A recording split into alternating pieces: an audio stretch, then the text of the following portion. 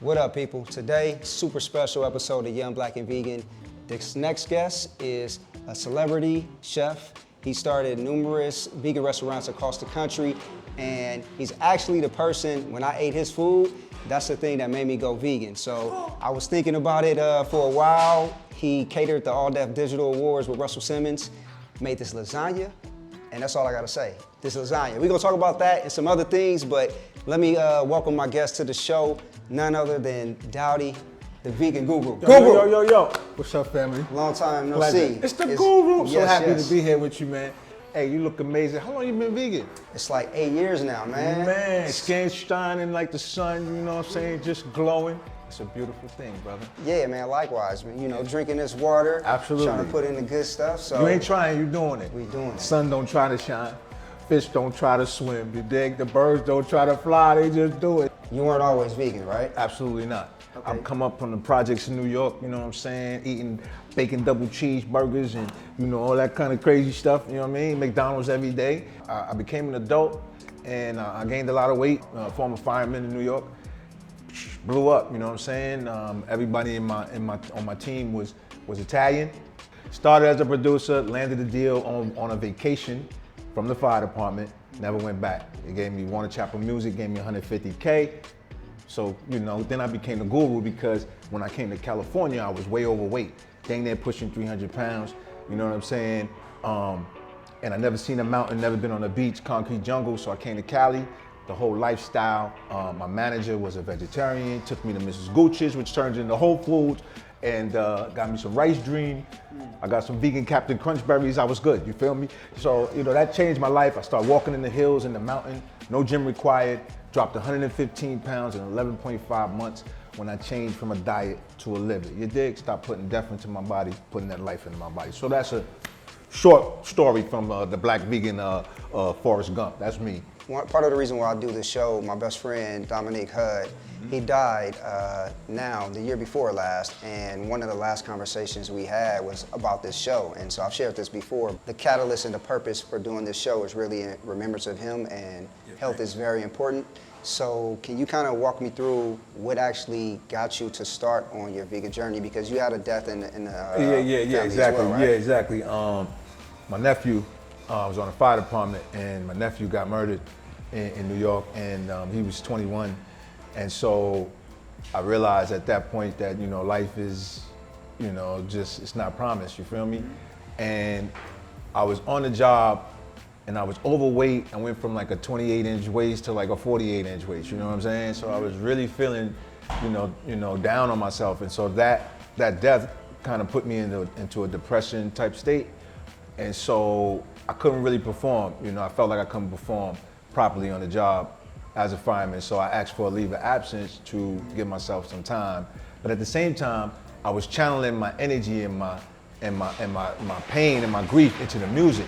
And so my life started to change, and when I took that leave of absence, I left, I went to Cali, I came to Cali, and it was just the music that had came from the pain caused me to land a deal, and you know, I ended up being in the studio with a manager that was vegan. I was overweight, so hitting the mountain and getting the opportunity to get up to the top and give my thanks, it became a prayer ritual for me. So basically, I didn't even really do it to lose weight. I did it because of the feeling I got from that mountain, that movement in the body, and then giving thanks when I got to the top. I started I got a Dr. Sebi pamphlet. You know, my girlfriend at the time, she put a Dr. Sebi pamphlet on the table. But I still wanted Krispy Kreme, you know what I'm saying? So I was like, man, that pamphlet ended up in some kind of drawer somewhere, you feel me? So as time went on, I'm gaining more weight. So I'm in Cali, I came here, I was about 240, 250. Now I'm up above 270. So now I'm pushing 300, I'm like, yo, I gotta do something. I'm producing this group called Field Trip back in the day. I'm doing the deal with them, and their manager, Smooth, he's a skinny guy. And we go into a store, he pulls out his license, his face is too big, it's not true. Like, what are you doing? He's like, man, that was me, man. What are you talking about? So I was 300 plus pounds. What? He's slim, bro. He's tall and thin. He's skinny. He's tall and thin. Like, bro, what happened? I'm short and fat. Like, bro, what happened? So he's like, I drank water, man. I had to do this little bit. Boom, I wasn't gonna eat the food like that. I ate the vegetables, and I drank water. I said, what? Take me to Rouse right now. Got a gallon of water, bro. Gallon of water every day. Every day, didn't leave my hand till I dropped 115 pounds. I started drinking the water. It was the #1 fat burner, #1 energy builder. So water gave me energy, and it started shrinking inches at the same time. Previously, I'm about to push 300 pounds. I don't feel good. I feel like I'm gonna die. I know if a dog chased me, I'm breakfast, lunch, and dinner, it's over, you feel me? So like the pamphlet. Once the guy told me about the water, I drank water for 1 week. I lost 13 pounds, bro, just from drinking water. Do you know why? The brain signal, the impulse for hunger and thirst is the same signal to the brain. So when you, like people think they hungry, they open the refrigerator because they've been eating every 2 hours. They go, oh, what do I want to eat? You're really thirsty. That signal is the same. There's no differential.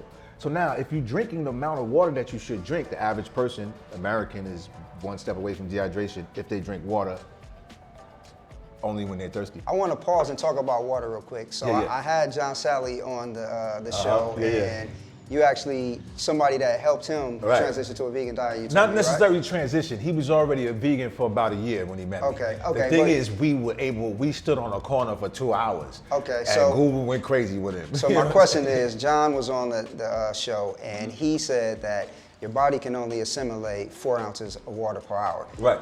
Comments went crazy. Right. Now you're saying that, thank you. So you're saying that you drunk a gallon of water every day. Absolutely. And so how much water does a person actually need to Okay, drink this is the per deal. day? John is probably right with the assimilation of water because your blood is made of water, your body is made of, 70-something% water, right? Right. So he's probably right about the 4 ounces per hour absorption and being used in the body. However, flushing is very important.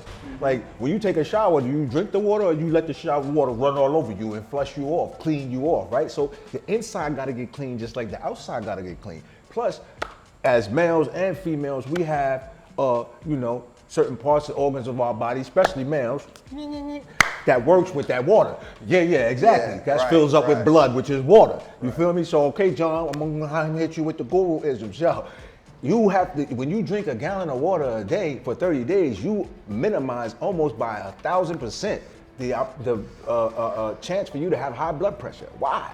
Your blood pressure is the water pressure of your body. If you're drinking and you're flushing, which you will go to the bathroom quite a few times in the first week. Second week, you'll start to level off once your body realizes this is what you are going to do. You're gonna flush me, you're gonna take care of my inside, bro, I'm gonna take care of you. So I imagine drinking a gallon of water every day is gonna kind of satiate you, and you're not gonna want to eat, or you're probably not gonna eat as much food. It cuts it in half. You know how they tell you water cuts the appetite in half? That's the reason why the signal I told you is the same. So if you're making sure you're getting your water as a chore, this is what your viewers need to understand. Water is a chore, bro, like your push-ups. Like when you go to the gym and you don't want to go. Right. I gotta get my water in. Hold up. And eating and drinking is 2 separate things. You have to drink first or after. An hour and a half, hour or so before, if you drink your water, then eat, or an hour or so, hour and a half, 2 hours after. Eating and drinking is 2 separate things. Think about it. If we was to pour this water on these mozzarella sticks, which I'm about to taste one. Yeah, we're about to jump into these mozzarella sticks. If we was to pour the water on here right now, how would this taste? All the flavor would be gone. All the essence of that plate, and then pour water on it and then eat it. At least an hour before. And an hour after. An hour after. So So you can grow with that, and you can ease into it. You can start with 30 minutes. If you're used to drinking with So, food. just to be clear, eating food, absolutely no water. Sips are okay. What's your Eating food, you eat food alone. Eat food You alone. drink alone. Okay. Period. And the truth is, food combinations is very important. We're gonna talk about We're food gonna talk about combination. We're gonna jump into some food first, real quick. Word. Because I see you already jumped into that Word. mozzarella stick. We're gonna get into like everything you need to know vegan. How's that mozzarella stick? So, Bomb, you gotta do your thing. Pardon me. Yeah. Yeah. All right. But what I wanted to share with you was that after the 7 to 10 days that I drank water, a gallon of water, first I wasn't vegan. I just drank water. And the fact that it curved my appetite, I lost 13 pounds. And when I got on the scale and I saw that I lost 13 pounds, I started looking for that pamphlet I told you that ended up in a drawer somewhere when I'm still wanting to eat Krispy Kreme. So I found the Dr. Sebi pamphlet, pulled it out, and all of a sudden I see this omit food list. It's like, don't eat these foods. Omit these foods. My mind tell me to say it in an African accent. Basically, mine is terrible though. But you know, I see these foods and everything is in it that I'm eating. Everything, bro. And so I was like, oh man, I gotta stop. I'm stopping it all. I lost 13 pounds. I said, that's it. I'm not eating red meat. I'm not eating no pork. I'm not eating no dairy.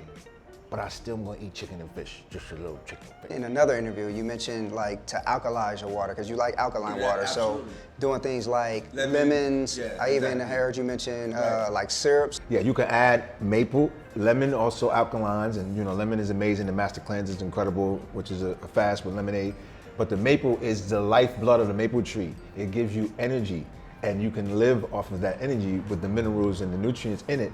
And so it electrifies your drinking water. You feel me? So you're saying I can go to Trader Joe's, get a bottle of maple syrup, and add that to my water? You gotta try to get grade B or the dark amber. The thing about the water though is that water is the real main component for weight loss. When you're looking to drop pounds and inches, you wanna really flush and drink that water. You know what I'm saying? Everything you need, all the energy that you need, it's gonna curb your appetite. Anything related to weight loss, you know, they call me the shrink weight loss specialist. So that part with the water is very important. I tell everybody that's your first homework. Get that gallon of water, start getting in it. Yeah. So you mentioned as a firefighter, you worked and ate a lot of Italian food. Yeah. And it's only right that we're eating some Italian food today. Absolutely. We're here at Pura Vida in West Hollywood. Yes, sir. And they were actually voted the #1 pizzeria in the whole U.S. We eating. All right, cool. This is bomb. These right Brussels sprouts right here look like they about to hit. Yeah, the bomb, they about to hit. But this right here, this is gonna be fire. I can already tell. What kind of pasta is this right here? So, Guru, you're in the chef. You're making the, in your opinion, it's the best vegan food out in the streets, right? Which one? My food? Your food. No, my food is the best vegan food ever made. Ever made? Period. Okay. Yeah. Okay, you go. Reason why I'm a flavorologist, I'm out of this world with it. And it's 30 years, April 23rd, bro. It's gonna be my 30-year vegan anniversary, man. Yeah. Who do you know that's been rocking like this for 30 years? Tell me, name one vegan. Hey, I can't name. Cause I done turned all of them vegan. Everybody you see vegan on TV, everybody you hear, everybody on the radio, guess what? The guru done put food in their face. You got the best food ever. What's your opinion on this this meal right here, man? Well, let me taste it. Before it even got all the way in my mouth, it was delicious. Guru approved. Oh, that's bomb. Yeah. One of the things I say when I make the best vegan food ever is you can be your own guru and you can make your best vegan food, because guess what food is? Energy. And all energy is expressed by the creator or the artist or whoever's putting it together. You feel me? Only reason why my food is the best ever is because my main ingredient is love, bro. Yeah. I really love what I do when I do this. I am always humbled by the way people react to what I do every day, all day, blindfolded with my pinkies tied behind my back. I do this all the time. And then when they go, wow, I've been vegan 20 years, I never tasted food like this. Oh my God, I've never had food. It's crazy the way they react, and I'm very humbled all the time. I make food for the meat lover. I'm from the projects, man. You can't come to the projects with hummus and tabbouleh and try to get cats to eat, you know. It's not going down. Right. You gotta put a bacon double cheeseburger in their mouth or something, you know what I mean? I call my food bridge food. Because one side of the bridge is always in the trouble land, the other side is in the promised land, bro. But you gotta be able to be on that side and get them people to walk across that bridge. Now, once they get used to something tasty that's not flesh, because you know the word meat, the Bible, you know, dictionary, the meaning for the word meat is seeds, nuts, legumes, whole grains, vegetables, and fruits, like the meat of a coconut. Flesh, y'all eating flesh burgers, yo, come on, stop playing. Go ahead and be real with it. When you take that word back, you understand that real meat, we're eating real meat, you know what I'm saying? I make that food for the meat lover, and so once I get the taste buds of the guy coming from the other side, then he can decide if he wants to go raw or if he needs to do gluten-free or whatever the case may be, you know what I'm saying? But for what I do, I introduce you to a whole nother world, and then you can take it there. Somebody who's not vegan that you're looking, or they're looking to transition to a vegan lifestyle, what's the bridge food, the meal that you're gonna make for them? Ah, man, I'm gonna make them the 3-cheese spinach lasagna, bro. Oh, that's what I made. Hey, he already knows. Two times. He already knows. See? I ate that vegan, so let me tell you my story before I went vegan. Okay. I knew I had to make a change in my life when the people at Jack in the Box knew my name and they knew my order by heart. I was like, you know what? Something's not right about this. Shortly after that, I promise you, I was thinking like, about doing the vegan thing. So I worked the All Deaf Digital Awards and you catered it. And when I ate that vegan lasagna, bro, first taste, I was like, oh, this is vegan? I'm gonna go. And 8 years later, here I am. You're the guru. You've been vegan guru for 30 years. Yes, sir. Veganism 101. Right. Let's break it down. What are the things that somebody should know going into a vegan transition? First thing they should know is their life is going to change for the better, period. You're going to tap into the fountain of youth because your body made of cells, man. Cells die and replace 300 million every minute. Your eyes are brand new every 4 months. Every cell in your eye is rejuvenated. If I was to, I'd wipe a sword to my arm if I just stood here and did this because I'm wiping away cells right now. Skin is the largest organ. It's an organ just like your eyes, just like your heart. If you can cut your skin and the shit disappear, you don't know where you cut yourself, why can't you heal your heart from heart disease? Because your heart is brand new every 6 months. You dig? So what I tell people is tap into you. You don't have to be vegan to tap into you. Feel me on that. You love Chinese food, do you turn Chinese? If you enjoy Mexican food, do you become a Mexican? You don't have to be a vegan. I dare you to go vegan for the weekend. See how your body talks to you. You're gonna listen to your body. Because when you eat food like we ate today and like when I provide for people, you ready to go out and hit the gym. You're not ready to go to bed. You're not broke down by the sluggishness and the negativity and the slaughter of the animal. You're gonna eliminate all type of ailments. I don't take no medication 30 years. Yeah. My kid's born at home. I deliver my own baby. I'm really the guru. I deliver my own babies in master bedroom. Yeah. My kids don't, no, they never seen the white coats of the hospital and blood taken, none of that, never. Yeah. Their whole life. It's everywhere now. Back 30 years ago, man, we was dealing with sawdust and birdseed. Now, y'all got everything now. Go to Ralph's, go to any store, anywhere, and go to the vegan section. What do you like to eat? You like fried chicken? Go get the fried chicken. But when you get home with the fried chicken, don't just depend on them to take care of your taste buds. Add your flavor. Whatever you use that at home. Treat it how you want it to act. So if you know what you do with chicken, go home with the vegan chicken and do what you do. But don't use animal products. Then taste it. If it tastes like it's anywhere where, I can work with this. Give yourself a week, 2 weeks, you're gonna be addicted. You're gonna have to work with it. Please don't go buy no tofu and pull the tofu out the package and think you're gonna be eating tofu eggs, because you're not gonna be eating tofu eggs. You're gonna be eating something bland that tastes like nothing. And then you're gonna, I hate tofu, I can't be vegan. I don't want you to make that mistake. So we can say, it's safe to say that you can be vegan and not be healthy, and you can also not be vegan and be healthy. So break down what healthy means, and if I don't want to eat processed foods, I just don't know what to eat. Okay, let me just talk about processed foods, because there's a difference between processed flesh and packaged plants. Let's say that again. Processed flesh, packaged plants. There's a huge difference. So we cannot make that mistake. If you're dealing with flesh and processed flesh, I can't, that's death, and that's gonna not be good for you. That's not gonna be healthy. I don't care what you think. If you're dealing with packaged plants, then you can get the right things that are packaged, but you can use them in the right time frame, in the right combination, and it can be beneficial to your body.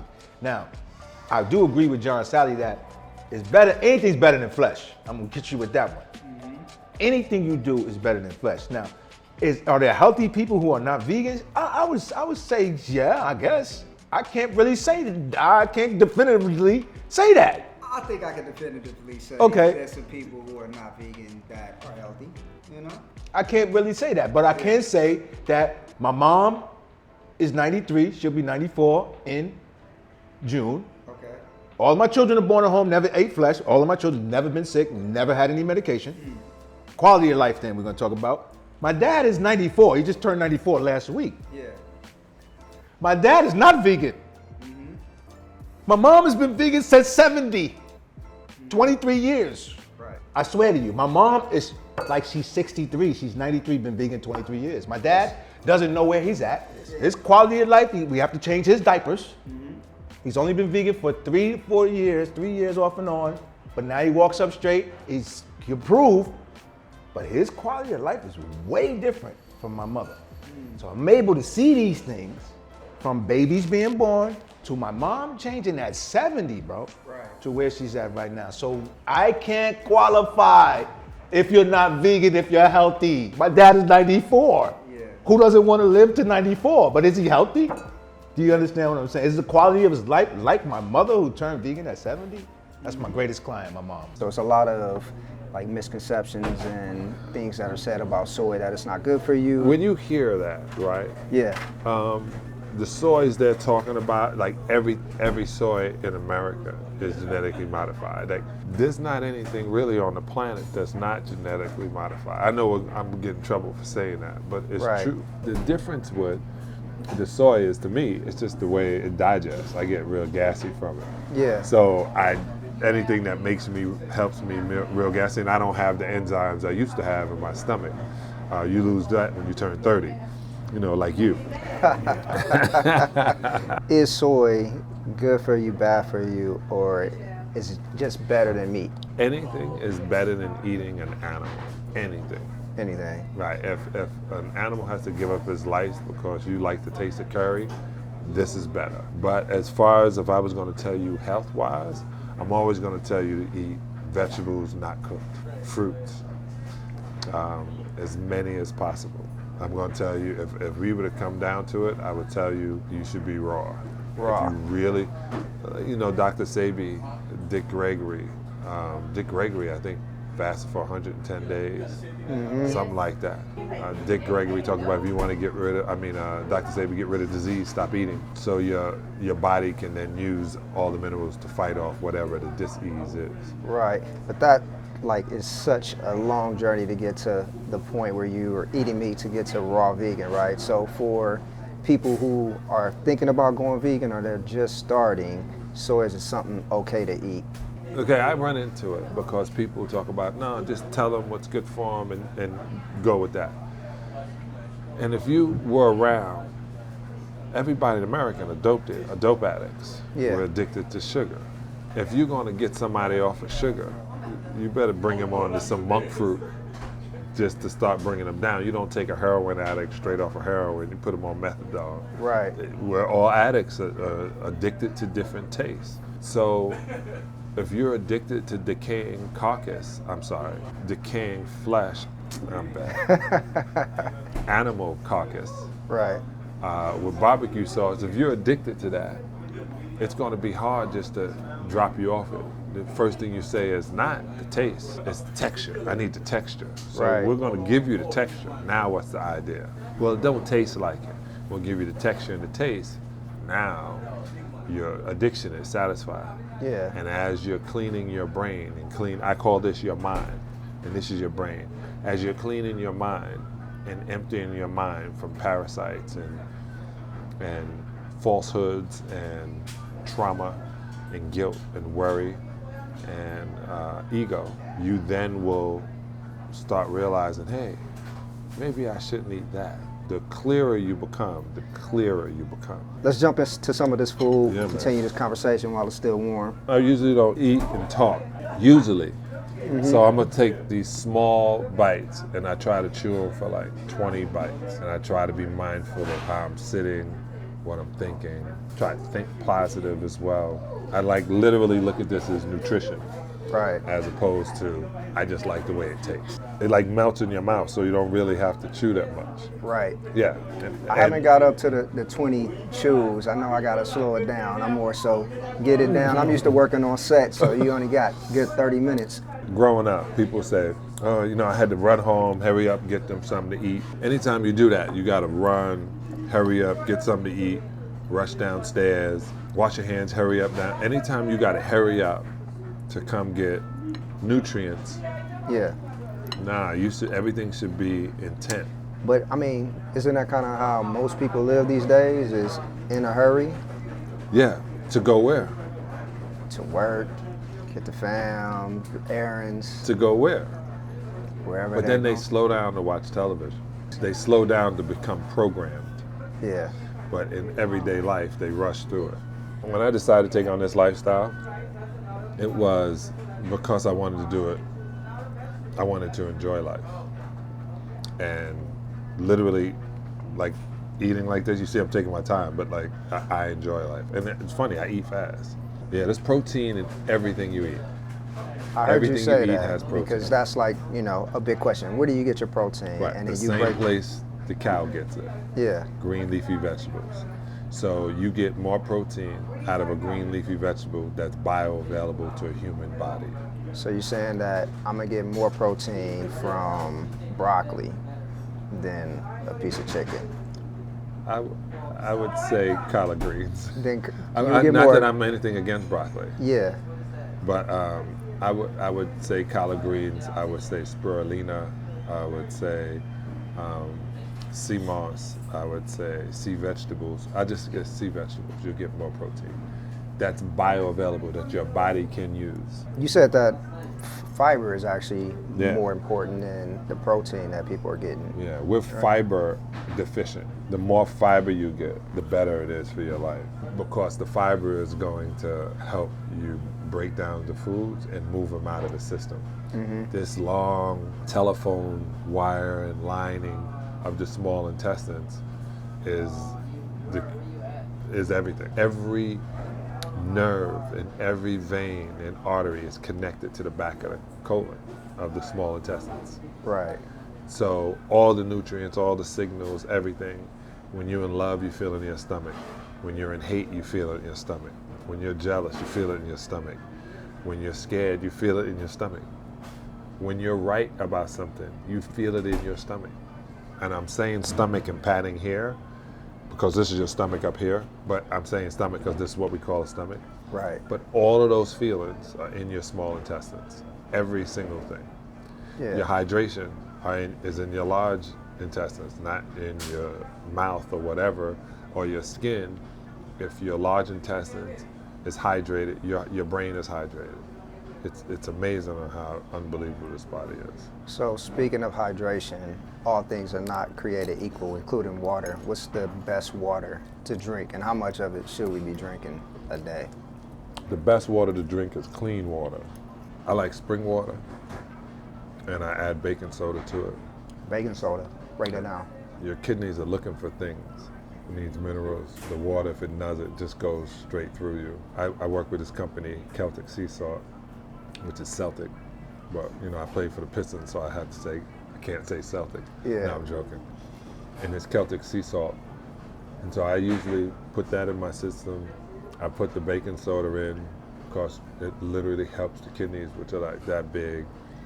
It helps them. It gives them the minerals it needs. Every time you drink water? No, I do about 1 liter a day. Your body only assimilates 4 ounces of water every time you drink anyway. So whether you drink a big thing of water and gulp it down, only 4 ounces of it per hour is gonna literally be into your system. Will So- be able to help its way into your blood. That's what I mean, into your system. Yeah. The rest of it goes to your bladder. So 4 ounces of water every time you drink, or per hour.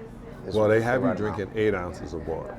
So they do that because they're adding more water and thinking it's going to filter through. If there's nothing in the water, if you don't have trace minerals, if you don't have the baking soda or the sea salt, another way is when you juice your foods or juice fruit. I believe in the fiber. So like from 11 to 2, a really good friend of mine told me to eat as many high vibrating fruit as possible because that's the highest your body is vibrating. What's a high vibrating fruit? Oh, all of them. All of them. Pineapple, this summer fruit. See, in LA, that's another thing. We love summer fruit. Yeah. The winter fruit is, different. Fall fruit are apples. So in the summer, man, I'm eating cherries, a ton of watermelon. How important is sea moss? Is it a difference between purple sea moss and regular sea moss? Because I've taken both. That purple sea moss, hey, fellas, get some of that purple sea moss. I agree with you. Mm-hmm. I just thought it was the lavender flavor, color into it, but I agree with you. Nah, it's something about that, man. The darker the color, purple on anything. Yeah. I pledged Omega Sci-Fi, purple and gold. So purple anything is always going to be good for me. I have a product called Better Belly.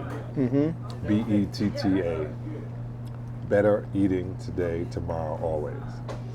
And that helps move things like a rotor-rooter out of your lower intestines. I like kombucha a half an hour before I eat, because it just adds to the enzymes in my stomach, which are here. Mm-hmm. So when I eat, there's more enzymes to help break down the food. You actually were aware of like your health at a young age. I think you at like 14, you started getting like back cramps, and then your dad became diabetic, so you had to change your diet. Yeah, I was growing so fast. I had so many things different with my body. Me too. Yeah. And then my father became diabetic when I was 15. Mm-hmm. What I meant by that, he obviously was diabetic before that, but he had a blackout situation. He blacked out and fell. And then when he came to, he was like, what happened? And he told him he was diabetic. And then I was the one, I wanted to be a doctor. That's kind of why I know so much about different things, because I would want to study before I got there so I'd know. Mm-hmm. And so I would want to know everything about the human body. I would make his lunch. I would make the iced tea. We had to move away from the government sugar. That was another thing. I remember government gave us sugar as well as cheese. Cheese. I remember cheese. They really wanted to destroy everything, but sugar is a drug. It's worse than cocaine. Then my senior year, I was eating a burger in the morning with eggs, milk, cheese, and having a turkey sandwich at lunch. And then after, I have a bagel. And then it got to the point where I was just blocked up. This one guy figured, he said, what do you eat? Mm-hmm. And then he was like, maybe you need an enema. Oh man, he said, no, if you do an enema, like today and tomorrow, don't eat in between, your back will stop hurting. Sure enough, I had no back problems. So you did back-to-back enemas. Yeah. High school. Yeah. My mom's told me that why people used to live so long, or why they were older, is when you went to the hospital, first thing they did is gave you an enema. Yeah. First. Oh, I feel like this. They gave you an enema. Once they got all of the feces out of you, now they wanted to see what your problem was. Like, because they knew disease started in the colon. So now I was having back problems all the way into the pros. And I would always pay attention when I would get them. If I ate a lot of I used to love seafood, right? If I ate a lot of seafood, my knees and elbows and shoulders would hurt. Mm. If I had a steak, I didn't jump as high. I wasn't as aggressive. Yeah. As I thought I should be. And my back was hurting. And you attribute that to eating meat. Yeah. I attribute, when they say, well, no, you're going to be aggressive. In India, at one time in the Hindi religion, they don't eat meat. They don't eat cow, right? Unless you're a soldier, because they say you're taking on that spirit and you're taking on that aggression of that other person's blood. You did a documentary called Reversing Diabetes, right? Mm-hmm. Yeah, I did a Simply Raw, Reversing Diabetes in 30 days. And now is that for both types of diabetics? Yeah, I was executive producer. Once it was finished and made, I was supposed to help move it on. We had a kid there that was diabetic one, but he also liked to drink. Yeah. Which is a huge problem. But he went down to, when he got his stuff together, he went down to only 5 units. And the people who were diabetic too no longer needed to take insulin whatsoever. You know, one time I was in New Orleans, maybe I shouldn't say that, so I'm going to. I was in New Orleans with the American Diabetes Association. And I got on stage and said, you know, you can stop being a diabetic if you become plant-based. I got on stage and they were like, yo, get back on stage. Like, you gotta rectify that. Yeah. What are you talking about? She goes, it's not true. Once you're a diabetic, you're always a diabetic. You can't say things like that. You're wrong. And so I go back up and I go to the doctor and I said, yeah, I guess I was wrong. You can reverse the effects of diabetes, but once you're a diabetic, you're always a diabetic because your DNA has changed. And the doctor says, correct. I said, with that being said, if you become plant-based, you won't have the effects of diabetes. She says, correct. Thank you. And we walked off stage, I got fired. I was fine. Yeah. I've been fired before. Yeah. I've been kicked out of places better than this. You can't state the truth. And it was a trip. So the diabetes thing was here. McDonald's was across from us, and Coca-Cola blasting their music, so no one would hear what we were saying. Yeah. It was an Essence Festival. It was the most backwards sugar honey iced tea I've ever experienced. And I realized no one really wants black people to get well. Right. I mean, it's a lot of money in it. So Yeah, the money's in the medicine. here's a question.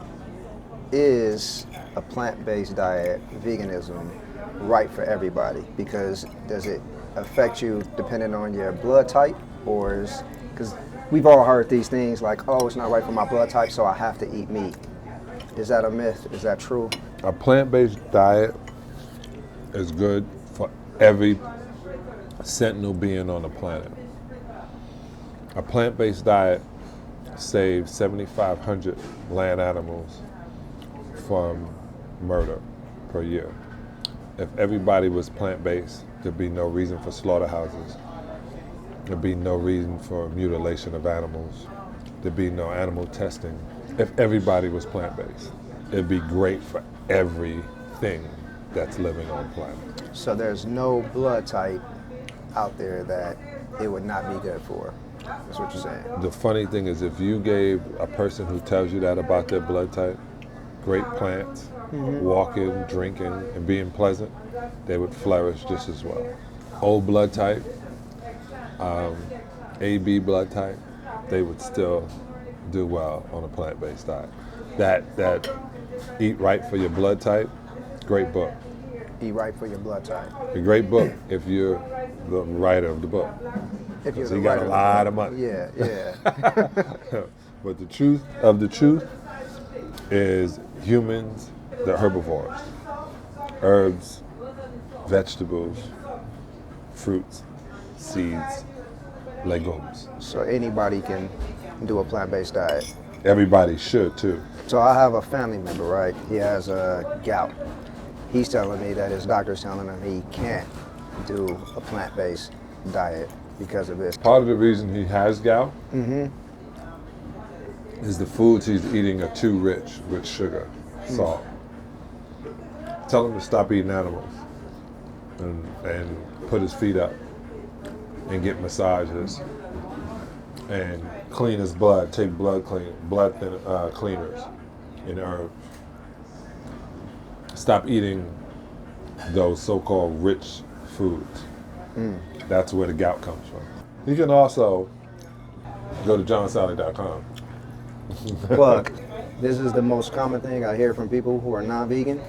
I can't give up cheese. So, first part, what is the cheese doing to people? And is there a vegan option that tastes exactly like regular cheese? And if so, what is it? So, inside the milk is the lactose. The lactose is not good for humans, right? It's not for us. So when you drink milk, I'm going to get the answer. It's from your mother. Right. Or during slavery, it was from a nanny. Yeah. White folks used to let black people make their kids strong by feeding them their milk. Right. But it's human milk. There's no reason to drink the milk of another sentinel being, period. None. Right. There's no reason. If you're drinking bovine fluid, that's what it's called, from a cow, it's for bovine. It's to make your cow 250 pounds. Yeah. If you're a goat, it's for goats. So that already, the lactose inside of that, is not good for us. When you have cheese, goat cheese or cow cheese, it times 10 is in the cheese what it's not good to the point where these small molecules get into your blood and then start clogging up your vessels, your blood veins and your arteries. And all of a sudden at the age of 30, you see that girl who was the finest girl in high school.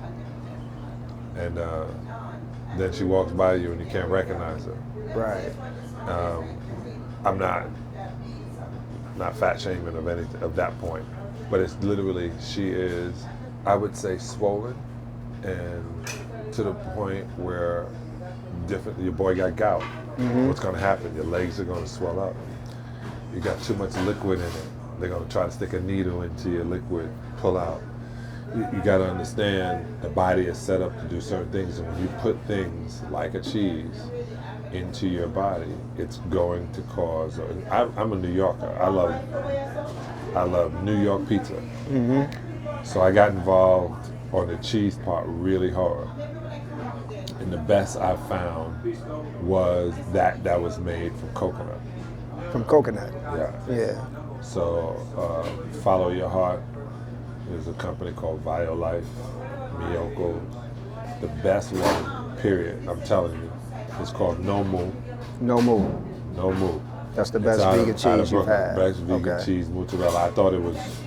I was eating pizza. I had to make an old New York style pizza and use this cheese. Yeah. And the dude was like, how we get more of this cheese? Because when he laid it out, he said, it even feels different when I'm throwing it. The other one feels like this feels like the mozzarella we're used to getting. I love those cheeses. Is there nothing that you miss from a non-vegan diet? So what's your answer to that? I miss Heavy D. I miss my friend Heavy D. I miss my friend Bear. Y'all remember Bear from, he was with me in Bad Boys 1 in the beginning, but he was in Life. You gonna eat your cornbread? Yeah. I saw him too, and I told him, like 2 weeks before, I was like, yo, you gotta get to me. Oh man, I just hurt my knee playing myself. No, and everything shut down. I miss Bear. I miss those people who gone too soon and in their brain thought they were doing what was necessary. Yeah. They thought, oh man, this is what my grandmother used to eat, so she's this old. That's not really true. Your grandmother and them used to grow their own food. Yeah. They didn't kill a chicken every day, like we do in here, going in and get chicken. And if you saw, give you an example, they're growing fish now. They don't even fish for fish. Right. They got fish farms. Right. And they cross the fish that they grow in 8 weeks to the size bigger, so they're bigger size. So you're getting not fish from the ocean, you're getting it from a farm that swims in a pool that does nothing but eat and drink poop all day. So, devil's advocate. People said they're a pescatarian. That got to be better for you, right? I put it this way. When you go to the bathroom and flush it, you're expected to go somewhere, and when it goes somewhere, you're expected to go out to the ocean. So what happens is, you go to the bathroom, it goes down to a facility, it cleans it, it sends that water back. So your water that you get out of the sink has had doodle and pee in it 3 times. And water becomes what it is. Comes back, and then they ship it out 7 miles, and then it diffuses up. The fish eat it. The fishermen come catch it, bring it back to you, sell you poop eaters for $4 a pound. If you want to be a pescatarian, that's what you are. Then if you eat things like shrimp and lobster and crab, and they're gonna say, man, no, that's black tradition. No, that's slave tradition. It's a difference. And people who did eat that were close to the coast because that's what they could catch, and that's how they went about catching it. But that doesn't mean it's good for you. But mostly black people are going to eat the pig feet, the chicken gizzard, the cow tongue, the cow tail, the ox tails. You're going to eat all of the things that Master used to throw out. That was the most meat you can get. So of course they made it a delicacy. They would take the bone, throw it in the collard greens, because they had the bone where all of a sudden the blood would come out of it and it would add to seasoning. There was so many reasons, and people are looking at it like, but that's why we should still be eating. No, that was in survival mode. We don't have to eat like that. Right now we have to eat to survive from the chemicals that are inside. You're an early investor in Beyond Meat, right? What's the difference between Beyond Meat and Impossible Burgers? The difference between Beyond Meat and Impossible is impossible to digest. That's what my answer is. Impossible is impossible to digest. So, I don't find that product to be a good product. no. So why is Beyond a good product though? No soy, no genetically modified anything. It's gluten free. We thought it all the way through. Yeah. Yeah. It goes in, it goes out. It's sitting there for taste and look. Not everybody is as conscious. Yeah. Understand that. Right. I go to a big conference. Matter of fact, end of this week. And just because it's there don't mean it's conscious. A lot of people do things because they can make money with it. I've been looking into what's it called? Rhythmia. You heard of that place in Costa Rica? Yeah, my very good friend is the director. Been considering going down there. Okay, and so trying it first out. things first. Mhm. Don't eat for 30 days. Wait, don't eat for 30 days? Yeah. Clean your system out here. Why's that? Get right here. Mhm. Because you're going to want the best experience in Rhythmia. The mother plant, ayahuasca, right? The mother of all, will definitely open up the other side of your brain. I recommend you clean your body here. Don't eat anything. Get everything out of your body. Get strong enough to go. Understand each thing, each move, and then go open your brain and your avatar, meaning this skin bag of Yeah. bones. You're going to have 10 times better. The deal is, though, when you come back into this reality, your ego is bigger because you realize. Bigger? Yeah, because you Yeah. realize you're a god. And once you realize that, and then you come here and you're around people who don't realize they're gods, it's kind of frustrating. Yeah. And then you start thinking, well, I'm just going to act like this. You don't want to then take advantage of people. When I found out that I had power, I stopped using it for bad and started using it for good only. Yeah. So, but when you do find out how powerful you are, it can get in the way. 30 days, just doing what, like a liquid fast? Yeah, I wouldn't eat. I would only eat vegetables. Okay, so I you would can only eat eat something, green but leafy vegetables. vegetables, but I Yeah. wouldn't cook anything. 30 days. 30 days, drink the water. You tried ayahuasca? Oh yeah, I had a great trip. Yeah. I had a fabulous trip. It was the best thing. So one year I went to India for 11 days, and I didn't get sick until the last 2 days. And then the following year I was in Costa Rica for 28 days. And I came back, and I told everybody in my life, I wasn't doing it the way I used to do it. I was going to do every and anything I've ever wanted to do. And if anybody had any offense to anything I was doing, what made me happy made them sad, they had the problem. I stick to that. Yeah, so a lot of people, I don't have as many friends as I thought I had. You understand? So that's cool.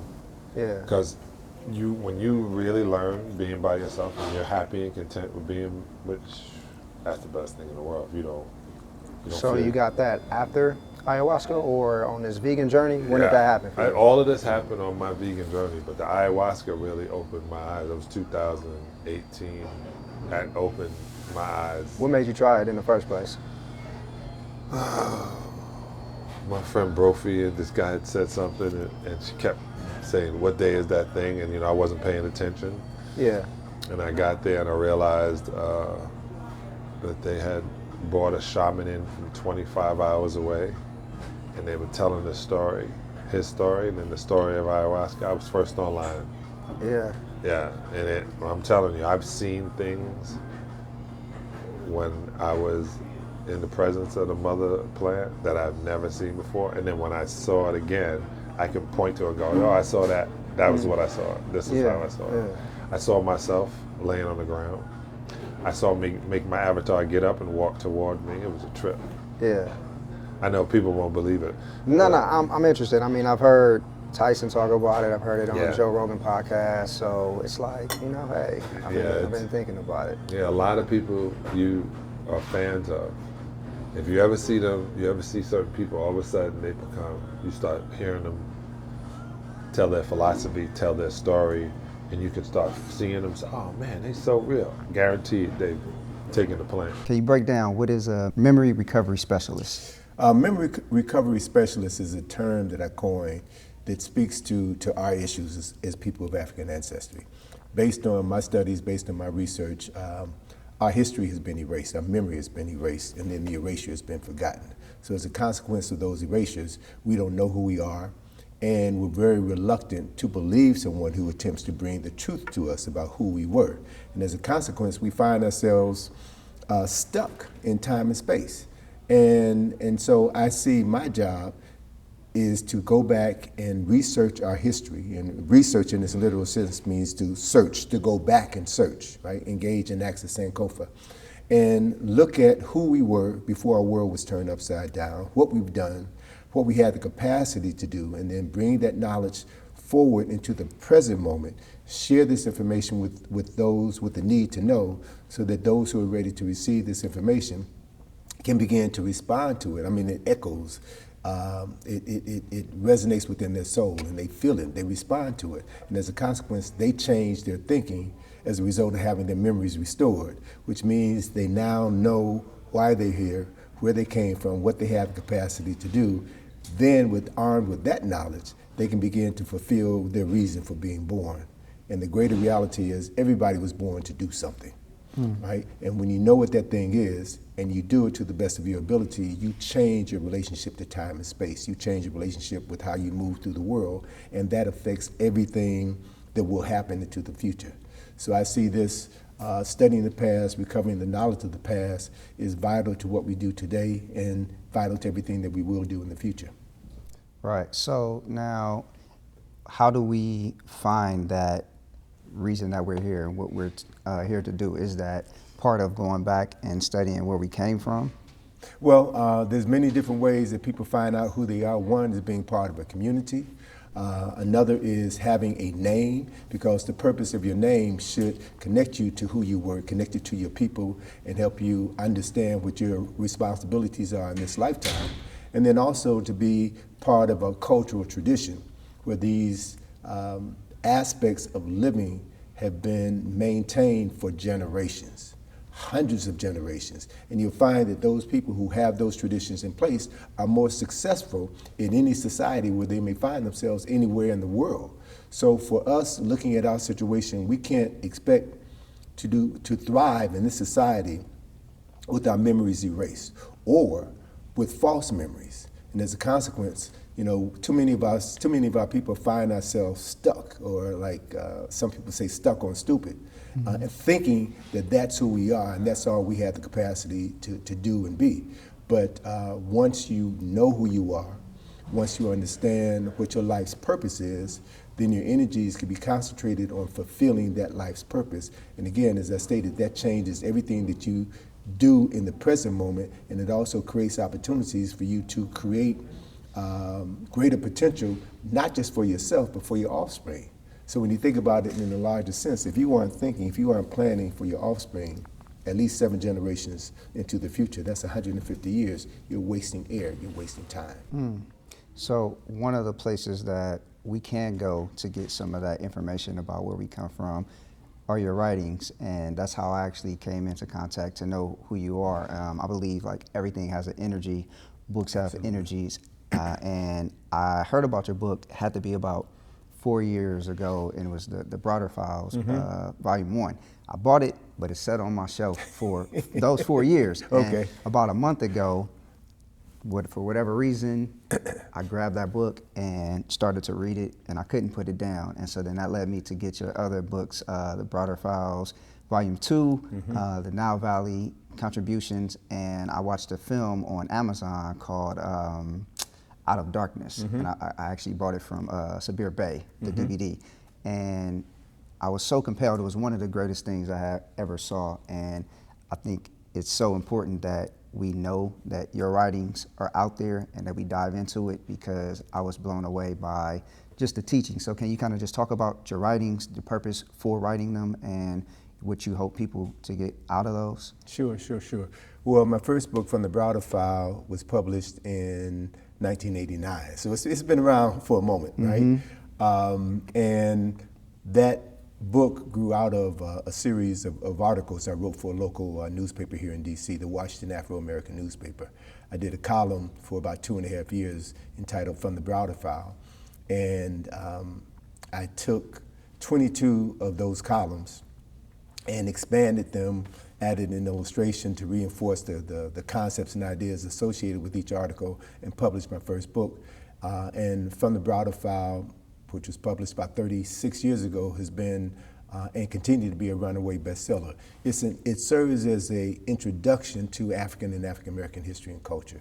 Short essays on a variety of subject matters that speak to this whole issue of addressing the needs of people whose memories have been erased. Mm-hmm. So your testimonial here, you bought the book, it sat on your shelf for 4 years, you read it, and it changed the way you saw yourselves. That prompted you to get the second volume of Browder File Essays. That prompted you to get Nile Valley Contributions to Civilization. So what you are responding to is the intent of writing and the intent of this action of recovering memories. Once you get a taste of who you are, then what that does is affect you on a genetic level, because who we are is encoded in our DNA.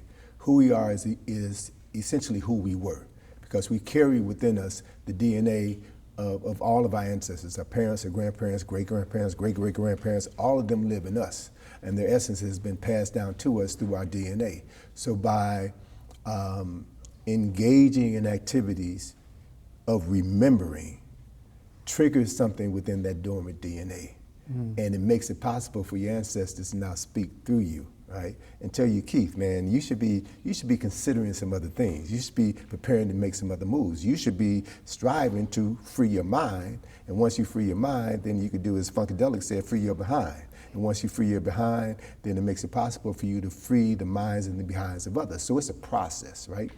And the other reality is that not everybody can engage in the process the same way. We're all at different levels of development, right? And so what we find is, or what I found over the years doing this work, the writing and then the speaking that goes along with it, and then interviews that come out of people reading my writings, is that we have a responsibility to wake up as many people as possible. And those who are in a position to receive the information have the consciousness to respond favorably to the information that they've received, and then implement some plan of action where they can take what they've read, what they've internalized, and put it into action. Is the process of knowing yourself and acting on that knowledge. Knowledge means nothing if you don't know what to do with it. If you can't apply it in your life and be able to see specific results from the application of that knowledge, that lets you know that it works, it lets you know how it works, and then it gives you a path to move forward and determine your destiny. So as we're talking about your operations, right now you're starting small, but you have a vision of what you can grow and become. And so part of that vision entails doing specific work, progressing at a certain rate, reaching out to and communicating with people who reflect and amplify your message, that then allows you to bring to you the resources, both financial and physical resources you need to expand your base of operation. That's how this process works. Everything that everybody's ever done that has added value to their lives and the lives of people in their community works through that process. It ain't nothing new, right? It's something that people have been doing for tens of thousands of years. But the formula, the recipe, the process has been hidden from us and then erased. And as a consequence, we find ourselves wondering why everybody else is passing us by and we appear to be stuck, not moving. So it's a simple process. The way that I interpret it as a result of 45 years that I've invested in doing this work, it is a simple process. And once you understand how simple it is and commit yourself to engaging in the process, then that allows you to do the things that you've always had the capacity to do. Thank you. That was powerful and much needed. We're going to jump into some food. There's a lot that I want to talk about, All right. But I don't want the food to get cold, so Okay. We'll dive in and then we'll get back into the conversation. Cool. Oh, I should have gotten some cayenne for the greens. So how long have you been doing this? So I've been doing the show now for 2 years. And what was your motivation? working in an emergency room for 6 years. And Really? Yeah, and I was an ER tech, and then I worked on an ambulance for 2 years. So seeing the long-term effects of how we eat, and when I originally came up with the concept for the show, I would talk to my best friend about it, and long story short, he died 2 years ago. Okay. And so before he got to see it, so it's kind of something that I continue to do, like in remembrance of him. But I think it's very important that we are aware of what we put in our body and how it affects our body. So, you know, I'm really just putting out content that helps our people, that gives us the knowledge, and like whether you choose to act on it or not, it's there. So that's really the motivation behind All it. right, well, good. And, you know, I'm really pleased when I come here or spaces like this to see the selection of black folk who come here as well, right? Which lets me know that there's a growing number of our folk who are interested in eating healthy. So Tony, you're vegetarian or vegan? Vegetarian, And you've been vegetarian for 48 years. You talk about the importance of the vegetarian diet or vegan diet and melanated people. Well, I'm from Chicago, right? I've been living in DC for, 52 years. I came here in 1971 to attend Howard University. Spent my first winter in DC where the temperature never got below freezing and snowed only once, and the snow was gone the next day, and realized I ain't never going back to Chicago, right? And so being here in DC exposed me to a different mindset of black folk, an international community of black folk, and opened my eyes to a whole host of things, and expanded my understanding of who we are, where we come from, and what we had the capacity to do. And after I graduated from Howard, I started hanging out with more vegetarians. So this was back in 1974. I don't think that the term veganism existed at that time. Either you were a meat eater or a vegetarian. And I was hanging out with more vegetarians and began to read more about the association between diet and health. And as a matter of fact, one of my primary inspirations was Dick Gregory. Dick Gregory lived in Chicago for quite some time, and he was introduced to health by a sister on the west side, on the south side, named Avinia Fulton, Dr. Fulton. And she was Dick Gregory's trainer, and taught him about eating healthy. And Dick Gregory wrote a book called Cooking with Mother Nature, right? That was one of my favorite books. And he just laid out the philosophy behind becoming a vegetarian. And I read that book, it resonated with me. And then there was another book that I had been introduced to at that time called Back to Eating by Jethro Koss, which is was a vegetarian Bible at that time. And I remember reading in that book, him talking about the dangers of cooking meat above a certain temperature, I think 115, 120 degrees. And what heat does is turn the cells into the meat and makes them carcinogenic. And so I read that, and it fascinated me. And then maybe a week or two later, I'm listening to the 6 o'clock news, and I hear Walter Cronkite talk about a new study that just came out where scientists have discovered that cooking meat at a certain temperature turns the meat cells carcinogenic. I said, well, wait a minute, Jethro Koss said the same thing 30, 40 years ago, so there must be some value to this information.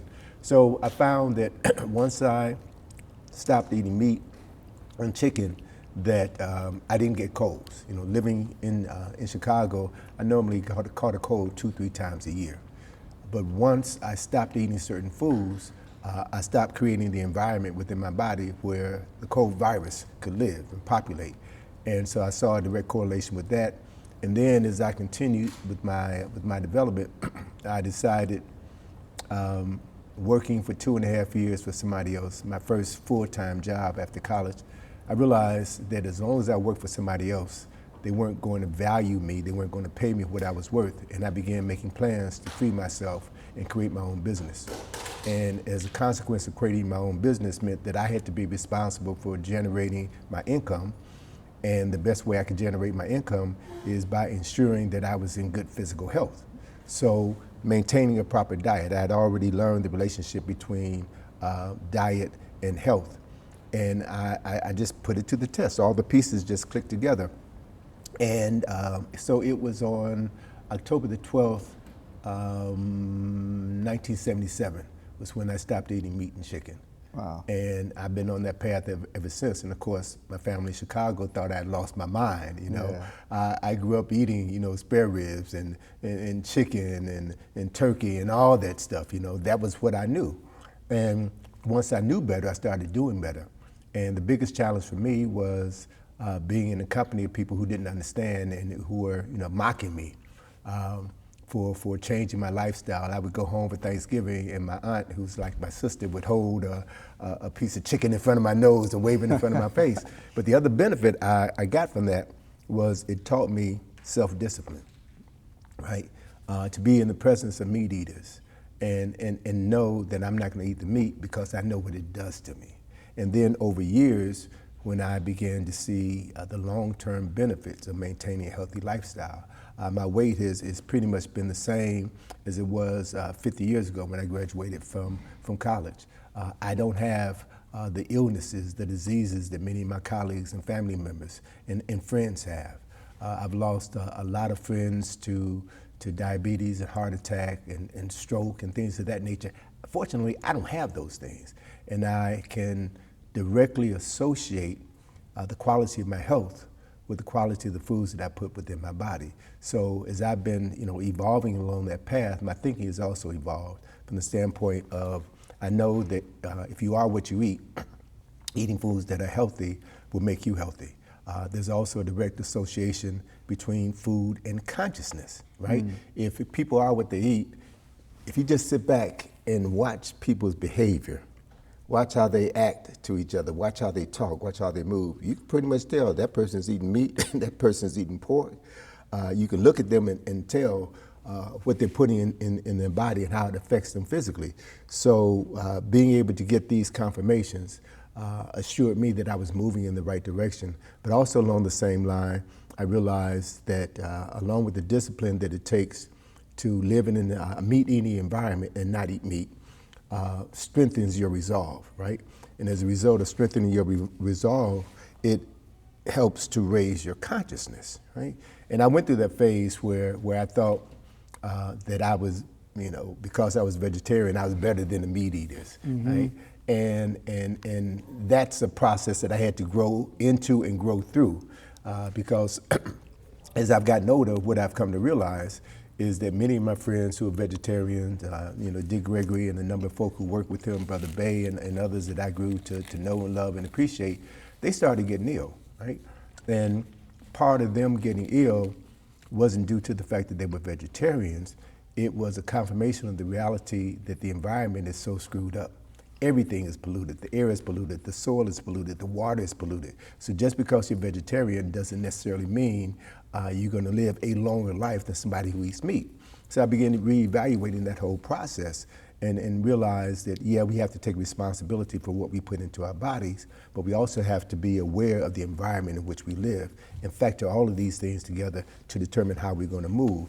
Another point I'll make is the fact that many of my friends who are vegetarians or vegan, again, still have this holier than thou attitude, right? Which I know is flawed, right? Because I know a lot of meat eaters who do good work, right? And that's because they're following a different life path. So there is a direct association between food and consciousness, but it's not the only denominator. The other reality is, if you think in terms of what would a society look like if the leader of that society was a vegetarian or a vegan, if the leader of that society reinforced standards that would encourage people to eat well and then hired people to work for them who were also vegetarians, who also adopted a similar mindset, what would that society look like? And then found out, studying history, that such a society existed. That society existed in Germany in the 1930s and 1940s. That society was led by Adolf Hitler, who was a vegetarian. So just because you're vegetarian and eating well doesn't necessarily mean that you're gonna think well and act well. So what I've come to understand and appreciate is that cultivating a different relationship with food, as Elijah Muhammad said, knowing how to eat to live, but also knowing how to live a righteous and meaningful life makes a difference. So making a decision about the quality of your food elevates your consciousness to a certain position. But then once you're at that position, you now can see things differently that you couldn't see before because your mind is clearer, your body is clearer. But then as you elevate to another position of consciousness, you realize that there are other factors at play that you have to take into consideration in order to fulfill your reason for being here. So I see a person making choices in the foods that they eat is one step in the process of human, mental, and physical and spiritual development, but it's not the only one. All of these factors have to be taken into consideration in order for us to do the things that we really and ultimately have the capacity to do. So, Tony, you mentioned that you're able to look at people and kind of see what kind of diets they have. And something you mentioned in your book I want to ask you about, how do our thoughts about others affect our lives and the frequency of what we manifest and our ability to manifest? Well, one of the things that we have to realize is that everything is energy. Everything is energy. And that energy functions at different levels, different rates, right? As you slow energy down, it becomes denser and it materializes, it solidifies. So if you look at energy from the standpoint of, let's say chakras, for example, like 7 basic chakras. The first chakra is the root chakra, which represents the earth, the foundation, the base, lower frequency vibrations, and the goals is to move higher and higher to the crown chakra, which connects you with spirit, with the ancestors. And each chakra is a different vibration, a different energy. So the goal is to do as Earth, Wind, and Fire encourage us to do with one of their biggest hits, That's the Way of the World, right? Hearts of fire create love, desire to take you higher, higher to your place on the throne. It was about moving your energy from the lower level to at least the heart level, which is the 4th chakra. And once you get it to that level, then it's easier to escalate your thoughts, your energy, your vibrations to the crown chakra, your place on the throne. So what I discovered in my journey to enlightenment is that there were people who had walked this path before me who left breadcrumbs, right? Either in their music or their writings or other things. And that was intended to open the eyes of those who are ready to follow in that direction, right? So music is one of the vehicles through which you can transfer consciousness. Everybody listens to music, everybody loves music. So music, like food, can either elevate your consciousness or diminish your consciousness. So if we look at a lot of the music that young folk are listening to now, is music that's geared toward the lower frequency vibration, toward the root chakra. It's music that focuses on materialism, denigrating people. And that's the music that this society promotes, because what it leads to is a diminishment of the consciousness of black people. You contrast that to the music of my generation of the 60s, Motown, Curtis Mayfield, the Shy Lights. It was music that was about transforming the consciousness of people, right? And you saw during the 60s, which I contend was the most significant decade within the past 2 centuries. Black folk developed a sense of power and consciousness that was fueled by the music, right? And because the music carried a message that helped to expand our consciousness, those who benefit from keeping us functioning on a subservient level and being comfortable with that had to undo that progress. And so they introduced a different form of music that changed the vibration and made us comfortable doing our own thing, right? And focusing our time and energy on things that debased us as opposed to things that lifted us higher and higher. So everything is about vibration, man. And there's vibration in the food. There's vibration in, if you think in terms of the animals that people consume. There have been a host of movies about the research that was done looking at animals in slaughterhouses, the chickens and the cows in the slaughterhouses, being in that environment where death, the smell of death is in the air, the vibration of death is in the air. So these animals are internalizing that vibration as they're being killed. So what that does is it causes the secretion of adrenaline throughout their bodies, which saturates every cell in their body. So they die in that matter, and then you eat that meat, which means that you internalize that energy, you internalize that vibration. So the phrase "you are what you eat" is applicable. So once people begin to understand how specifically since the 70s, we're no longer eating food. We're eating ultra processed commodities that's passed on to us as food, right? With the introduction of high fructose corn syrup, right? Which is in everything. Sugar is, the chemical structure of sugar is one molecule away from crack. Sugar is as addictive as cocaine, as heroin, as nicotine. And sugar manufacturers know that. So you find those products in everything because we live in a sick care society, not a healthcare society, where the food manufacturers and medical schools and the pharmaceutical companies are working in concert to keep you just live enough such that you don't die. And they can continue to make money off of you, feeding you food that will make you sick, giving you medications that will keep you healthy enough to keep from dying so that you're a continual customer. So here in this country specifically, it's all about the money.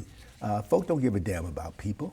It's all about the money, and that follows the path of the creation of this country. United States is not a democracy, never was. United States is a slaveocracy built on the foundation of death and destruction, right? And so that pattern has not changed. So the only thing that can change if you live in this society is the consciousness of the people moving through this society. Understand where you are. Understand how things function around you. And once you understand that, then through the application of that understanding, you can move in this death-centered environment and not die. Not die physically, mentally, or spiritually, because you can now tap into a different energy, a different consciousness that will feed you, feed your body, feed your mind, feed your soul. And that's what this whole thing is all about. The other reality is that not everybody will get it. Right. That's it. Not everybody will get it. Not everybody has capacity to get it, because your capacity to understand, to resonate with certain energy vibrations, thought transforming energy vibrations, is dependent on your base energy here in your body. And if you're eating foods that won't allow you to change your frequency, then you're going to stay stuck and be comfortable being stuck. And what I've learned over time, making this journey, is that as I grow, as anybody grows and develops, your natural tendency is to want to reach out and save those folk around you, family members, loved ones, friends. But the reality is everybody is exactly where they want to be, whether they know it or not, right? Wow. And so it's a matter of respecting others' choice to be meat eaters. And the only thing that we could do is model for them the benefits of not eating meat, or the benefits of not behaving certain ways, so that when that person is ready to look for a new path in life, they can look to you as an example, come to you, ask you questions, and then follow your example and change their lives. That's the process, right? So it's all about, for me, in my understanding now, it's all about understanding the environment in which we live, knowing how to negotiate that environment, maximize your outcome, so that you can leave something of value for the people who come behind you. Tabitha interview, take one. Yes. Tabitha Brown. So I am honored. We're here in Encino at Kel My Name. I'm sitting with arguably one of the most famous vegans in the world. I think it's safe to say that, right? Listen, people be saying that, I don't know. I was listening to your book. I kid you not, the majority of the book, I had chills listening to that book. Oh, wow. And it's so much to unpack, and I don't want to give everything away, but I kind of want to talk about that. Can you tell me about the process of writing that book? Well, I'm an open book. I have reestablished myself, and when I introduced myself to the world online, because I never did videos and stuff before until like 4 years ago. And when I started that journey, I decided I wasn't gonna be afraid to just be anymore, right? I was just gonna be Tab. Whoever God created me to be, that's who I was gonna be. And so I would share things all the time, I still do. And when the pandemic hit, I was in the middle of writing a cookbook. I was like, I don't think people need a cookbook right now. I think that they need their souls to be fed, not their stomachs, And I had been through a lot of what I like to call my personal pandemics, right? My own things that I thought, oh my God, my world is coming to an end type of thing. And I wanted to share those stories with people so that people would feel like they're not alone. Or if Tab got through that, I can too, you know what I'm saying? Right. And I just started sharing like stories of my life, all different things. And it was freeing for me, even though I had been telling these stories before, but sometimes when you tell them or you write them, until you speak it out loud, it's like, oh wow, now I'm releasing it out of me. Right. But it was an amazing experience. I never thought I would be able to write a book and finish it. 1 year, 7 months. 1 year, 7 months. What's the significance of that?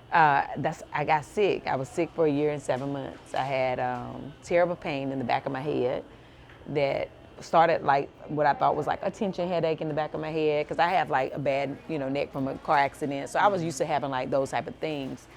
But this stayed and rested there for 1 year and 7 months. Like throughout my body, I had chronic fatigue, chronic pain.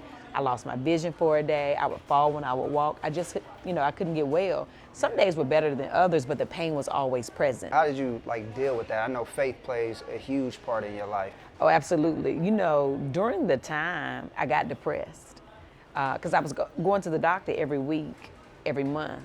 Blood tests, MRIs, everything would come back normal. They couldn't tell me anything, and it was so frustrating because I was like, I know I'm not normal. I know something is not right with my body, And I kind of lost faith during that time. I thought God forgot about me. But I also realized that I had not really been truthfully praying to him anymore. I was like habitually praying, just praying out of habit. Like, I'm gonna just say this, but I don't believe he hear me anymore. And I had to get to a place of truth and honesty with myself. And I was like, okay, Tab, you need to really try to have a talk with him one more time, and really mean it this time, Yeah. And so I call it my coming to Jesus moment in my bathroom. So I got in the mirror and I said, God, this is my final call out to you. Like, this is my last try. Yeah. But my prayer was, if you heal me, you can have me. And I ain't gonna try to live my life my way no more. I'm gonna simply live it the way you created me to live it. I'll be who you created me to be. When I left the bathroom that day, I feel like a new me walked out. And I have been, pursuing that Tabitha ever since. I always tell people, use me as an example for you, right? So that you don't have to get so low. Right. I always say, use my life so that you don't have to get so far down before you decide to have faith. Mm-hmm. I feel like I was purposed for that, so that people don't have to go through what I went through. It's dark. Yeah. And the dark is no fun. It's no fun. Yeah. I like the light. Right. You can see better, okay? Right. But I always tell people, use me. That's why I share, so that wherever you are in your situation, you can be like, oh wait, I ain't gotta go no further. I just need a little crack of light, and I'm gonna hold on to that. One of the things you said is you sat down and you did an interview, and it was with you and your husband, and they asked him, because you kept his faith and he didn't see it, he didn't believe. Yeah, oh, absolutely, and yeah. His response was, now I know that God is real, right? Yes. Am I getting that right? Uh-huh. And so, listening to that, I can for sure say I got God from just hearing your story, which, was incredible. So many things.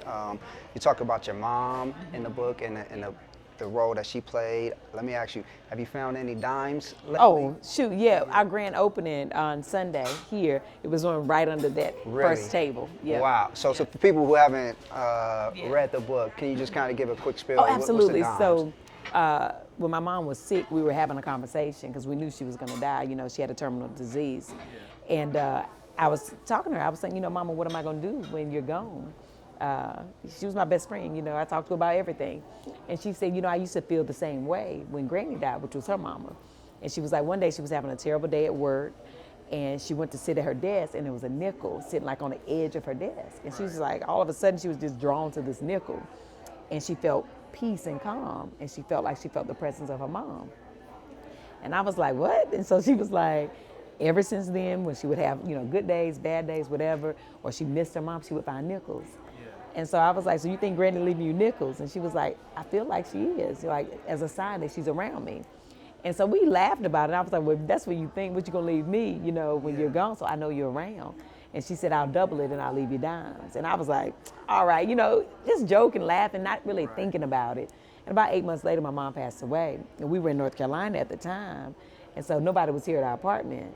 And so when we came back, that first night, we've been gone for a couple of weeks.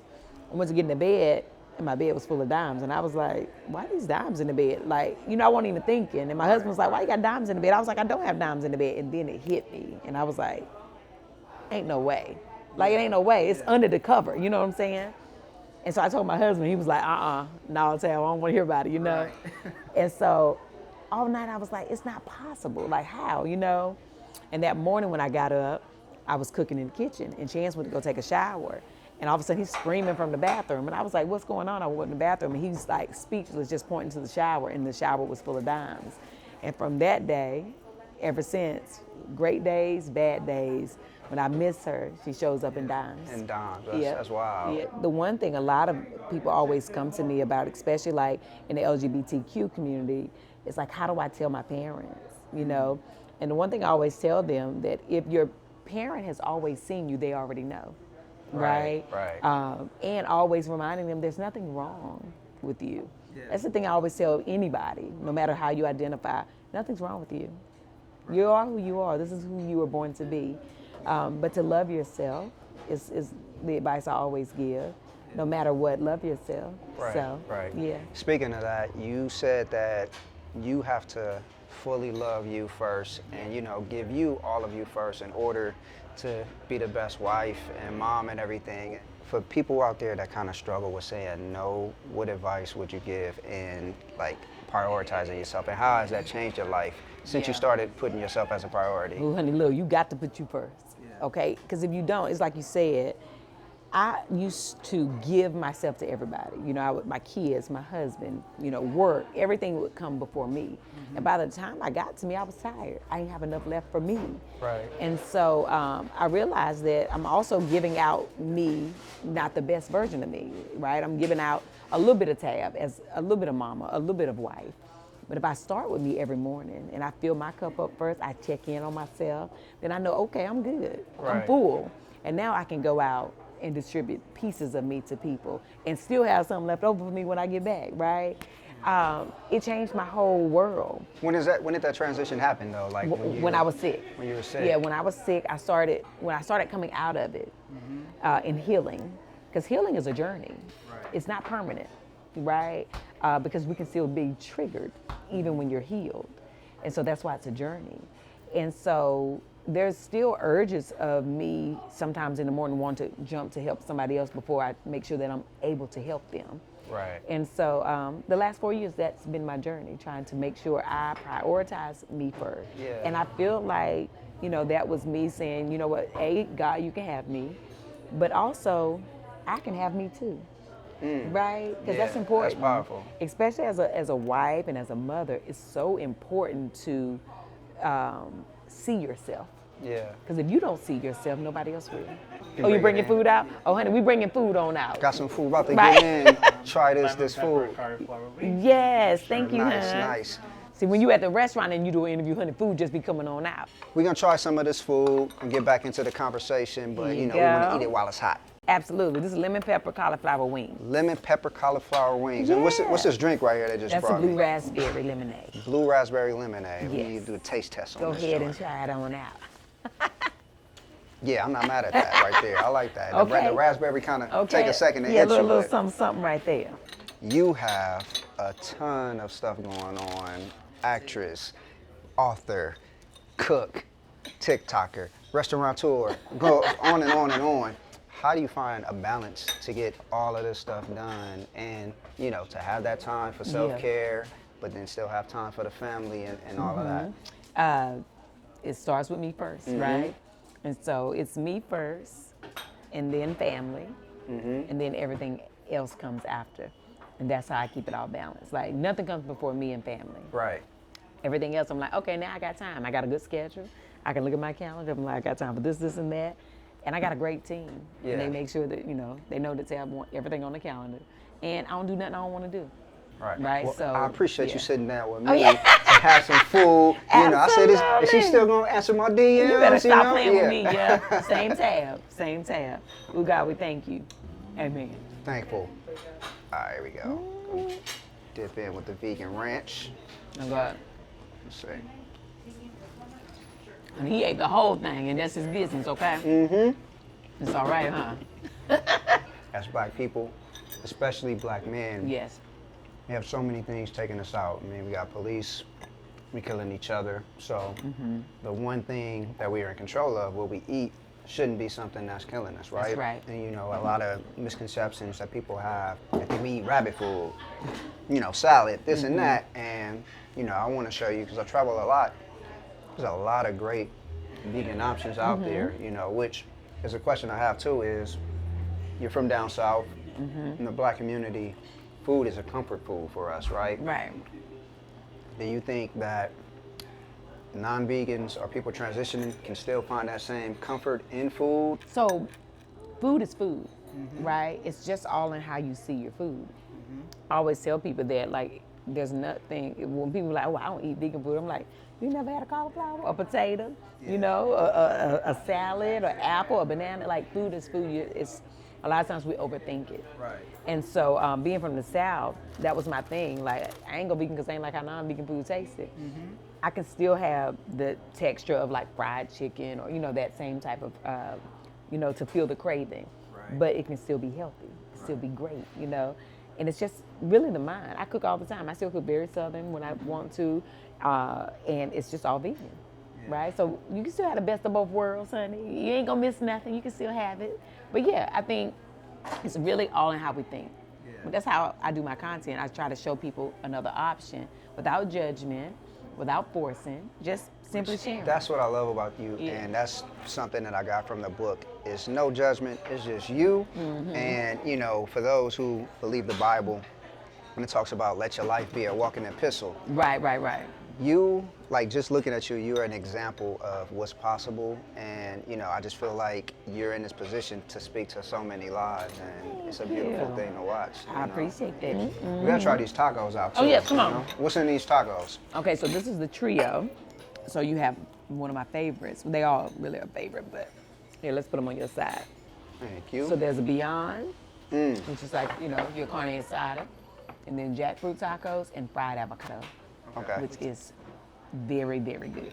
Non-vegans or new vegans who are transitioning into this life, who don't necessarily have the time to cook, how can they start implementing vegan options? I think the thing is, first, thank you, honey. Got more That food good old burger, honey. Yeah. I think the first thing that happens when you're transitioning that makes it hard is when you don't know what to eat, right? Right. The moment that you know what to eat, it's not hard anymore.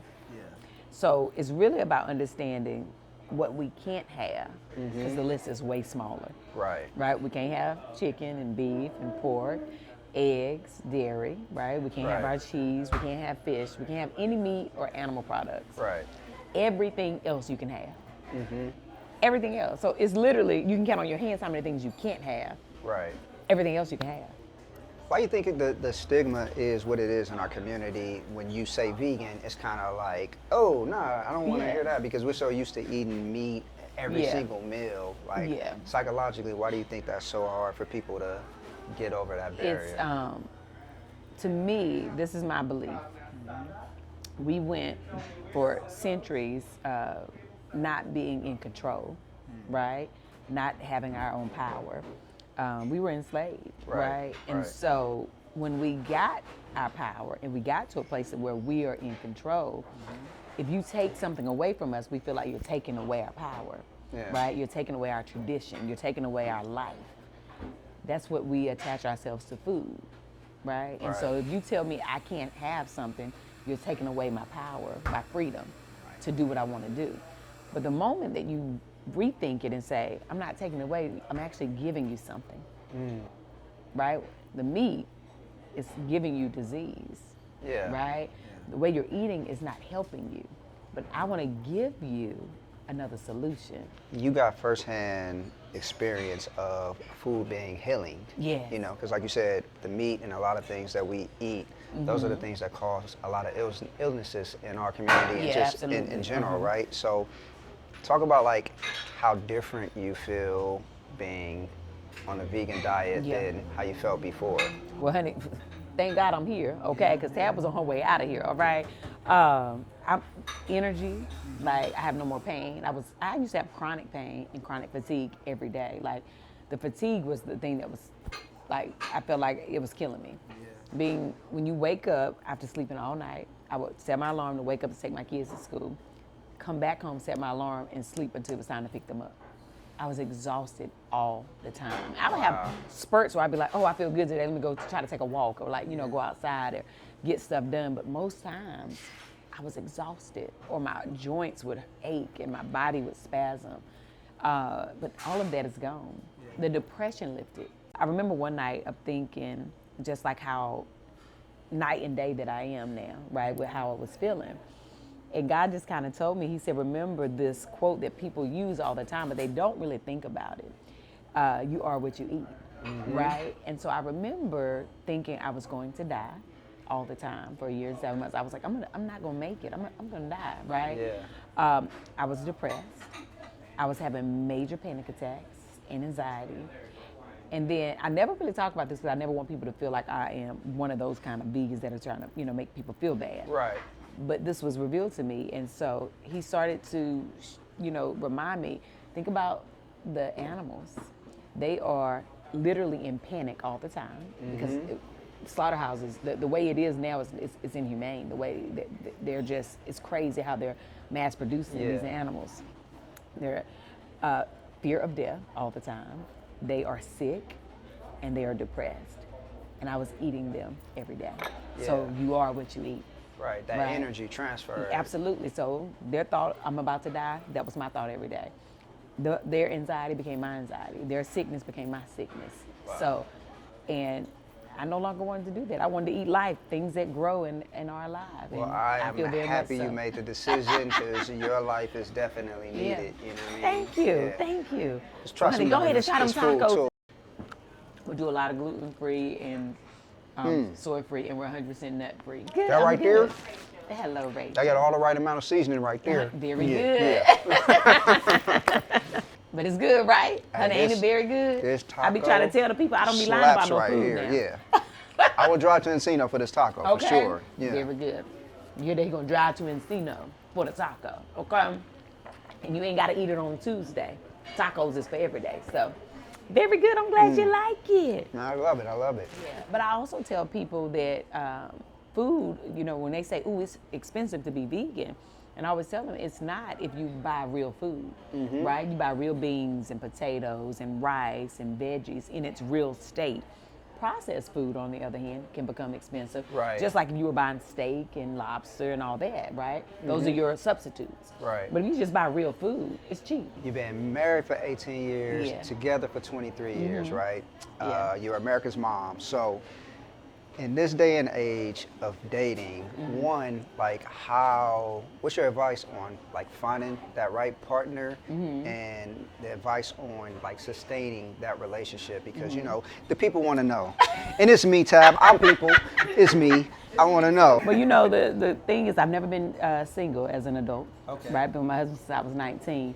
But I always tell people, if you get to know who you are first, and you know what you love and what you like, then another person will know how to love you and like you, right? And you won't just settle for anything because you know who you are. So while you're single, get to know you. Don't spend time looking for somebody. Spend time looking for you. Make sure that you're one with yourself, so that when somebody does come and they say, what do you like to do? You can answer with confidence. Yeah. And when they show you things that you know you don't like, you already can make that note. Oh, I know I don't like that. So this might not work. You know what I'm saying? Right. And then if you are, if you do find love, make sure you communicate. Always be honest, even when it's uncomfortable. Even when it's uncomfortable, because that is the biggest thing. Me and my husband, we grew up in our relationship. Right. But we spent many years not expressing ourselves to each other because it wasn't comfortable. Yeah. And then that caused a lot of things that we hold inside that later you have an argument and all this stuff come out and you're like, well, yeah, I didn't know you felt like that because I was suppressing, right? He was suppressing. But then when you get grown, you realize you just got to be open and honest, even when it's uncomfortable. And make sure you have a friendship in your relationship. My husband's my best friend. Like, that's my boy, right? Yeah. The friendship is what carries on everything else. And also know you're going to change every day. Yeah, that's a big We are one. always going to change. How do you, so what's the advice for like adjusting to that change? Because people feel like, oh, this is going to be that Yeah. person. They might be somebody different a week from now. Yeah, Life we're circumstances gonna be happen. different every day. Yeah. That's the world is changing every day. We're changing, we're growing every day. So go into it knowing that and be ready for it. If you love that person, then you know, as they change, I'm also gonna change.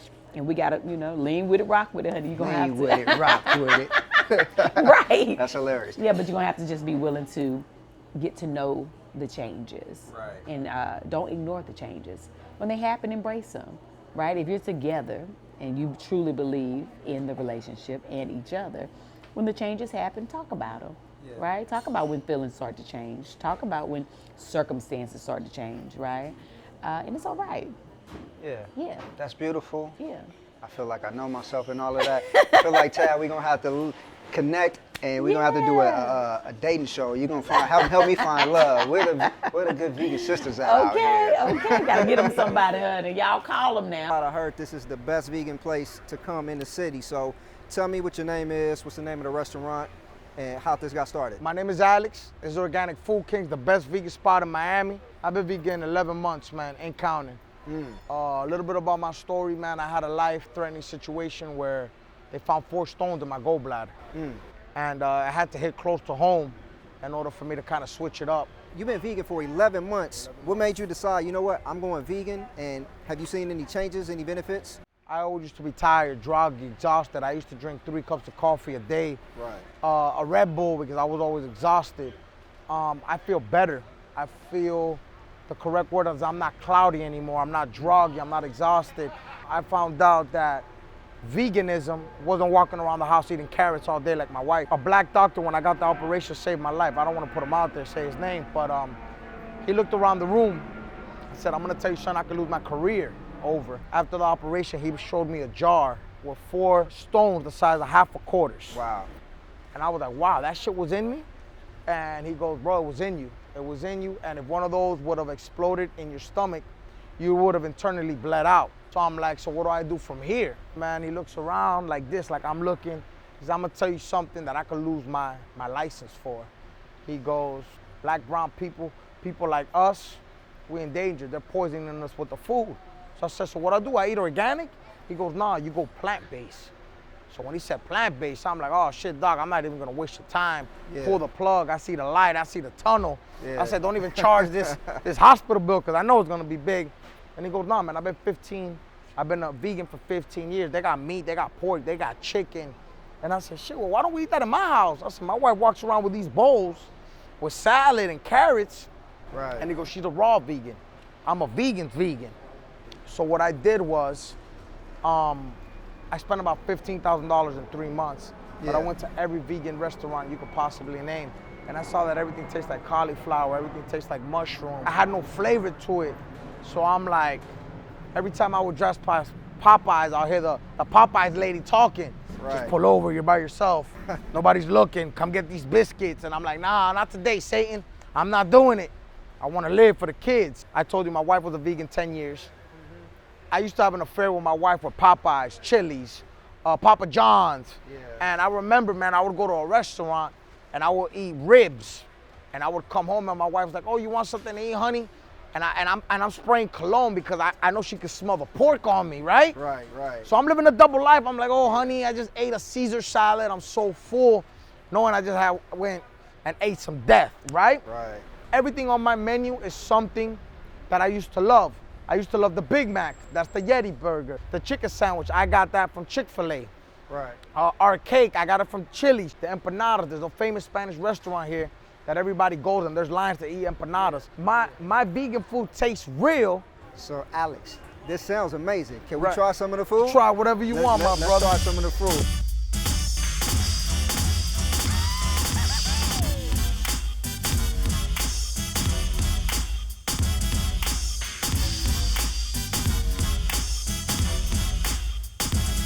Man, I'm excited to try this food, man. Tell me what we got coming up. We got the Yeti burger. Okay. And Grandma's empanadas. We got a pulled pork made out of jackfruit, and we also got the chicken one. Okay. They both fire. The Yeti burger, I want to say it's the best burger. We got rated the #1 vegan burger in Florida. It's all about the seasoning. Yo, my brother, listen, last night, a lot of people are like, yo, but you're vegan. Why are you a little thick? I'm like, my grandmother wants to do all her taste testing at 11:30, 12 o'clock at night. Yeah. I'm like, Grandma, we got to do these testing at like 6, 5 in the afternoon. My brother, I didn't know about the soy thing till I started researching it. Because like I went to Burger King, I tried the Impossible Burger. Right. I went to a very famous restaurant in Atlanta, and a lot of their products have soy in it. Right. Now mind you, there's a thing with good soy and bad soy, right? To me, soy is soy, whether it's a little bit good or a little bit bad. And I went back to my grandmother and I said, Grandma, is there any way that we could do vegan food with no gluten and no soy? She said, of course. So she started breaking it down about the almond milk, about little things, about the oatmeal, and just everything. She educated me on it. And I'm like, well, what I could do to be different than everybody out there, now that I'm looking into the research of all the restaurants that I've been eating, they all got soy. They all got gluten. My brother, we opened up 6 days before the pandemic. We opened up March 6th, if I'm not mistaken. We're a little bit over a year. We got 2 locations. We're going on the 3rd. Only reason is why we haven't expanded a lot more is because we make everything in-house every night. Everything is fresh, organic. We don't use steroids. We buy this from a farm. Be honest with you, I don't think nobody's doing it better than we are. Look, the food's ready, my brother. Oh, can't wait. Try it, my brother. Food taste test about to go down. Taste test, man.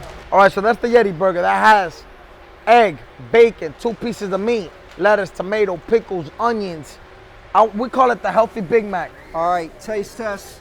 It's about to go down. Take a bite, my brother. Don't be shy.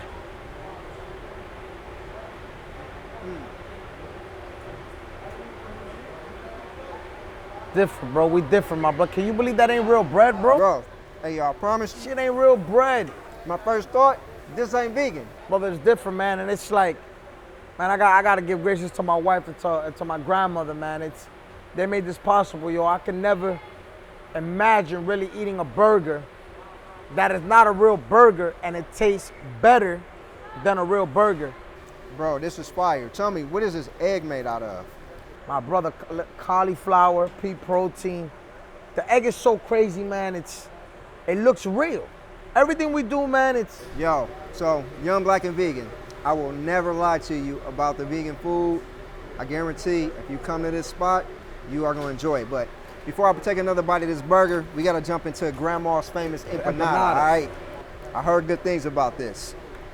So that one we got chicken, cheese, cilantro, Grandma's secret seasoning. Okay, let's see what it's working with.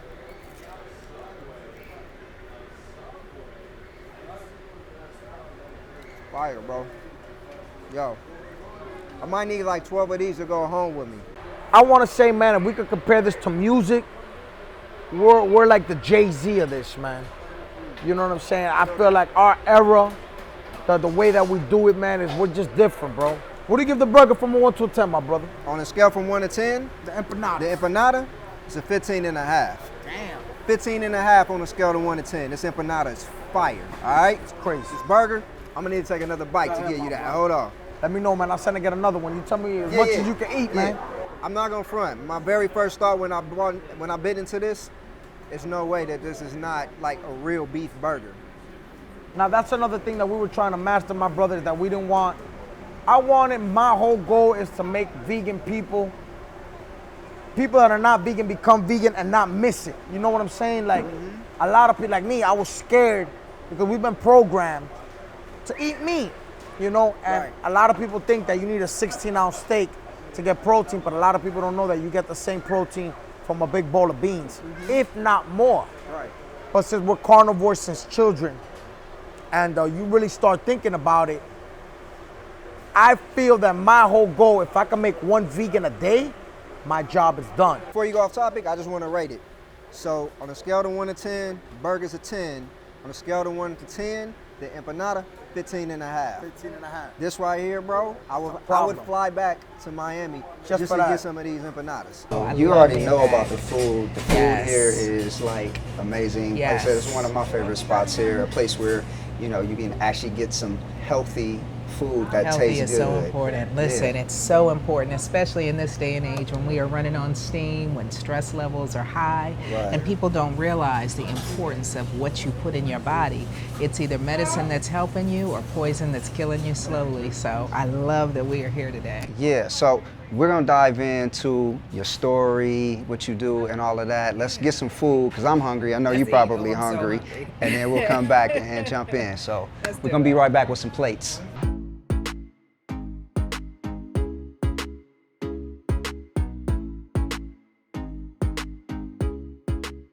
All right, so we're about to dive into this food, some amazing Listen. vegan Caribbean food, not processed, so Don't watch this, because what's about to happen is yo, trust me, make sure y'all come see my brother Charles here at Healthful Essence, West End in Atlanta. You won't be disappointed. So oh my gosh. we're gonna dive in and we'll come back with some conversation. So what did you put on your plate? You got black So I eyed got peas? collard greens, black eyed peas, Oh my gosh. plantains, some chickpeas, Brussels sprouts, some noodles, I'm not sure what that is, and then we got some sweet potato cornbread. Man, this spicy eggplant, It looks good. it's a wrap. If you're not hitting us with the after you take them bites, the You at the wrong plate ain't right. place. Yeah. We over here harmonizing. So let me ask you, are you 100% vegan all the time? Or Yes. how do you incorporate your meals? 100% vegan for the last 8 years. Really? So Yeah. what made you decide to make the switch? So, long story short, I was eating crazy. I was eating Jack What's in the Box. crazy? Oh, Eating okay, Jack in the okay. Box No, so don't say much. their names. Okay, Okay. them drive-through Yeah, places. eating Jack in the Crack so much that they knew me and they knew my order by heart. Really? You know, I've always been to health and fitness. Worked in the emergency room for 6 years and What were you doing in the emergency room? ER technician. Really? So I worked on the wow. ambulance for 2 years. So really seeing the long-term effects of how food affects you. Family from down south, no vegetables as Real a kid, talk, real all talk. fried food. And for me, it was just like the logical next step to do. And yeah, So- 8 years later, here I am. That's wild. So interestingly enough, I'm from LA. So What part? right out, well, if I'm being technical, right outside of LA, Pomona. Okay. Are you from Cali? You know? I'm from South Central LA. Oh, really? My Yeah. grandfather still lives in South Central. Yeah, so you know what's up. Listen, 99th and Hoover, he's right there, baby. I literally grew up chasing airplanes, thinking that I could somehow beat them down You was out there with Century. sugar free. Oh, what you? Now listen though, Snoop used to come to Pioneer Chicken all the time. So you talk about chicken and fast food. So like we grew up in that space, but Yeah. the diet in Cali is really different compared to when I came down south. I came here for school and everything was so heavy.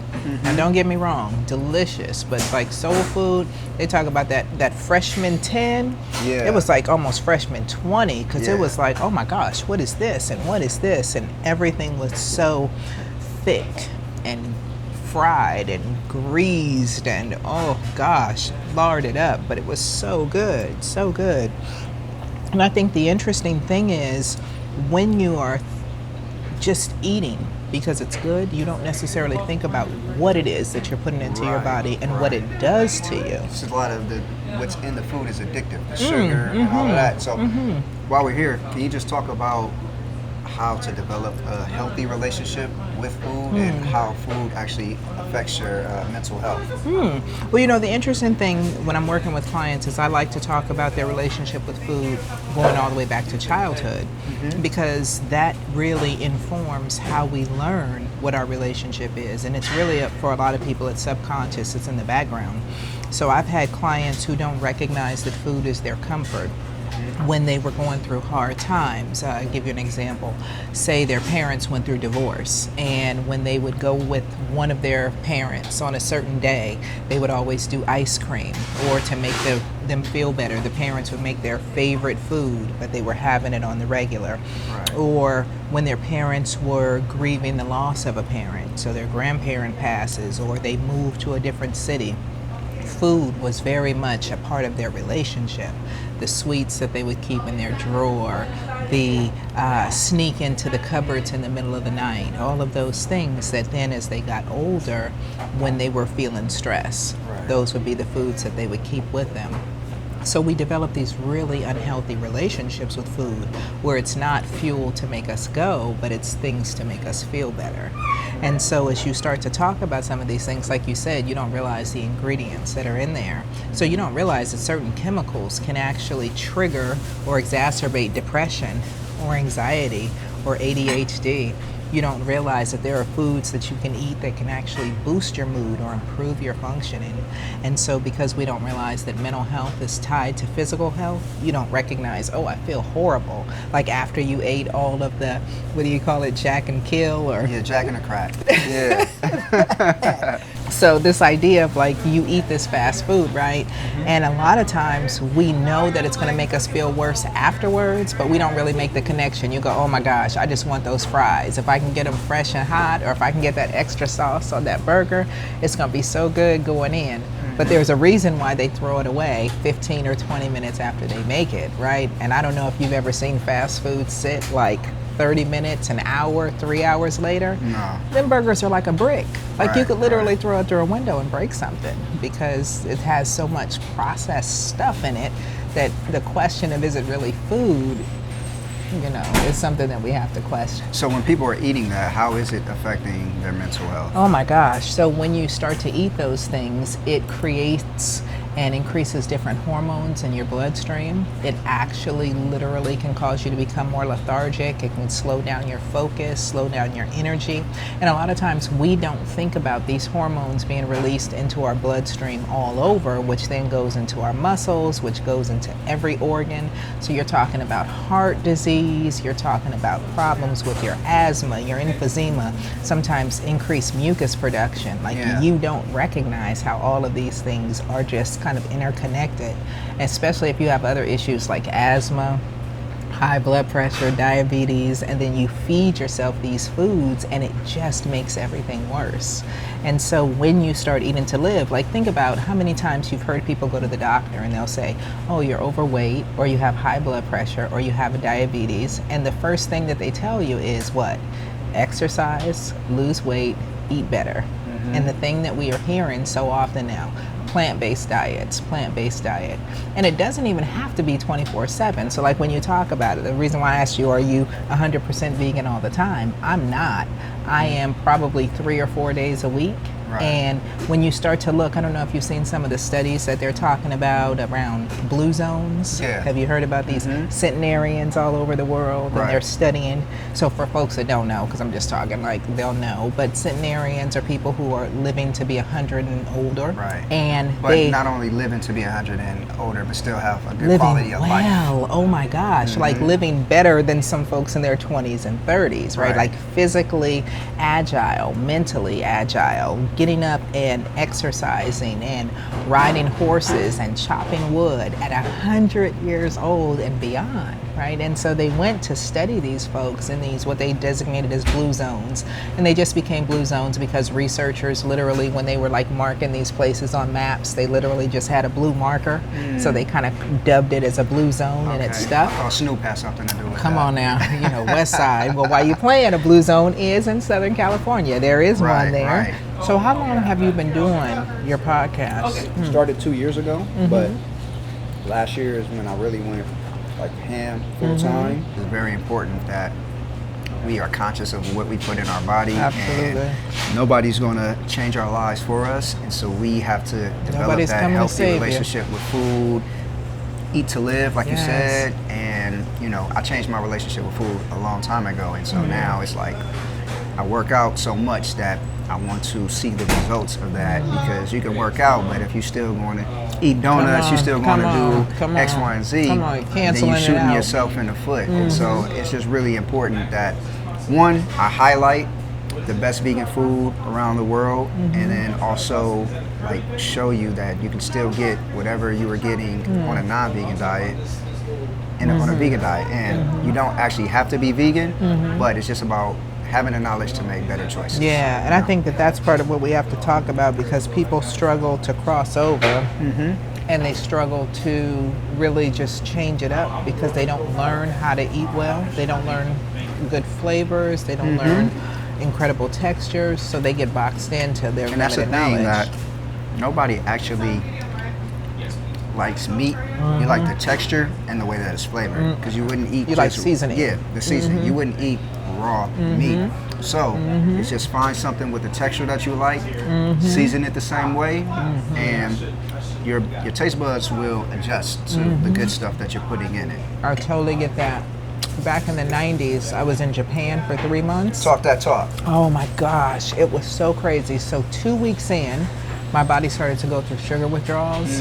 I was losing my mind. I'm talking about the irritability, the headache, the sweats. It was horrible. It's another drug. So Oh, and until you really understand it, and until you really understand how much sugar is just in our foods naturally, the way that they're processing it and preparing it, it was so bad that when I realized that I needed sugar, and I couldn't get like a candy bar, right? So they didn't have like Snicker and Twix, like all the stuff we have here. I was literally going to like these dessert bars, and I would get like 4 and 5 desserts, trying to just get the culmination of sugar that I needed, because I would eat one and I was like, it's not sweet enough. Oh my food gosh. is different outside of America.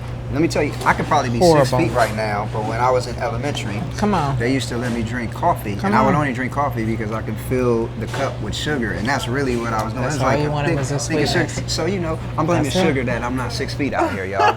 I'm suing sugar. Hey, why are you playing? Let's talk about all the hormones and stuff in the milk, right? Right. That RBT and everything else is in there, and then you wonder why we have overdeveloped children that look like they're 36 when Right. they're 12. It is so serious.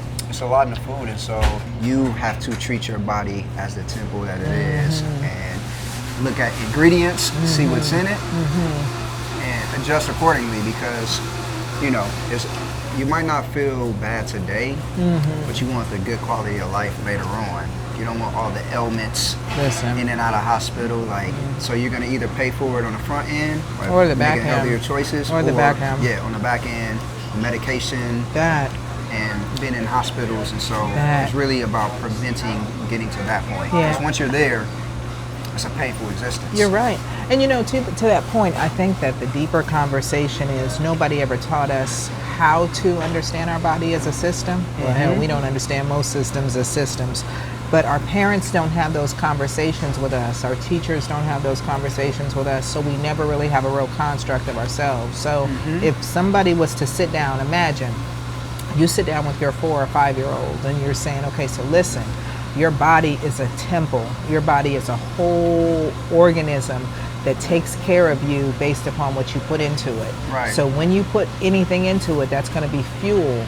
But everything that you do alters your body. Everything that you put in it or on it changes or affects your body. Facts. So like if you give that to a child at a young age, they will become more discerning. They will become more discriminating about what it is. But we don't have those conversations. So we Right. just get food put into us and we go, here, eat that. Ooh, you're gonna like this. This is good. Right. And oftentimes it becomes rites of passage. So think about the first birthday. What do? They shove a whole cake in front of a kid. Right. Here's a cupcake. Go ahead, get that. They take things off of their plate, the sweetest things, the saltiest things. Here, suck on that bone, Yeah. right? So they Pause. start to. Yeah. Yeah. So it's all of that, right? Yeah, it's a lot of misguided tradition, and if we don't form new traditions, then like we have enough evidence to see where it's going to lead. Oh my down gosh, the absolutely. road for us. you know? Absolutely. So to your point about tradition too, what a lot of people don't understand is our traditions around food. And so if we go all the way back to like the beginning, like a lot of people make jokes about how different cultures and different groups utilize seasoning different.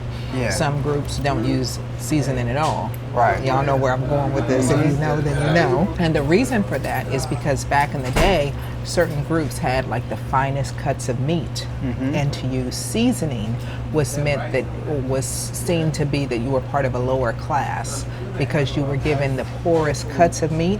So you had to do things to it in order to make it palatable. So back in the day, if you use seasonings, spices is what they called them, then you were of a lower class. And so it was kind of like a sign of wealth. I don't need to put anything on this. It's such a fine cut of meat that I don't need anything. Wow. And so then you have groups, if you think about historically, who just never learned how to work with seasonings. And then you look at other folks of different classes who said, this is not even something that a human should be eating. Right. Okay, we're gonna have to do a whole lot to doctor this up in order to be able to ingest this to get any nutrients to save ourselves. So here's a good question. Somebody who has that unhealthy relationship with food, what can they do to start to change that relationship? Okay, so I gotta hit you with the double claps because I always say therapy. Therapy.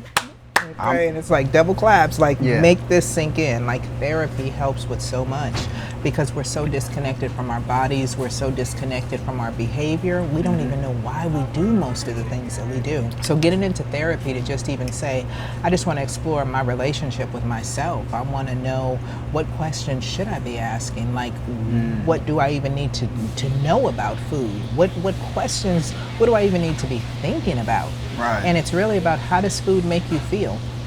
Do you use food as fuel or do you use food for other things? Do you use food when you're going through a breakup? Do you use food when you're lonely? Do you use food when you're anxious? Do you use food when you go to bed at night? Do you use food to help you wake up in the daytime? Do you use food to keep you going throughout the day? And what are you feeling in those moments when you choose certain foods, right? So some of us will, for example, we may have insomnia and need things like melatonin or different teas or different herbs to help us go to sleep at night.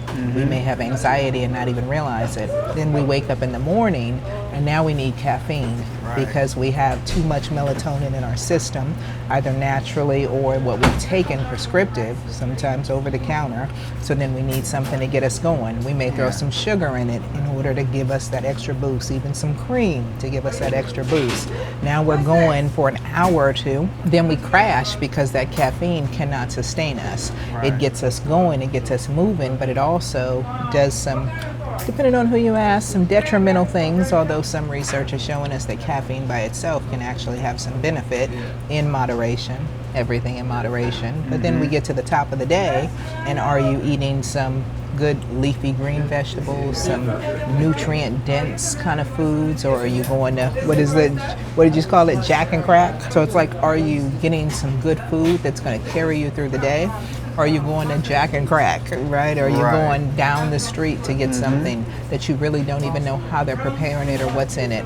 Are you eating things that are flavored with MSG and high amounts of salt and high amounts of sugar that spike your insulin levels, spike your blood sugar? And most people will be like, hell, I don't know. I just get it. I get a number 3, or I get what's sitting inside the tray. You have no idea how they're preparing it. And so, okay, here's a question.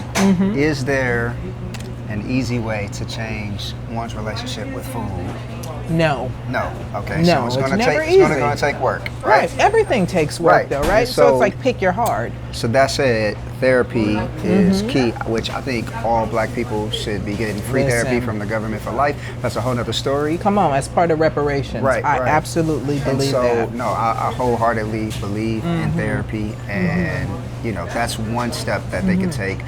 What about people who don't have insurance? What options do they have to try to find a therapist? Oh my gosh, they can still find a therapist. I always tell people, don't ever let money be the reason that you don't get therapy, because most of us also offer pro bono and sliding fee scale service programs. Pro bono means absolutely free. The therapists in my office, for example, in order to even be a part of our practice, they agree to have at least 2 pro bono slots on their caseload at all times. Okay, so how does someone find a therapist, and how do they like find out about the pro bono? Okay, so let's say, for example, that they need pro bono. They can start doing keyword searches on their favorite internet site. They can contact community centers in their area. They can look up directories for therapists that they actually like and reach out to those therapists and ask them, hey, I recognize that your fee is X, Y, and Z, but I'm curious, do you offer slide and fee scale? And slide and fee scale is based upon oftentimes what an individual makes or where they are on the poverty line for their current income. I have clients sometimes that may pay $5 for therapy, $20 for therapy. So finances is not an excuse. Never. If you don't have It's never insurance, an excuse. you can find somebody to be a therapist. Yep. So, okay, next question. Should black people see a black therapist? You know what? I wish that I could say yes, but it's a really loaded question, and it's also not always realistic, especially depending on the area that you're in. So we're in Atlanta. This is a black mecca. Right. We are here, we are all over the place, and we are ready to serve. But someplace like LA or Milwaukee or St. Paul or any other city, well, let me make it plain. 86% of clinicians in the United States are white. 86%. So the likelihood that you're going to get a clinician that is non-white, and then on top of that is black, we make up roughly 3 to 4% of the profession. 3 to 4%. Something's not quite right about that. Well, and that's why we are working so hard to make it better. Part of what we are working on as part of our macro programs is a training program to basically support emerging clinicians of color. We believe that a lot of this has to do with just an inequity in what it takes to be able to go from education to full licensure. We don't have the luxury oftentimes of that entire process. A lot of people don't realize how much training goes into being a clinician. You're talking 4 years of undergrad. You're talking 2 to 4 years of a master's program. And if you go into a PhD program, even longer. Then you have internships, you have practicums. Then when you come out, you have to be supervised for another 3,000 hours, 3 years. So sometimes it can take 10 to 15 years before you become fully licensed. Other people may be able to do it more quickly, but they have to be able to sit and work in unpaid situations. And for a lot of us, we haven't had the silver spoon in our mouth. We've had to figure out how to pay to get through graduate school. We have to work oftentimes to be able to get through. We don't have 3 years to be able to sit in low income when we have families, when we have children, we have other responsibilities. And so we want to find ways to be able to support clinicians of color. There's a mental health crisis that's happening, and it is growing rapidly. And so without our representation and without us there are nuances that get missed. But I will also say this. There are benefits to seeing individuals who may not necessarily look like you, who may not necessarily be your gender or your religious persuasion. Give me 5 benefits for me seeing Okay, a so I can therapist tell you that about my doesn't own look like me. therapist, right? Okay. Because I believe, and I tell everybody needs a therapist. And if your therapist doesn't have a therapist, run, get lost, okay? Because it is not a hierarchy in how it works. Now, some of us, I will say that not all therapists are created equal, but we all have at least the basic training to be able to hold space. So therapy is just one part. And the real deal is most people are never going to go into the office for therapy. We know that. That's why as therapists, we do a lot in the community because we believe that therapy is a way of life. It's not just about somebody coming to sit on your couch. But the reality is that most people will never sit in front of a therapist. But there are other things that you can do. And so I think it's important, first and foremost, you got to make up your mind that you want it to be different. And you have to make up your mind that you want it to be different for you. Because if you're trying to do it for anybody else, not gonna work, not gonna last. So you can't do it because the fine dude down the street that you're trying to get these dates with, that you want to marry, is vegan. You will be super mad like 2 weeks in when you're really trying to sneak a burger. You can't do it because your doctor is telling you that you have to and you don't believe in it. You can't do it because your mama and them is begging you and they really want you to do it. It really has to be internal. And then the other part of that is that you have to have support. Most of us have such like a limited experience with food. Listen, real talk, most of us don't even know how to cook. Let's just Right, keep it that's a real. fact. You know, especially, I'm sorry, y'all 30-somethings, y'all 20-somethings. We did it though, we didn't teach them how to. But nobody really taught us either. Right. So most of us have really limited repertoires for what we can cook. And we are eating the same things over and over and over. That's a problem. So we have to get really serious about it. We have to see it as something to learn like anything else. You had to learn how to drive. You had to learn how to do the work that you do. You had to learn how to work out properly. So you also have to learn how to eat properly. So seek out great places. Don't just go to your favorite restaurant, although that's really great because most of the time you won't be able to afford that. But if you go to your favorite restaurant and you ask them, how are you preparing this? Do you guys offer any cooking classes? Do you know any place that I could go? I'm interested in eating like this all the time, but I can't necessarily afford it. Oftentimes, these are communities because this is a lifestyle. So-and-so at this restaurant also is cool with so-and-so at this restaurant. Both of them likely shop at such and such a place. There are cooking classes all over your city. Outside of your city, Yeah. everybody has the internet. Oh and my you got gosh, come YouTube on, University, come on. any spices Listen. or anything you want to order, Amazon. You so can learn that's really anything not now. an excuse anymore. Like whatever you want to learn, type it in. Listen, YouTube. it never was. I saw something the other day that made me laugh because they said that back in the day before the internet, they thought the joke was if you want to hide knowledge from anybody, put it in a book, right? So then they thought that once we had the internet, that was going to change everything. But then you look at what people still utilize the internet for. Most people aren't using the internet for their wellness. Most people are not using the internet for their financial health. Most people are not using the internet to increase their knowledge base. Hell, you got the top universities and colleges in the country offering free curriculum. I will tell people, be very conscious about what you are absorbing because that is food too. Right. That is emotional food. That is psychological food. That is intellectual food. So who are you following? And when you are watching and digesting these things, are they making you feel better about yourself? Are they inspiring you? Are they aspirational? Are they inspirational? Or are they making you feel self-conscious? Right. Are they making you feel unworthy? Are they making you feel like you're not good enough? And half the time, these things are so filtered and edited. Oh my gosh, you don't even know what's real anymore. Yeah, I heard a long time ago. It's like we're comparing like our lives to everybody else's highlight reel. Issa, what's good? Not much, man. How you doing? I'm good. I'm ready to jump into this food. We got the chicken and waffles here with the oyster mushroom. We got some vegan sausage there.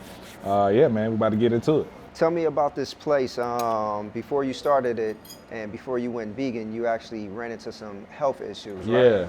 So, you know, at a young age, man, I think I was only like 25 when the doctor was asking me was I on hypertension medicine. You know, I realized I was dealing with a little bit of high blood pressure. At the time, I didn't really feel like I was overweight, but I was a little bit overweight. I wasn't exercising enough. But more importantly, my diet wasn't right, you know? So I took that as an opportunity to just get a little bit more into my health. I found out about Dr. Salley, you know, which, you know, when I learned about his story, about how he cured like hundreds of people of diseases that they say are incurable, and even himself, he cured himself of blindness and impotence and all this other stuff. You know, I really was interested in that. And once I learned that even the Supreme Court tried to take him to court and sue him for malpractice, once they found out that he had 60 witnesses come in, and they all said they had like diagnosis from the hospital, and then they also had the bill of the paperwork saying that they were cured, and they all went through his regimen. You know, I just got really into the alkaline lifestyle, and from there, you know, I always wanted to be a chef at a young age. My mom has a picture of me in an apron when I was 8 years old, holding a spatula like this. And as I got older and I got more into my health, my passion for cooking, it sort of reignited, and I got more into it. Started an Instagram page called ATL_vegan. I just sort of set a goal that one day I'm gonna have a restaurant. It's gonna be vegan fine dining. That was a void that was in Atlanta. You know, Atlanta has a lot of vegan options, a lot of places that offer really good vegan food, but not a lot of places where you can actually dine and enjoy yourself, come on a Friday night, listen to some live music, and enjoy some really delicious vegan food that's not only tastes good, but is also really healthy as well. Okay, so let's take it back. Now you're 25, you're in the doctor's office, and they tell you you have high blood pressure. What's going through your mind at this time? Because like you're young, so I'm sure it's kind of taking you by surprise. Or yeah, man. It really made me think about, my family history. And when I thought about the fact that my grandfather died at the age of 42 from a brain aneurysm, he also suffered from hypertension. I realized like, okay, I may be, suffering from some genetic markers that make me at risk more so than other people. I had friends and girlfriends in the past that ate worse than me and they didn't suffer from those things. Right. So I realized, I individually would have to really focus on that. And I know a lot of other people suffer from that as well. What was the transition from getting that news that you had high blood pressure to transitioning to the vegan lifestyle? Absolutely. Well, the first thing I did was I did a fast. I did a juice fast. And I had like one of those, home juicers. It wasn't really good. The juice wasn't that fresh. And then I learned about cold press juicing. At the time, man, you couldn't get a cold press juicer for less than $1,500. So I was like, all right, if I'm gonna buy one of these, I gotta be in business too, Right. So I actually started a cold press juice company, started vending around the city and doing different events, even hosted my own event called the Plant-Based Cookout. We had over 3,000 people come out from all over the city, the country, even some people from outside the country. That sort of kind of like sparked this entrepreneurship drive for me around health and wellness. And from there, I was like, man, let me get back into my cooking. And my friends would come over and I would just be at home cooking and be like, yo, try this. Let me know what you think about this. Yeah. And they would try the food and be like, bruh, this food is amazing. Like, and I just kept getting that feedback, even to the point where when I had my ATL_vegan Instagram page, I would go to like really fancy vegan restaurants and I would post pictures and videos and I would get some likes on it. But whenever I cooked at home and posted pictures of that stuff, the likes would go crazy. Like I'm getting hella comments, hella likes. So I'm like, man, I might have a shot at this if I really like, focus in and try to do it. And it worked out. Well, we about to get some more likes because right. this food is hot. So let's dive into let's dig it in, and then bro. we'll get into some more conversation for sure. Cool. I always joke around and say, if you don't get no content, did it really happen? Yeah, did it really happen? All right, man. So this is the spelt waffle. We use spelt flour. If you're familiar with Dr. Sebi, he taught us about some of the alkaline grains that we can use to replace wheat, which is, all genetically modified. It's all hybrid foods that don't really digest well in our bodies. Spelt flour, spelt is an ancient grain. So you're gonna get tons of health benefits from eating this type of grain over like your standard wheat waffle. This waffle was okay in my book for sure. Now you sell a cookbook? I've been working on this cookbook for about a year now. So we will be coming out with a Life Bistro cookbook soon.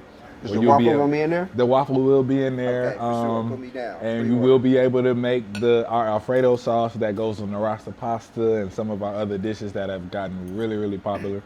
So now, I got the rasta pasta the first time, and tell me what that shrimp is made out of. So the shrimp is made from the konjac root. It's a root vegetable that when you break it down and combine it with water, and it settles, it gets sort of like a gelatinous, spongy, like shrimp-like kind of texture. So it's gotten really popular with vegan seafood products.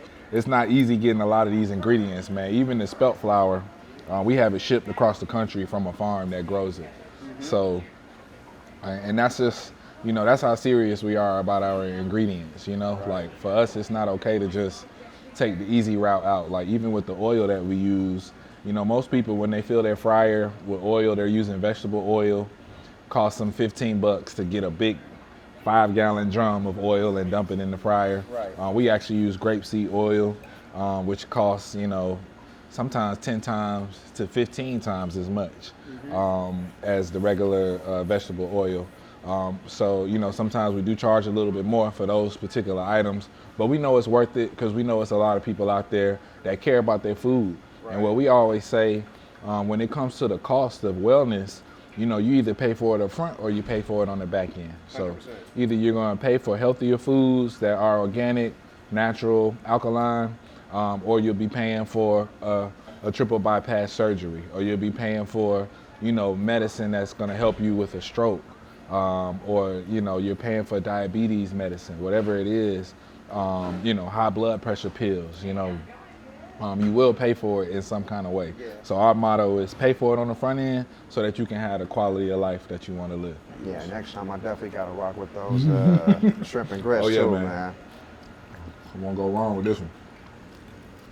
What exactly is an alkaline diet and what does it consist of? Okay. Alkaline food are foods that are natural to this earth. Because the food industry has been commercialized and we live in a capitalistic society, there have been a lot of incentives to make food cheaper to grow. Right. There's a lot of science involved in it in order to make it easy accessible to a lot of people. Right. Even farming in general has given birth to a lot of foods that weren't natural in their original form.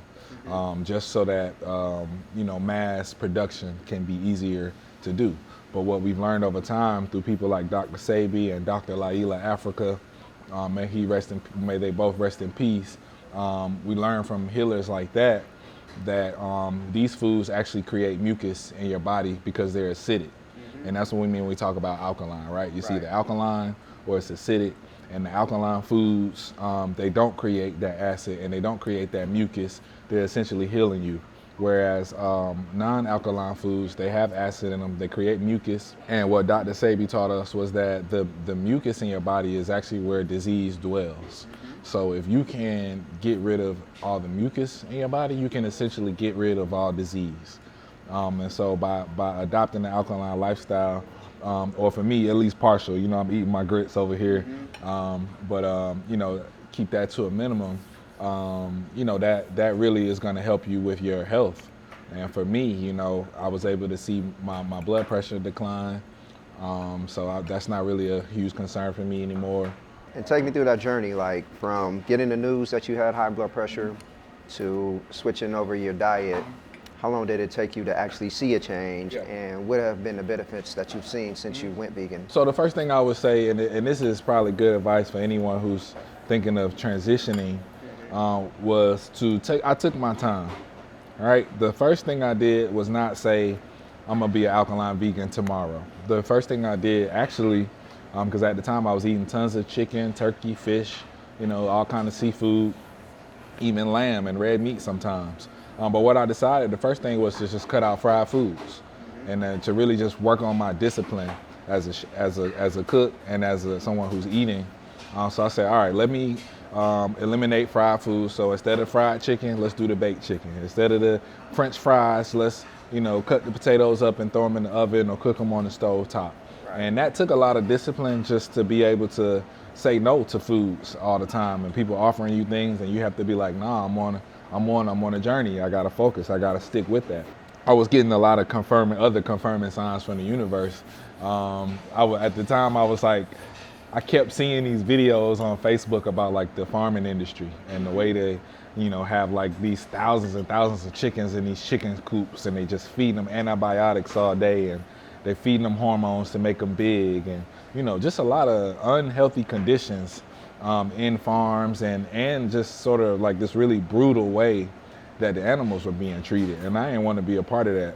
So I slowly got away from, farm animal food. So I cut the chicken, and I was like, okay, I'm gonna be pescatarian, and I did pescatarianism for a year, and then eventually I was like, all right, man, I'm sick of eating fish. Like, this is just too much. Right. So I was like, all right, I'm gonna try to cut that out. But before I did that, I did a 5-day juice fast. Okay. And when I did that 5-day juice fast, man, that really was the moment that changed my life, because when you go 5 days without eating food, for me, it was like a newfound love and a newfound discovery of my own discipline. Mm-hmm. I'm like, man, I can go 5 days without eating. So if I'm at work and, they say, hey, we got some free pizza here, have at it, and there's nothing else for me to eat, it became nothing for me to say, I'll just wait till I get home. I won't eat right now. Right. I'm like, I went 5 days without food. Why am I complaining and saying that I'm starving when all I gotta wait is a couple more hours. So how and I'll be challenging fine. was that 5-day juice fast? It was challenging, man, especially the first 2 days. What I learned was actually your digestive system, it shuts down after the third day of no eating foods. So it goes into a shutdown mode, and most of all of the energy that your body converts from food to energy, most of that energy is actually used on your digestive system. And the second largest organ that uses it is your brain. So what ends up happening is when you stop eating, your body knows that you're not eating, and it uses that energy to then begin cell repair and to start healing your body from the inside out. And so when it's not having to use a bunch of energy on breaking down foods and sending it to your small intestine, the large intestine, and all of these other things, it's able to focus on healing and repair. And so by the third day, when your digestive system shuts down, you actually don't get the same level of hunger that you would normally be getting on your first and second day. So it gets a little bit easier. It was a spiritual experience for me. I did some meditation. I did a little bit of yoga, some light calisthenics. But that really just kind of just showed me like, man, you have a lot of discipline, bro. Like you can do anything you want to do. And so when I came off of the fast, it was really hard for me to just pick up the same old eating habits that I was already eating. I was like, man, like I ain't putting that stuff in my body. Like after I just went through all of that to heal myself and clean myself out, like I can't go back to that. So from there, man, that was when the moment where I basically just went like full on vegan. I cut out the fish, And at I this cut out point, the cheese. How old are you? At this point, I'm like 27 years old. Okay, so 2 years since you got that initial. Right. Yep. Like, It was diagnosis about a of 2-year process for sure. Because the first year was just me saying, all right, let me lay off the fried foods. And then the second year was like, okay, let me only do fish. And then the third, like coming into that third year of it, it was just like, all right, let me kind of like stop making excuses about foods that really still aren't really healthy for me. Like we have this misconception that, fish is just like the one meat that you can eat and you'll be fine. But nowadays, you're dealing with mercury poison in the water, you're dealing with pollution, you're dealing with plastics, you're dealing with worms and parasites. Right. These animals are farm raised, so they're not getting their natural diet. They're eating a lot of soy, so there's a lot of processed, there's a lot of hormones going into the food as well, right? Like most of the soy that's grown in America is used to feed animals. And if you know that soy has estrogen in it, and that estrogen excess amounts is not good for your immune system. It's not good for men or women to eat excess amounts of estrogen. So, you are what you eat. And so I was just like, man, let me stop making excuses. I know I have what it takes. I got into the cold press juicing as well. And it just became a lifestyle for me. And then I started realizing that I could be a leader for other people that's suffering and they don't know what the answers are, because we've been lied to a lot about foods. Like we don't have a lot of information. Like some of it's coming out now and we still learning new things every day. Right.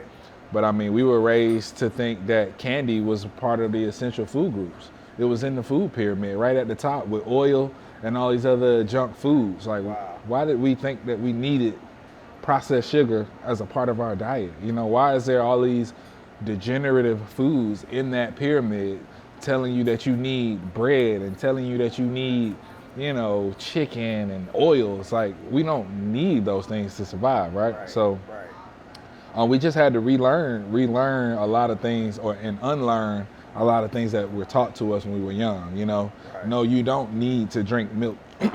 Milk does not do a body good. It's not great for your bones. Most people that drink milk suffer from osteoporosis, which is a degenerative bone disease. So it's just so many lies, even when it comes to like the front label of the food, which might say it's vegan and it might say it's gluten-free, but then you flip it over on the back and look at the ingredients and it's all type of food dyes in there that can cause cancer, and it's all type of artificial sweeteners that can, also give you cancer. I just started reading the ingredients to every single thing I buy. Like, you would be surprised how many people don't read ingredients. Right. They just look at the front and they throw it in their cart, and then you start asking them like, do you know what's in that?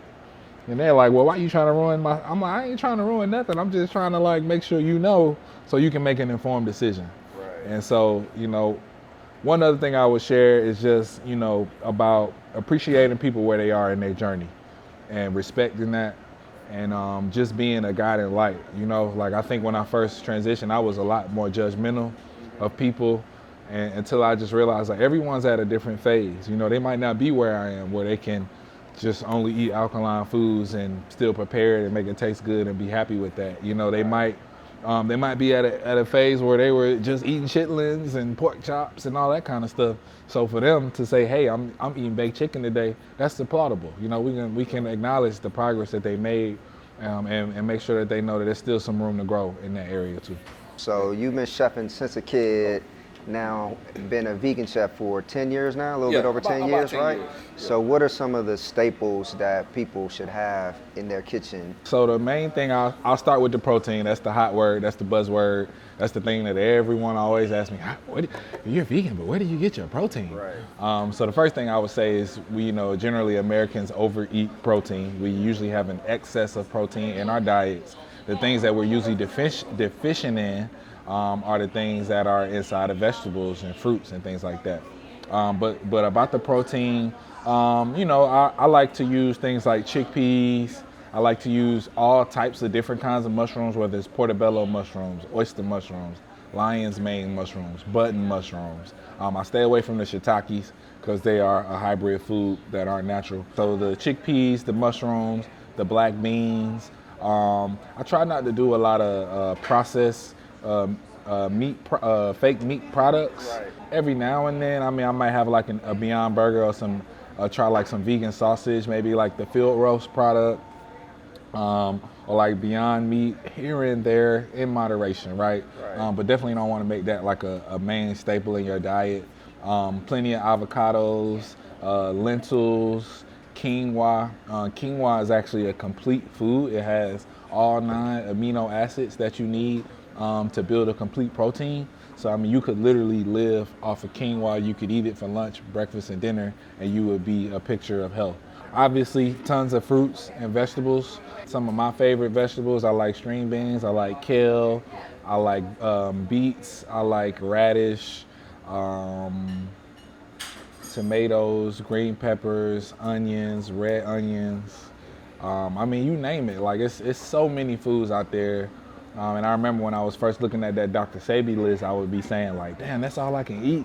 Yeah. But now I'll be looking at that list like, man, that's all I can eat, all of these different things. It's cool to just kind of like look at, it really is about changing your viewpoint, It does take some creativity. It does take some effort.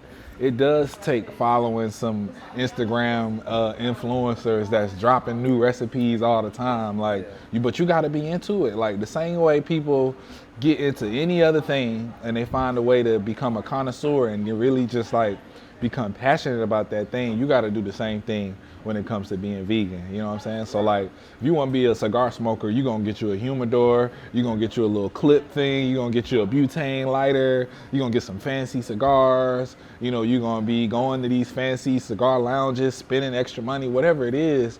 Like you got to think of veganism as the same way. Like I'm gonna get into this lifestyle. I'm gonna buy some equipment. I'm gonna buy some things that make it easier for me. And I'm gonna be creative. I'm gonna try some new things. And I'm gonna really tap in with people that's doing it well. Cause I don't have all the answers either. Right. So I'm tapping in with other people. So you like sweat? You ain't got the answers. I ain't got all the sweat. You just dropped us with a bunch of answers actually. So since transitioning over and being vegan, like what are the benefits that you actually experienced in your body? Oh man, tons of benefits. Number one,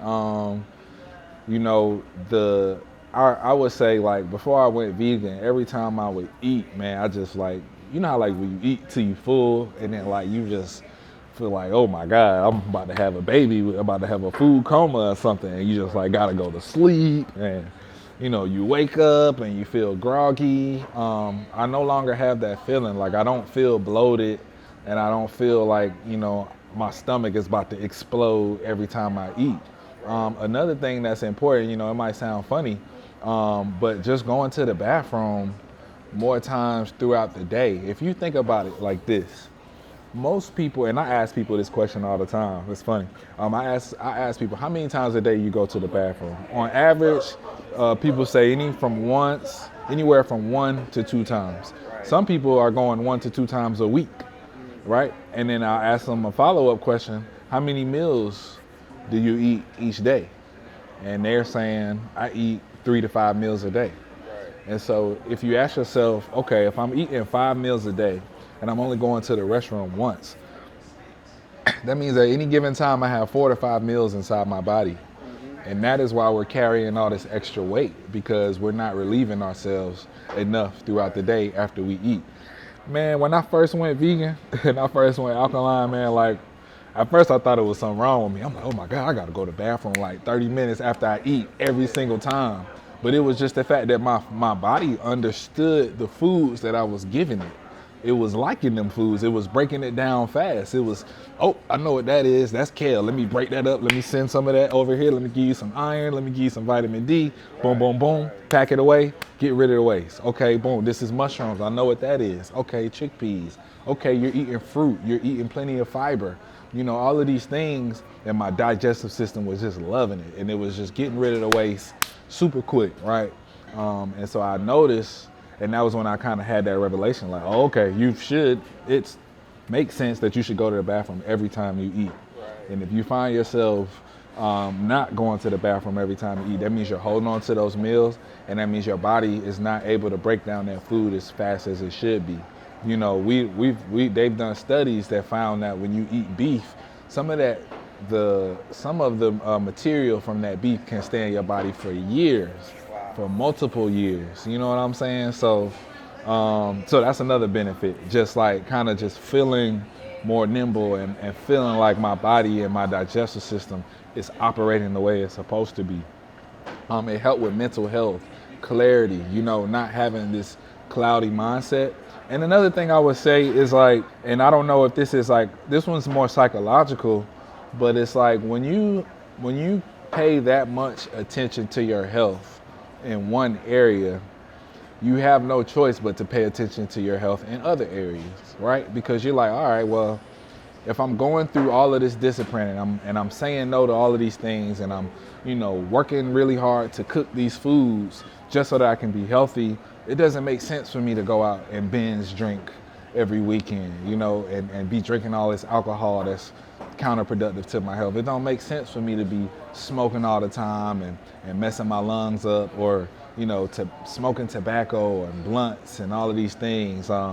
You know, it doesn't make sense for me to be, you know, beating myself up emotionally and mentally. So it really just sort of became like this this outward growth of health consciousness. So, you know, I began to work out. Now I have a trainer. I work out 4 days a week, which like before, I just think I didn't have the discipline to do it.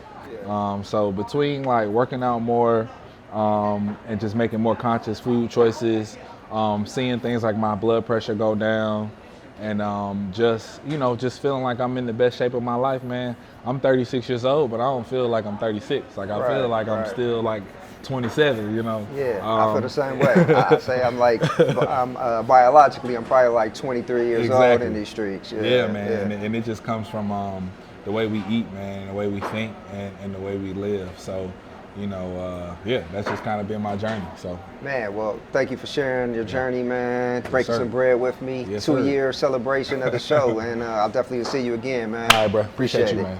Yo, welcome to another episode of Young, Black, and Vegan. I'm your host, Keith Terrell. Now, today is a special episode. As you can see, I'm not in a restaurant, quite a different setting. This is my last day in LA, and the restaurant that I wanted to shoot at is closed. But the guest was gracious enough to let me come to her home, and she's in the kitchen right now whipping some stuff up. Let me tell you about her. She is in her 70s. She's thriving. You've probably seen her on social media doing push-ups at 72. She is the owner of Stuff I Eat in Eaglewood, California. She's the author of a dessert cookbook. Seen her on podcasts, shows. She has some docuseries coming out. I want to welcome to an episode of Young, Black, and Vegan none other than the definition of perseverance, Chef Babette. What we got here? So basically, some of that tofu chicken out of clone. Little red potatoes. Now, when I cook corn on the cob, all I do is just lightly heat it. Because when you bite in this, juice is going to fly everywhere. And then I always make sure that I have enough of leafy greens. Because chlorophyll, humans just need chlorophyll. Right, I get that. right. So that's why we put something live on every plate. We try to give everybody a salad. But you'd be amazed at the number of salads that are thrown in the trash because we don't get it. Right, We don't understand the life. Whenever it's a psychological thing I know. find is like even me, if I'm on set and they bring me a salad, like I want no salad, Wow. but you can make some amazing salads, and like the more you eat them, you realize You gotta it's have almost like when I go to the beach and it's like I should do this more often, you know? It's true, when you're baby. eating it. Wow, why am I Because, not eating more? first of all, we eat a lot of death. Life begets life, death begets death. Whenever you subject your food to temperatures over 115 degrees Fahrenheit, you kill the live enzymes in that food. Most of our food is dead. Most of it's dead, and we're sick. So we always try to share salads, always organic. I try to make really good, healthy. Oh yeah, and that balsamic vinegar has sea moss in it. Now, the salad is amazing. I was waiting for you to finish to find out, is this a recipe we can get for this? Yeah, this that dressing? balsamic vinegar, man, I will share some with you. Balsamic vinegar, a small package of blueberries. And I put sea moss in it just to make it healthier because I like doing sea moss every day. So when I make salad dressing, I try to throw me some sea moss in it. A little squirt of agave and some sea salt and blended it up. When I hooked up with my husband, this is how he made that tofu. Look at that. It's got texture to it. That's crunchy. So I kept calling it chicken. So nothing on this plate had to really fry but this tofu. Right. So I got the pan hot enough, sliced the tofu thin, and put it in there and just let each one of them cook. And I got the extra firm. And I'll put some brags on it. If you don't mind a little liquid smoke, you can marinate it in brags, liquid smoke, some garlic, and a little water, and just leave it in there for about 15 minutes or so, and then cook it. You talk about the importance of consuming live foods. And also I've heard you mention cooking at certain temperatures to make sure that we're getting those enzymes and everything. Can you kind of break that down for me? Yeah, the main thing is that we're not accustomed to eating food live. Like, really and truly, this corn really didn't have to be boiled. We're so accustomed to cooking everything. That's our go-to. Right. Is to cook it.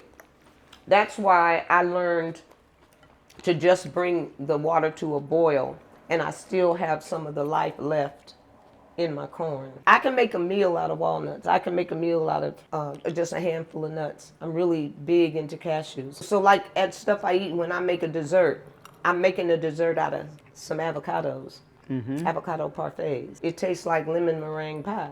Yeah. So of course black folks don't eat it. Right. You know what I mean? And not to say that the restaurant is just for black folks, but when you come to a black and brown community and you're trying to lay out some food to sell, it better have some taste and some texture. Right. Because the one thing about black folks and brown folks, they know how to cook. Yeah. If they don't know how to do nothing else, We can throw down in the kitchen.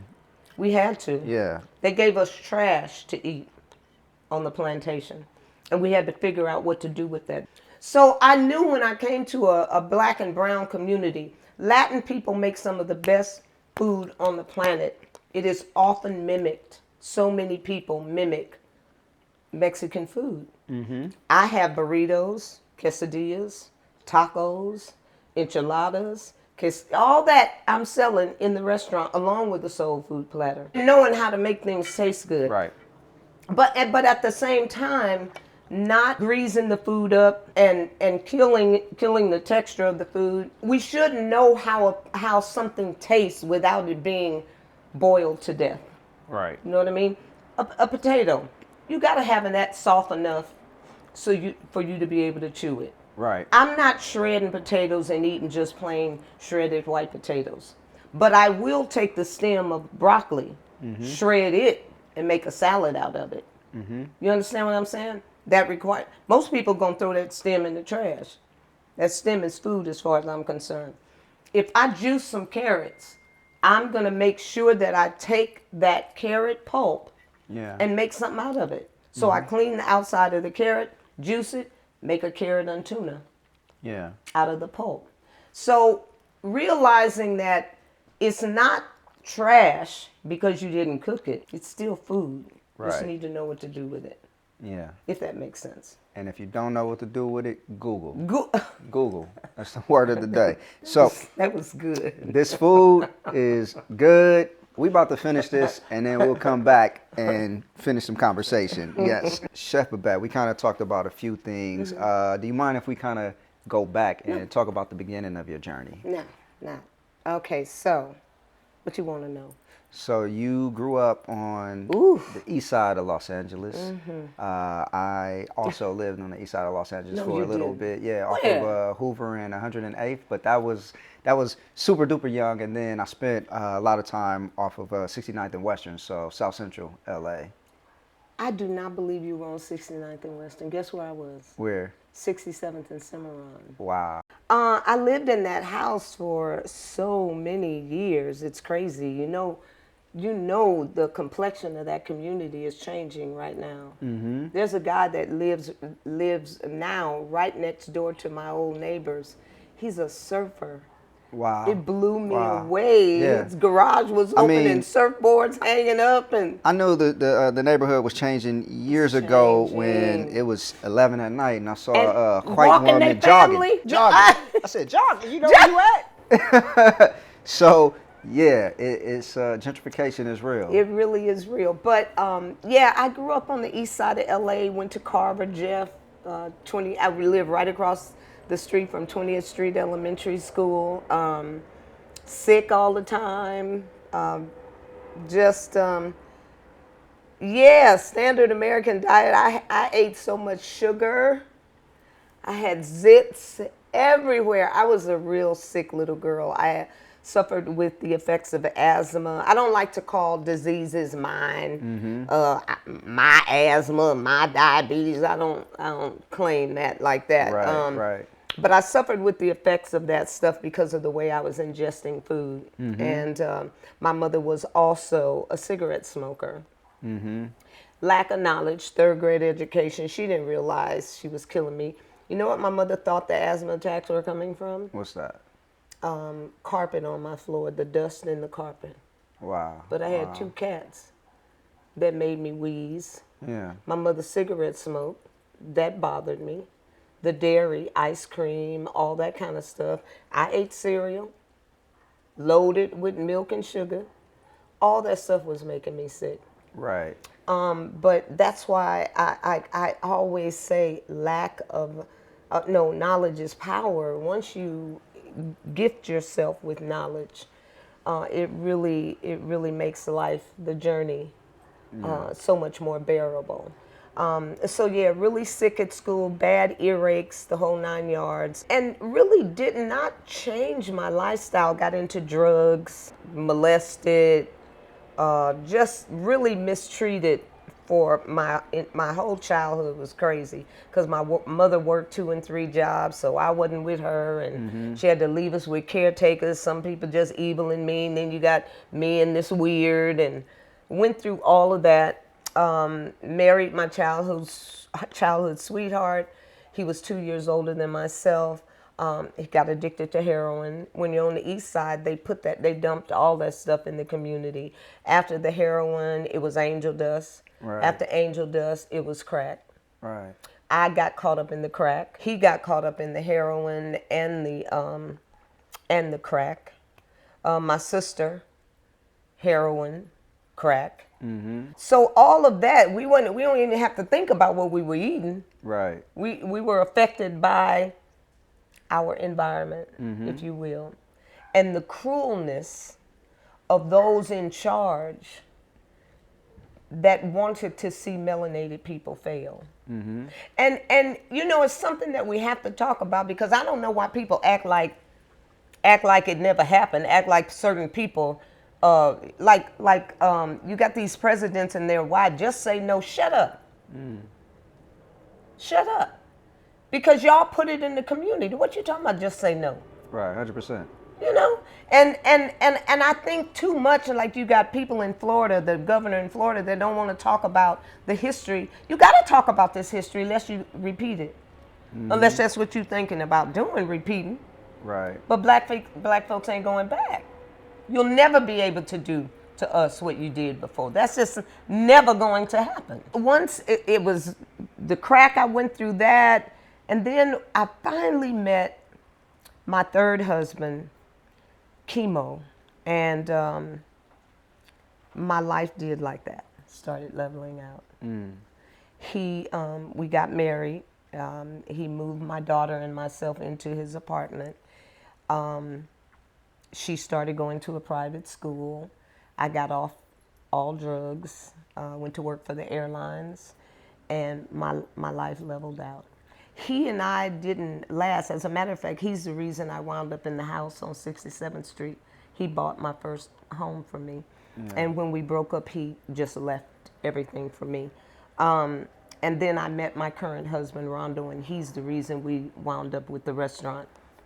But the human experience is so awesome to me. Now, you can stay stuck in the pain of it. Right. And not enjoy your moments. Like I consider this my now. Mm-hmm. Now, I can talk about what I went through back there, but I ain't hanging. Right. And I'm not going too far forward either. I kind of like hanging out right here, right now. Because I know this time is guaranteed to me, and I'm in a little bit more control. Yeah, this is the only time that's guaranteed. It really is. I don't know if you're familiar with Eckhart Tolle, The Power of Now. It's a book, and I mean, it pretty much talks about that. You know, the past is gone. We'll never get that again. Actually, the future never exists because every time you're in it, it's the present moment. So, yeah. So I want to ask you this. Like, I imagine growing up like that caused a lot of internal turmoil and pressure. And I hear you talk about like taking accountability and responsibility for your happiness. Yeah, hey, baby. Yeah. The one thing that I realize is that when we come here as part of the human species, we are coming here to basically express that which created us. We all have amazing gifts, but it's getting through all the other stuff to latch on to the gifts and to begin to express those gifts. And so I just understand that there's absolutely nothing I can do about anything that happened to me years ago but wallow in. And I realize that doesn't get me anywhere. And what I watched people that hang out in a space like that, or either they're angry or either they're the victim and they're blaming, and the quality of life does not just mean, yes, I can get up and jump up and down. Quality of life is also your mind, your emotional life. And so I choose a good quality of life. That is why when I go down, I can get up at 72. I plan on doing that for as long as I'm here. Right. And just to be clear, when she's talking about going down, she's knocking out full push-ups. Yeah, I knocked out 100 for my birthday. Yeah. I did 100 for my birthday. But the bottom line is quality is all of it. Quality is how you love yourself. Quality is self-love and self-care.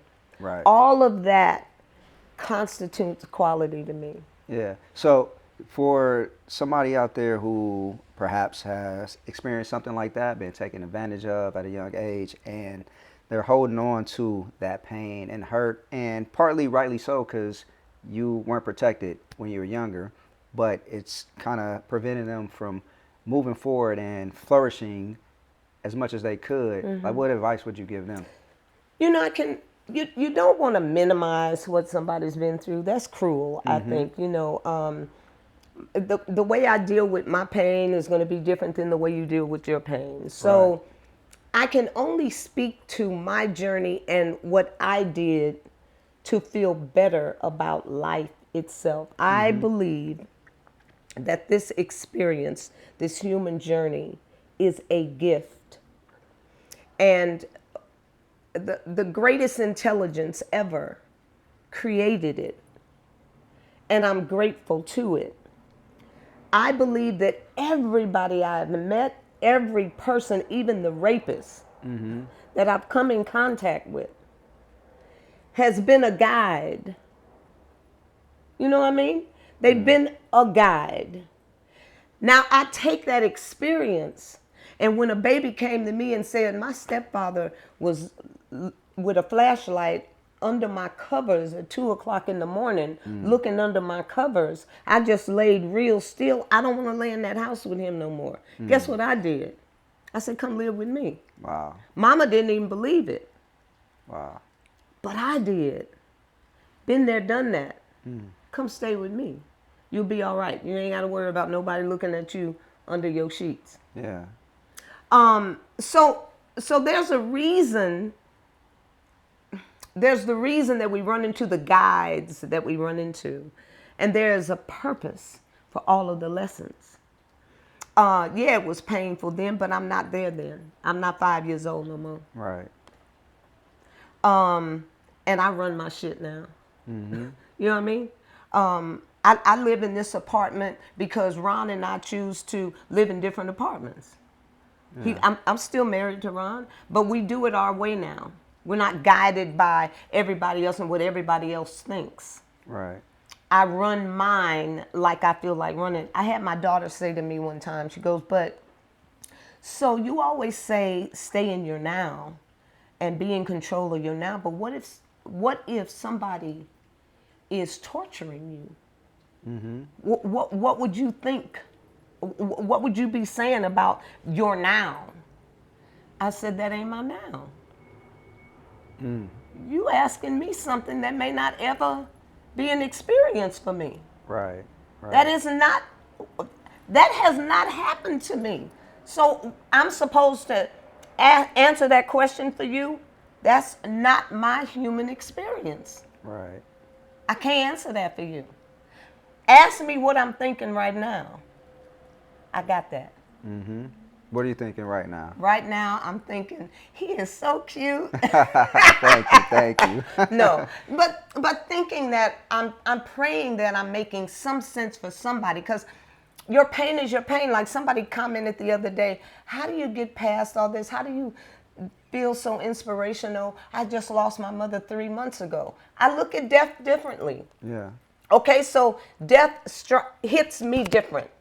I believe that when we cease to exist in this human form, you can't destroy energy. We move on. That, I don't feel like there's ever been a time that I've not existed. I've always existed.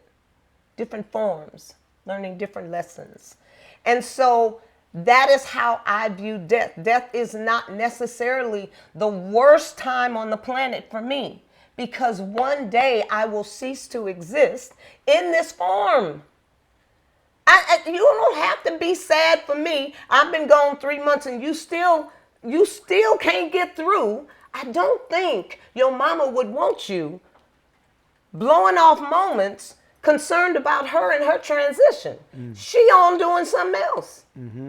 What about you and your now? What you doing? Worrying about her? You gonna do the same damn thing she doing one day, and you don't know when. Right. You never know when. So take advantage of these moments. And Exactly. live. And don't act like, we act like that person died and left us and we just gonna be here forever and ever without them. We don't deal with the transition. As far as I'm concerned, I don't think we deal with it properly. I think we cause a lot of pain to ourselves, not understanding that it is a mere transition. And you're here for a length of time. Make the most of it. Yes. Raise your level of understanding, your consciousness, and when you zoom back in this, you're better than you were before, and that's kind of how I deal with it. Yeah. I ain't tripping. I'm not tripping. You ain't tripping either? Yeah. I don't trip. Yeah. Nah, I mean, you know, I look at things the same way. We've been through so much in our lives, and I've always had the idea, even as a kid, that I'm experiencing all of this stuff in order to be able to help so many more people and relate to so many more people. You are God in expression. Yeah, and it doesn't take away, obviously, the pain of those moments, but like it could become a prison if you let it. There you go. That's Yeah. all I'm talking about. Being imprisoned by it and acting like you too are not one day going to transition. Right. And it is not the most horrible thing in the world. My mother still lives, as far as I'm concerned. I am her. Man, so many times I look in the mirror. That chin thing I was telling you about on that one side I'm not wild about. Yeah. That's her. Yeah. But, and my sister's gone, and my brother is gone in their form. But every time I have a thought of them, they live. Right. When we speak their names, like, you know, I was talking to you off camera about why I continue to do the show. Your My friend- best friend, your Dominique. friend, so right. I constantly bring There his you name go. up during interviews. He and, lives. Yeah, it's just to keep him alive in memory. There's no way you can get rid of him. Yeah. No way. No way. No, we got to act like those people are you got to stop acting like they are gone. Yeah. They'll always be a part of you. Right. Always. Right. And, you know, we got to celebrate the moments that we have with those people, you know? So many Every good time you moments. can think of something funny that you did, or when I do something, because my daughter will often say, Mom, that was so old. And she'll tell people, she looks good for 72, but my mama is old. And a lot of times I'm acting just like my mom acted when she was 93. Right. It's in your DNA. You know, it's in my DNA, you know what I mean? Yeah. So, yeah, I just love life. Now, that does not to say that there are not times when I ain't cussing somebody out Yeah. or really, really in somebody's butt, or for the moment in pain, or questioning who I am. When somebody says something about you, should you really be pained by that? Or should you have enough knowledge of self that you can be like, well, that person is tripping because that obviously ain't me. Right. Most of the time, we buy into what somebody on the outside is saying. But at least I have the knowledge now how to reel that shit back in and be like, boo, Yeah. is that you? No, that ain't me. Well, then let it go. Yeah. Leave it be. Don't take what's not yours. If it ain't yours, let it go. I love it. I love it. Thank you for sharing that Yeah. for sure. You know, I mean, have no doubt that somebody watching these Hopefully. words will spark, you know, something in Hopefully, them. you want that. Yeah. You don't want people just don't blow off your seconds. Man, Because you're not getting none of them back. O.C. Smith used to say, and I say this on O.C. used to say, yesterday is a canceled check, and tomorrow is an IOU. All you got is now. What you gonna do? All you got is now. All What got- you gonna do? Because guess what? I can be pissed off in the moment and see something stupid on TV and laugh the next moment. I can do that if I choose to do it without even watching anything on TV. What do you choose to think? How do you choose to feel? I'm 100% in control of that. Now you can go back and think about Mom, who was here 3 months ago, who was not feeling well, who physically needed to transition and get out of this broke down form. But now you acting so selfish, you just need her to just stay here like she is, broke down and beat up, but as long as she don't go nowhere, you okay and you can deal with it. You understand? I do. Let me go. Free me. This ain't working no more. Why the hell I got to be flat on my back? I don't want to do that. Right. If I can't move, I'm not doing that. I don't want to be here till 100 and can't do nothing. Yeah. I will hurt somebody if they made my granddaughter take care of me while I was old. She cannot ever take care of me. She been and brought me some chicken home and told me to eat it. Oh, wow. Be quiet and eat it. Got you thinking it's tofu, right? Yeah. Even if I knew it wasn't tofu, she'd just be like, lady, all I have to do is feed you. Wow. So you are taking care of yourself. Oh, yes. You're thriving at Yes. 72. Yes. And But I'm young. Look at me. yeah, Come you on now. 72 years young. You know, but it's all, like you said, the food that you eat, aging backwards. Right. So I love it. Now, talk about, you had a lot of illnesses growing up. Ugh. Did you see all of that go away when you changed to a vegan diet? And how Everything- long did it everything take? just, it felt like overnight. Wow. Felt like overnight. All that stuff went away. Every month, there was a time every within a 30-day period, my face broke out and swole up, eyes swole up with a rash every month. I had rash medicine that I would have the doctor just cortisone, just refill the prescription so I could put it in my face, because every single month I'm gonna have a rash. Wow. Yeah, I had acne terribly. Oh, you too? As a kid and even as an adult. So I used to actually get like shots in my face. The painful things that we go through. No, when we have control. Well, when we have control and when we know, because obviously I had no idea that it had anything to do with how I was eating. But once I went vegan, it was just the benefits. Started clearing up. Right. I told the story on a previous episode. I knew I needed to change something when the people at Jack in the Box knew my name and my order. No joke. So you know the Jack in the Box right on Van Ness and Slauson?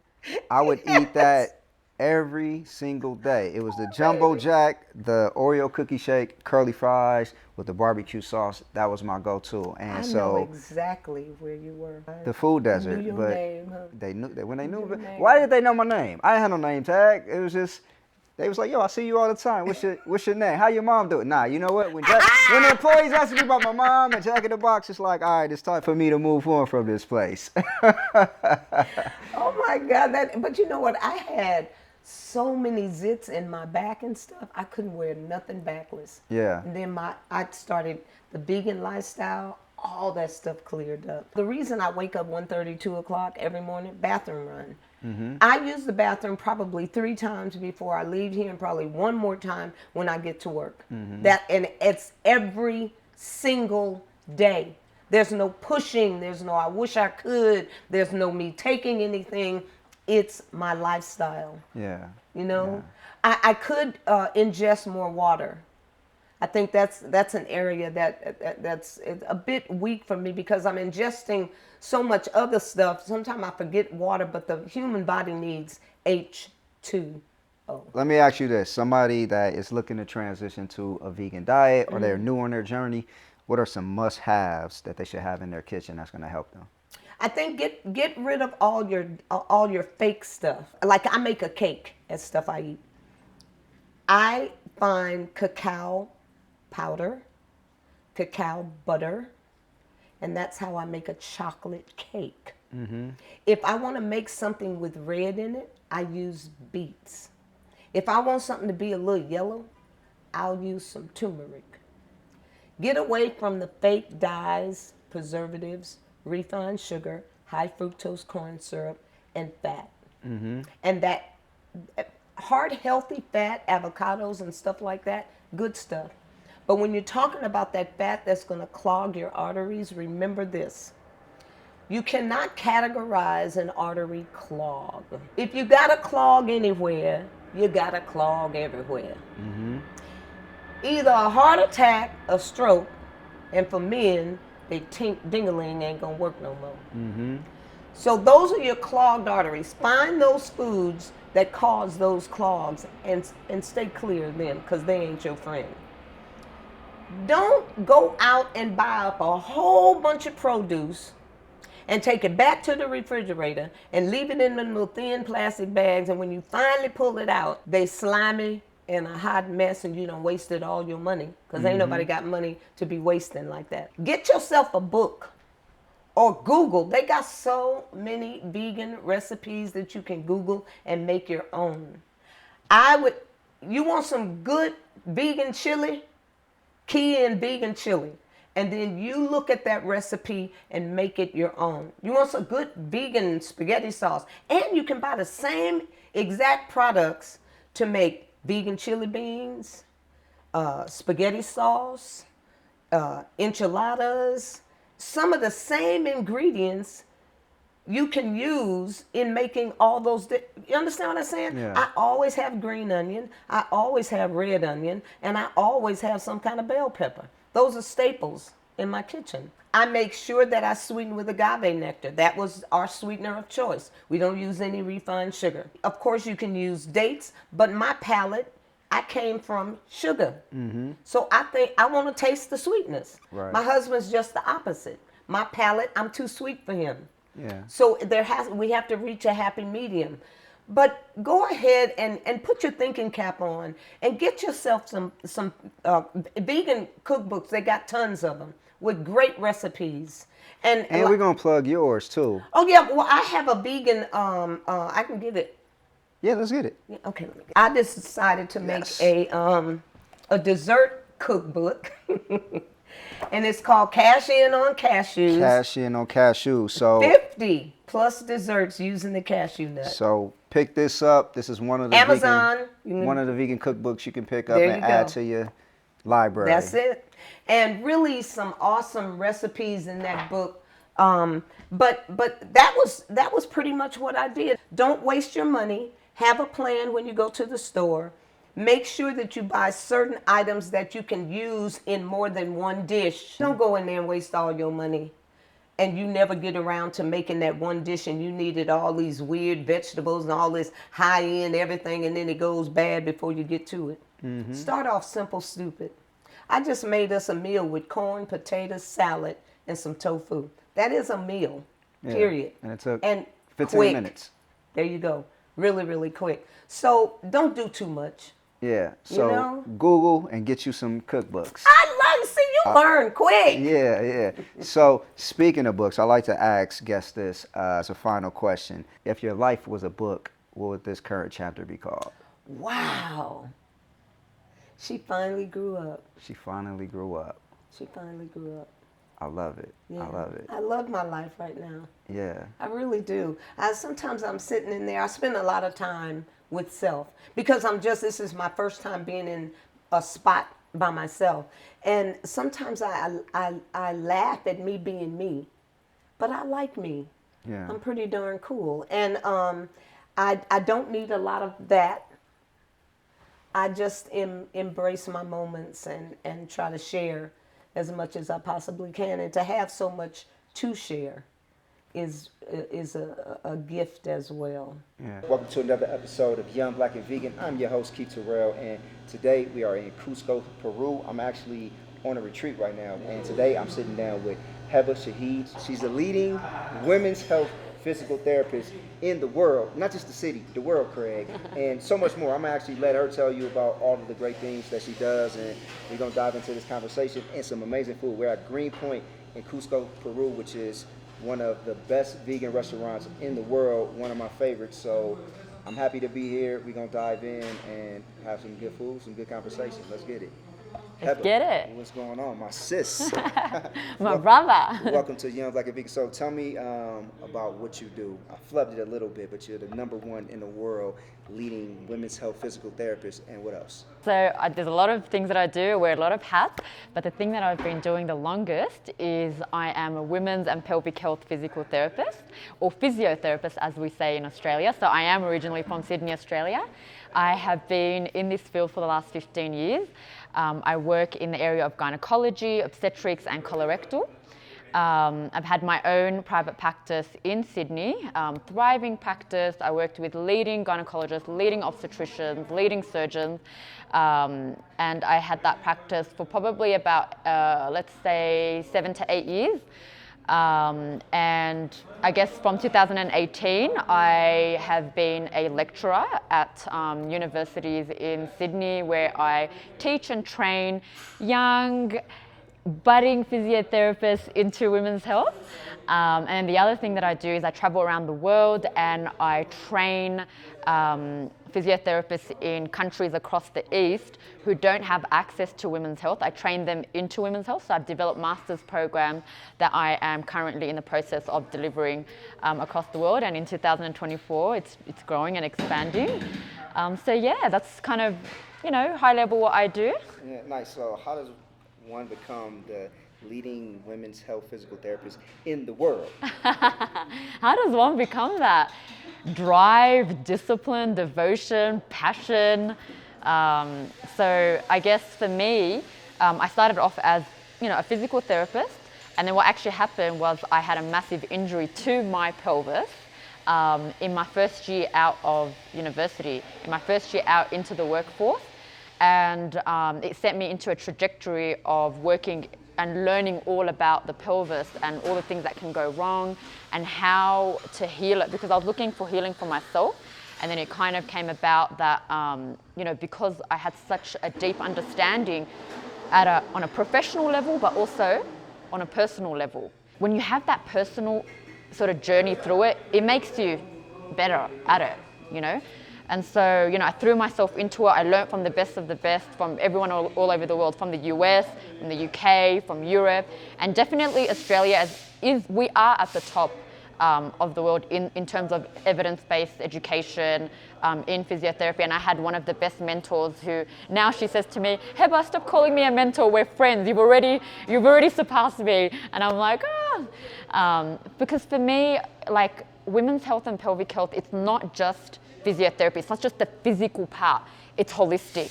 So for me, I went into the mind-body portion of it. So I studied like the psychology of it, the like sex therapy of it, the how it impacts you on a mental level, on an emotional level, how it impacts you on a spiritual level. So can you break some of that down from what you found?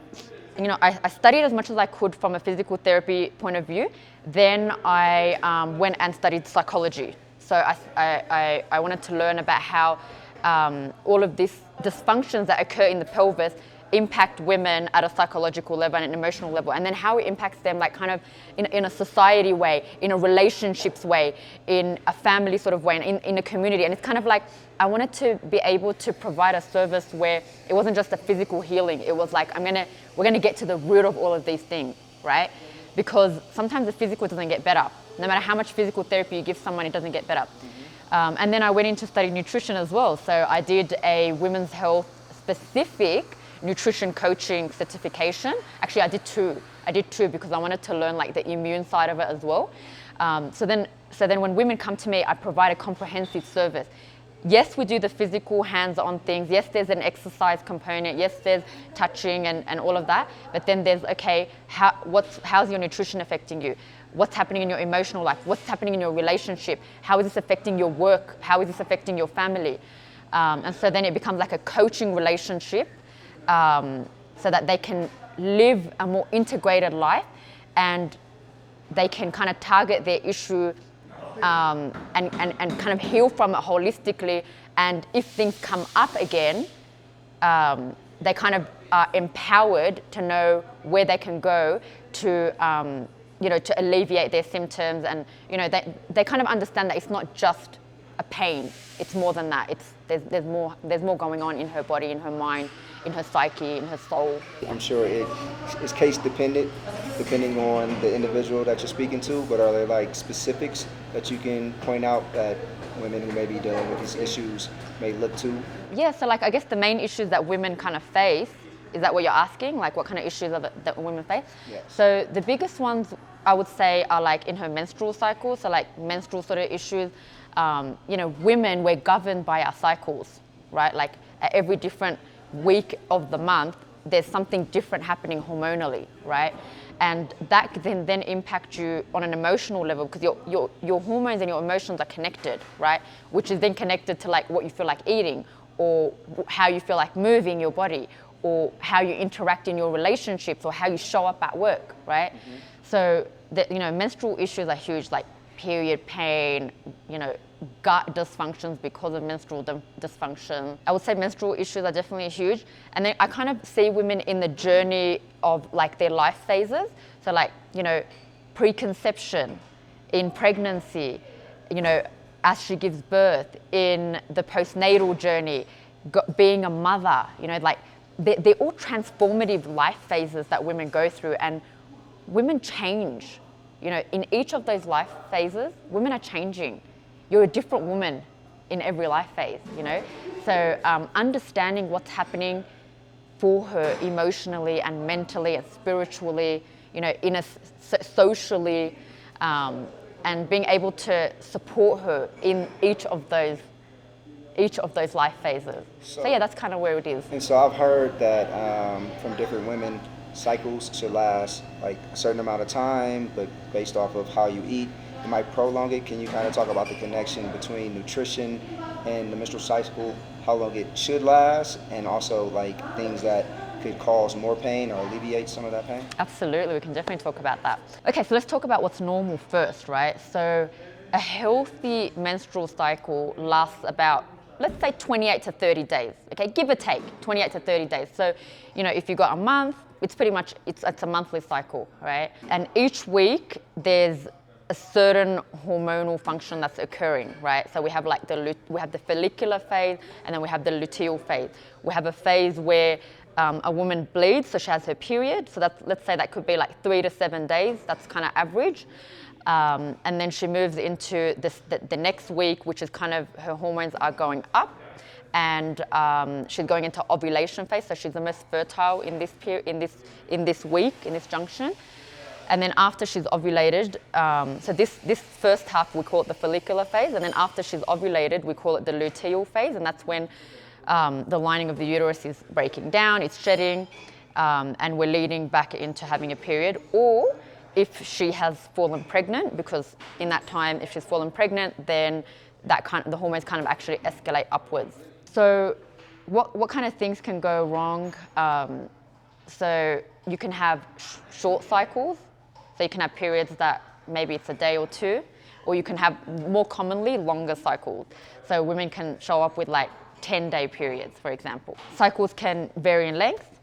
And then the other main sort of thing that we see a lot of, which is, I mean, the research kind of shows that it's like 50 to 80% of women, even like up to 80%, but like generally about the 50% mark, women have period pain, right? Which is completely not normal.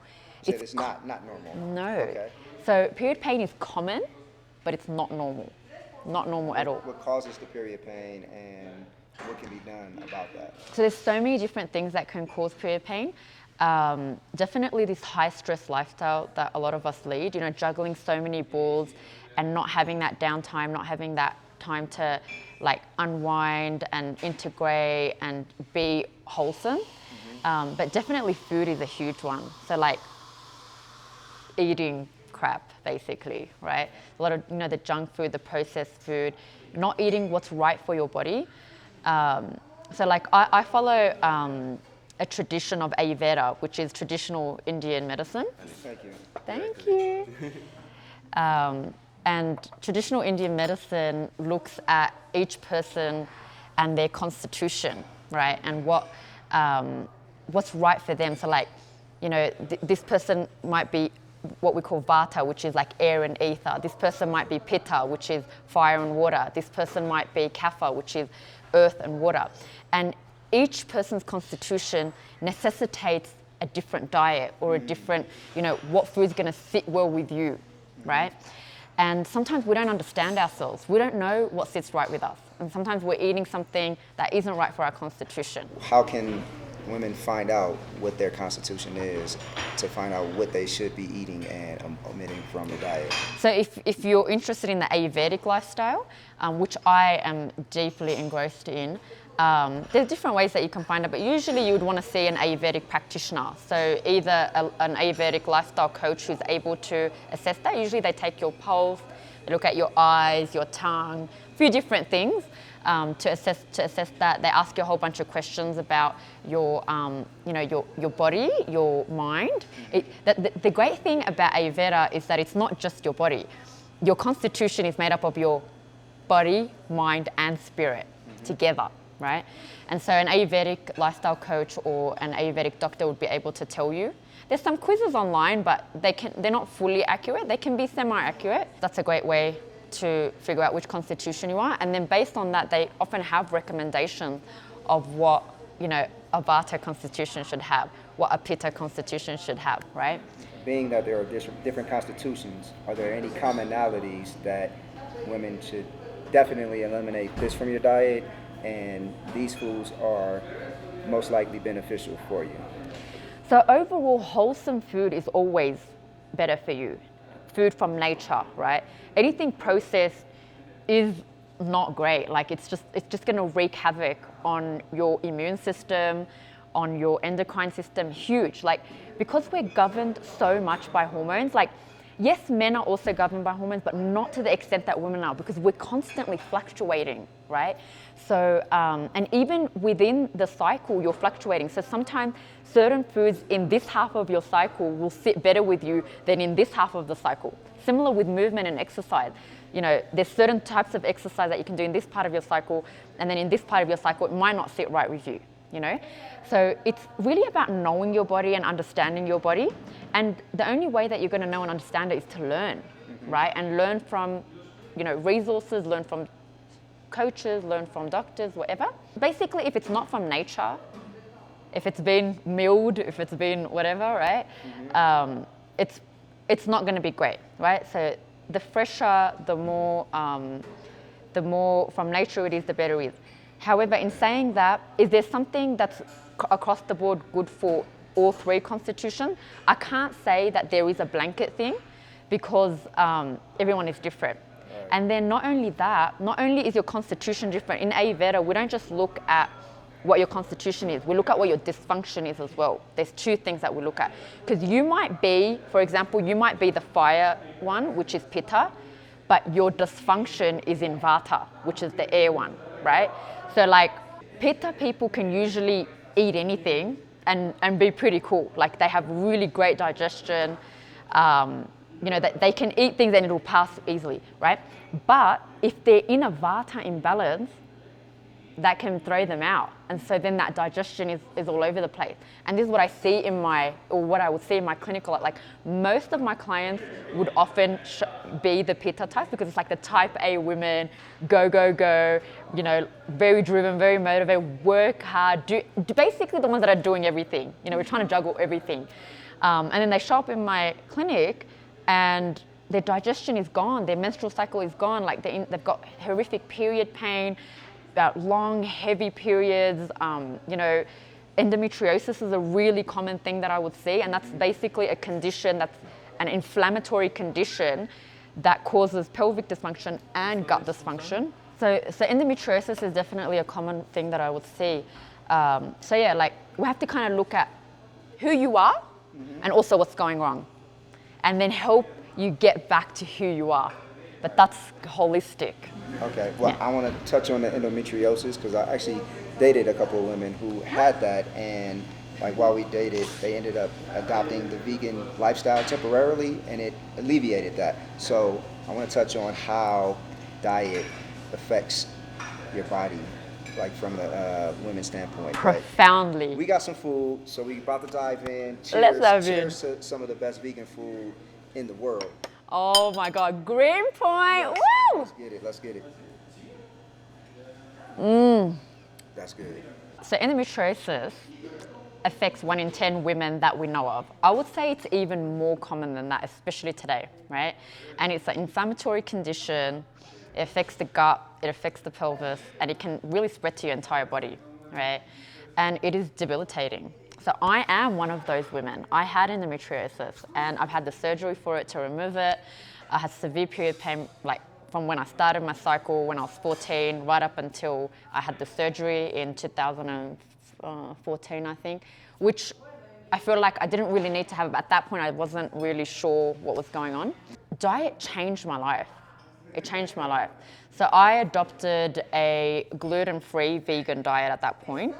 And it changed me, like even just within, I would say even within 4 to 6 weeks, like I felt like my pain was like 20 out of 10, come down to like 2 or 3 out of 10, you know, and that was like pain throughout my cycle. Forget the pain in the cycle was like 1,000,000 out of 10, right? But outside of my cycle, there was all this sort of pain.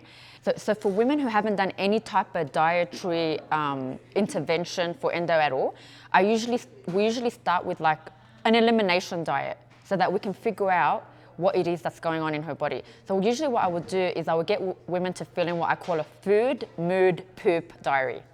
So for 5 days, I look at what she normally eats for 5 days, and then what her mood is like in those times, and then whether she's going to empty her bowels, right? And what's happening there as well. And then from that, based on that, I can already start to tell, oh, every time she has that gluten, she gets a migraine. Every time she has that cup of milk, she gets constipated. You know, you start to draw the parallels, right? So what kind of diet works? Initially, elimination diet. So we get rid of gluten, we get rid of dairy, we go vegetarian as much as we can, cooked foods. Because sometimes the raw food is really hard on the gut. So it's like cooked you know, vegetarian, vegan, because eggs are also a big issue for. We have actually found that gluten and eggs and dairy are the 3 biggest causes of pain in women with endometriosis. Yeah. So we get rid of those 3, and then we work through it, you know, and then we see what's going on in her body. So that's usually the first 3 big ones that they can work with, and usually just eliminating those 3 things, or like adopting a vegan lifestyle, because it's pretty much a vegan lifestyle, minus eggs, minus dairy, right? Within 3 weeks, sometimes they can see a massive change in their pain. 6 weeks, 8 weeks, definitely. Yeah. Nice. Yeah. Thank you for breaking that down. Let's break down this food though. Yeah. I'm I'm excited. Burrito. I've had it before. It is amazing. What did you get? I got ravioli. Yeah. It looks like basil and tomato, and I think there's mushrooms in there. So yeah, and maybe this is a spinach? I'm not sure. Some kind of green. Some greens on top. Some kind of greens. Yo, and this matcha is one of the best matchas that I've had. Yeah. It's so good. That's good. That is good. Let's dive in.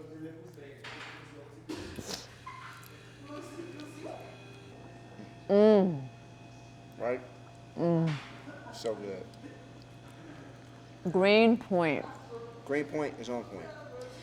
That's what's good for the hormones, the plant-based diet. Yeah. Fully plant-based. Fully plant-based is good for your The diet. best. Get rid of that red meat.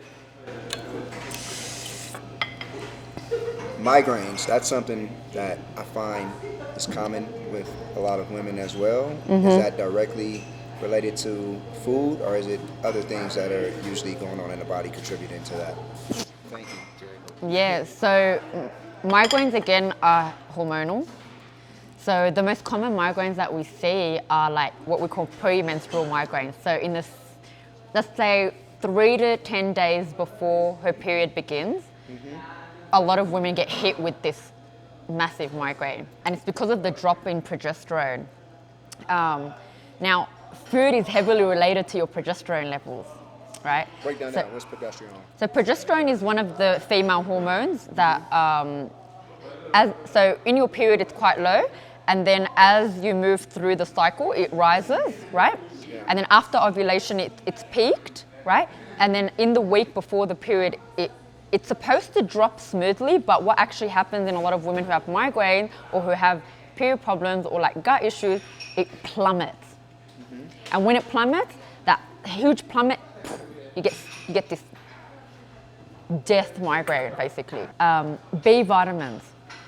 So a lot of people, a lot of women, they're not getting enough B vitamins in their diet, right? But all this is all B vitamins, all these greens, that's all B vitamins. Greens. If you don't have greens, you're not having greens in your diet or not enough plants in your diet, you're not getting the B vitamins, right? It's related to that. Migraines can also be related to stress. Yeah. Huge related to stress.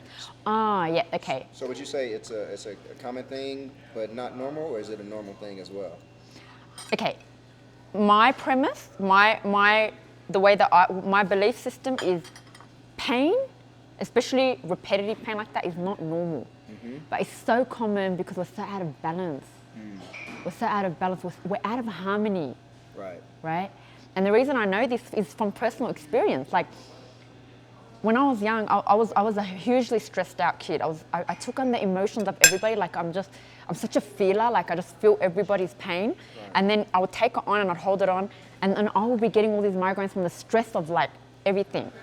But the more I, came into yoga, came into meditation, came into knowing myself and knowing what's my emotion and what's other people's emotions and all of that, the more I worked on stress management, breathing, I hardly get migraines. I'll get a migraine, like now, usually it's just like 1 migraine a month. When I was younger, I would be like 4 or 5 days migraines.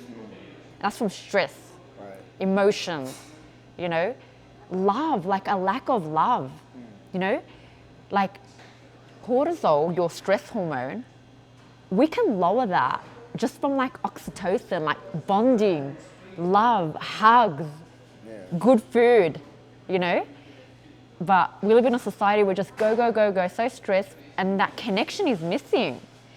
connection to humans, connection to the earth, connections to food, connection to yourself, you know? So when we bring all of that back, connection to God, or the universe, or the spirit, or whatever you want to call it, the higher power, when we bring all of that back and we come back to our true nature, that's what's normal. But all this pain, it's not normal. Period pain's not normal. Migraines are not normal. Stomach problems, all this stomach aches and, you know, gas, bloating, it's common, but it's not normal, you know? And we need to change that language. We can't keep saying, oh, it's normal to have stomach aches after you know, have an ice cream. Oh, it's, you know, it's normal, No, it's common because we're out of balance. But we can bring balance back to ourselves and normalize having good health, holistically, mind, body, soul, social, spiritual. And you know, that's another thing on that note, is language is so important, because if we keep saying something is normal, then we put up with it. And we don't go seeking a solution for it. We think we need to live with this. This is normal for me. I have to live with this for the rest of my life. It's normal for me to have period pain. It's normal for me to have stomach ache. It's normal for me to not be able to walk this much without something happening, you know? Yeah. But if we change the language to, okay, it's common, but it's not normal, this now gives you hope.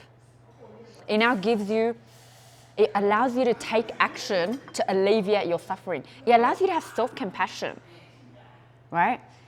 And so many of us, we show compassion to others, but we don't show ourselves that self-compassion. You know, we give, that we don't give to ourselves. So if we change that language, then we can give ourselves that same self-compassion, and then we can heal ourselves and connect to everything. Facts. Yeah, I don't know if y'all know, but Heba's on here dropping bars. Bars. It's a vibe. I mean, you're bringing it out of me, Keith. Hey, it's in there. It has to come out. Share with the world. That's it.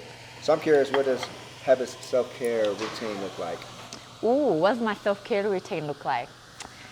Okay, so for me, my connection to God is number one. Connection to spirit is number one. So I always make sure that I'm grounded and centered in Him. That He is leading me, that I'm in service to Him, and anything that I put out into this world is purely for Him, right? And then because of that, I honor myself, and my body is like a temple. So I take care of it. It's not enough to just be spiritual. The physical is important too. Right. The mental is important too. The emotional is important too, right? So what's my self-care? Okay, meditation every day. I have to. Connecting with nature, connecting with myself, knowing that I am a part of nature, you know? Grounding myself in nature, knowing that I'm both. I'm in the ground, I'm in the world, but I'm also in the heavens and in the spirit. So I do yoga every day. Every morning I have my routine. I'm a gymmie. I love gym, so I like pushing weights. You know, I love my weights. I gotta do it. 4 times a week. I'm in the gym. Pilates, I love Pilates. I'm a Pilates instructor. Nice. So I've done my whole Pilates certification. I'm an integrative yoga therapist as well. So like everything that I teach, I embody. You know, practice what you preach, right? Right. I'm very disciplined about my food, right? And I'm an intuitive eater, so I'm like, I call it in, like, what does my body need right now? What is it calling me to have right now? And then I honor it. I don't guilt trip myself. I find a lot of people like have this war that they do with food. I shouldn't have this, and then they'll go and have it, and then they beat themselves up about it. Right. I'm not like that. I'm like, what do I feel like right now? And then I honor it, and then that's it. I'm in the moment. You know what I mean? Like I live in the moment, I eat in the moment, I move in the moment, breathe in the moment, all of that sort of thing. Friendships, connections, authentic connections, you know, people. I stay away from anything toxic. Toxic food, toxic people, toxic environment. I mean, I left Australia because it was just a build-up of toxicity for me, you know? And now I travel, I'm a nomad. I travel around the world. I meet beautiful people like you. Create a family of soul sisters and brothers. Right. You know? And that's self-care for me, is like making sure that I create these authentic, beautiful connections. I feel like that's so important. And for my mind, I mean, I used to see a psychologist regularly, and I highly recommend it if you've got a lot of trauma that you haven't come to terms with. But I feel like I've come to terms with a lot of my trauma, so I'm very good at knowing how to like self-soothe. Right. But if you haven't and you need that, I feel like that's definitely something. Like before I was seeing a psychologist every week, and then I weaned off to once every 3 weeks. But I made sure that I was grounded in that, like working through my traumas, working through my triggers, you know, all of that. But now I've gotten to the point where everything's like glimmers. I say glimmers. You know, triggers are like your negative stuff. Right. Now things are like glimmers. It's like I see the good in everything. Yeah. The hope, the beauty, the life force, the power. You know, everything is good. Yeah. You know. I just love how passionate you are. Aww. Yeah. I'm sure anybody that's in your like soul family stays motivated. Oh, 100%. And like, it's like a responsibility for me. Like, I feel like God gave me this power, this passion, and all this love. Like, I've been through a lot in my life, Keith. Like, I've had grief, like severe grief. I've had severe pain, you know, severe suffering, like stuff people couldn't imagine going through has happened to me. Right. And I could live in that, you know, like I could live in all the oppression that I went through, and I could be a victim because like, you know, like I could be, Right. but it's a choice. It's nothing you know? about you strikes me as a victim. Yeah, well, you know, you've been through stuff, right? Yeah, you've been through things, but you, it's a choice. Right. Like, do I want to live in that, or do I want to live in love, in peace, in harmony? Do I want to live in alignment? Do I want to be happy and joyful? Yes, I do. And then, like, my vibration is going to affect everyone around me. Yeah. If I lived in the vibration of like all the suffering that I've been through, I'm going to bring everyone down. Right. So I'm not going to do that. Like, we're all about vibrating up. We're all about lifting the frequency. We're all about lifting the consciousness. We're all about the love. We're all about the harmony, the peace, you know? Yeah. So I have a responsibility because my energy is going to bring people into that energy. And then those people are going to bring that more people. And so if I'm a being of light, then I'm bringing more people into the light and love. We're just going to keep bringing people into the light. And all that darkness in this world, that suffering in this world, we can end that. Yeah. It's like, I look at it as like, I'm one part of the tapestry of life, you know, and I have a circle of influence. And then that circle of influence has a circle of influence. It's like spiral, you know, like concentric circles, Right. you know? And if we all thought like that and we all acted like that, we took that intention and we put it into action, the world will change, you know? Right. Hit us with some Heba tips for life. This can apply to women and men, Yeah. right? You know, you touched on a lot already, but give us a few of your bars. Number one, be authentic. Find out who you are, know who you are, love who you are, accept who you are, and live it. Be authentic. Nobody can be you except you. And who cares what anyone else thinks? Because there's always going to be people who are going to think other, right? But you do you, and be you, and just be totally authentic, totally sincere, and live it, embody it. That's number one. Anytime I stepped out of authenticity, I felt like self-betrayal, and it ate me up, you know? And it wreaks havoc on everything, you know? So own yourself. Whoever you are, only you know who you are. Nobody else knows who you are. Facts. Number two, courage. Okay? Be courageous, be brave, take action, say yes. And if it's not a hell yes, Don't do it. forget about it. It's a nothing, Yeah. right? Go whatever you want to do, whoever you want to be, wherever you want to go, have the courage to do it. And be confident, be assertive, go for it, right? Take courage to be vulnerable, So vulnerability is a huge part of courage. Let down all those guards. Number 3, compassion. Compassion to others and compassion to yourself. The world is like a worm. And the essence of the worm, if you think Mother Nature, you think the mother, divine mother, eternal mother, the world is like a worm. And we're all being held inside this worm and we're all connected. And the essence of the worm and the essence of the divine mother and the eternal mother and divine feminine and all of that is compassion. Love comes into compassion, but compassion it's bigger than love. It embodies everything. It's love, it's mercy, it's honor, it's dignity, it's integrity, it's all of that stuff. So compassion to yourself, self-compassion. Stop beating yourself up about stuff. It happened. Live in the moment. And then compassion to others, because whatever you put out, you're not doing it for yourself, but whatever you put out, it's gonna come back to you a millionfold. And then the last one is resilience. Hard things are gonna happen. And the more authentic you are, the more courageous you are, and the more compassion you have, the harder life is gonna get. And you gotta step into it. You gotta step into that zone, right? You gotta build that resilience. You have to be patient. Whatever life hits you with, it's just another opportunity to grow and another opportunity to embody and be more powerful. You know, you actually get more power from the hard stuff that happens. Come on, like think about it. And who doesn't want to be powerful? Who doesn't want to be embodied? Who doesn't want to be divine and eternal, right? Look, I'm motivated. I don't know if y'all motivated. Y'all should be motivated. If not, listen to this again. What's going on? Welcome to another episode of Young, Black, and Vegan. Today, I am in South Carolina at A Piece of Soul. And let me tell you, the Southern hospitality is real. They gave me like 18 plates. There's no way I'm gonna be able to eat all of this, but I'm definitely gonna eat as much as possible.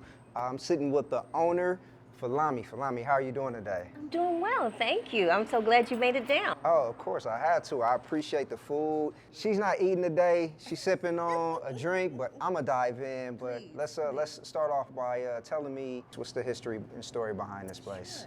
We were actually one of the first vegan restaurants here in the Southeast. My father opened the restaurant in 2005 as Lamb's Bread Vegan Cafe. I took over ownership in 2014, rebranded in 2018 as A Piece of Soul, and we have been going at it ever since. I just gotta pause. Sure. I just ate the greens. Did you now? Greens, fire. Yeah. So I'm looking forward to diving in. I got the mac and cheese, this is cabbage. Purple cabbage. Purple cabbage. Got the collard greens. Brown basmati rice. Brown basmati rice. What's this right here? That is the barbecue spare rib. We're about to dive into these barbecue spare ribs real quick. Come on down south now. Yo. That's It's what worth you need. the drive to come check this place out. So make sure you come hit up A Piece of Soul. And you grew up vegetarian? I did. And eventually when you became adult, you transitioned fully over to the vegan lifestyle. But you said like cheese was the hardest thing to give up? Well, cheese was one of the last things to give up for sure. And even now, like we have a million things we can do vegan with cheese, but cheese just has a distinct taste that it's just cheese. So you just have to be ready to let it go. But I was raised, I've never eaten meat. So that part of my life was just, you know, a non-issue. And then, yeah, when I got to college, I just decided no more cheese as well. Okay, but you do things with vegan cheese. So that's the big thing that I hear from a lot of people is they can't give up cheese. What, in your opinion, are the best vegan cheese alternatives that you've found? Well, scratch made is always best, of course, and that's what we use in our mac and cheese. But there are several really, really good brands, especially now. The market is full of them. Violife has a really good one. Chow. Those are my two favorites at the moment. Yeah, those are the ones that I use most often. Actually, Follow Your Heart, too. For parents out there who want to raise a vegan child, but they don't really know how do you ensure that the kid gets everything they need on a vegan diet? Well, to be honest, whole foods and, whole foods, fruit and vegetables and grains, like beans and rice are the perfect protein. So that really eliminates the how are you getting your protein argument. The plants that the animals that you eat, you know, is where they get their nutrients from. You're just kind of skipping the middleman. So you can definitely get all of the nutrients you need from whole foods, from grains, from veggies, from, you know, beans, you know. Everything you need pretty much is provided for you without animals. Right. And so kids growing up stay sick because they're playing with other kids. Now raising a vegan son and then growing up vegetarian yourself, did you find you or he was sick as much as other kids, or? No, not sickly at all. The foods that we eat and also the herbs that we, you know, drink and include in our diet all help to build your immune system. And so you're a little more resistant when the bug comes around. And if you catch something, you can fight it off a lot quicker as well. Okay, now break down drinking the herbs. What type of herbs are you drinking and how? Just throwing it in water? Well, no, mostly teas or tinctures. Echinacea, for example, is a really good herb that builds the immune system. Has very little adverse effects, like if you're already taking medication or something like that. Usually it's one of those herbs that doesn't interact with other things. Now, there are people who have allergies, of course, but by and large, echinacea you can take as a supplement, and it comes in a powdered form, or you can make a tea from it and just add it to your daily diet. Just, you know, simple little things that you can do to build your immune system. Even if you aren't vegan, that's just, you know, one of those things that you can do to help improve your health. Growing up, you ate a lot of soy and tempeh. Obviously, we hear the soy debates going on. What can you tell me about soy from your own experience and then raising, I'm sure your son ate a lot of it as well, right? I'm familiar with both sides of that argument. And I am not one of the people who says that, you know, what my way is the right way.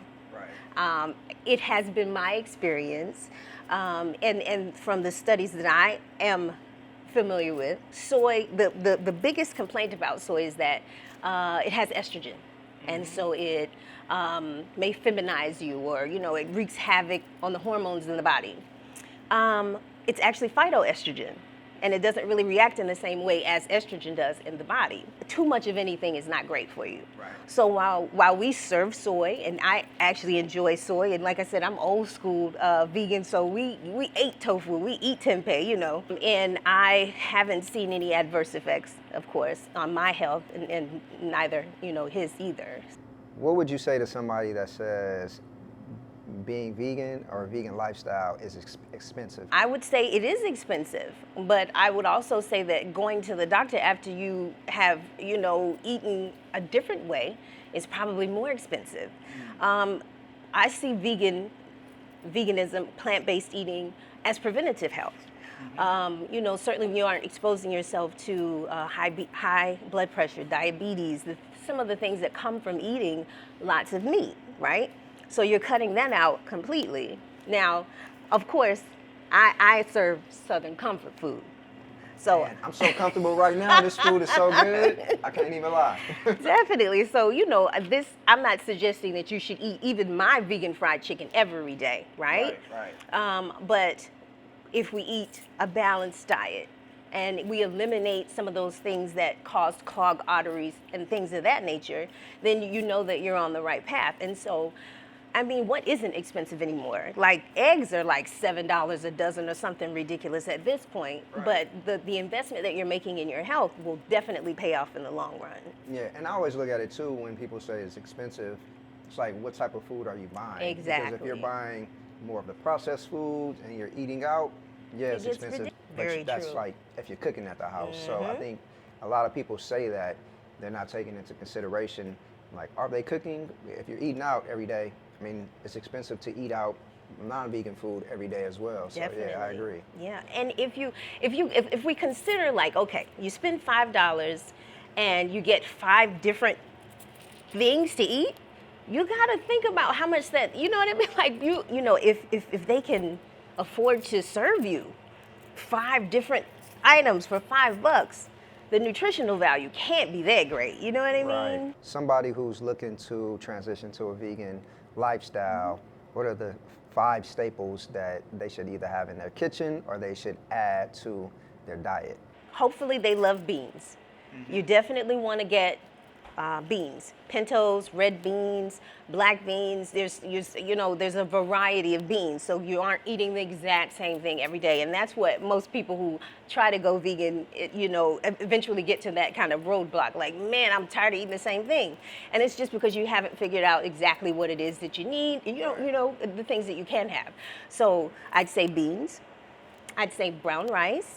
If you don't want to do brown rice, there's always quinoa, which is extra vegan. But start slow and get there. But whatever whole grain you like, maybe couscous, any of those things. So definitely some grains, right? So we got our beans, we got our rice. Then we want to make sure we're doing leafy green vegetables. Maybe collards or mustard greens or turnips, spinach, anything, whichever ones you like. You want to keep that on hand. And also like a green leaf lettuce or a kale, anything that you can make a nice fresh salad with, right? Nuts, if you don't have an allergy. Nuts are a quick way. Walnuts give you omega-3s that most people usually send you to fish for. Right. But the walnuts have omega-3s in them. You can do pecans, you can do pistachios, and you're getting that protein, you're getting that energy you need. Fifth, I would say just some really good water. It doesn't have to be alkaline necessarily, but some spring water, some fresh water, so that make sure you're hydrated as well. Right. So I've been vegan since for like 8 years now, right? Acne was crazy.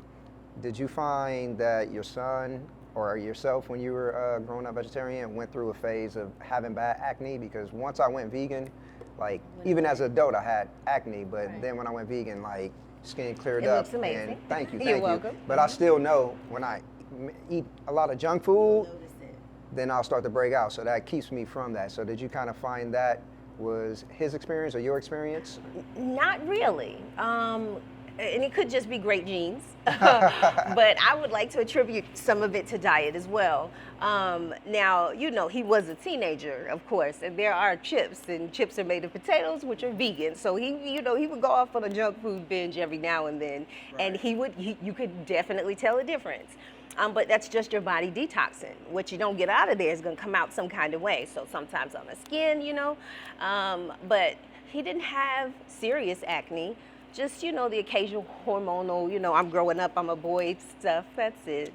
This is amazing, everything on this plate. What else we got to try out? You came all the way to South Carolina, honey. You gotta try some vegan fried chicken. The vegan fried chicken, absolutely, yes. We dive into this right here. Yes, this is our festival killer. So now, what is this made out of? The protein is made of soy. Okay. And it is battered traditionally because I am in South Carolina. Right, and I can't trick people. These people know what fried chicken is, you know? So, Food Network, did you hear that crunch, y'all? Okay.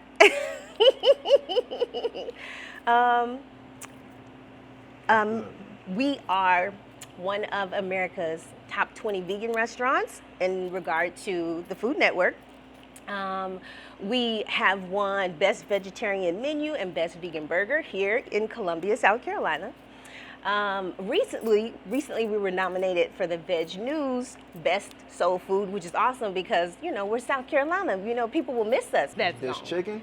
Yeah. Inspired. And it's not like heavy. Like I feel like I can probably eat half of this bucket right now. Yeah. Get on in there. Definitely. Even though I've been vegan, I can still stand to eat more vegetables. For sure. What's the secret to really making vegetables taste good? I mean, obviously, you want to eat them raw as much as possible, but ain't nothing wrong with a little seasoning now. Even the raw vegans add seasoning. Yeah, so, that's in our DNA. You got to have a little pizzazz. So seasoning is really the key to anything. There are, hundreds of seasonings. There's seasonings if you want something to taste like tacos or fajitas or, there are Italian seasonings. So just lay it on with the seasonings. That's always the key. You don't got to give no trade secrets away, right? Not at all. But if I want to make like some cabbage or something, what type of seasonings would you suggest? Well, regular steamed cabbage is an easy one because the cabbage is so tasty that it kind of does what it needs to do by itself. Regular green cabbages has like a mellow flavor. So you can bring out the sweet notes in it, you can bring out the savory notes in it, and it doesn't need much oil. So once you chop it up, you rinse it. You can start with a little oil in the pan if you like. Grapeseed is always good, maybe sesame if you want to give it a little Asian feel. And just either stir fry it or let it cook down with just the tiniest bit of water because cabbage makes its own water also. But I would do a little garlic powder, a little onion powder, a little black pepper. That's the simplest way. A little sea salt on top. That's the easiest and the tastiest way. If you want to amp it up a notch, you can add just a pinch of ground mustard to it to give it a little tang. And you know, down south we put vinegar on everything. So we do. So once it's done, you can add a little vinegar, red wine vinegar even, just to give it some flair. Cabbage steaks even. And that way you can bake them and you can just sprinkle a little, so slice them up like you were making steak, lay them flat in the pan, drizzle a little olive oil, same seasonings, garlic powder, onion powder, whatever you're feeling, and stick them in the oven. I would check it after about 7 to 10 minutes to see if it's tender and if you need to flip it over. And if you want to, sometimes you want a little char, you want to braise it, you can turn the heat up a little bit more to get some crisp edges on it. What's like a salt alternative that they could use when they want to kind of pull that out of their diet but still want that flavor? So if you're avoiding salt because you have like a medical issue where you should not have salt, then there are sea beans, there are Bragg's aminos, things of that nature. However, sea salt, like natural Celtic sea salt, pink Himalayan salt, actually has minerals in it that your body needs. So we're not asking you to overdo it, but once you stop eating actual table salt, the sodium chloride that's kind of a chemical that's made in a lab, sea salt isn't so rough on the body. So season lightly, just with a better salt. Okay. The salt that's 68 cents on the grocery store shelf, Don't do probably it. not the one you want. Yeah, You know what I mean? Can't get the Dollar Tree salt. Don't do that. The pink Himalayan is going to cost you about $8. That's how you know. You know what I mean? Is there anything else that I haven't asked that you want to share or you think that is important to know? Anybody who's not vegan, but they're thinking about it, they're on the fence? Give it a try. Start small, even if it's just one day. And don't put pressure on yourself. If you fall off the wagon, just try again with the next meal. Nobody has a gun to your head, you know what I mean? Like, it's a decision that you're making for your health. So even if you aren't able to quit eating meat cold turkey, they have meatless Mondays. Just, pick a meal of the day and just decide that this is gonna be my meatless meal for the day. You have to come to South Carolina and try this food. It's amazing. This has been a great interview. I appreciate you, and I'm about to keep diving in. I still got to try this chicken sandwich, but I wish I had enough room to eat all of this because it's very good. Yeah. Yo, what's going on? Welcome to another episode of Young, Black, and Vegan. I'm your host, Keith Terrell. Now, as many of you know, I just got back from Peru, and Peru was nothing short of magical.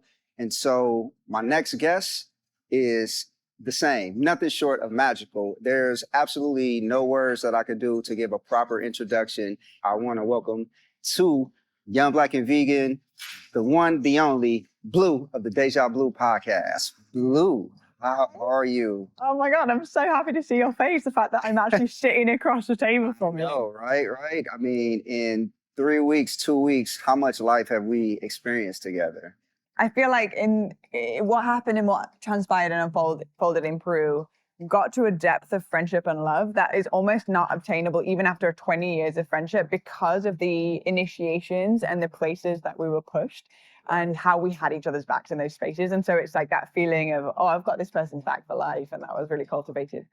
100%. And I feel like we were absolutely meant to meet. The universe wanted us to meet from going on this trip, and we're talking about warrior retreats, obviously. And I shared this with you.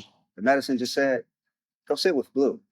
And you were used so much in my life, which we'll jump into all of that stuff. We're going to talk about Peru. We're going to talk about you, your podcast, life, Gene Keys.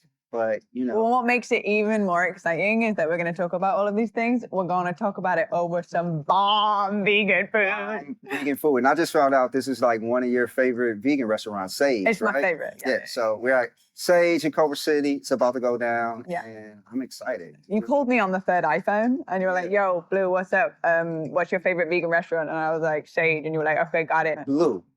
Charlotte, through your journey, your name, you changed it to Blue. And through the Gene Keys, you actually found out that Blue was an acronym, right? Can you kind of just give me the spill on that and what that acronym stands for?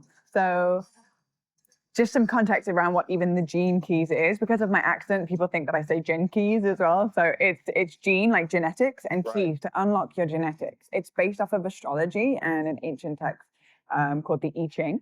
And it is also dependent on the moment you're born, the time you're born, the planetary alignment from the perfect coordinates of where you were born and where you incarnated onto this earth from.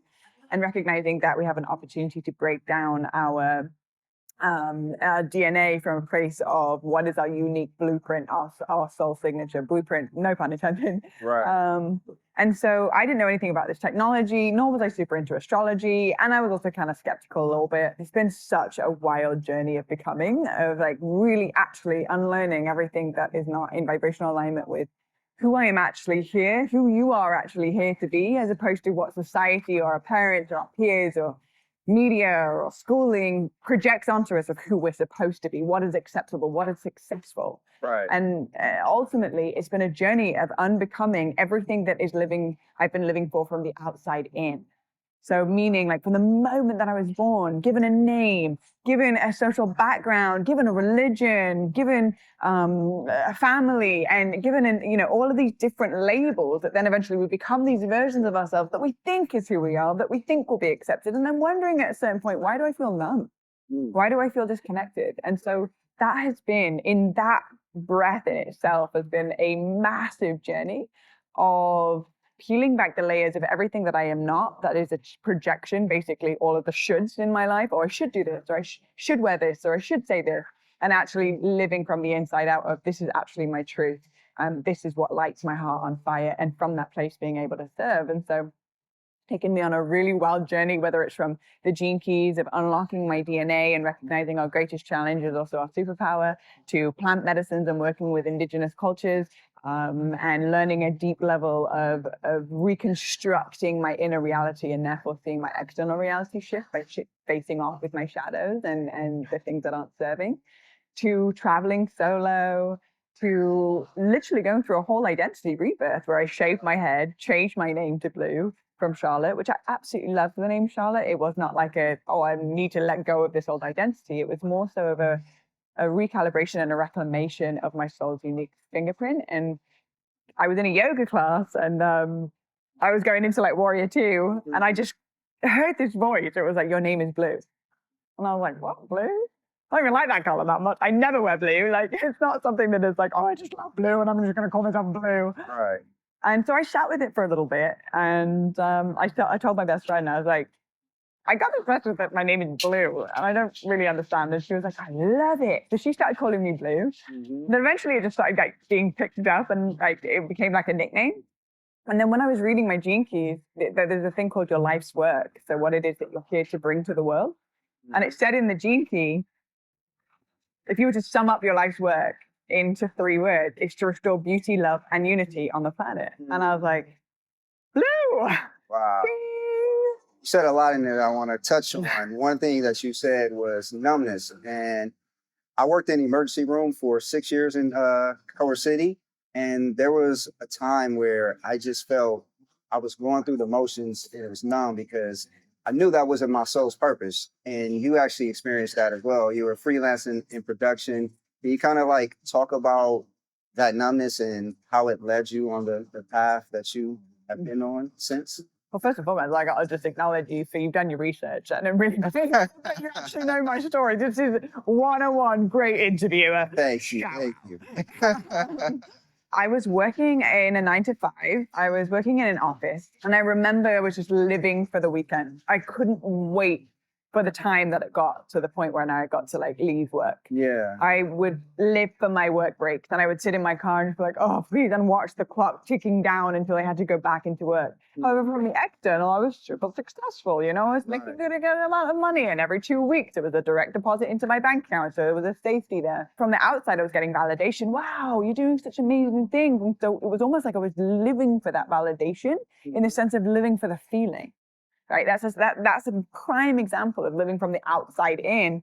I'm bypassing how this is actually making me feel because I'm living into the narrative of the collective consciousness of what is success, what is deemed to be success.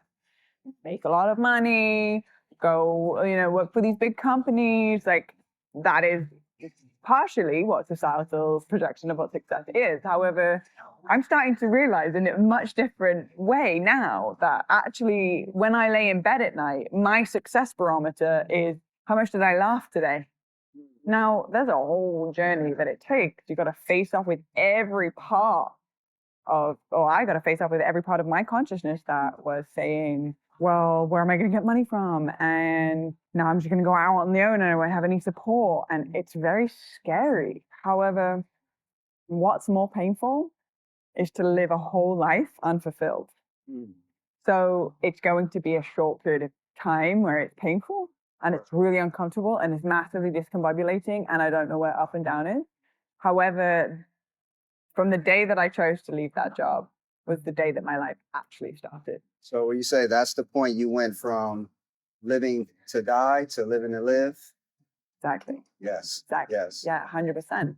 And what that discomfort actually gifted me was the hustle, the finding it, figuring it out was the, okay, well, I got to lean on my artist abilities to start painting or start creating or start singing or all the things that I pushed aside as deemed as like I couldn't succeed by this. And I've just got to go and, you know, do the thing that I got my major in college for and do the thing that everybody says is successful and do the thing that makes my parents proud and do the thing that will allow me to be able to pay my rent and to actually become what I like to call a deviant, which is one that actually, while everyone's walking in this direction, decides to kind of break off the track. However, when you break off the track, now we're like creatures of tribe, community, and we go into survival mode if we break off the track because you never know. A wild wildebeest might come and like take you out, or you don't have any food, you don't have any shelter, you don't have any warmth. So the risk is immense.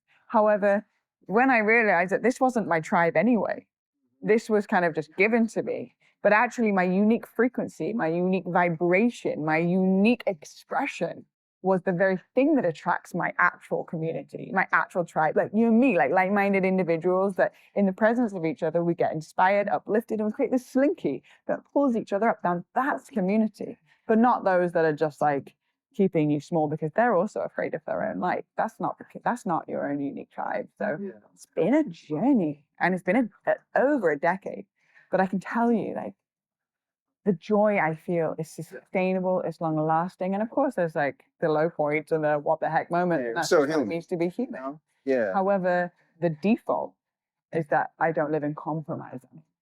Yeah. And so now my vibratory state is my contribution to the collective. My joy is my contribution to the collective. My play is my contribution to the collective. And that play comes from living a life by design. I want to talk about, so at one point after you decided to leave this job and now you're freelancing, you're doing art, which you're an amazing, amazing artist, by the way, which you already know that, but I just want to share that. So at some point, those two worlds kind of merged and you were able to experience that manifestation was real. Can you tell me that story? So when I left my job, I was working production. I was working for the big production companies for award shows. So 6 times a year, there was the live award show. Now, I loved that part of the job. I decided to make a vision board. I had watched some video or something like that that was like, you know, as a great exercise, you have an opportunity to draw out or place on everything that you want to create and have a visual and place it somewhere that you see consciously or subconsciously every day when you wake up, when you go to bed, it's just there. And so I mapped out this really elaborate vision board, quite materialistic at that point because my evolution was still self-serving as opposed to whole-serving. And I think that is a part of the journey that we go on where we have a deeper level of recognizing actually our service ends are suffering, not our consumerism. One of the things that I drew on the vision board was I drew a hand, and on the hand I drew this like lion tattoo. And I wanted to start doing body art for the people, the celebrities that I worked for. About 6 months later, I was working for the American Music Awards and I went in to go and help produce. And at this time I was doing like, I had Sharpies, which is, I would not recommend, don't Sharpie on your skin, it's full of toxin. However, at that time I was like drawing these Sharpie lions and animals and different on my skin. And I was in the shower that morning, I just got this message, draw a lion on your arm and wear it to work. And let your artist be seen in these public spaces. And so I did this very elaborate lion tattoo on my arm in Sharpie. And I went to work that day, and One Direction were doing their rehearsal. I was sitting in the audience, and this guy came and sat next to me, and he was like, wow, I really love your lion tattoo. Yeah. And I was like, it's actually not real. I drew it on myself. He's like, well, you drew that? And I was like, yeah, that's what I do, you know, on the side, like I'm an artist. And he was like, oh my God, I'm thinking of getting a tattoo. I was wondering if you could like sketch something up for me and put it on my skin and see if I like it. It's like, yeah, sure, here's my email address. Yeah. In my head, I'm thinking like, I do this with Sharpie. Like, I'm really not very professional. Yeah. Anyway, within an hour, I get an email showing the team like some of your work. They absolutely love it. So One Direction would like for you to come to their hotel and do body art for them before the show. Yeah. And I was like, wait. And he was like, yeah, I'm the manager of One Direction. And I was like, right, okay. Yeah, I'll be there tomorrow. I'm like sweating at this point. I'm like, oh, what? So I go to the art supply store and I get myself a case and I just grab a bunch of different size Sharpie, big Sharpie, medium Sharpie, little Sharpie. So I look somewhat professional. Right. I show up to this hotel. I sit by the pool. Me and the One Direction boys all shirtless by the pool. I'm like, what is happening? This is incredible. So the fangirl in me is just like, freaking out, accidentally keeping it cool. One of the individuals, Liam, chose a lion on his hand. Right. And so I drew the lion tattoo on his hand. And that night they went out to a restaurant and Liam got paparazzi walking into the restaurant with his lion tattoo on his hand. Yeah. Now the media go nuts that he's got this new tattoo and it's on his hand. And is it real or is it fake? Who's the artist? And the morning I woke up, my phone was blowing up. I look at it, I saw that it had been caught by the paparazzi. It was linked to my art. I'm looking at the phone, and right when I'm looking at the zoomed in photo of his hand with the lion, I see my vision board in the background. Wow. And it's exactly the same hand with the positioning of the lion on my vision board, body art for celebrities, while I'm reading Perez Hilton article about him getting caught with a lion tattoo. Yeah, with oat, I'll take that one. That's an amazing story. And so, because you allowed yourself to be authentically you absolutely didn't know that you were talking to One Direction's manager, but you still provided the same amount of value. You went all in. Look what it led to. I showed up doing what I'm calling more of. Mm-hmm. So like when we show up in compromise, we're asking for more of that. Right? Because the universe doesn't speak English or German or French. The universe speaks energy. Wow. So if I'm showing up in compromise, that's all that can be given more of. That's big. Can you say that again? When you show up in compromise, then that is all that you can continue to attract to yourself. So if you show up in your highest excitement, that's all the opportunities that can be also attracted to you, because we operate in a vibrational reality. So we're constantly sending out signals like a radio tower. That, by default, the law of cause and effect is of equal measure to the law of gravity on this planet. It has to give back to you more of what you're emanating. So if I'm working a job that I really don't like, if at least I spend 1 hour a day doing something I love, that I'm calling in more of, whether it's singing or making art or something that's going to then bring us more opportunities to connect with another artist or an opportunity to go travel and live paint at this festival. So when I drew that lion on my arm, what I was saying to the world was, I'm ready to be an artist. And so what happened was, through divine intervention that I could never have planned, I could never have made that up. How'd that happen? But I decided to, in that day, listen to my intuition, follow my artistry, can't leave my job of predictability, but still have one foot in so that I wasn't drowning in the responsibility that now I've just got to figure it out and I'm completely on my own. So it was like an integration into that world. But every day, more and more, I showed up in my highest excitement, not my obligation. Now, taking into account, and I want to acknowledge this, I'm not a mother. I'm not responsible for 4 children. I was a young 20-something-year-old with the only responsibility was to keep myself alive and pay my own rent and feed my dog. Right. And so there are layers to this, and I can only share on behalf of my own experience. I can't tell other people how to live their life. I'm not saying that this is the truth with the capital T. Right. I'm just sharing with you my personal experience of how I ended up actually creating a life by design and recognizing that our vibratory state is our contribution. And if we're living a life of, that's also our contribution. And everybody, no matter where we're at, have a responsibility to find what it is that actually set us on fire when we were a kid, when we were 7 years old, before the world told us what to do or who to be, what we were doing. Right, 100%. I mean, and we talk about the law of attraction, but I think the missing component that so many of us skip over is the law of assumption.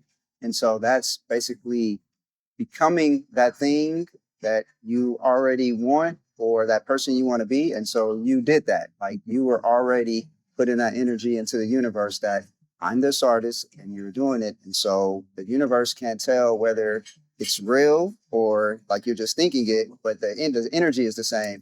So it basically, the universe and the world caught up to where you were already at energetically. So that's to meet the frequency we're emanating. Young Black and Vegan started as a passion project, an idea. And as you know, I shared with you and like my followers, the show blew up while we were in Peru. And that's from the energy and the work that I put in, obviously. But in Peru, something changed inside energetically to where everything in my world changed. And I think that that's the greatest gift we can ever give anybody is to reflect the beauty that we see in somebody, like to really be that mirror of being like, wow, you're profound. Like there's so much power here. And then that's when we can actually transmute the stories of anything that we're saying about unworthiness or incapability or inadequacy and in the presence of another to truly remember the light that we have within ourselves and then to share it because we're on the same team. And when you win, I win. One of the things we listened to before Peru was the alchemy of initiation. And one thing that I pulled out of that is just community. The world has, and society has set it up to where it's all about individualistic. But if you go back to our ancestors and, ancient people, it was always about community. When we went on these like rites of passages, it wasn't to come back to be selfish and like, look what I got. No, it's what did you learn that you can bring to the community so that we all grow? Because it doesn't matter if I have every single thing I've ever wanted, but you're over here and you're hurting and I can help you, but I'm not. Like, that's not what life is about. So we're only as fast as our weakest link. Yeah. The wolf pack leader leads from the back, right? Like the wolf pack leader isn't at the front of the pack. It's actually the women, the females and the babies. Right. And the pack leader holds everything and recognize the pack is only strong as the weakest link. And that's actually what allows the survival of the pack. And as humans, I don't believe it's really any different. Is if somebody's leading from, well, I have all of the answers and you are below me, this is the very old, outdated model of the pyramid scheme. Right. This is the system that we are watching right now crumble all around us. Right. However, when we actually recognize, like, you are me and I am you, and when you suffer, part of me suffers. When there's people suffering on this planet, part of me is still suffering. So how can I, even with my lifespan, leave this place a little bit more beautiful than I found it? And even if that's just sparking some inspiration in one person's heart, if all of us did that upon the planet, if one person we inspired and just loved and reflected the beauty that we saw, this world will significantly be a better place for our children and our children's children. So we're not just doing this work for ourselves, but for all of the generations that will live the world that we created based off of our responsibility, whether we stepped in or we didn't. Yo, on today's episode of Young Black and Vegan, I'm about to sit down with my friend Corvain Cooper, and I haven't seen my guy in at least 10 years. He just got clemency from Trump. He was serving life in prison for marijuana, so super excited to see him. He should be pulling up any minute, and we're gonna have a good time, have a good conversation, and have some good food. I'm Keith Terrell, and this is Young Black and Vegan.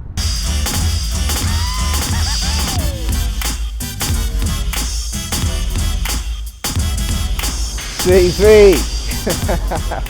What's up, bro? It's good to see you, man. Yeah, I love you, bro. Love you too, bro. Yeah. Appreciate Appreciate you, man. Justice served shirt. Yes, sir. Yeah, man, justice has been served. You feel me? Yeah. That's what's up, man. That's the 4010 was breaking the chains of injustice right there. Yes, sir. That's the Corvain Cooper, that's my past. That's what I got to look forward to. We're going to break the chains of injustice. That's cannabis past and cannabis with the prohibition, what they have to look forward to in the cannabis. You feel what I'm saying? The cannabis desert. CV. Yeah. Damn, bro. Yeah, it's good to see It's you, a miracle. man. It's a miracle. hey, miracle, bro. You Yes. feel what I'm saying? So this don't happen every day. So I got to use it. Yeah. You feel what I'm saying? And I got to really do something with it. I can't just play around. So it's serious right now. Nah, man, bro. It's another chance, man, to make something amazing. So, Yeah. yeah, bro, we gonna sit down. We gonna get into it. It's good to see you, though, boy. My boy CV's home. Young, black, and vegan. We gonna sit down, have some good food. We gonna talk about his story. Stay tuned. It's good to see you, man. You got the teeth white. So you gotta have the pearly whites on and everything. You got the pearly whites. So yo, this is one of my favorite vegan restaurants in LA, my vegan goal. So you told me you never really tried no vegan food before, right? No. All right, so I ordered a couple of things, you know what I'm saying? We're gonna bring it to the table and see what you like. So I got a question. We're gonna get into your story, but what's the first thing that you ate when you got out? It's kind of crazy because it was late, so everybody's thinking like, dang, you're gonna eat this big old meal or whatever, but McDonald's was the first thing I ate. The old trusty Mickey D's. Oh man, it was the best fries, the best chicken nuggets of my life. Yeah. You know what I mean? So we had just came off a 90-day lockdown, so wow, we've been eating peanut butter and jelly 90 days. It was pretty good to eat some fries and chicken nuggets and a little Sprite, you know what I mean? Because you can't even have a real Sprite in a USP. So that was my first just period soda in 8 years. So people that don't know your story, Corvain Cooper, serving life in prison. Was it without the possibility of parole? 51 days ago. Yeah, we're gonna get to that. No, I just want to paint the picture though. So you're serving life in prison. Without the possibility. Life without the possibility of parole. You did 7 years. Yeah, really 9 because I did a year previously for the weed that they charged me for. So I turned myself into the state in 2011, got out 2012, and they came back and got me January 2013, so I was only out for 6 months. For marijuana, non-violent offense. Yeah. How did you keep hope in that situation that you were gonna get out? Because we talked through letters and on the phone, and you always had a smile on your face and was saying, "You coming home soon? I'm coming home soon." How'd you keep that faith? You gotta really believe in God. You feel what I'm saying? Like, and you have to really trust Him, and you gotta say like, He didn't bring me this far to leave me. You feel what I'm saying? Like, I really believe that not only was He didn't bring me this far to leave me, but it's a purpose for all this. Right. You feel what I'm saying? It's a reason why I'm going through all this. So I just use that as like my motivation. Even though I'm getting denied in the courts and they're knocking me down and they're denying the appeal and all that, it's like, I know I'm coming home and then I'm the glue to my family. So if I die and I fall and I accept having a life sentence and I breathe it in and I accept it, then the kids are going to accept it. Then the moms are going to accept it. And, you know what I mean? Everybody's going to accept it. So I had to do something to say, no, this is not going to happen. And this is not. And I just stood and believed on it the whole time. Because I watch people in there that have life that, like, once you accept it, it's going to take you over. Now you're going to carry it and you're going to wear it. Walk me through when you got the news and how that all happened, how you felt, where were you? Paint that picture for me. Woo. So now we're at 152,000 signatures at this time on the clemency. So I'm like in the top runnings of people that's supposed to get clemency. So then Nas, we're supposed to drop the smoke documentary 4/20.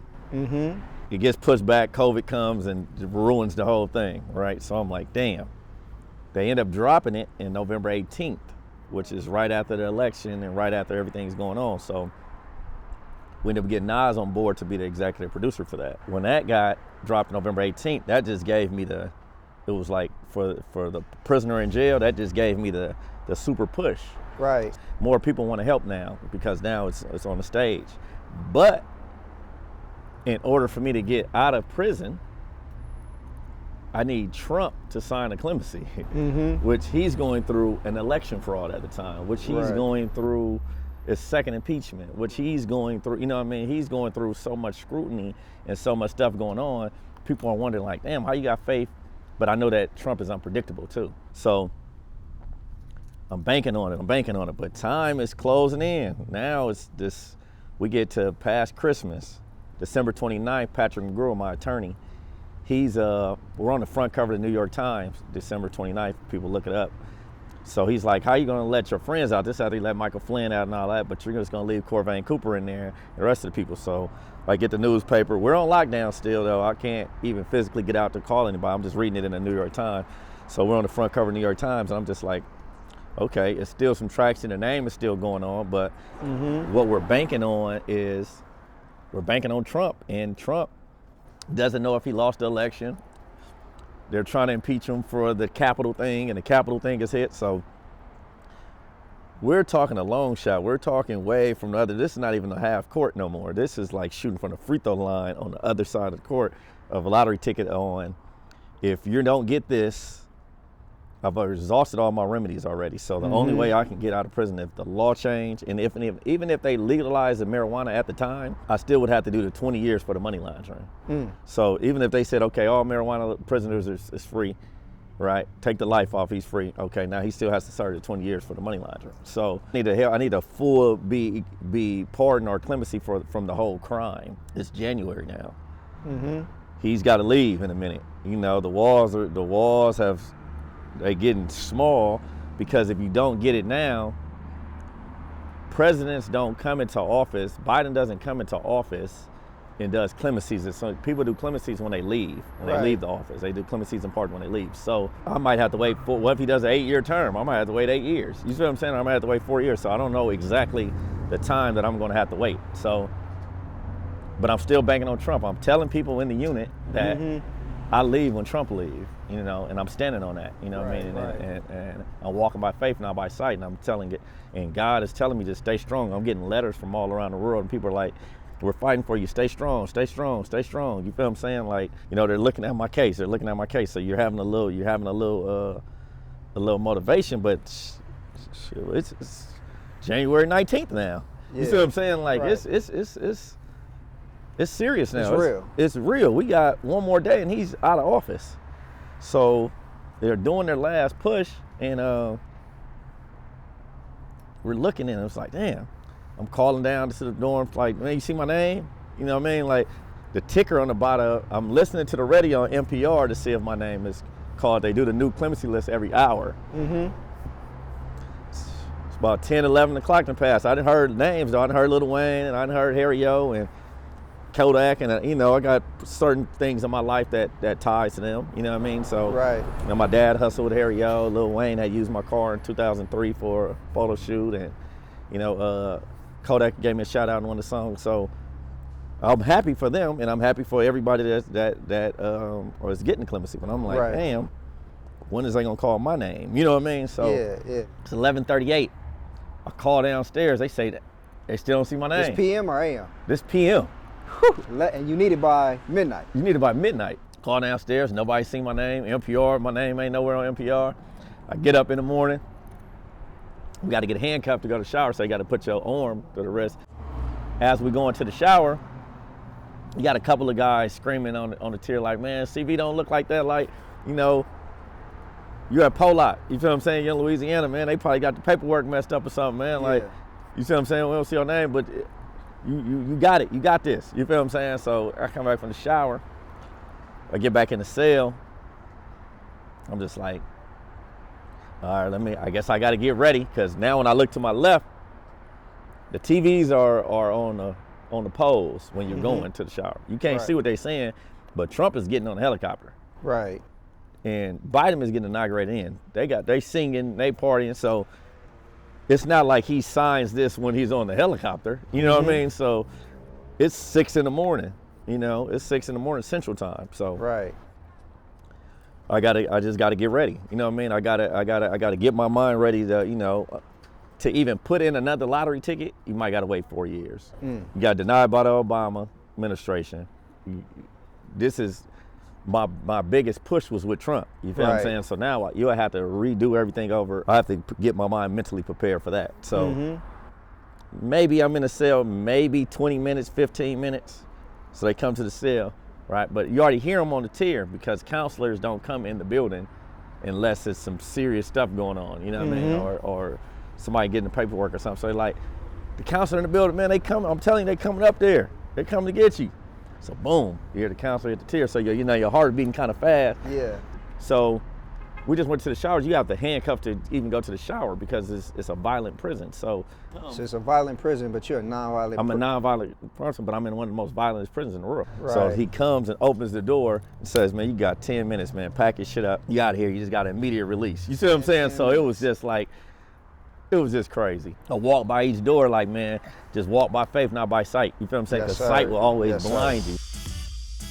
CV, I know you ain't never had no vegan food, Yeah, so I ordered a couple of things for the table. We got like some eggplant with some miso sauce.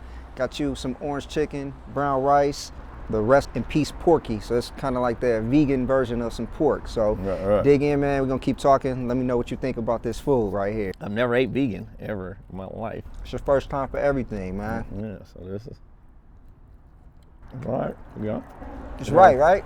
I ain't gonna steer you wrong when it comes to the food. Yeah, I gotta check it out. Now it seems more healthier than anything. You know, it definitely is. One thing about the show, me, it's really about self-care, doing the things that work for you, you know? So let me ask you, what does self-care look like for Corvain these days? First, I get up, I pray first. You feel what I'm saying? And you taking time out and go over my thoughts, write stuff down, pray before I go to sleep, pray with your significant other, pray with your kids. Just being around fam and just being, you know, having my mental together. Like sometimes I might just drive for 30 minutes. Yeah. And just listen to music and have the sunroof open, or there's no phones at the table or stuff like that. Or I might do from 7 to 8 with the kids, there's no phones, you know, stuff like that. So let me ask you this. You mentioned your daughters. We haven't talked about them. How do you, first of all, what's the lesson that you learned from this? And what are you teaching them about this whole situation? I learned that God doesn't make mistakes. And that he does everything for a reason. And I believe like he had to reinvent me, you know what I mean? So to make me last longer, to do it the right way. And I had to tell my kids that if you stand on something and you really believe in it, you know what I mean, you can do anything mentally, you can do anything as long as you really put your effort into it and really believe it, you can make anything you want happen. So tell me about 40 Tons. Now, 40 Tons is a social impact brand, which I'm the brand ambassador for. We're breaking the chains of injustice because if you can see, we still got 40,000 prisoners that are currently locked up for marijuana charges. And you have people like Parker Coleman with 60 years and Luke with life. So you still have people that's put away for the rest of their life. So we have to fight for them, and a percentage of our proceeds are going to go towards them once we start getting it going. We're trying to raise money to get the get the people visits in there that can't afford the people to come fly and visit them. You know what I mean? So that's the stuff 40 Tons. We're trying to help hands-on. The people that call in and we have the money in the account, they can, the first out of the 18, we put $1,000 and broke down and put $100 on 10 different people's books. So people should know about that. If somebody wants to donate to 40 Tons to help with that process, where do they go to do that? You can go to Corvain Cooper on GoFundMe, or you can go to 40tons.co and buy your sweater, buy your shirt, buy your hat, and the money will go towards a percentage of the money. Say if we make $6 off the shirt, $2 goes towards separate things that's going to be needed for actual prisoners on what it is they need. We want to help hands-on help, not we want to show people where the money is going. Right. You know, this is where it went towards. That's important, you know, when people are donating, and a lot of times they don't know. So it's just like evidence in front of you. You are going in and actually helping people that need it. 40 Tons is like a culture, you know what I mean?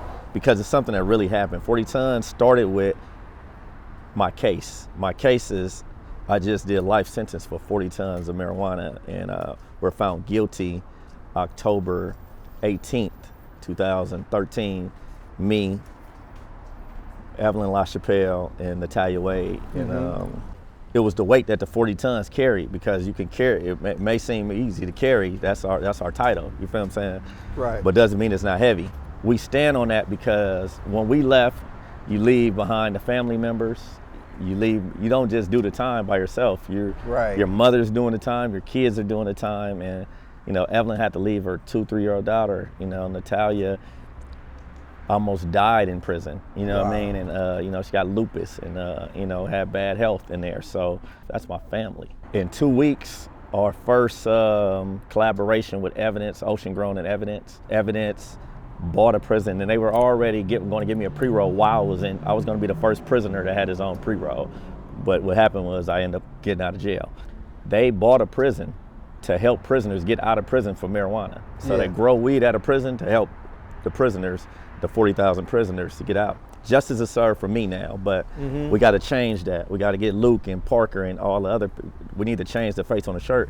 In order that, we have to get to the work, keep working, keep pushing the word out, and get as much exposure as I got while I was down. So it sounds like, man, you're a busy man. You got you hit the ground running, man. And no, I haven't taken a day off yet. Yeah, you said that you mentioned brightness, man, and your future is bright, bro. You back home, man. Been through a lot in life. Yeah. Free again. How do you see life now? I see life like not the best thing that ever happened to me, but it's like the best thing that ever happened to me, and it feels that way. Like the opportunities, the help that I've been getting, and I used to be like, damn, I used to hustle to get some of the stuff that is given to me for free now, so it's like, I look at that like, not only does God have a purpose and he's doing this for a reason, but it's like, I don't know, I'm just truly honored and blessed. And I look at life like, I wake up and ask him, what does he want me to do? You know what I mean? Like, or what is it that I want to do? Or, how can I help you today? You know what I mean? How can I use it and be a bigger vessel for you? And then if you could just use me, then all the rest of this stuff comes with it.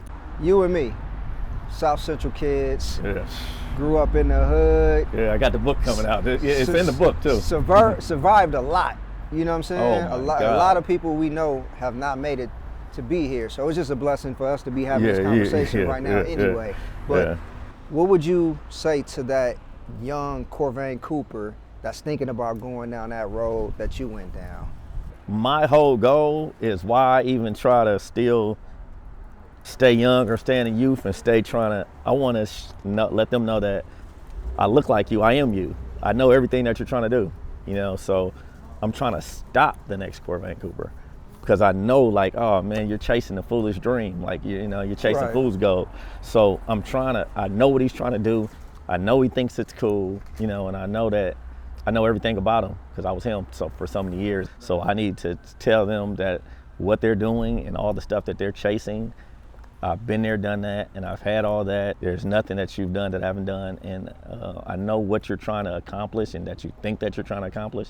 It's not even an accomplishment, so, and nobody's gonna care about it, so you're gonna lose it and nobody's gonna care. So I think I can stop them if you put me in the right position to be able to talk to them. I think that they can feel me because I know exactly what they're going through. Right, I mean, it might be somebody watching this show when it drops.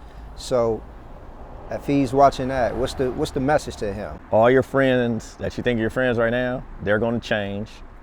So they're not going to be your friends 90% of the time.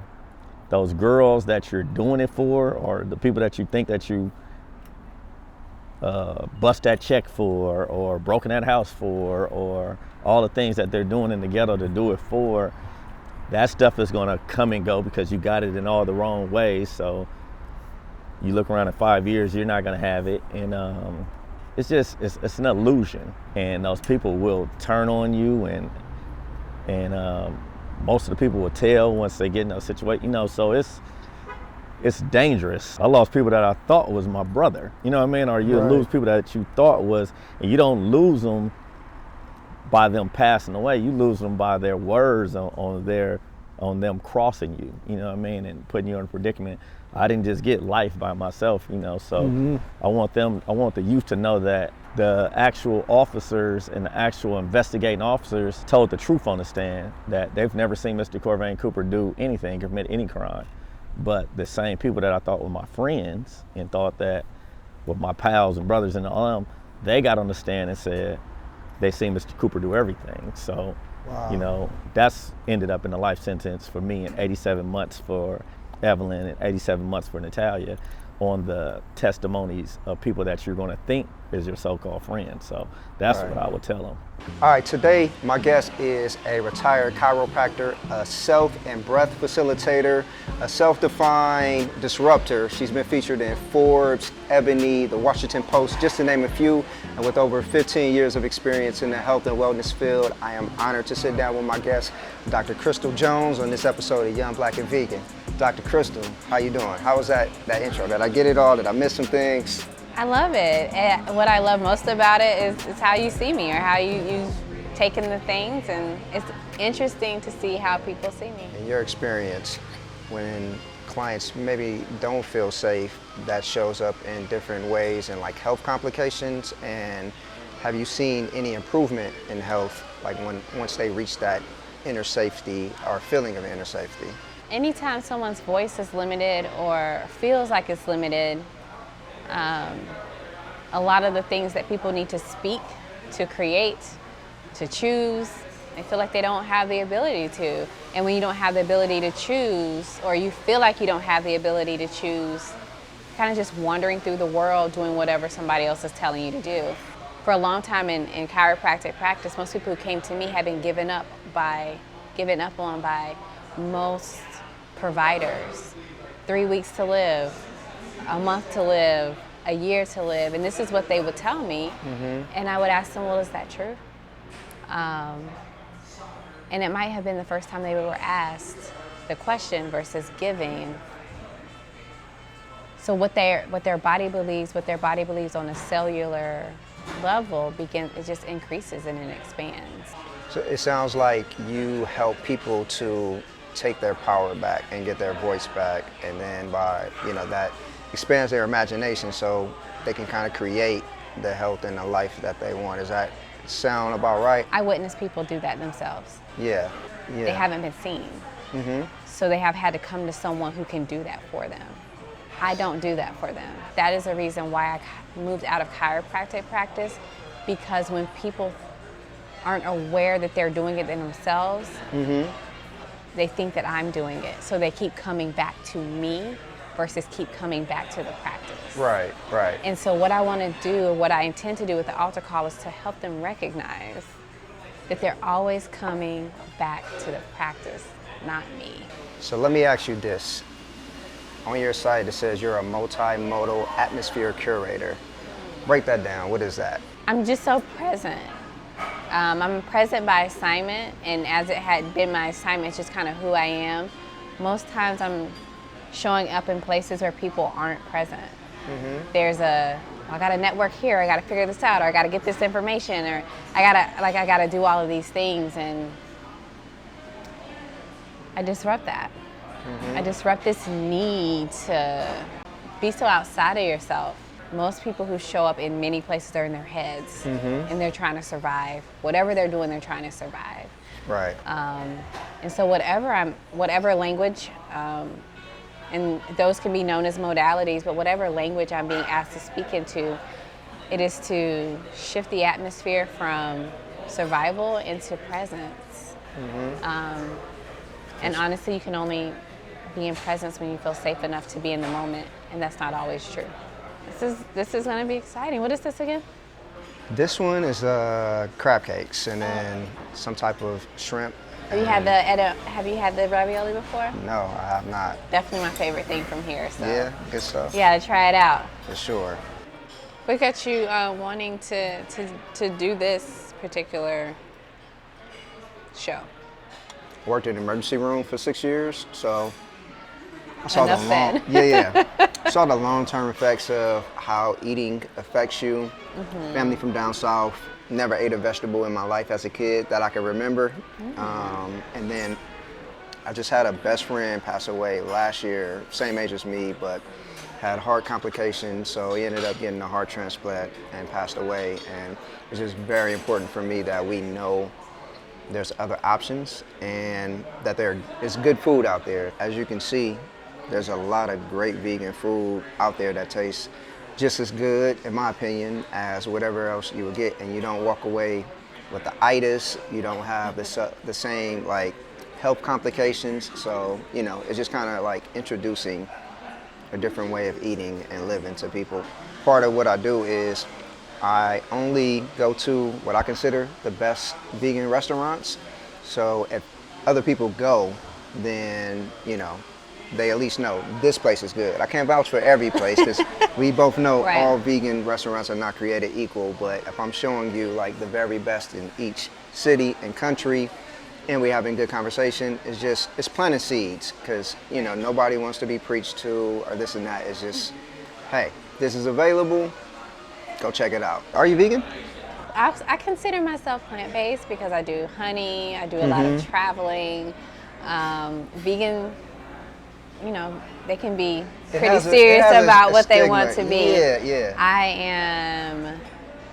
I consider myself plant-based just because all that I eat are plants. Right. And veganism is beautiful. There are too many rules and I don't like live in that. Yeah. I don't live in that particular place, but I do understand why they don't eat honey, why they don't wear particular shoes and all of those kinds of things. I think that's amazing, and my journey into being plant-based is more of infinite possibilities than thinking about what I can and can't do. I don't let anybody guilt me into anything. It's just like, I live my life, you know what I mean? For me, it's more so, I get caring for the animals, and I have no beef with the animals, but the bigger thing for me is when you start caring about black bodies and black people, then we can have that conversation, but we can't start there. That's so important, because I noticed frustration years ago when it came to that. It seemed like there was a hierarchy of what we're going to care for. Yeah. When everything should be cared for. Right. There was a lot of agitation in, we want to make sure that certain things are alive, but everybody else, they can go. Because it can be a dog-eat-dog world. It can be very much who deserves to survive. Right, right. And all of that contributes to my decision-making. And I really love for people to be able to critically think for themselves. You spoke of your best friend, and it resonated so much because I've gone into heart failure many times in my life. And I knew that movement could change it. But when I started to eat different, my body started to feel different. For people who have never experienced, I would say, heart complications or an intimate relationship with your heart, you can wake up in the night a lot different than other people. When you start to wake up and your heart's doesn't feel like something's shooting through your heart, when you wake up and it feels like you can breathe again, I can speak for myself. When I wake up and I feel like I can breathe easy, when I wake up and I can feel like my heart feels safe in my body, I want more of that. So I create atmosphere around me where I can have more of that. Yeah, and that's food. And I'm glad you brought that up. Can you kind of talk about that period in your life? I believe it happened when you were going through your doctoral program. My body shut down for many reasons. I was just going too much, and I was just doing all the things. No matter that my doctoral program was in what we consider alternative health, or whatever we want to call it, words are words. I was just doing life. I was doing the things. I was focused on 4.0. I was focused on the next test. There would be days, weeks that I wouldn't sleep. And I would only drink black coffee to stay up, to be able to study, to take exams. And that was my life. Yeah. Because my I didn't have possibilities. I had a focus. This is what has to happen. This is how it has to happen. If this doesn't happen, my life won't be great. All of these harsh ways of being stopped me from thinking about what did I want to eat? How did I want to interact when the teacher told me I wouldn't be able to do a certain thing? I didn't have a relationship with myself. I had a relationship with what I needed to do really to survive or to create an identity for myself. And that identity nearly killed me. Wow. So that's why I'm not so focused on it these days. Right. Because I am that I am. Yeah, talk that talk. And so now prepared. you have a relationship with yourself, and I heard you say that it's important that we have a relationship with our breath and what that relationship is. Can you kind of talk about what being a sound facilitator is and what breath work is? I'll speak with breath first. It's the one thing that you came into this world with. It's the one thing, once it's gone, you don't exist. Connects the mind to the body. Mind, body, spirit. Mind, body, spirit, soul. It connects everything. The moment that you actually exhale into the moment, you're connected. To me, that's what breath work is. Now, I've been trained in ecstatic breath work, which is, derived to remove things out the body and go through traumatic experiences and all of those things and shift narratives. And I think it's quite important. And then I'm also trained in pranayama, where it's more of it's the yogic tradition. And I think that there's so many different types schools, but really with breath work, all that they are trying to do is create an atmosphere where you can connect to yourself, the one thing. Sound work, my favorite is vocal. Like, the voice is my favorite instrument because it creates so much. And the cells really hear, it's your voice. So I love sounds, and sounds that really connect you to your ancestry. So most of the sound work that I do is not in English. That connects you more to what you've been taught. Right. And so a lot of times I'm sitting with folks and I'm inviting them to create sounds. And when they create those sounds, they realize that it connects them to the lineage as they are moving through understanding how the 7 generations before and creating for the 7 generations after. I absolutely love that it comes from within, which makes it accessible. Most of the wellness these days, you gotta go find a thing and be in a place, but it creates accessibility because it's always here. Right. Whether you can actually articulate voice or you don't have that ability, it's always because you're creating it, you're moving things. Now, I do gong baths and I do sound bowls, and those are to create a particular frequency because your body responds to outward frequencies. So those put you in a particular state so that your body can lean into it and create healing mechanisms. If there's resistance to it, it won't. If there's not resistance, it will. Create healing mechanisms that really open the body to possibilities that it didn't know it could do. Right. Because the person's being held in a different frequency than the frequencies that probably brought them into their current situation. There's such a power in trusting the moment. The moment you trust that, you breathe. When you're actually breathing, you're trusting, you're becoming one with everything. And it no longer needs to be a fight.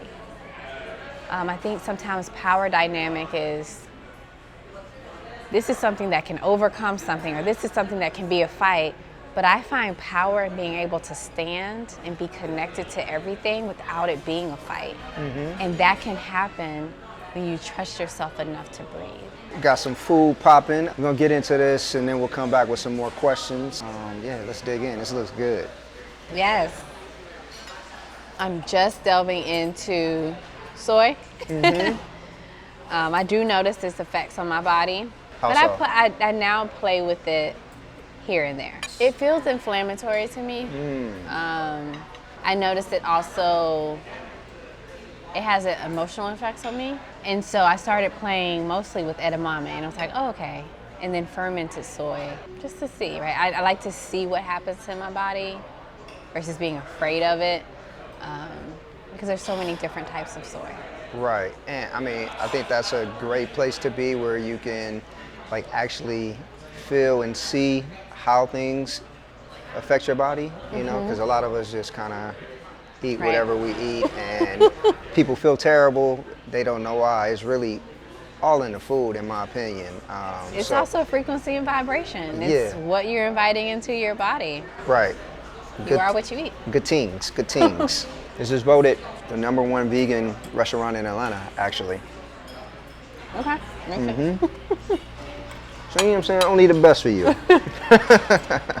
If the principles are that the body has this innate ability to heal, I have to show, like, I want you to see that. That is so important to me. I need you to see that your body is designed to heal. No matter what is happening, no matter what manifestation of health you're in, your body is trying to heal. Right. What would it be like for you to understand the story versus fight it? And so that's how it began looking like I was hands off. Because I wanted people to be intimate with their own stories. Right. I wanted them to see the beauty that I saw in their stories. I always ask my guests about self-care because it's so important that we all do that and find a self-care routine. So what does self-care look like for you on a daily or weekly basis? It starts with me in the morning connecting with my inner child, inner children, all that exists, and asking how we want to play today. That is the most important thing that needs to happen. I have to introduce play. I walk and go to the gym and all those other things because I have to connect to my body. And so much of my work is, as being a medium, is connecting to different realms. I have to remind my body that, okay, we're here to do it. So that's daily. I go to the gym. Tuesday I went 3 times in the same day. You say Tuesday 3 times? Tuesday I went at 6 a.m., 12, and 7:15. Okay, I gotta step it up. I was doing 2 of days, but she hit me with the 3. Okay. But that's not every day. The deeper self-care is sitting with the parts of me that, and the reason why I work with my inner working systems is there are parts of me that I've hidden away because of shame and all of those things, and sitting with that and beginning to love all of the versions of me. No matter how much I've done this work, there's more versions of me that I've hidden from myself and hidden from the world because of any identity I've created. So that is, as soon as I notice that coming up for me, I create space daily or weekly, whenever it hits, to sit with that. Right. I have my own support system on retainer. I see her every week.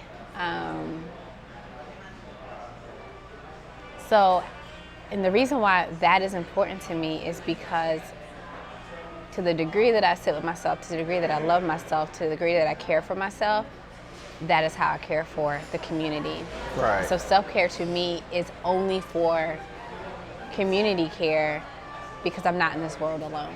Yo, what's good, tribe? Welcome to another episode of Young Black and Vegan. I'm your host, Keep Terrell. Now, it's a special episode. I am chilling in, not even chilling, I'm in Maui with my bro, John Kempf. This is somebody that I met on Warrior Retreats. If you've been following me, you know about Warrior Retreats. He is the founder of Hypnosis Foundation. He is a warrior. He's a true heart leader, yoga teacher, and so much more. We're gonna jump into this conversation. You don't wanna miss any of this. We're gonna talk about health. We're gonna talk about the Maui fires, which is why I'm actually out here, and how you can help support the people that are here. And yeah, let's jump into this. John, how you doing, bro? I'm so good, man. I'm so grateful that we get to do this. It's been a beautiful opportunity for me to step back a little bit over the last couple of weeks from the volunteer efforts with the fires and spend some time with some family Keith and a couple others that have come down here to visit, to support me, to support Maui and the people. So it's really nice to have this opportunity to reconnect and recalibrate in the moment. Yeah, bro. So, first of all, where are we at right now? And tell me about this place, the food. You're not vegan, but we're gonna get some vegan food today, so I wanna get your taste test and see how you feel. I do love vegan food, and there's a strong vegan community on Maui. And where we're at right now, this is the North Shore. If you guys could just see the beautiful backdrop here, there's just ocean and trees and green and blue and gold from the sun. So it's a really beautiful area, and it's just a kind of giant plot of land where there's some local businesses, food trucks. There's a coconut stand over here, and we're getting food from Rainbow Kitchen, which is one of the highlight vegan food trucks on this side of the island. And they serve really good food, and they're really good people. I know them both personally. They're good friends, good-hearted people, and everything that they do is really homemade, authentic, from the land, locally sourced as much as possible. And yeah, so they're the rave of the town for the vegan community out here. Yeah, so I actually stopped here yesterday and had the burrito, which was like, it was the best vegan food I've had so far since I've been here. So I'm looking forward to see what they bring out today and diving in. But let's talk about you. Tell me a little bit about your background. Who are you? Tell me about the Henosis Foundation and why you started that. Yeah. I'm a strength coach and a yoga teacher, as you mentioned, and my background is in kinesiology, exercise science, motor learning, human development, how the brain and the body work together, how we grow, how we move, how we learn. Absolutely fascinating to me, anything in the realm of health and performance, how to optimize human function. You know, what is the potential? What is the capacity for the human organism? And we don't know. It's continuing to expand, and I think that's one of the most interesting things to study. I'm most passionate about learning about. And then, you know, tying in that athletic performance exercise physiology with the kind of Eastern philosophies and practices that I started implementing in 2013 is when I started teaching yoga. And it was just a beautiful synchronistic period of time where I was at rock bottom, I was in college, I was lost and trying to run away from any kind of responsibility. And I recreationally took mushrooms with some friends, and higher self came in. I had a very clear, audible channel of my ideal self, my kind of guiding light, if you will, as a guardian angel, that voice of consciousness that is me, but is that transcendent version of me in that sense. That's what it felt like. And it was a scolding. It was, stop fucking around, put your pants on, grow up, you've got purpose, it's time to get started. And it was like, it really rattled me. I was like, holy shit, there's a whole nother reality that is existing in unison with ours that I wasn't aware of, but is very much there. And that felt more true than most everything I've experienced. And it reminded me of a connection I had when I was younger that was there, and then I disconnected from it because of a lot of family trauma. And so it was a reconnection to that source of intelligence moving through me. And it was definitely a scolding. And so from there, I started cleaning up my life. I stopped drinking. I started eating real food. JERF, just eat real food. That's the nutrition philosophy I use with my clients. And right at that point in time, I started journaling. I started eating real food. And then about a couple months later, synchronistically, my boss came up to me at the time, and he said, hey, the rec center where I was working, the college recreational center and weight room, they were looking to bring more male presence into the yoga classes. And so they wanted to instruct some male yoga teachers. And so they certified me for free, and that was kind of the initial diving in point for my entry to yoga. Nice. We're gonna talk some more about that. I see we got some food coming in. You can bring that in. Ted. Yeah. Yes, sir. Thank you, bro. Nice. Oh Ted. my God. This is Ted. This is the owner of Rainbow Kitchen. What do we got here, Ted? So we have an omelet here, and then we have a mighty bowl here with homemade seitan and this is polenta. And then the omelet we made from avocado topping that, and and it's a mung bean, sprouted beans that we use, and also the split mung bean to get the texture like that. And then the tacos with jackfruit. Let's dive into this food real quick, and then we'll keep talking about your story, and let me know what's your rating as a non-vegan. Okay, yeah. Vegan tacos and vegan omelet.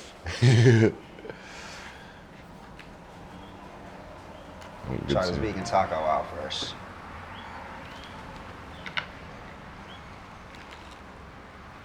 I'm telling you, those tacos are flame. That's good.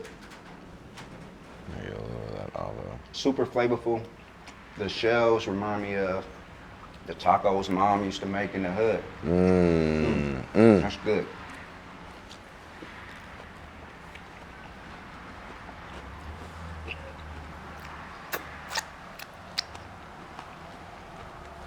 Thoughts? It's got a good spice to it. And the mushroom in there gives it good body.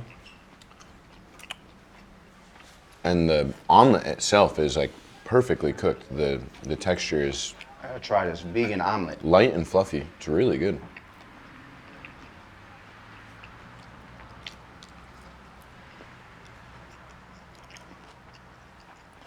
That's flavorful. And these are all fresh ingredients. Rainbow Kitchen sits on like a farmland. So they grow a lot of the ingredients here, and then they source. Yeah, the farmers here provide a lot of the produce for some of the local restaurants. Yeah, I'd give the omelet, yeah, at least an 8, maybe an 8.5 to a 9. So, vegan omelet from a non-vegan tasting it gives it an 8 or a 9. 8.5 to a 9. 8.5 to a 9. That's pretty damn good. That's a really good rating. I'm quite quite a picky food eater. Whatever this is fire, bro. I think that's fried breadfruit. The mac nut milk that they use for these lattes, they actually process the mac nuts themselves, and that's a process. It takes time, and the yield is not very much for how much work that goes into it. For them to make that regularly is just you can see their dedication to quality. Yeah, and I'm not even a coffee drinker. Like I'll drink green teas and matchas, but this is fire. Jeez, man. And you know, they got some, I believe, some lion's mane mushrooms in here, some reishi mushrooms, if I'm saying that right. And can you talk about like the benefits? You mentioned taking some mushrooms and going on a journey, but just mushrooms in general have a lot of health benefits, right? Some of the greatest benefits for mushrooms are in the relation to how they benefit neuronal growth and neuronal activity. And it's really interesting if you look at a picture of mycelial network, the root system essentially of mushrooms, and then you compare it to a picture of neuronal networks in the brain and the different synaptic connections and neurons and the pathways, and they look nearly identical. And so it's just really interesting how the communication system works for mushrooms through that mycelial network in a really similar fashion to how it works in the brain, in the neuronal network.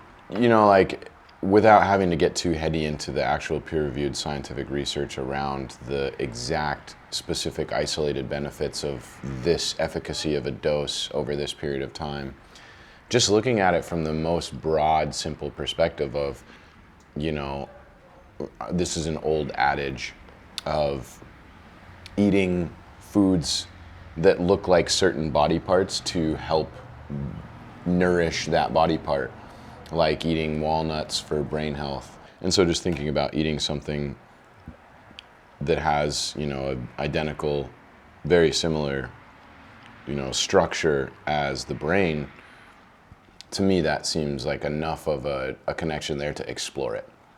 If nothing else. And then all the research now that's coming out on mushrooms, and they have, you know, all these other benefits for brain health and prevention of neurodegenerative diseases, which, you know, if you're growing your brain, you can't really necessarily be decaying it, breaking it down at the same time. So there's a lot of implications, positive implications for the use of them. And I think we're with a lot of the adaptogenic herbs and stuff that have been around, I mean, the peer-reviewed research on those is only a few decades old at best.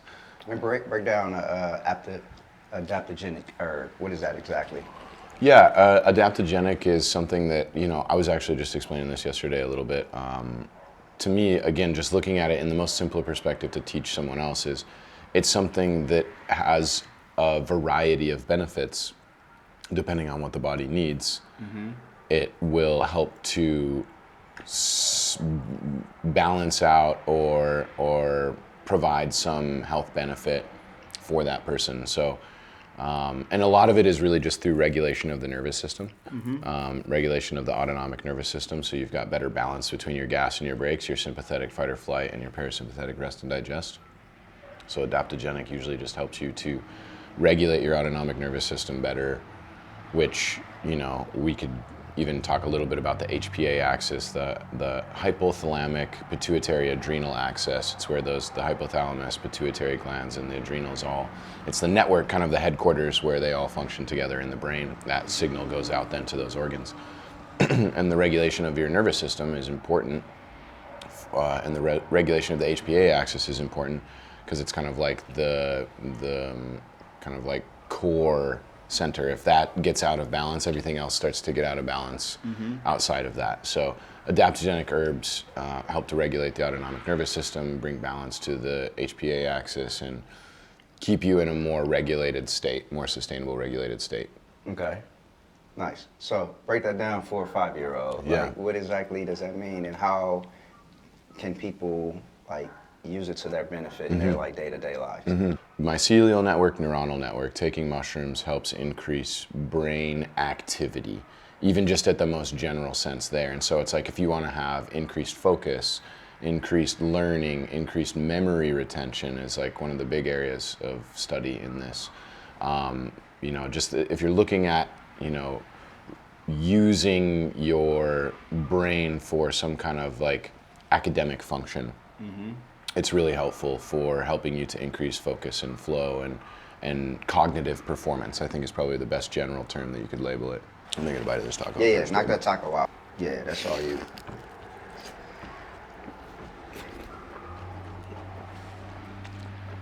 Some good food, man. What?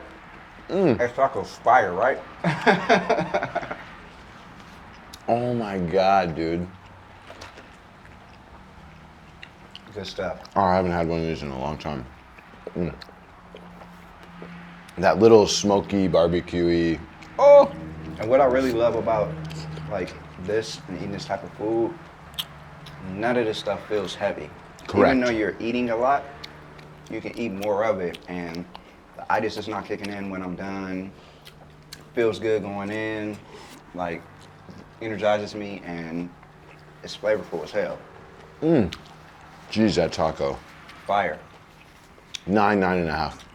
For sure, confident.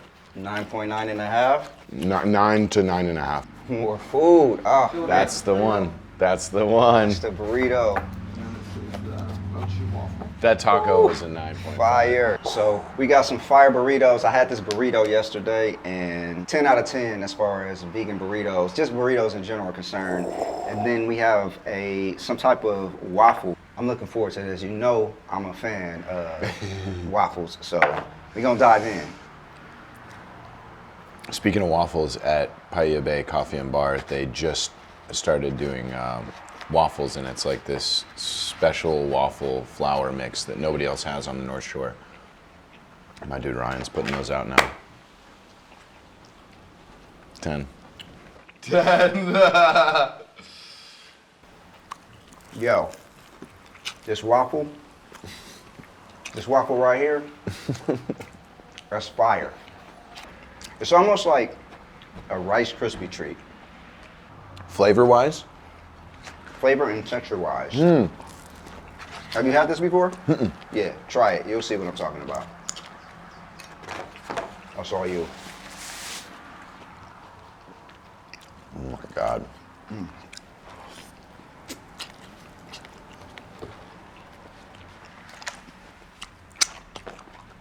All right, one more bite, then that's all you.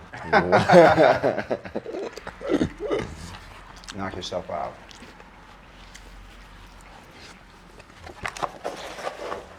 So good, man. If you come to Maui, again, make sure you stop by Rainbow Kitchen and tell them that you found out about them on Young Black and Vegan. It's burrito, I'm telling you, this burrito is so fire.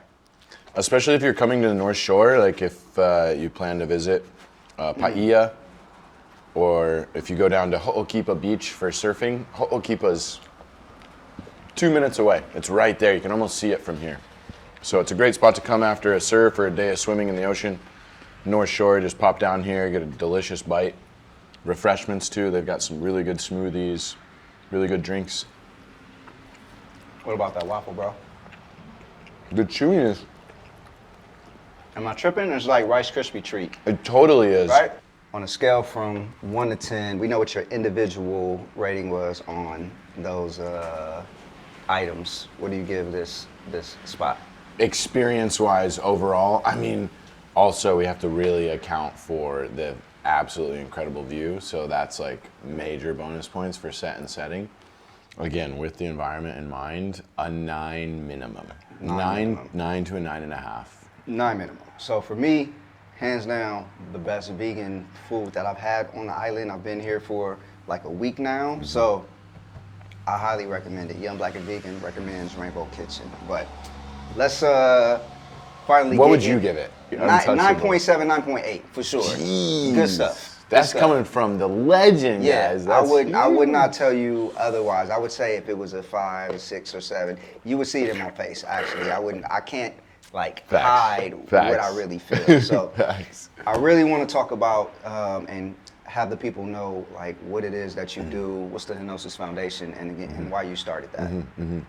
Just to piggyback off of our prior thought stream, did mushrooms, had an awakening, started growing up, taking care of myself, yoga, journaling, and eating real food. I was already an athlete. I was already training. It just was training for fitness and performance rather than health and wellness.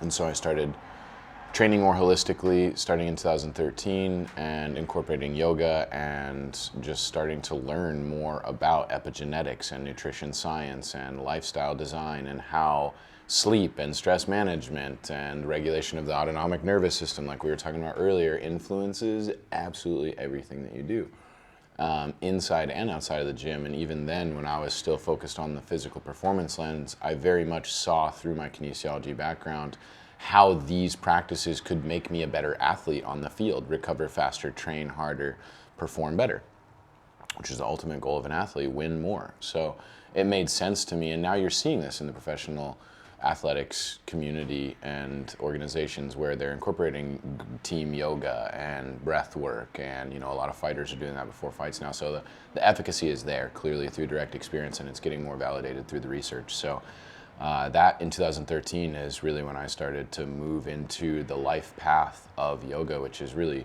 my life's purpose. Everything that I do centers around the concept of yoga, which really just means to yoke, to bring into union in yoga, which if you know what a yoke is in India, in the agricultural era, they would have 2 oxen, and then each oxen would put this yoke on, this big harness, and then they would have this T-bar that would help to pull the plow.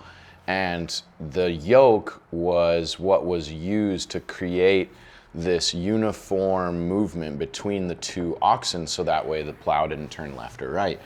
And that's the representation of the masculine energy and the feminine energy within us all. And yoga is the tool to bring us into balance and harmony, so that way we can get the plow to go straight. And so my journey has been going from a hyper masculine, wounded on the inside, tough armor on the outside, prove myself to find worth by going as hard as possible and being the craziest warrior of all time. And then yoga was like, soften, soften, soften, surrender, surrender, surrender, deeper, deeper, deeper. And so it's brought me into a balance with my inner feminine energy. And so yoga has balanced me out to be a man that can hold the masculine pole of inspired action and effort and resilience and, protect and provide, but also now I'm much more in tune with my feminine intuitive nature and listening to my body wisdom and, going slow and being patient and taking care of myself. Those are all lessons that I've learned from yoga. So I have one foot in both worlds, one foot in the athletic performance realm, and as a strength coach and a program design specialist, I love the left brain stuff and the science and the math. I love that stuff because you really can sharpen the axe by following the numbers. We talked a little bit about this last night. Right. And then the other side of it is the Eastern philosophy, you know, there's nowhere to go and nothing to do, you're already there. You know, this non-dualistic perspective of you perceive the world as a spiritual being inhabiting a physical vessel within the constructs of this third dimensional time-space reality, but you are not that in the world, but not of it. And yoga has really brought me into that deeper understanding of who I am beyond John, the strength coach. It's really given me that opportunity to see life like the quote, I'm not a human being having a spiritual experience, I'm a spiritual being having a human experience, which I think is really necessary for people to find. In yoga, the goal of yoga is to reach moksha, liberation, to find freedom. And freedom is the acceptance and surrender to what is without any attachment or condition to it, expectation of it. And that's what yoga is, a tool to help you, to teach you that, how to embody that state of being, Ishvari Pranidhana in yoga, self-surrender to the transcendent all that is.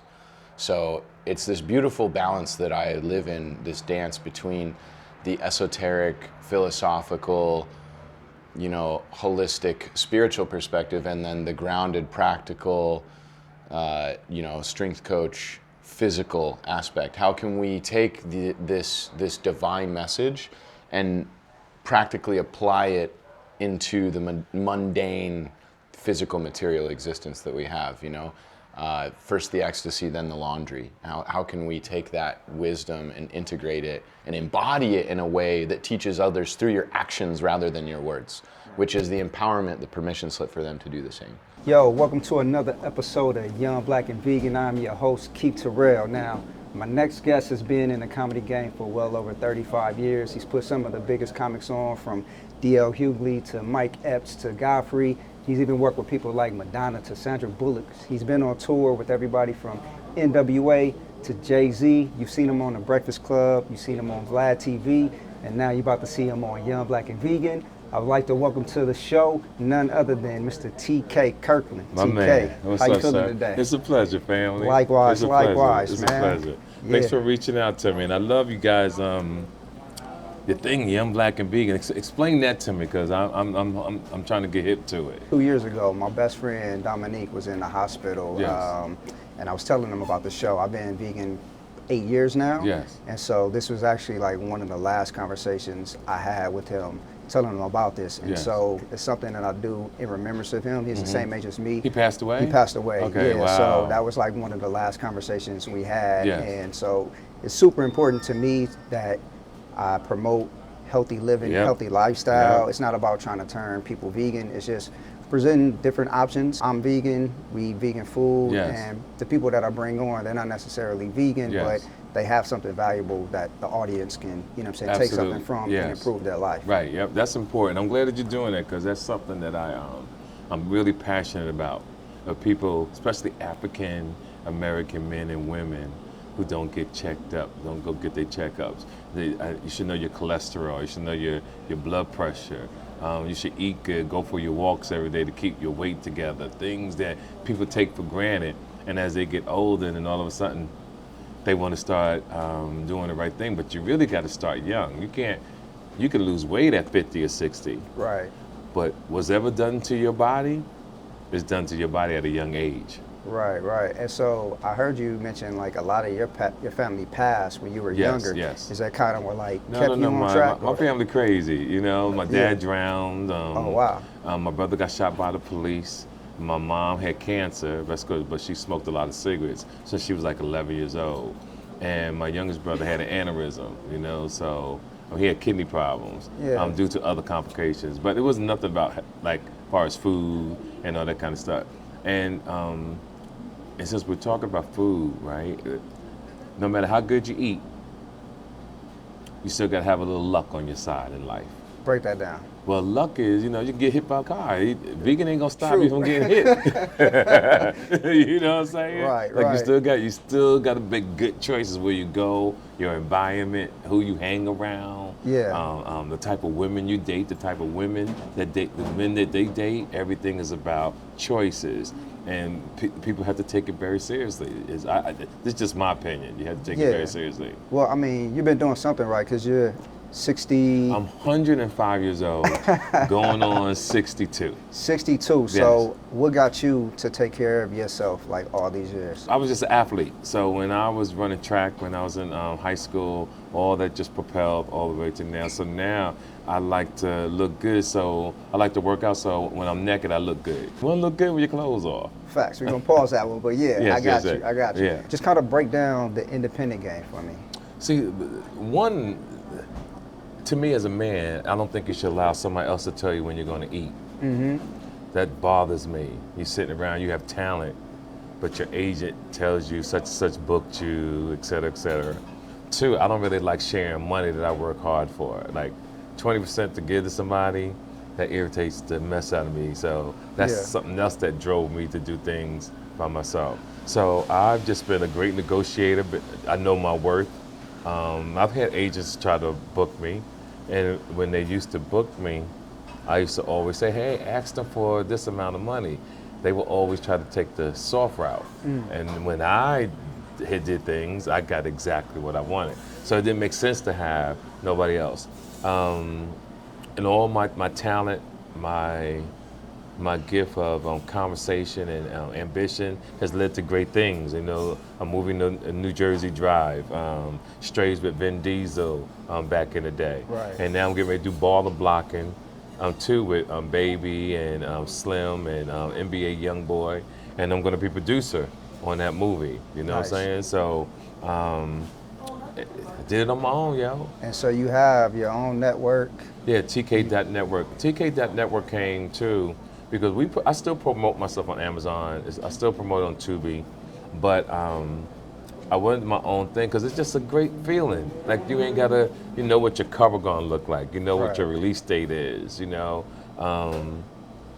with not just the label I have. The network. I also have a label. So the label is to give me a catalog. So my stuff is played on Pandora. It's played on all the stations around the country. You know, so every 3 months I got a nice little check that comes in. I mean, it comes in handy too. You feel me? So I stay low key, flex occasionally. You know what I'm saying? I ain't got to stunt. You know, sometimes I wear my wealth.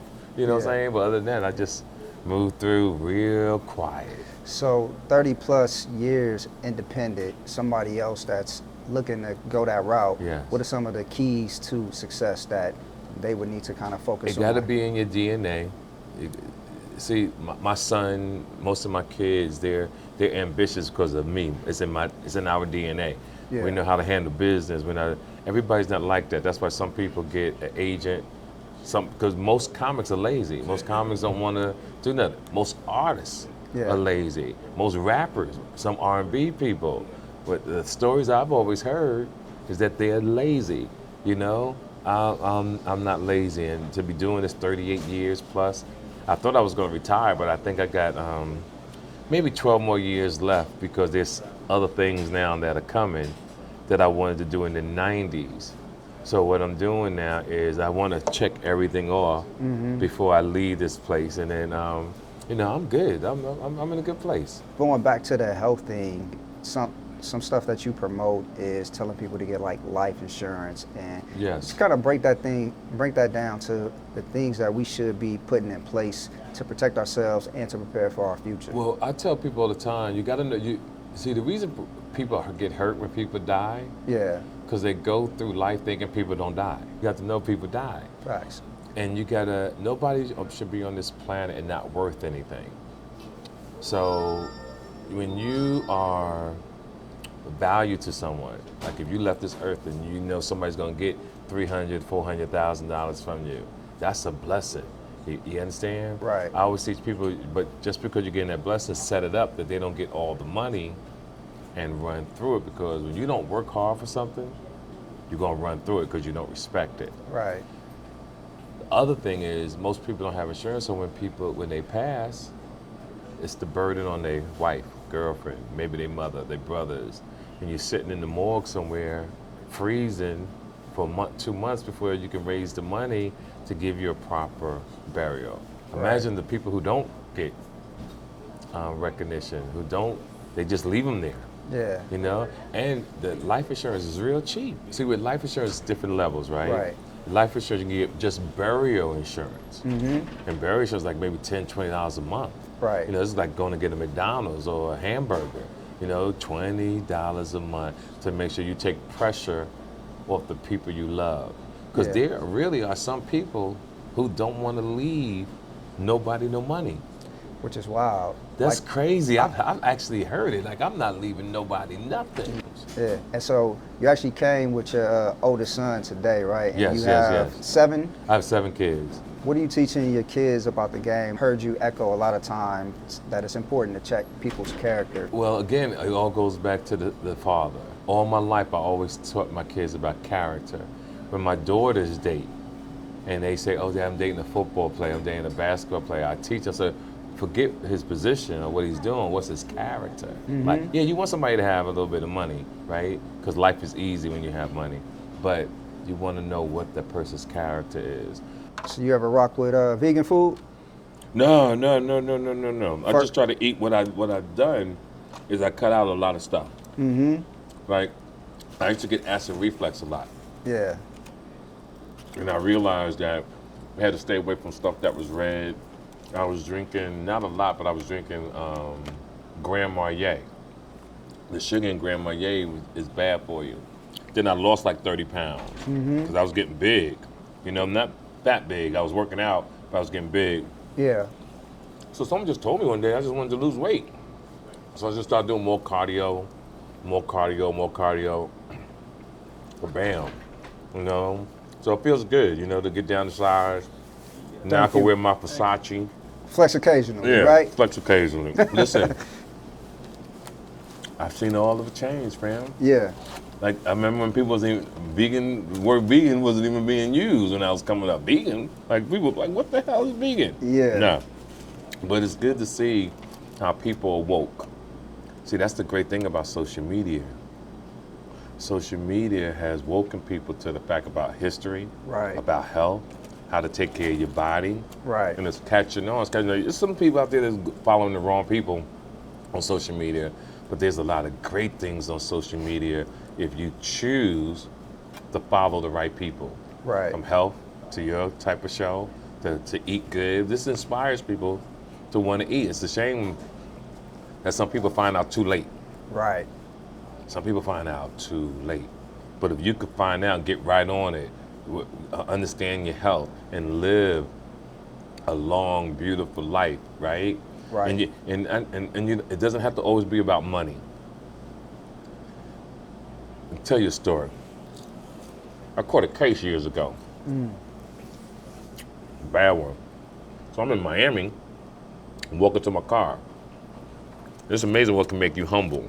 Yeah.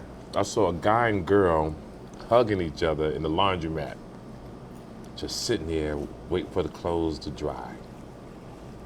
In that moment, I said, I wish I had their life. Wow. Because I knew they was at peace.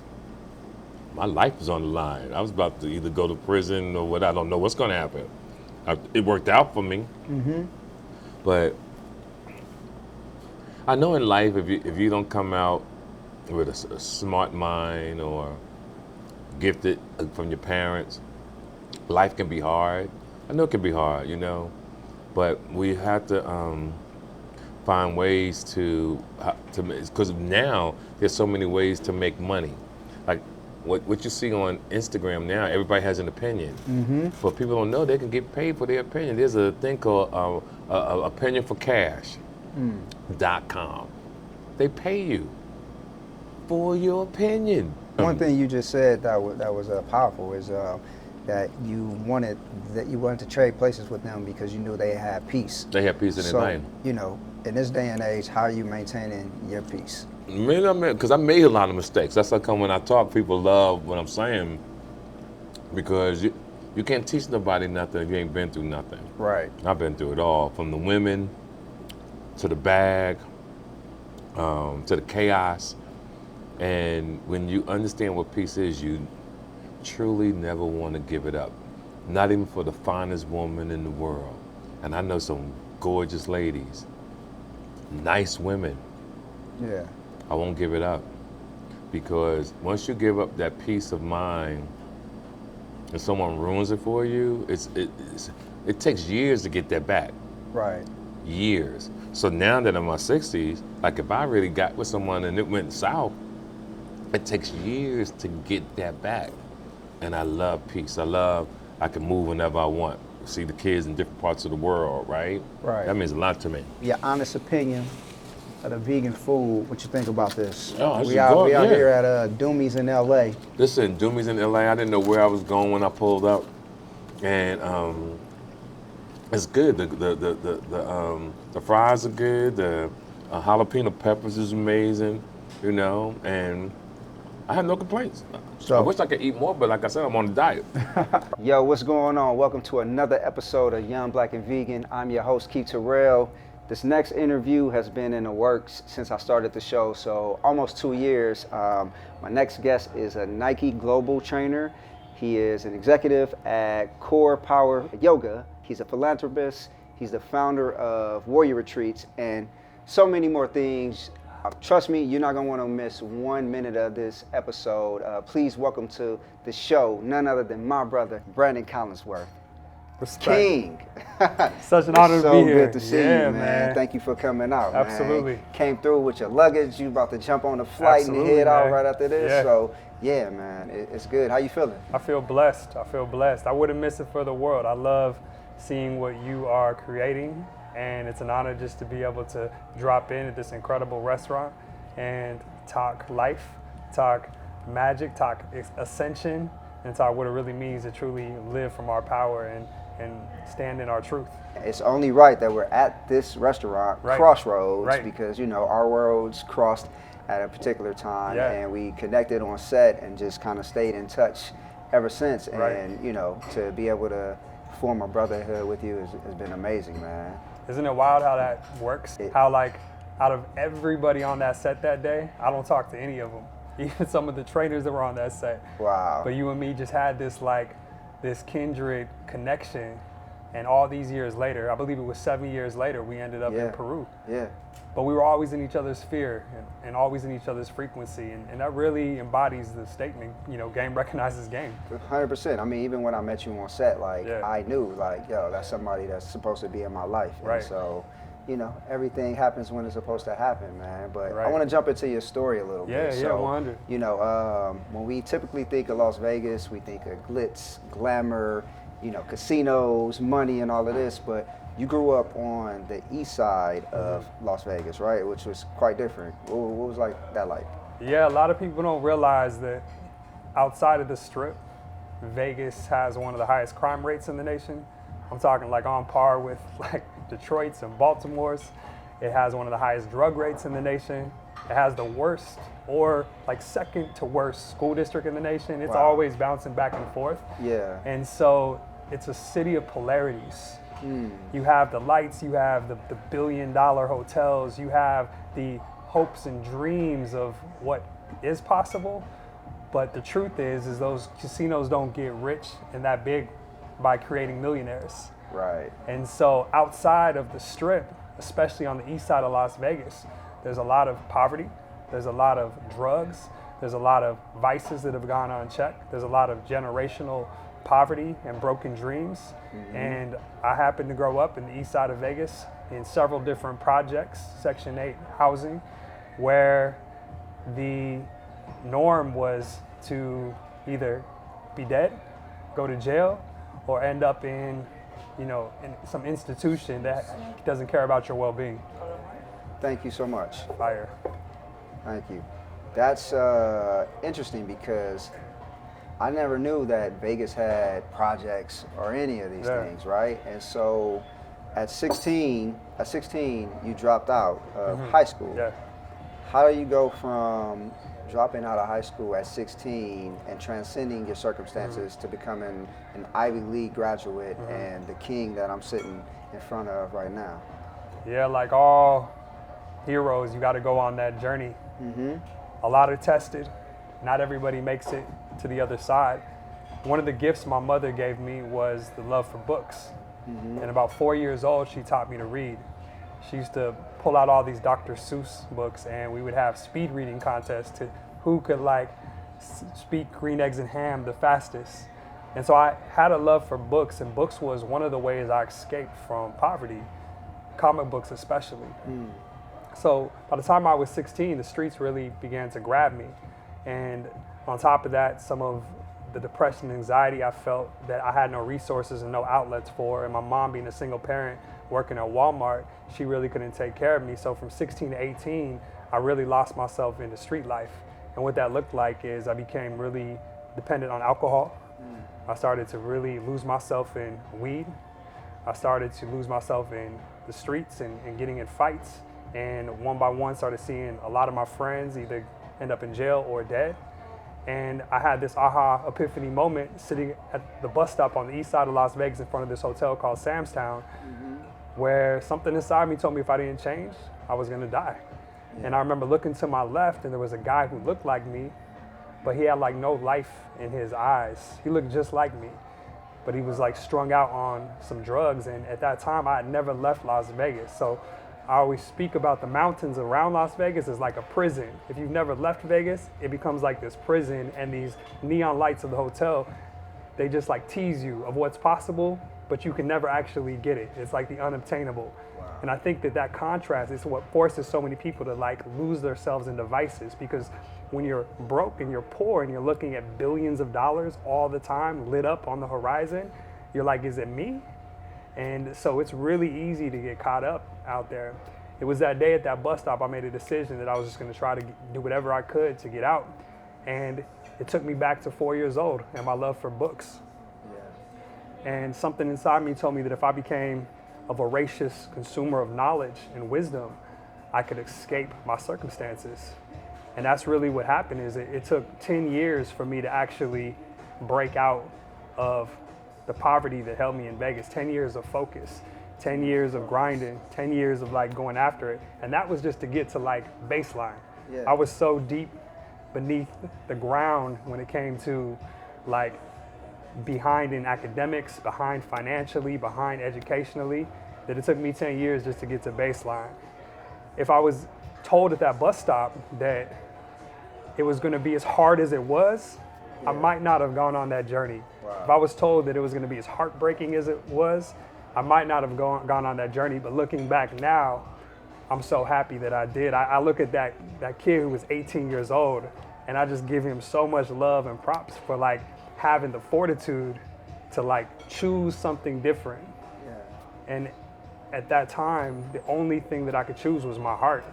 And so really, it's been 20 years since that happened, and it's been a journey of continuously coming back to my heart and just listening to what it wants and trusting that it knows the path, regardless of the circumstances. What's interesting about that is we both were at bus stops when pivotal decisions were made in our lives. So I was sitting at a bus stop on Crenshaw Boulevard when I got picked up. You know the story, and that was the road that I went on. So it was a journey of wrong decisions for me, but your moment at that bus stop led to a journey of transcending your circumstances. So, I applaud you for just having the fortitude to like want something better and going for something better, And we got some food here. We got a lot of conversation to jump into, but we want to jump into this and we're going to continue talking. So yeah, man. This looks amazing. I don't know. I love this restaurant. The Crossroads is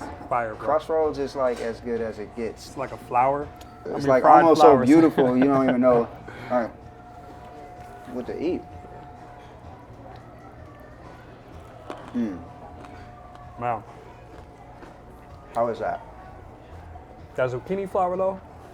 That zucchini flower, bro? I mean, it's phenomenal. That's good. It's like So there's love in there, bro. some kind of cream cheese or something in Yeah, there. man. That's fire. Wow. Yeah, this place does it right. And you can go many different directions with vegan food. Mm-hmm. But when you do it right, you feel that nourishment, just like you feel your cells light up. That's what's happened, like, as I've gotten more in tune with my body, is I could feel my cells literally absorbing the nutrients Yeah. when it's good food. Right. When it's not good food, I feel the toxicity like almost instantly. So what was crazy, man, when I made that decision, my mom, she came up to me and she said there's this program called Job Corps. Mm-hmm. And she was like, I think you should apply for it. And she's like, because I really fear that the streets are gonna kill you. And so she took me, got on the public bus, she took me to the Job Corps application center. I applied. Yeah. 5 months passed and I got in. And this was my first time being able to leave Vegas.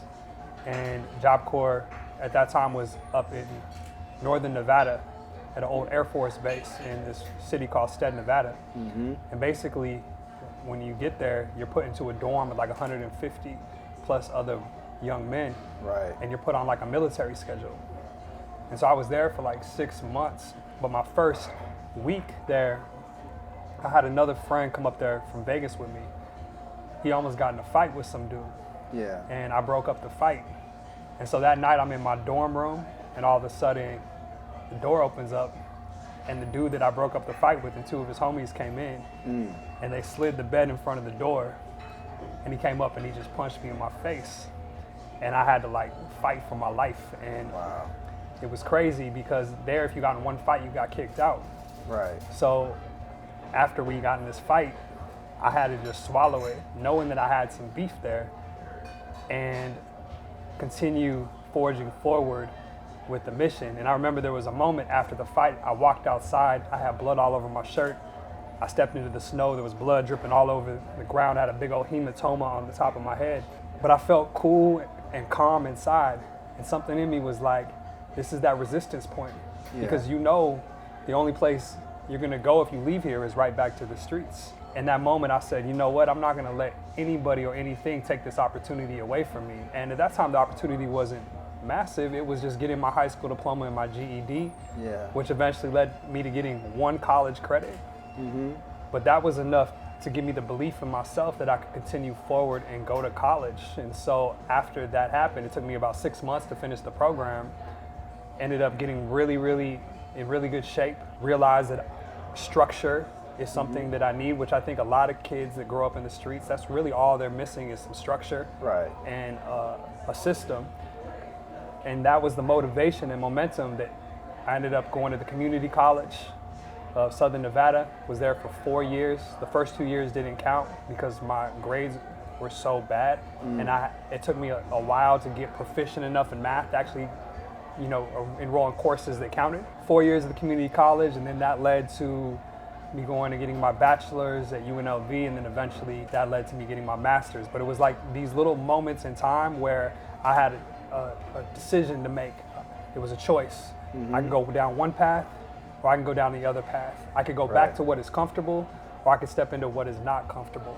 And what I'm learning, and what I've learned again and again and again on my path, is that oftentimes growth is not comfortable. Oftentimes, like, what is comfortable is not our highest level of self. And it's this journey of going again and again back into the focus of, like, what is it that I really need to grow? Yeah. That really opens up those doors time and time again. And so it's a muscle, and that muscle has been cultivated over the last 20 years through stepping into uncomfortable situations or things that don't necessarily feel good initially, but inevitably open up the doors to a higher level of me. So did you have more beef with this dude throughout your time there? Was that like a one-off? Like, what happened with that? So it's interesting that when we choose to walk our path and, walk towards our truth, guardian angels appear in all forms. So not only did that dude have beef with me, a lot of dudes there had beef with me. I think it was, one, like, just how I held myself. I've always had a little bit of competitive nature, like, you can't beat me, I don't care who you are. And I was proud. Like, my mom raised me to be proud always. Yeah. So after I got into that scrap, more of the guys up there started like beefing with me. And then all of a sudden one day, nobody was beefing with me. And it was the weirdest thing. I didn't realize until I graduated that my friend Dean, who went up there with me, who ended up not graduating, he went to each and every one of them, several of them like gangbangers, and told them that if they messed with me at all, that he was gonna have his way with them. Wow. And Dean is one of those dudes you don't mess with. Yeah. And so it's wild, like, that he didn't make it out of that program. I made it out. But somebody behind the scenes saw that I was trying to do the best I could with my life. And without me even knowing it, took it on his behalf to go to these dudes and let them know to not mess with Brendan. Yeah, he saw that light in you. Exactly. And, like, protected that, man. Exactly. That's beautiful. That's beautiful. Yeah. So I want to talk about childhood for a second. Cool. So I grew up in South Central LA, and at one time we were staying with my grandmother. So this is the place where everybody in the house could go, I mean, everybody in the family could go to, right? And so at one time there was up to like 14 people living in this house, a 3-bedroom house. We had 2 refrigerators in the house. And so we had my aunt and her 3 kids, they had a refrigerator, and then there was a refrigerator for the rest of the house. My aunt and her kids, they had all the name brand snacks, all the name brand cereals, everything. They had snacks galore, right? Our refrigerator sometimes just didn't have anything to grab. So there were times where I literally like snuck in the kitchen and stole food from my own house, you know? And psychologically that does something to a kid, right? You tell a story about riding a bike with your sister and your mom, and you ride the bikes to go behind a building and wait, and someone would come out and throw food into a dumpster. Your mom would give you a look and you would climb in to get the food. Can you just kind of talk about, like, what does that do to a kid, and like how did that affect you? Yeah, I mean, that was one of the first times I realized that I was poor. And something in me just knew that it wasn't normal. Yeah. But it also made me realize that, like, I had a duty to my family, I had a duty to my mother, I had a duty to, you know, my little sister, being the only man of the house. And at this point, you're how old, and how old is your sister? I'm about 7 years old at this time. So at 7 years old, your mentality is, I'm the man of the house. 100%. So you didn't, like, you know, like so many of us, actually get to experience a childhood. You just had to grow up fast because you saw a need, and like you embodied, like, if not me, who else? So I have to do it. That's wild. Yeah, it was like that where we grew up. Yeah. Because there was a lot of single mothers. And a lot of my friends were just young boys with no fathers. And so we took it upon ourselves to, like, become tough. Yeah. We took it upon ourselves to, like, you know, learn to fight. We took it upon ourselves to, like, stand for the women in our lives. Yeah. And in single parent households, when the single mom is like, it's time to roll, it's time to roll. And so there was no question when my mom said, yo, we have to go behind the supermarket called Albertsons at 4:30 a.m. in the morning to, you know, get some of the day old food. There was no question about, you know, making it happen. It was like, we got to do this. And that became part of the survival mechanism. Like, at a young age, we just learned to do what it needed to happen and, you know, not question it. There were times where we didn't have washer or a washer or dryer. So we would wash our clothes in the bathtub. And I remember in the middle of the winter, there would be no hot water. So we'd be washing the clothes in the bathtub in freezing cold water. And we'd be like in it, stepping on the clothes to like simulate the oscillation of the washer to clean the things and things like that. Or, for example, going to the welfare spot and staying there for like 9-10 hours. And a lot of people who've been there know they don't treat you like people. But you know, like, willpower and resiliency in poverty somehow always keeps the lights on and keeps food coming no matter what. Yeah. Or even, for example, you know, the WIC coming for my little sister, and the blocks of cheese and the meat or whatever they're feeding us showing up at the door. It was always this constant game of like having enough, keeping a roof over our head, staying warm enough, having enough clothes and things like that. like looking back on all that, I'm so grateful that I went through all that because it taught me to hustle. It taught me to find the blessings even in the hardest of circumstances. It taught me to like trust that even if it felt like there was no way out, there's always a way out if you look hard enough. Yeah. But as a young man, as a young boy, it does definitely take its toll. And you start to develop like all types of coping mechanisms to deal with something that's inherently not natural. Not at all. I mean, to be a 7-year-old child, to have to wake up to go get food at 4:30 in the morning, like you just didn't have the opportunity to like enjoy life at that age. You should just be having fun and carefree, but you know, you were kind of like thrust into that. So man, I commend you for like transcending all of that. Hello. Hello, yes. Yes. Ooh. Thank you. Let's jump into this pasta, man. We're gonna jump into some more conversation, but yo, have you ever had a vegan egg in your life, bro? I mean, it looks so real. I was just saying, like, what if a vegan chicken was birthed? Hey, if a vegan chicken is birthed, I don't know, it might turn into a different type of show. Taste test, that's what it's all about. I mean, you know what I mean? Even got the yolk. I know, this just is like crazy, the man. contrast, though. It's just incredible.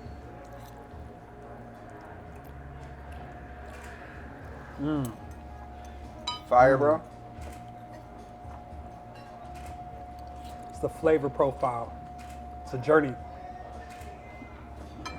Done right, all food should be an experience. That's an experience right there. That's a retreat in itself.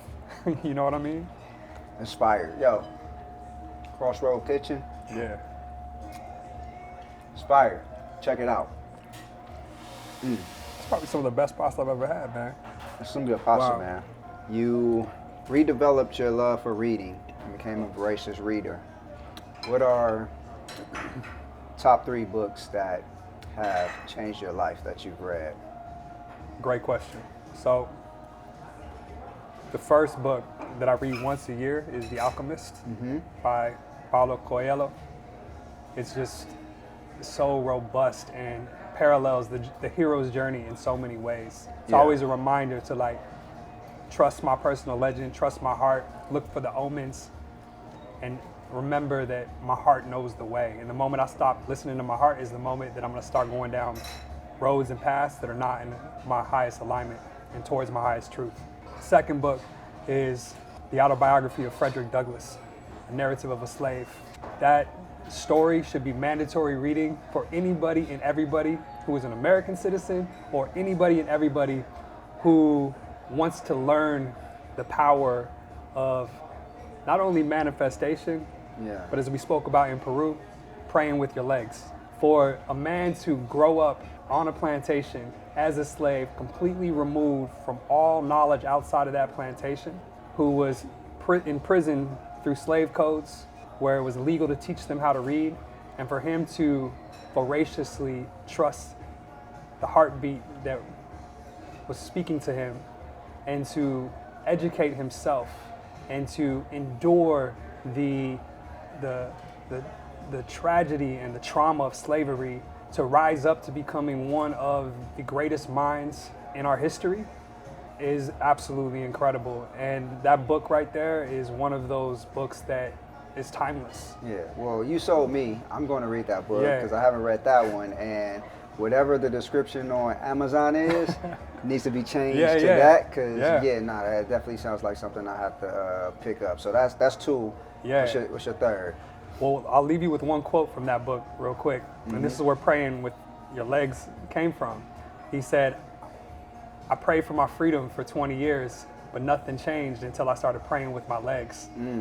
That's a bar. It's a bar. Because he was sitting there and he was like, all of these slaves are just praying. But if you don't follow your prayer up with action, nothing's gonna change. And so it's always a remembrance for me to like lean into the action and into the momentum of what happens when we take that first step forward. And then my third book that has just been life-changing for me in a lot of ways, but it's more light, but super deep, is Oh, the Places You Will Go by Dr. Seuss. Yeah. And that book right there is just a bar on every page. It is, it really encapsulates the journey of like the ups, the downs, the lefts, the rights, the adventure of life.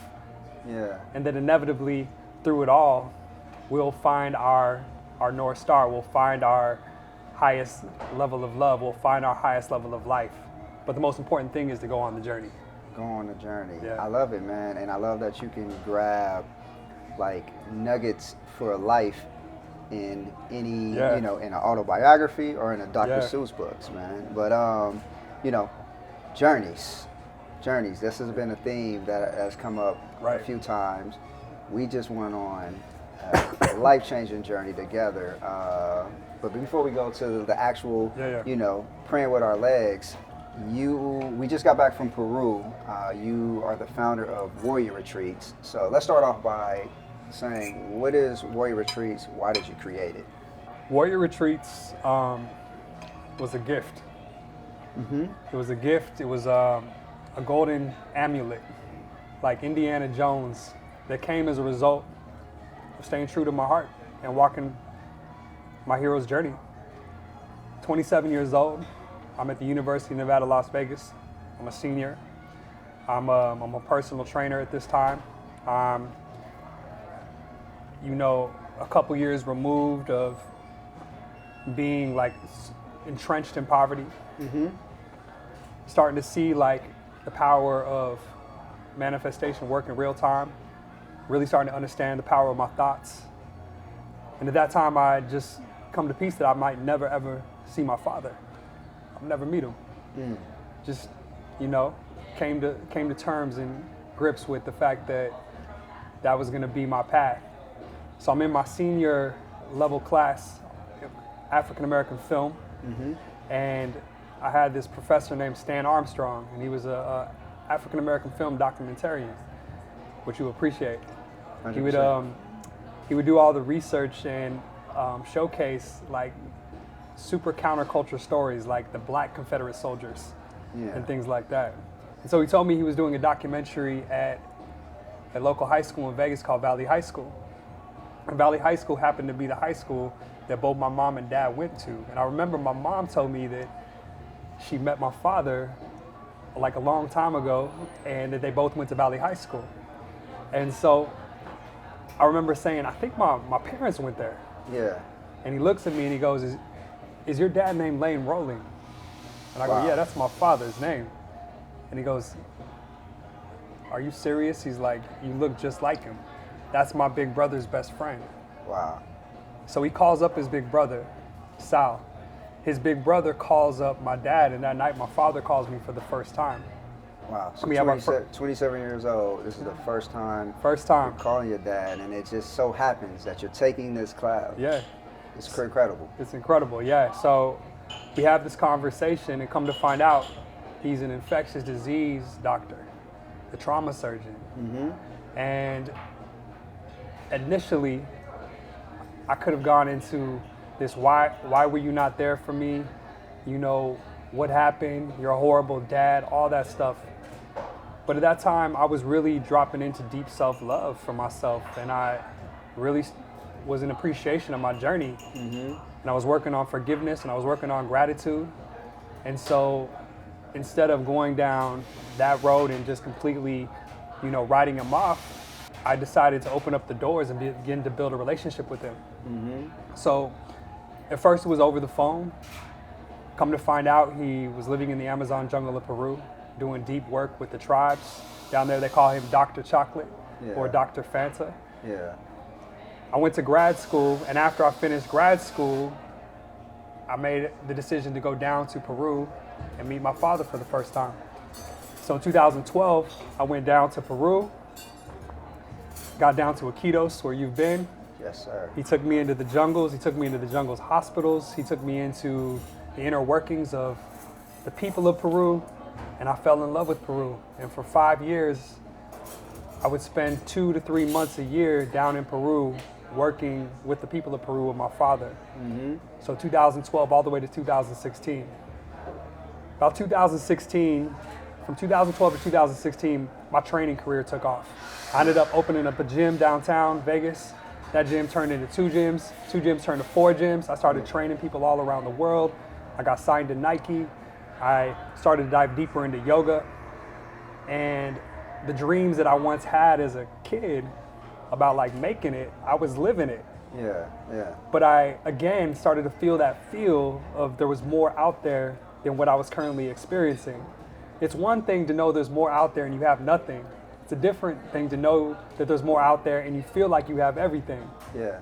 And so 2016, as I'm doing a lot of yoga and I'm starting to open up the doors to plant medicine, I realized that through my father's work, I had access to the master teachers of the Peruvian Amazon. Yeah.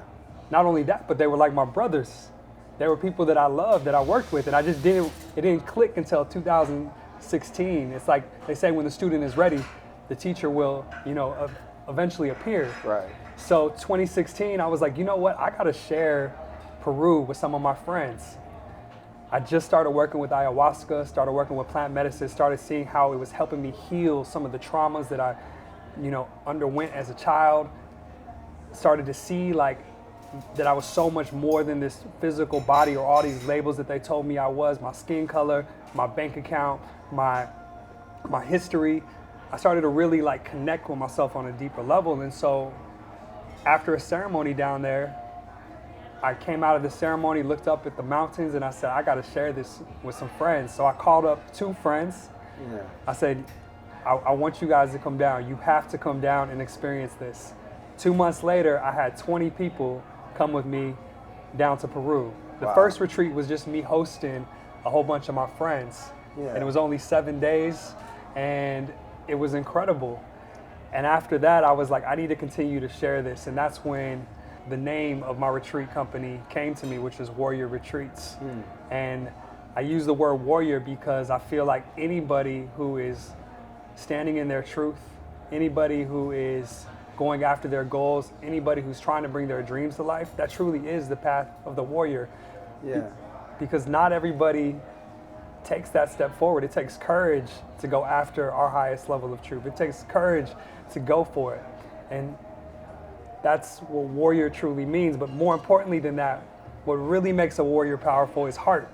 Yeah. And so when I brought my friends down for the first time, the plant medicine was powerful. Machu Picchu was powerful. The adventure was powerful. But where I saw the most medicine was when I took them into the hospitals. And they were able to like work with the people of Peru. And you got some kid that's like literally on his deathbed. And he's smiling and he's in gratitude. And that's when I saw that Peru was medicine unlike anything I've ever experienced for my tribe, my people, my brothers and sisters in the West to come down and actually reconnect with their hearts, reconnect with the lands, reconnect with their purpose. Yeah.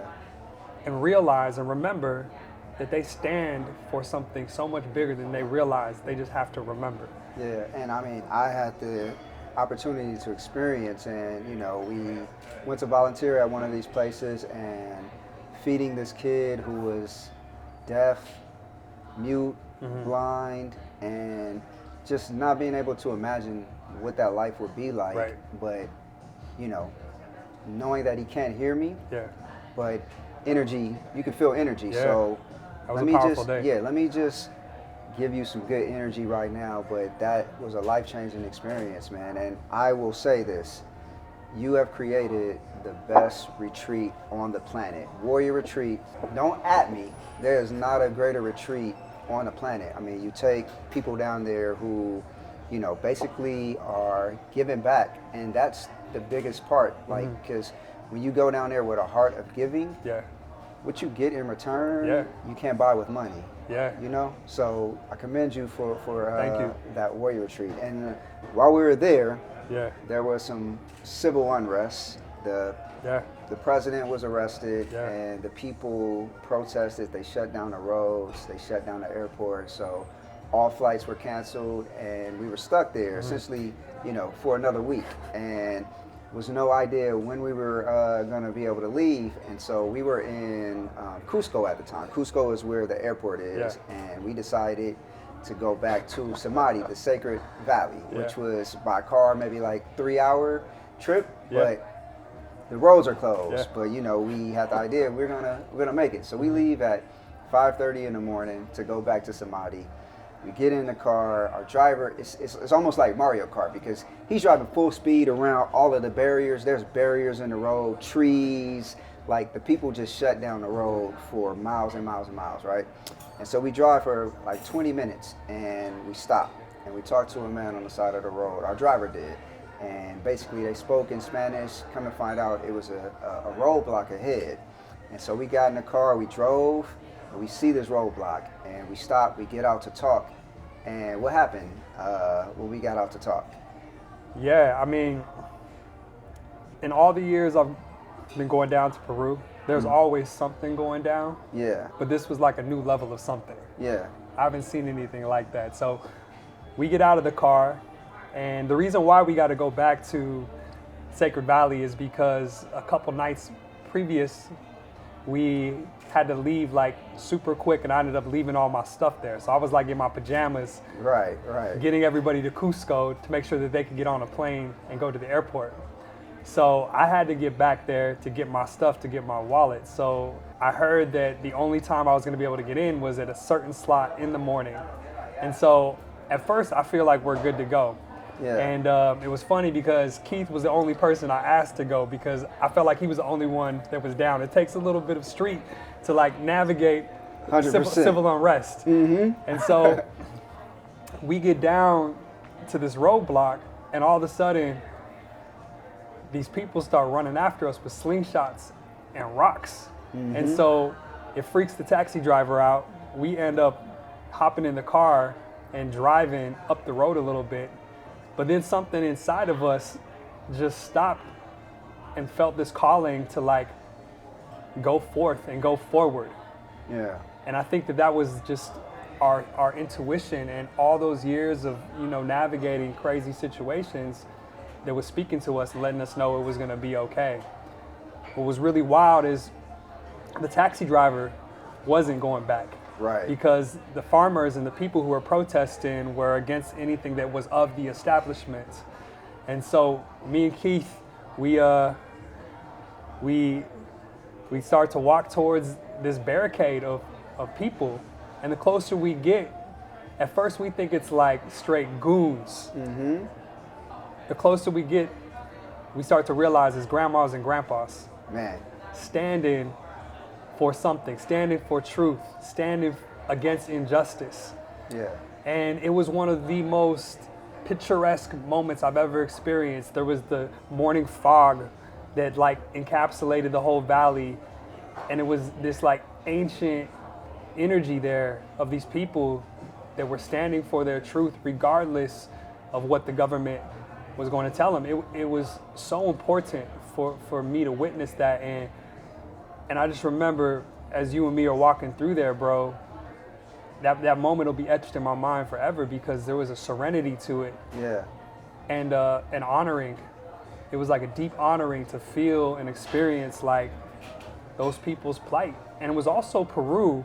You know, Peru for 7 years has been providing so many lessons to hundreds of leaders from around the world, starting off as a 7-day retreat, growing into a 14-day retreat. Every time we go to Peru, we ask, how can we give back? And Peru delivers so much to us. I feel like that was Peru's initiation and her opportunity to say, okay, you guys want to see really what it's about? I'm going to show you, and I'm going to gift you some gems and gifts that you can take with you back into your world and into your fight. And so that day, man, was one of the most powerful days I've ever experienced, and there's so many layers to it. So many layers. And so just to go back, before we went, we walked through the crowd and we were out of the car, a motorcycle pulled up. And so we made the decision, the only way we can get to Samadhi is on a motorcycle. So we asked the guy if he had a friend. He left, he came back and he said he had a friend, but we had to walk through that same crowd of people who just chased us to get That's on a right. motorcycle. That's And I right. remember you asking me like, what do you want to do? I said, shit, I'm down for whatever.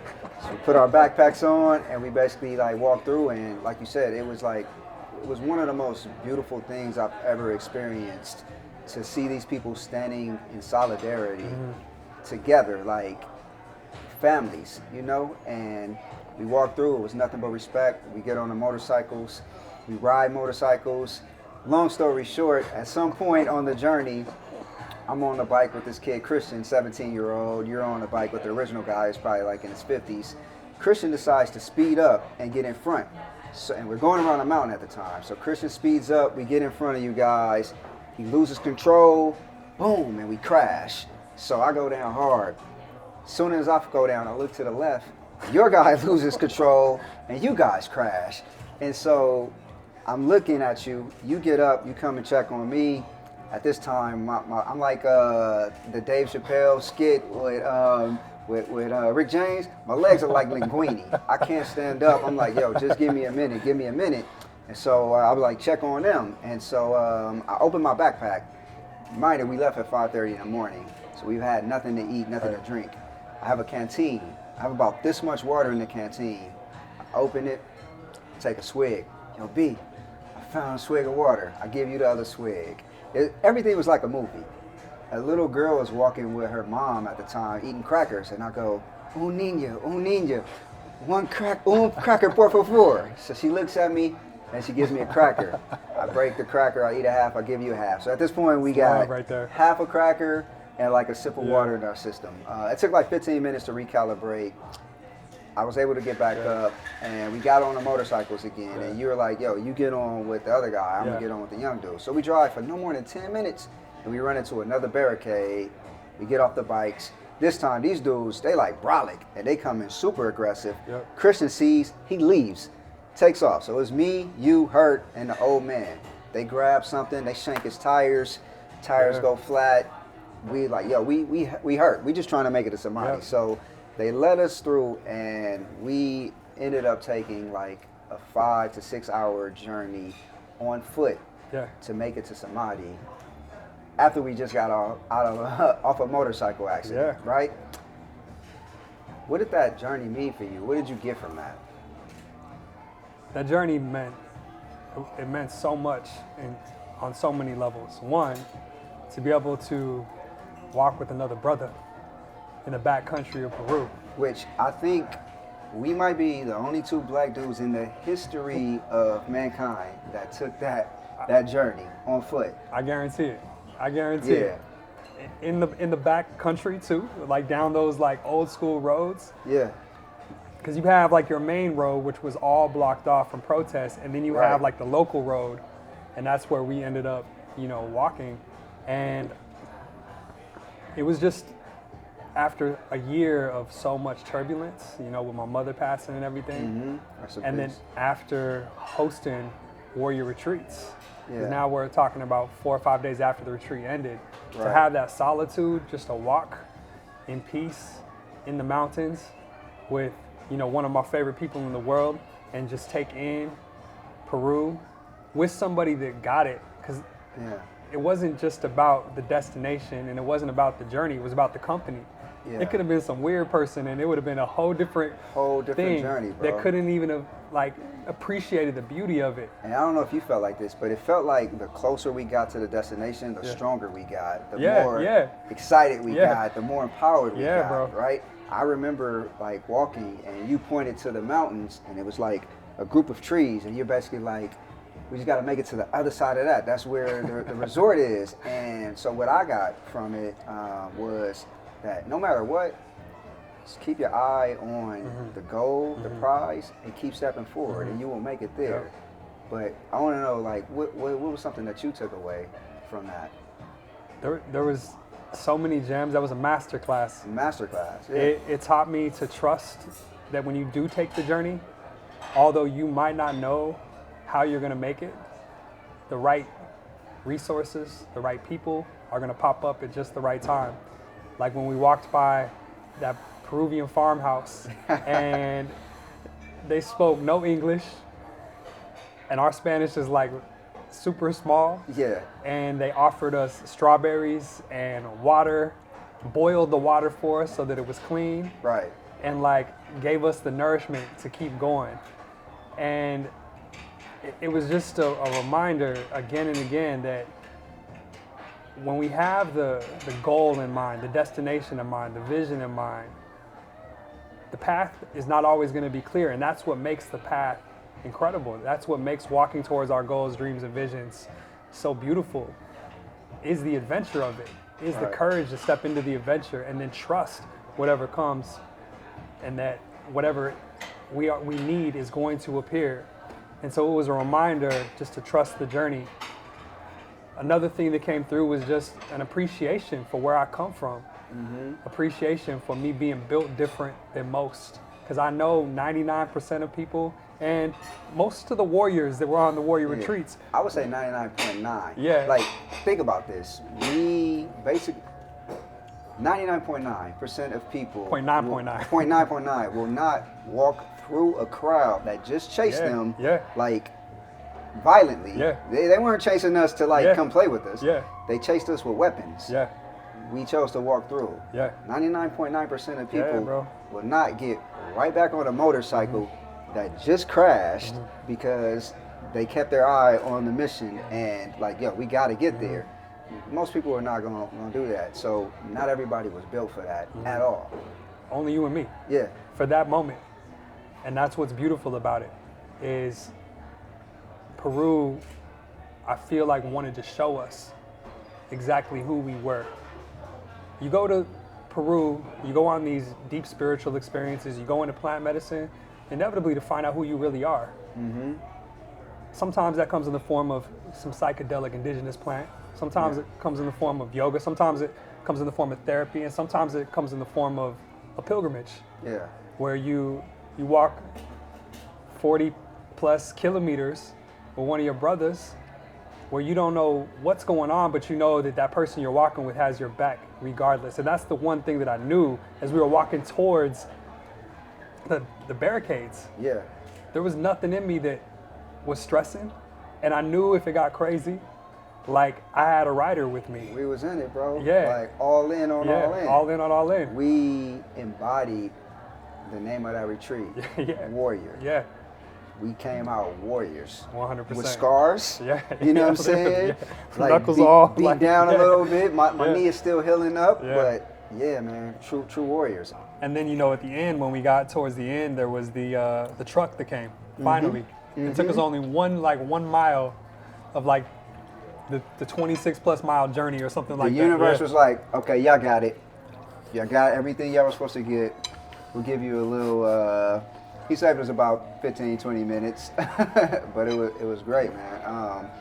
One thing that I remember vividly walking with you to Samadhi is, you said this Muhammad Ali quote to me. You remember that quote? It was about vision and like how God sees me. And if I start, can you repeat that? It was so powerful. It's not a written quote. Nobody's ever actually quoted it. But it's been seared into my soul. And it's Muhammad Ali right before he fights George Foreman. And at this time, Muhammad Ali is considered washed up. Muhammad Ali is considered crazy for taking this fight. The press at that time was like, Muhammad Ali has a death wish. His own team was like, you were gonna get killed by George Foreman. And so there's this video that they have, and I believe it's in the documentary, Once We're Kings. And it's just in his room, and somebody's just recording him. And he's sitting there, and he's speaking to himself in the affirmative. And he's saying, do you know what kind of mind I got? Do you know what kind of mind I got? Do you know what kind of power I got? I got a God power. I got God flowing through me. Now George Foreman looks little to me. Now the press structure that tells me I'm going down is nothing to me. Now when he hits me, I don't feel anything because I got a power. I got a power in my hand. I got a power. He's like, I got a power that's beyond this. I got a power that is so big that I'm not focused on earth because my God controls the universe. And he was affirming to himself that he was so much bigger than this, that there was forces and energies that were working on his behalf to truly bring his greatness to life. He also said, I told myself I was the greatest before I knew I was the greatest. Yeah. That's like the greatest quote ever. I told myself I was the greatest before I even knew I was the greatest. Muhammad Ali was just this testament of like tuning in and trusting and serving something bigger than ourselves. He always says, service to others is the rent we pay for our time here on earth. Yeah. And as we were walking that day, it was just also an ode to all the ancestors that laid it down for us to be walking the back country of Peru as black men. From the hood of Las Vegas and the hood of South yeah. Central. And a reminder that God got us. Yeah, yeah, 100%. This universe has our back. As many of you know, I am currently in Bali, and Bali has been full of a lot of divine synchronicities. Today, my guest is one of those such synchronicities. He is a mycologist. He's your favorite astrologer's astrologer. He is a human design reader, and he is just a bro that is about to drop a lot of light. Welcome to the show, none other than Oye's son. Oye, did I leave anything out of the resume? Oh man, yes, I am my ancestors' wildest dream. That's really the main part. That's really the only part, you know, those who I represent, these ancestors of mine. So definitely don't want to leave them out. That's how I got here. Yeah, shout out to the ancestors, and absolutely. I definitely think that's one of the reasons why we actually met. So before I came, you saw the interview I did with Tony Browder, and there's been a lot of ancestor theme these last few months. I believe that's what led me to read his book, which led to the interview, but it was still me wondering, like, okay, I'm hearing you're supposed to get in touch with the ancestors and all of that, but like, how do you do that? We got to give a shout out to Tony Browder because he's the one that planted the seed before I knew what I was supposed to be doing, right? In Nile Valley Contribution to Civilization. He says, what you do 5 minutes from now, 5 months ago, and 5 years from now affects what happens 5 minutes from now, 5 months from now, 5 years from now. And I hope I said that right. What happened in the past affects what happens in the future. Right.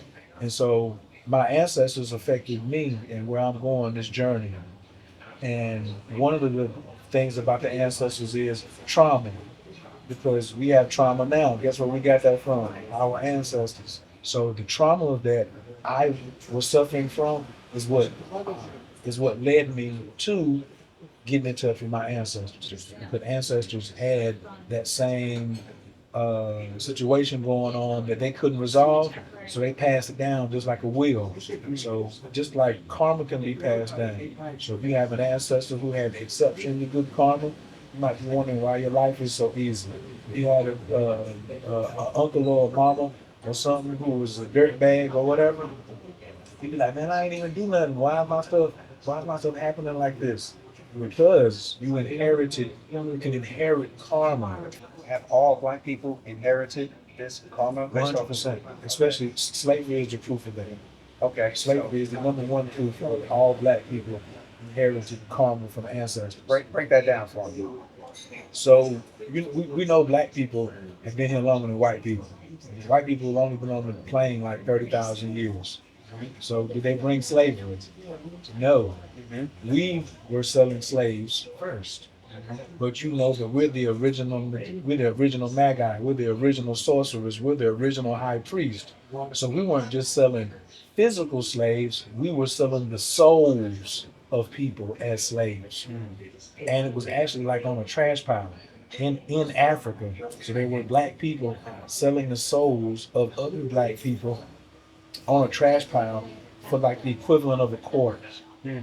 So that's going to be a very controversial statement. That said, that's great. Yeah, that said, it's still true though. This is the thing, because it's controversial. Some people look at things. This is the problem with history. Right. We inherited this contrary attitude from some of our ancestors who did not discern and dive in to see whether it was true. whether we got emotionally caught up, oh, that's controversial. So just because he said it, there's a lot of controversial stuff out here that, to me, somebody who knows the truth, that people say that is absolutely ridiculous.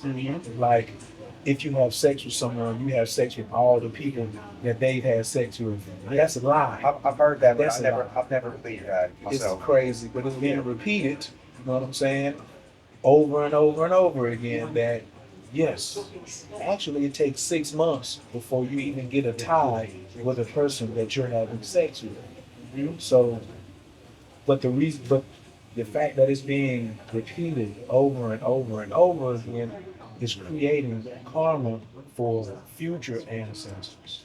And that's why you got to go back to the root and try to be like, let me get the facts, which is what you're doing, is getting the facts. So you can be like, well, let me cut some of that off so I leave better than what I picked up. So much in there to unpack. One thing I want to talk about is that you talk about, that ancestral trauma, karma. You also mentioned something called ancestral debris. Now, can you break that down? How do we clean this up? Is there a faster track to get past this ancestral karma, or is it just something that we will have to sit in for a certain amount of time?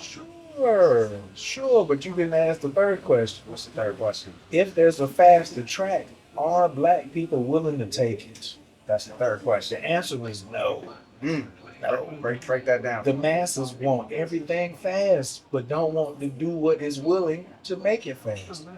What if you really had to do a blood ritual, a blood sacrifice to clear up something faster?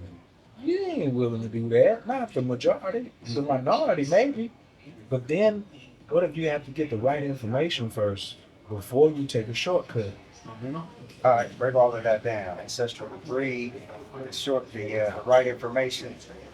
Ancestral debris is what you inherit from your ancestors, just like your eye color, just like your name. My surname is Carter.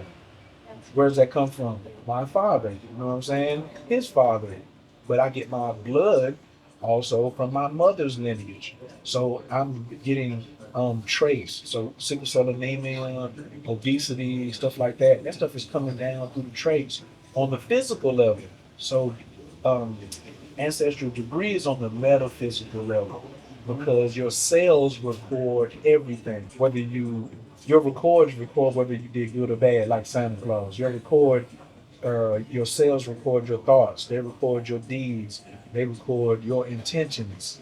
But a lot of times, even though we say, oh, I'm so intentional, I'm so such and such, you don't forget that sometimes you got so much debris that setting intentions is absolutely not going to get you the manifestation results that you want. You're going to have to go do some work in the past first before the road is going to be smooth. If a road is raggedy, buying a new car ain't going to make you have a smooth ride.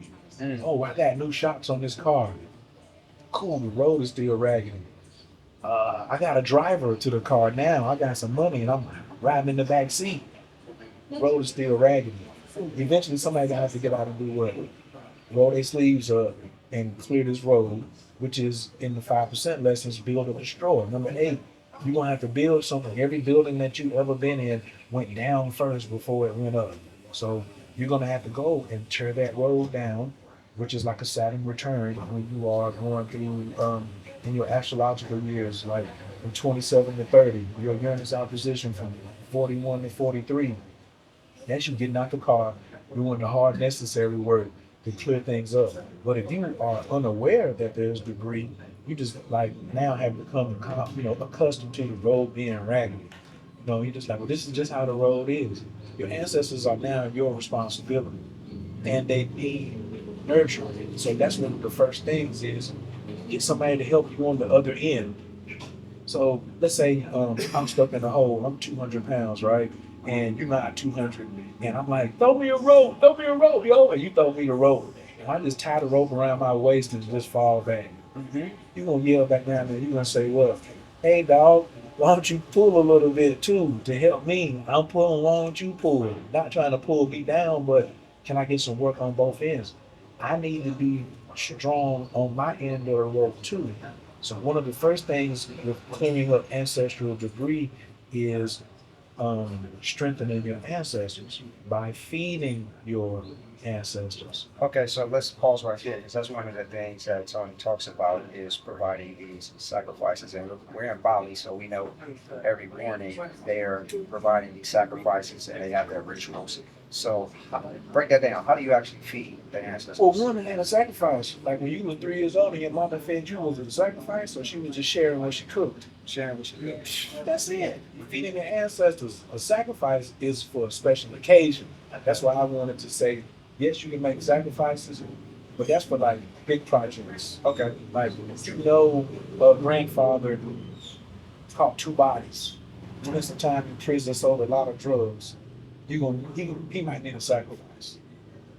My grandma, who was good to everybody, too good, and people used her and she died broke, I just need to make her stronger. Okay. So, how do you feed them? What do you feed? Isn't this young vegan and black? Young black and vegan. Young black and vegan. Yes. And you are what you eat. Mm-hmm. Your ancestors are too. So if your ancestors ain't eating nothing, they ain't nothing. If you ain't eating nothing, you're gonna get weak. If you ain't haven't eaten in 4 weeks, and I be like, yo, help me move this refrigerator, you're gonna be like, are you gonna can we stop going and get some groceries? I'm more than willing. Because that's a good thing to do, help you move this refrigerator, but you gonna make me a sandwich? Maybe first. We have to learn to go first. We've been bamboozled. This is where I'm at to take this. We have to realize that we've been lied to about ancestors. So ancestral worship and ancestral feeding is not taught in churches. No. Most people who leave church and want to get into ancestors, they think they left church, but they didn't. But they still believe in heaven or hell. Heaven or hell says when you leave here, you leave everything here. Truth is, your ancestors take everything with them. If they died from cancer, they took it with them. Died from a gunshot wound, they took it with them. If they got divorced here, that divorce energy follows them. So there's some correction that's got to be done first before you even go asking your ancestor for help. So my grandmother passed away in the 90s. And when I contacted her and to see, to ask for some help, she couldn't assist me because she was weak. She had 14 children, and to tell her how many grands and great grands she got now. And nobody was feeding her. Everybody was assuming she died and was healthy. So I'm still waiting. What do you feed them and how? Oh, you feed them what you eat. The food is carrying the vibration. You don't make food and get angry.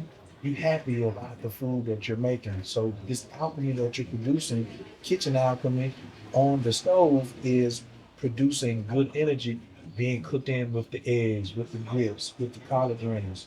So you got your plate. All they need is the energy from the food. So a saucer is normally all you need. Ancestors only need to eat at least once a day. So if you're eating 1, 2, or 3 times a day, the rule is they should eat when you eat. So I don't normally eat breakfast. But when I break bread later on in a meal, I can take some of that off and say, ta-da, this is for you. If I got chicken, rice, macaroni, cheese, 2 starches, and whatever, I just need to break off a little bit and put it to the side. Like if I use this flour, if this is your whole plate, I'm just gonna take off, this little piece. I got some greens I'm putting on there, so I got a little bit of the sausage on there. Man, I got 4 chicken wings. I might do a whole wing for them and be like, ta-da. So that's me. And now I took this, put it on the saucer, went to my altar. That's another thing. Do you eat around your trash can? No. So set up a place. Don't you have a kitchen table for you to eat? Or we have a nice table for us to have food served? Well, it's important that you have a sacred place to offer the sacred offerings. You need to take that and say, all right, check it. Like church, say your grace. Are you offering a prayer with this offering before you give it to them? Put some more vibrations on it. You get pancakes, sometimes people be like, excuse me, can I get some syrup? Your prayers is additional sweetening for this nourishment for this ancestor who hasn't eaten in years. Years. Now they done got a grudge because they're watching you eat. So this is another thing you have to realize. Feed your ancestors so they don't feed off of you. So you're a cameraman. I always like to use the Nikon example. You work this 9-to-5 job and you've been looking at this nice Nikon, $900. That's a regular price for a Nikon with a lens, and you saved up $750. Next week, you know you get paid. You know you're gonna have some extra, and you're gonna have that $150. You're gonna go get that camera, but you ain't been giving nothing to your ancestors, right? So the ancestors be like, "Oh, that camera is more important than me." So now, the day before your check hit, transmission go out in your whip. How much is it? $1,100. You can't miss work. What you gonna do? Nikon or car? You'll get the transmission fixed. Guess who that was? Ancestors. Let me get that. So I like to, as Oprah said, I'm gonna pay it forward. If you full, you ain't gonna be eating off of me. You ain't gonna be begging me if I say, come on over here, dog, I got something for you. I got this pepper, I'm gonna take this. So now I'm using common sense. That's another way, common sense, which ain't also common, on how to dissolve ancestral debris. Like I said, first, know that they not automatically well because they died. 2, they eat with you. 3, they need to have a sacred place. 4, you need to feed them as regularly as you feed yourself. And feed your ancestors so they don't feed off of you. So you set this food aside for the ancestors, leave it, and go about your day, go to sleep, come back, the food is still sitting there. So then what do you do with that? You replace it with the food from your plate. So you just toss it in the trash? Now you can, depends on where you stay. So, because you can turn that into another offering. Yeah, so the reason why I'm asking is for the audience, I wanted to clear these steps. So, because people were like, okay, I made this food, and myself included. It's sitting there. What do you mean that the ancestors ate? Because it looks like the exact same way that I left it there. Oh, good. The ancestors are etherical beings, right? You put the food down, you left, you came back. It looks like the food is undisturbed. The heat is gone from the food. Is it heat energy? Mm-hmm. So look at the same energy of the food. The ancestors already got it. But just like you believed in Santa Claus, you didn't see him drop the presents off. You didn't see the tooth fairy come take the tooth and leave the money. So it's not for you to see. You know what I'm saying? You're not clear like that. You know? I don't know if that analogy, we know Santa Claus and the Tooth Fairy. Not when you're young. Not when you're young, you know. You believe whatever. So some people have a very Santa Claus, Tooth Fairy attitude toward ancestors. It's best to go back to that. Yeah. It's best to go back to that, where I don't need to figure everything out. I left it here yesterday. I'm about to eat again. They eat when I eat. That's the rule. So your common sense kicks in. If I'm about to eat and I come back and I see the food, I'm gonna get him a fresh plate. Okay, so let me ask this. That's at home, right? Right. Let's say, like here, I'm eating out every single day. Am I at the restaurant putting something to the side and then just leaving that? Or how does that work? You if can. you're not eating at home. You can. Several different ways. Excellent question. You could say, bring another saucer. Or sometimes they'll bring you like coffee and there'll be saucer under there. You start makeshifting things. You're a black MacGyver. Mm-hmm. You move the coffee, now you got the saucer. I just move this right here and just put it on that plate off my main plate. Now I'm about to go eat. I eat off my main plate. I said my grace, you should still be saying your grace. This thing is going all different ways. You should still pray over your food all the time, whether you go to church or not. So now when you pray over your food, their plate is sitting right there. You praying over their food. So I want to talk about that. So when I was 19 to my early 30s, that was in church years, you know, and taught to pray and all that. You ain't start going to church, you was 19? 19, yeah, so running the streets before that. And so 19 and early 30s, church years, and, you know, from my experience, prayer doesn't work. So I still sometimes do it. It's not a regular practice. So break that down. Why are we praying? Who are we praying to? And what's the purpose of it? When you go to the gym, you don't lose weight every day you go, but you keep going so it's consistent. Prayer is like going to the gym. If you go to the gym and work out and don't believe you're gonna lose no weight, you also ain't gonna believe. You also ain't So gonna lose let no me weight. rephrase it. In church, you're taught that you're praying to a specific God, Okay. right? So if that is no longer your beliefs, who are you praying to and why? You're praying for. Okay. You don't have to use it praying to. You're praying. I'm praying. I'm praying to change the vibration of the food. I don't have to pray to somebody to increase the vibration of the food. I have the power in God in me to pray over the food for it to raise the vibration of the food, including pork. It just have to be more energy, more prayer. So that's why we don't eat pork, because it's harder to transform and raise the vibration of pork. It's best to just avoid it. So you don't have to pray to someone. That was the problem. They told you to pray to someone, which took your power. You pray for something. I'm the God. All of us are walking examples of God. God made man in his own image, breathed into him and made him a living soul. So what does that mean? That's the same power. When the police stop you, you got the power of the government. When the army comes into your place, they got the power of the government. When you show up, you're an ambassador of the Most High. Act like it. You see what I'm saying? You can heal anybody you want. Some people are like, well, I need to be trained in Reiki. I should get my 3rd level in Reiki. Bro, did God say you need to get a 3rd level? Does God have to get another training or certificate to give you some kind of manifestation or miracle? When you get a miracle from God, do you be like, God, let me see the certification first, where that came from? So the church gave us doubt in ourselves. That's it. You just, as long as you put the doubt back, remove the doubt from yourself, you're praying over the food, because you're the one having the human experience now, tapping into energies that the ancestors are not able to tap into. They can't tap into the earth like you can, because your cellular structure helps you stay magnetic.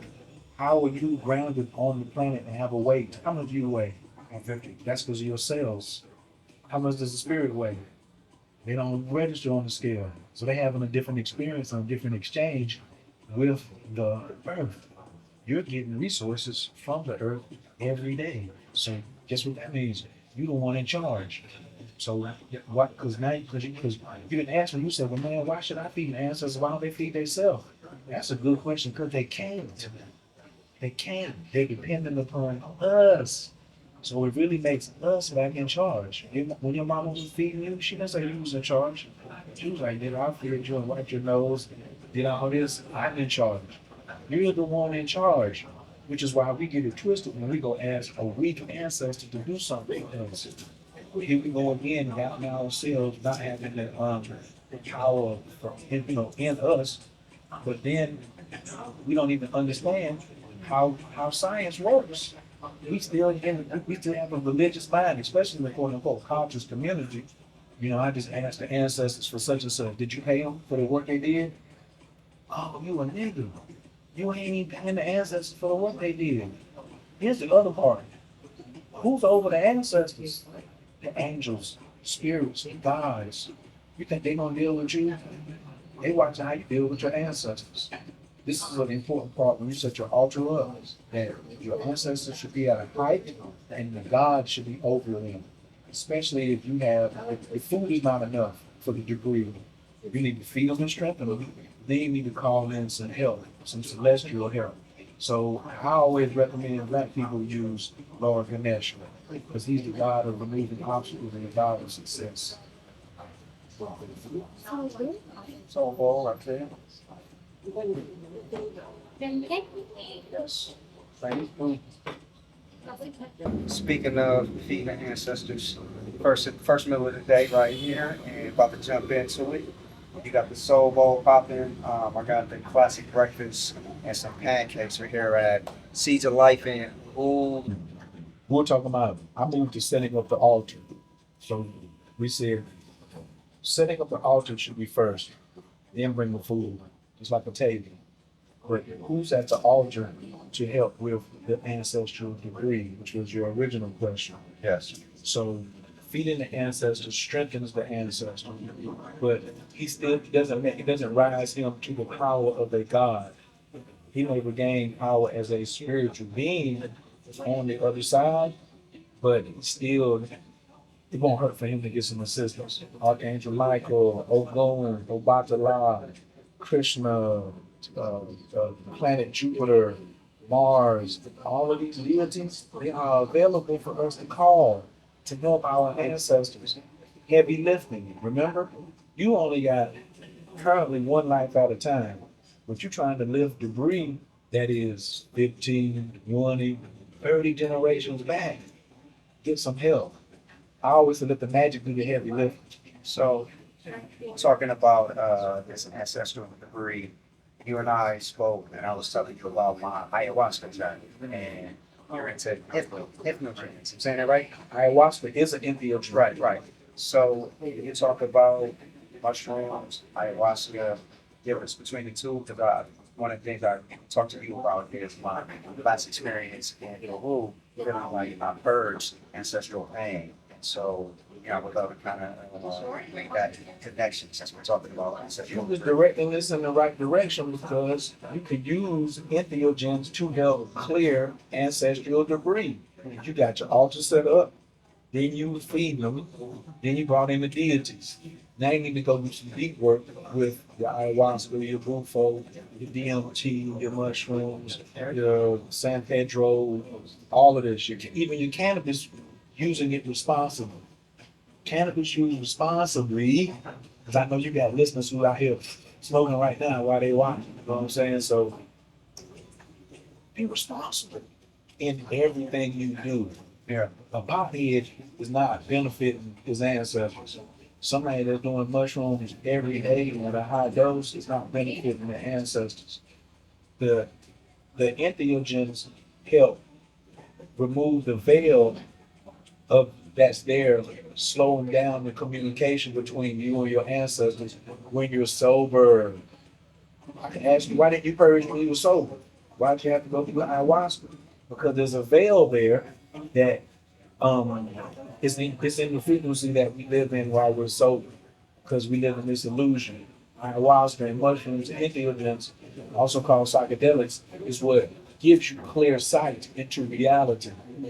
So when you close your eyes and go into that ceremony, now you're in reality. When you open your eyes, you're back into the illusion. You walk around, eyes wide shut, you're in the illusion. What's the difference between ayahuasca and mushrooms? Lots. Mushrooms is older. Mushrooms is the original. The formula for ayahuasca came from mushrooms, because mushrooms carries all data on the planet. Mushrooms needs nothing to activate it. Ayahuasca must be blended and must be heated and added to fire with water. So it has to bring in water, fire, and the earth element to create the drink ayahuasca. So you can't just go out and be like, let me just grab this. There's no ayahuasca tree, right? It's something that a shaman or a medicine man, which there's a difference between a medicine man and a shaman, has to create this ayahuasca for you to have this experience. So, and it's more of a purging medicine. It's more of a purging medicine, whereas mushrooms used properly in the right setting is more of a transdimensional exploratory tool. Ayahuasca, yes, the great mother's going to show you some stuff. It's probably on the way out because she couldn't show it to you because you had all this stuff in you. Now that's coming out, and now you're just like, wow, I can see. That's why it's good to do ayahuasca before you do mushrooms. It's good to do Cambo before you do mushrooms. Purge all that BS out your system so the mushroom can do what it was designed to do. That's funny that you say that, because I've done ayahuasca 2 years ago, was the first time last year, and I got my combo marks as well. Welcome aboard. Yeah, and so I felt that I had started hearing about mushrooms, but it was in, I couldn't find the right people. But then it was like after that ayahuasca, it's like, oh, it feels like it's time to work with that. You picked the phone up for who called you first. Some people say, well, why you ain't done ayahuasca yet? Oh, you done everything else. Yeah. They ain't called me. Yeah. And then when I thought they was gonna call me, the only person that I currently trust enough, which is very important. To me, it's very important to have a relationship with the person who's serving me medicine. Right. I ain't just gonna jump out there and go to JoJo's ceremony with a whole bunch of people. Right. And get on somewhere, because that's too many frequencies once my veil comes down. I've been training while the veil is up, right, in the spiritual and metaphysical realm. You want me to go sit in a circle with a whole bunch of jokers who ain't been doing no training? And then all our veils drop at the same time? No thank you. Yeah. No thank you. So Chief Nighthawk, you know what I'm saying, rest in peace, was the only person in Atlanta where I used to stay that I trusted to be like, yo, I'll do this ceremony with him. The next person is in Ecuador, Queen Jocelyn, and Sincere, who's in Detroit. He's between Detroit and Miami. But the phone hasn't rang for me yet to experience ayahuasca. Right, because they say to do it when it calls you, so I get that. Eating a meal from Greedi Kitchen is like a warm hug from the inside. I'm still chilling here with you, Latisha, the owner of Greedi Kitchen here in Brooklyn. Yes. Right? So tell me about you. Tell me about this place, the name, the inception, all of that good jazz. Well, Greedi is our home, and I call it home because it literally is the center of everything, community for me. Mhm. And I want people to feel like vegan food or vegan lifestyle is approachable. And I think, especially for our community, it's definitely something that we've created to kind of force dialogue, to force us to pay attention to what we're consuming and how we're consuming it, and what are the health benefits behind what we're consuming. I started Greedi because I was a vegan who was frustrated. I lived here in Brooklyn my whole life. I was vegan as a child. My mom is Rasta, so I was raised vegan, which vegan lifestyle as a child versus vegan lifestyle as an adult, completely two different worlds in terms of just options and creativity. And so I was frustrated because I wasn't finding enough diversity in flavor and texture, in menu options, in the entire borough. And then I felt like I could only find vegan options in a specific neighborhood, in a specific community here in Brooklyn. And it just grew frustrating for me. And I was like, I don't understand why we don't have more options, why there aren't more options in every neighborhood, in every community, especially mine. Right. And so that's how Greedi was kind of born. It was really born out of frustration. I am not a formally trained chef. I come from a line of formally trained chefs, but I'm not myself formally trained. And I just took a lot of my roots from the South. My grandmother would bake anything and everything from scratch. And I grew up watching her do that. All of my aunts were trained under my grandma in the kitchen, so just really reflecting on all those family traditions, and then veganizing them to where the main ingredient is always love, because grandma always puts love first in everything, right?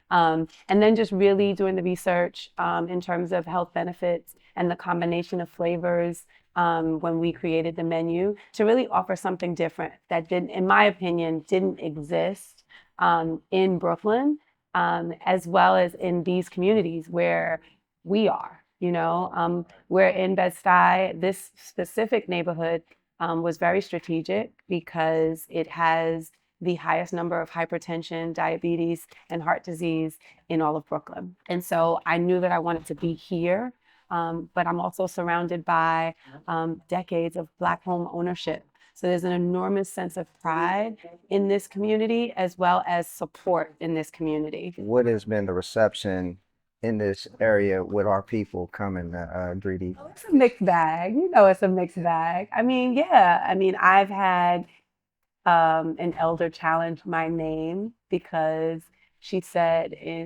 historically, Greedi is not a positive terminology.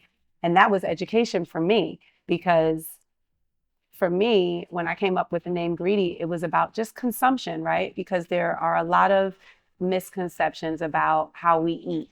You know, we eat grass, we eat vegetables, we eat like birds, but we enjoy food just as much as any carnivore. We just choose healthier options, right? And so I wanted the word greedy to be encompassing all things that are good and healthy and well for our spirits, as well as our physical being.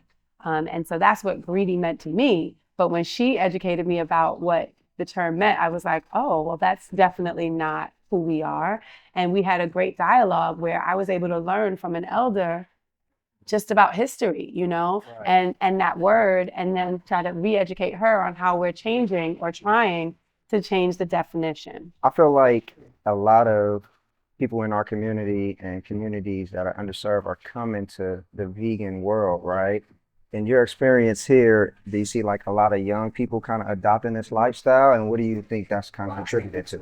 With all things, vegan is one of the things that's trending right now, right? And since it's trending, obviously I feel good about the trend because it's, you know, making us healthier.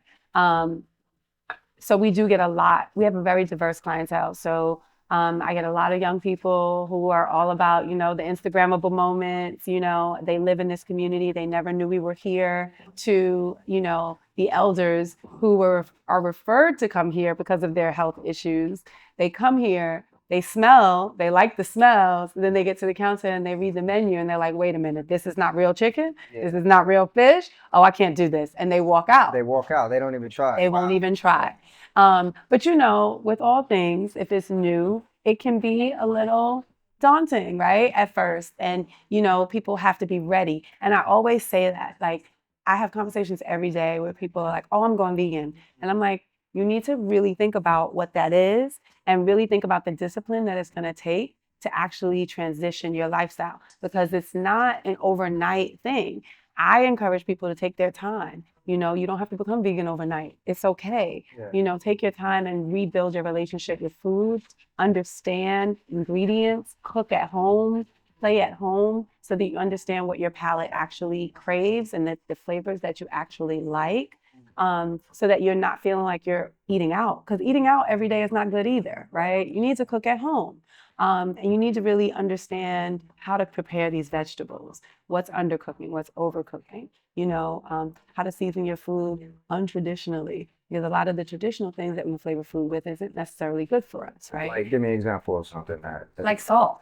Right. We can just start with good old fashioned salt. You know, I have people who come in and they're like, can I get salt and pepper, please? And I'm like, there's a lot of salt in that. It's actually sea salt, which is what we use to cook. You know, we fry with sunflower oil. You know, people don't understand that after they eat a couple of fried options, they still feel light. And they're like, why do I still feel okay? Like, I don't feel like I normally do when I consume fried food. It's because we fry in sunflower oil. So that kind of helps prevent the itis from coming out. Exactly. It's not as heavy. It's not as dense. It's one of the healthier oils, especially when you're talking about deep frying. And so, you know, just really educating people on having these conversations that aren't your everyday conversation. And sometimes people come in, like I had a couple who actually, they come here frequently from New Jersey, and young couple, and she's suffering from arthritis. I think it's rheumatoid arthritis that she's suffering from. And we just had a whole conversation just about what she's doing, what the doctors are telling her, and then what I thought, you know, and what information could I share with her about her condition that could help her. And it really was about just sharing resources. Like, I have a customer who is an herbologist who has an amazing cleanse that I use. So I referred her to her, and she actually checked in last month and she's like, I feel so much better. I'm doing the cleanse and I feel completely different. You know, it's just about sharing resources. Mm-hmm. You mentioned like a relationship to food. Can you kind of talk about that and how your body reacts with your relationship to food and what you consume? Well, I will say sugar, for example. Like, we all love everything sweet and sugary, right? But your skin is the largest organ on your body is your skin. Which, I gotta pause. Your skin is amazing. Oh, thank you. You think so? I don't have anything on. Thank you. Yeah, like, so, and I love sugar too, but I know when I consume too much of it, I break out. My daughter, same thing. she breaks out. And she's lighter complected. And so she starts, and she's a teenager, and you have peer pressure and the kids, and so I tell her all the time, if you want your skin to clear up, you just simply have to drink water, which is life, right? But then you also, you also have to make sure that you're watching your sugar intake, because too much of anything isn't good for us. And so your skin reacts with wrinkles, your skin reacts with pimples, irritation, blotchy, healing, discoloration. All of those things happen just from that one consuming sugar. I think being a vegan, that's the challenge, right? Because you're eating healthy all day long, right? And so your body is going to crave the things that it's missing. And a lot of times when we're craving sugar, we're missing another element, right? Another mineral that our body is just not getting. And so instead of giving into the sugar, we need to really evaluate where we are on the spectrum and what it is that we're not getting. And I would challenge us to, instead of going for that sweet piece of cake, to go for the mineral, really fulfill that, and then see how you feel. And I think treating yourself, no one wants to feel like they're on punishment. Because, you got one life. So, you still gotta have some fun, indulge sometimes. I'm telling you, I love a sweet. Like, we sell vegan cakes, banana puddings, all kinds of things that are literally like finger-licking delicious. Well, I'm planning on licking some fingers, because after we eat, I definitely want to try something.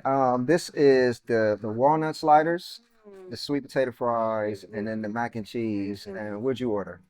So I have Fish and Festival. Fish and Festival. Okay, so fish, and then tell me, what are those right there? So the fish is soy. The festival is a combination of yuca, which is a root vegetable. Right. And we combine that with cornmeal and flour and coconut. And then we top it with a hot honey or a ginger syrup that we make in-house. And then just a good old salad, because I'm feeling like I need some greens in my life today. Sounds amazing. Tell me about these walnuts. Okay, so the walnut sliders, it's so funny because every 6 months, my challenge to myself as a chef is to come up with new gluten-free, soy-free, or alkaline options. Right now, you out here like a rapper with mixtapes. Dropping a new snack. I'm trying every 6 months, every season. I think it's important. I think it's important for the evolution of who we are as a brand, but also just reflecting on feedback from my customers. Yeah. What they want from me, I want to be able to provide. Right. And so, although we do have a lot of soy-free options currently on the menu, I'm always in search of trying to figure out something new. And so these burgers are made from actual walnuts. Okay. It took me about 8 months to develop the recipe. And it's all pure walnuts, and then we top it with steamed portobello mushrooms and bell peppers and arugula. So everything on it is alkaline, except for the bread. The bread is not alkaline. It's a pretzel bun, but we do have spelt bread, should you need it to be alkaline. We have a lot of people who adhere to the alkaline diet that eat here. And so I want them to have just as many options as people who aren't following the alkaline diet. Forward to this. I want to see what you think about the walnut. Start off with this mac and cheese. That's good. That's creamy. Now that one took a year to develop. And what's on top of this? So that are just chives and a little paprika. What's the cheese made out of? Potato starch. Potato starch. So we really try to not use a lot of nuts in anything, just due to allergies. Traditionally, vegan mac and cheese is made with cashew cheese. And I can do that. But I really wanted to try to find a way to do it where there were no nuts involved. Right. And it's gluten-free. That's good. I like Mhm. that. Get here, Greedy Kitchen in Brooklyn, in New York. What's special about New York? What makes you here? Well, I'm born here, right? And I've actually been fortunate enough that this is actually my third business here in New York, successful business. And I would say There's nothing like New York. Like, it's almost like where you can take a stab at anything that you want to do and you'll get for real feedback. You'll be tested in multiple ways that either make you greater and better or take you back to the drawing board, but none of it's negative. You know what I mean? And so I just feel like this city offers a lot of endless possibilities and opportunities that I haven't really felt the energy anywhere else. I'll take that back. I felt it a little bit in South Africa. But South Africa. Johannesburg. I'm obsessed. Just there last year. I'm obsessed with Johannesburg. Like, I'm crying about everything that's happening right now. Yeah, but like that is one of my favorite places. Yeah, Joe very nice. Mhm. I appreciate you. So this is our gin and green juice. But the gin is actually made from all plants. So there's no alcohol in that. And that's delicious. Right. And the green is a combination of cucumber and cucumber and celery and kale and spinach. So it's all good stuff. That's refreshing. Mm-hmm. Gin and green juice, aka the Snoop Dogg. Yes, yes. Gotta pay homage. That's good. Mhm. Try this, Yeah, try that walnut burger. Let me know. Going in. Go in.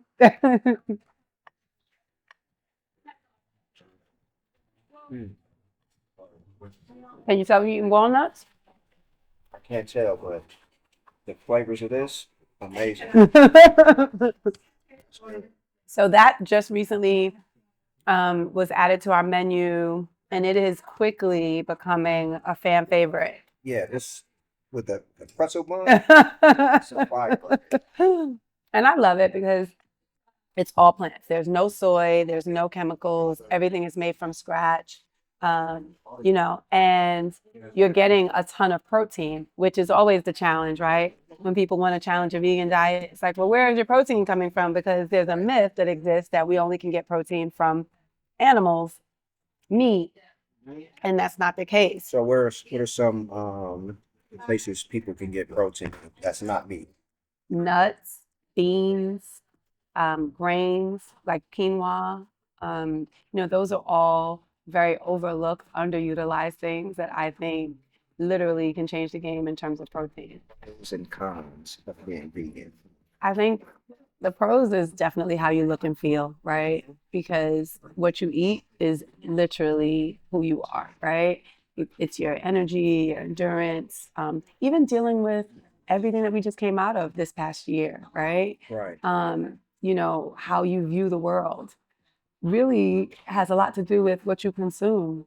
And if you notice people that are depressed or, you know, have a negative outlook all the time, they're not vegan. And that's just a correlation that I've found even this past year, like how people are analyzing things and, you know, analyzing the information that we're getting. You take it in differently when you're vegan versus not. Why do you think that is? Do you think that is like an energy thing from what you're consuming? Absolutely. Absolutely. You know, when you're eating plants and things that are God made and things that are growing from the earth, right? Your energy and your vibration is just on a different level than consuming things that have been slaughtered, consuming things that have been under enormous stress, and then you're putting it in your body. You take on that stress, you take on that energy. So you can't vibrate higher because of what you've just consumed.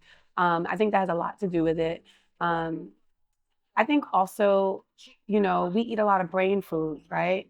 We eat a lot of things that have huge impact on our brain strength, energy, and functionality, clarity. And so What are some of those foods that affect our brain? like just green leafy vegetables, avocado, you know, all of those, the good fats, you know, the good minerals, those are the things that impact how we think, how we analyze. And so when you're not eating those things, you can't see what's really going on. It's unfortunate, but it's real. Thank you.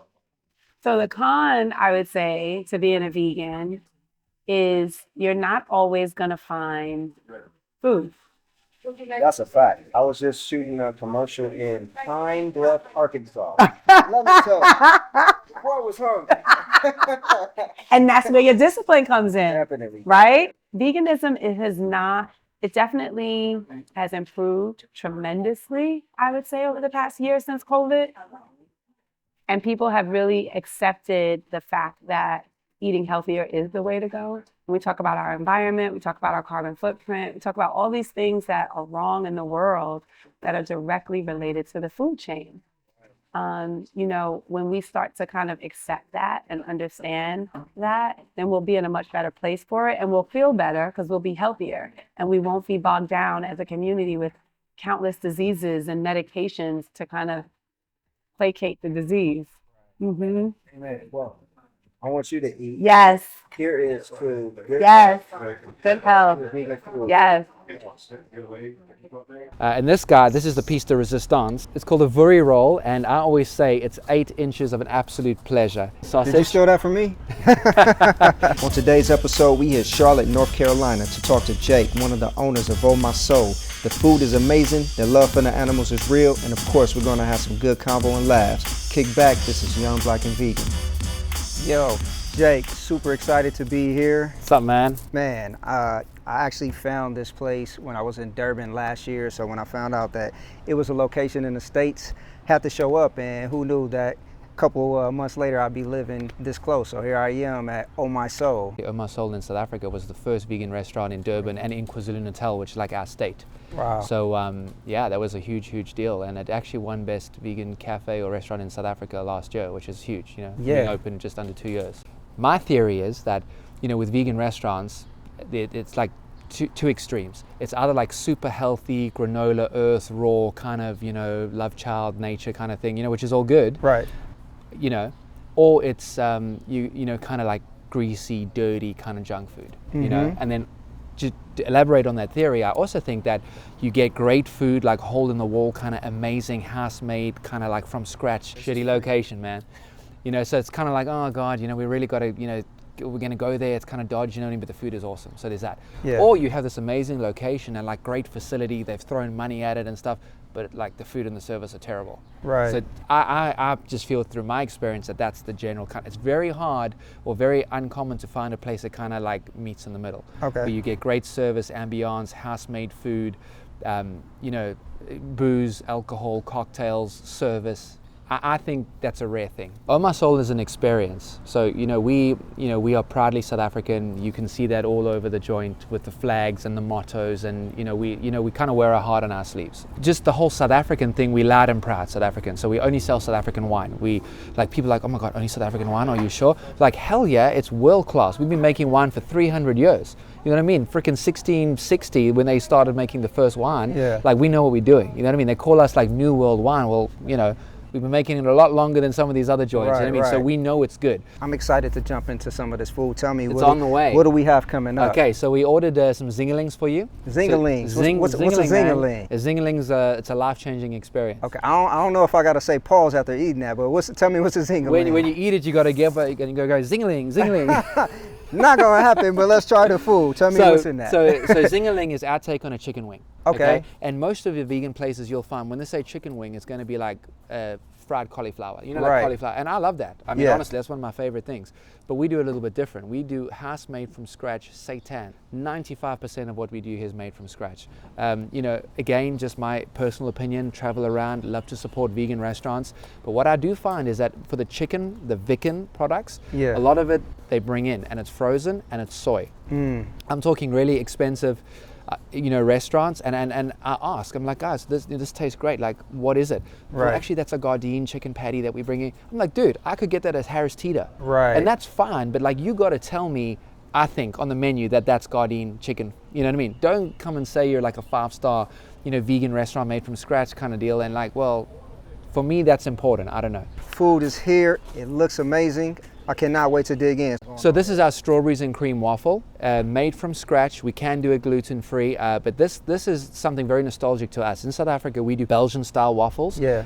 So we like it more as a dessert. That's how we grow up as kids, and that's just in our culture, you know.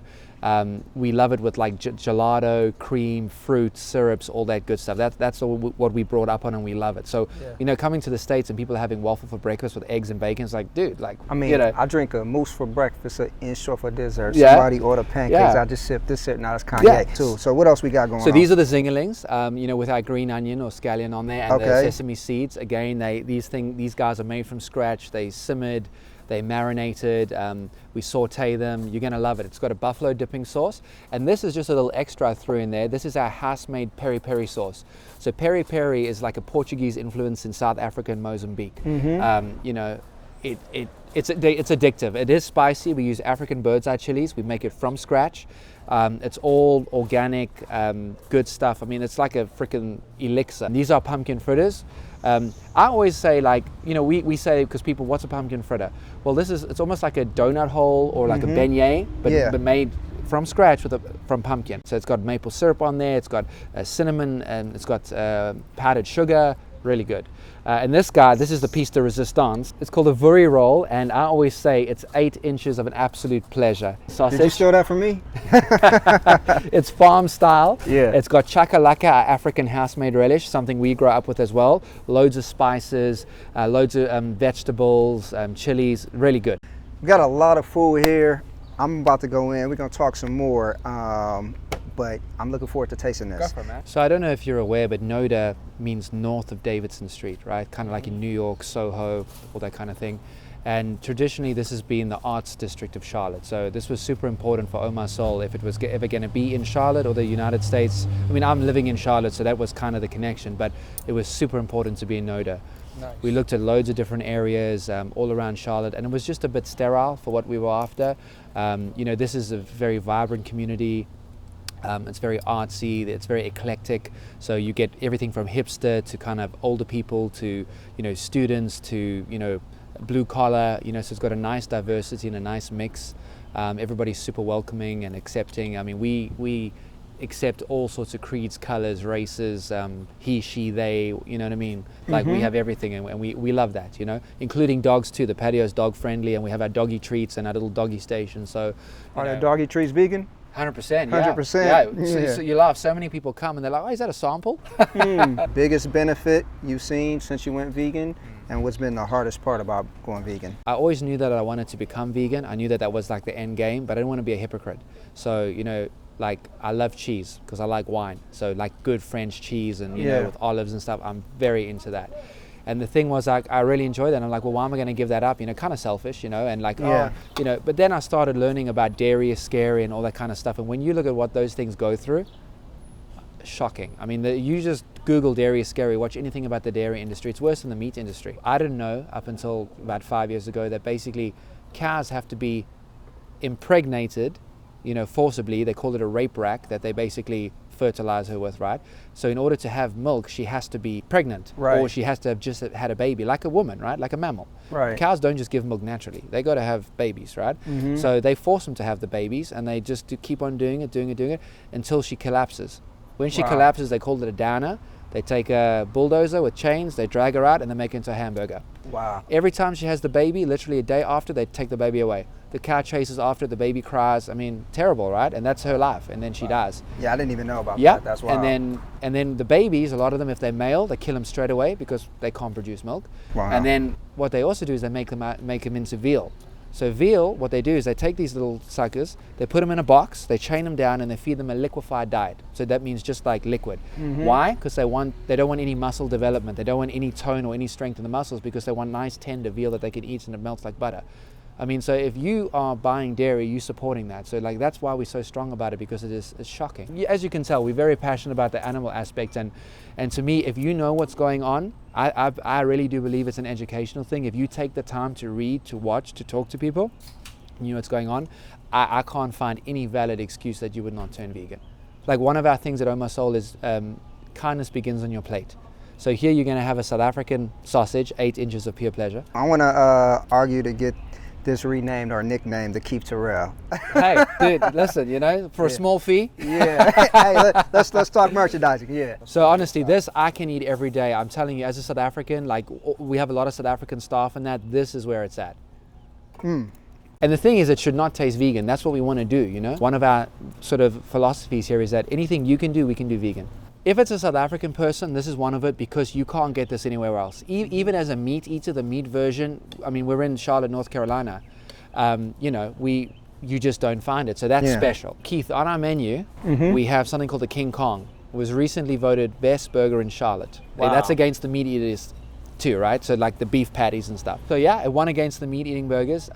Like they could not believe that it was vegan. I mean, these guys are not, we're not affiliated with them. They came in, they never heard of us. They didn't even know we were vegan. So when I told him it was vegan burger, he's like, oh, okay. Like, you know, right. honestly, went home, they did their kind of thing, whatever. Like he basically sent a message saying, guys, you won. Like that was incredible. The thing is, we want to show people you're not missing out on anything. You know, vegan, this is not a compromise. I mean, you having good food, it's healthy, you feel good, you're not bloated, and you know what I mean? You haven't got rotting flesh freaking inside of you, you know what I mean? Right. Like this is like energizing live food, you know? So I'll be honest, Jake, that is definitely one of the best, if not the best vegan sausage that I've had. Like, dude, that's amazing. This is also something special. Okay. These are our pumpkin fritters. Pumpkin fritters. This is like a traditional home recipe, something that we grow up on.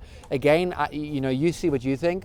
Pumpkin beignet, kind of donut hole, made fresh every day from scratch. You roll it in some cinnamon and sugar.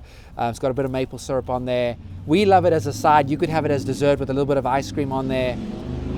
This is good. This is something that belongs on the shelves in like Whole Foods that 100%. I can like just pick up 100%. and go for a snack. You told me something very interesting that I had no idea about. You said that there are some drinks that are not vegan. And can you kind of just tell me about that world? A lot of people don't realize that wine is not always vegan. Alcohol is not always vegan. So for example, Campari is a very popular Italian bitter that you'd use in something like a Negroni, right? Super delicious.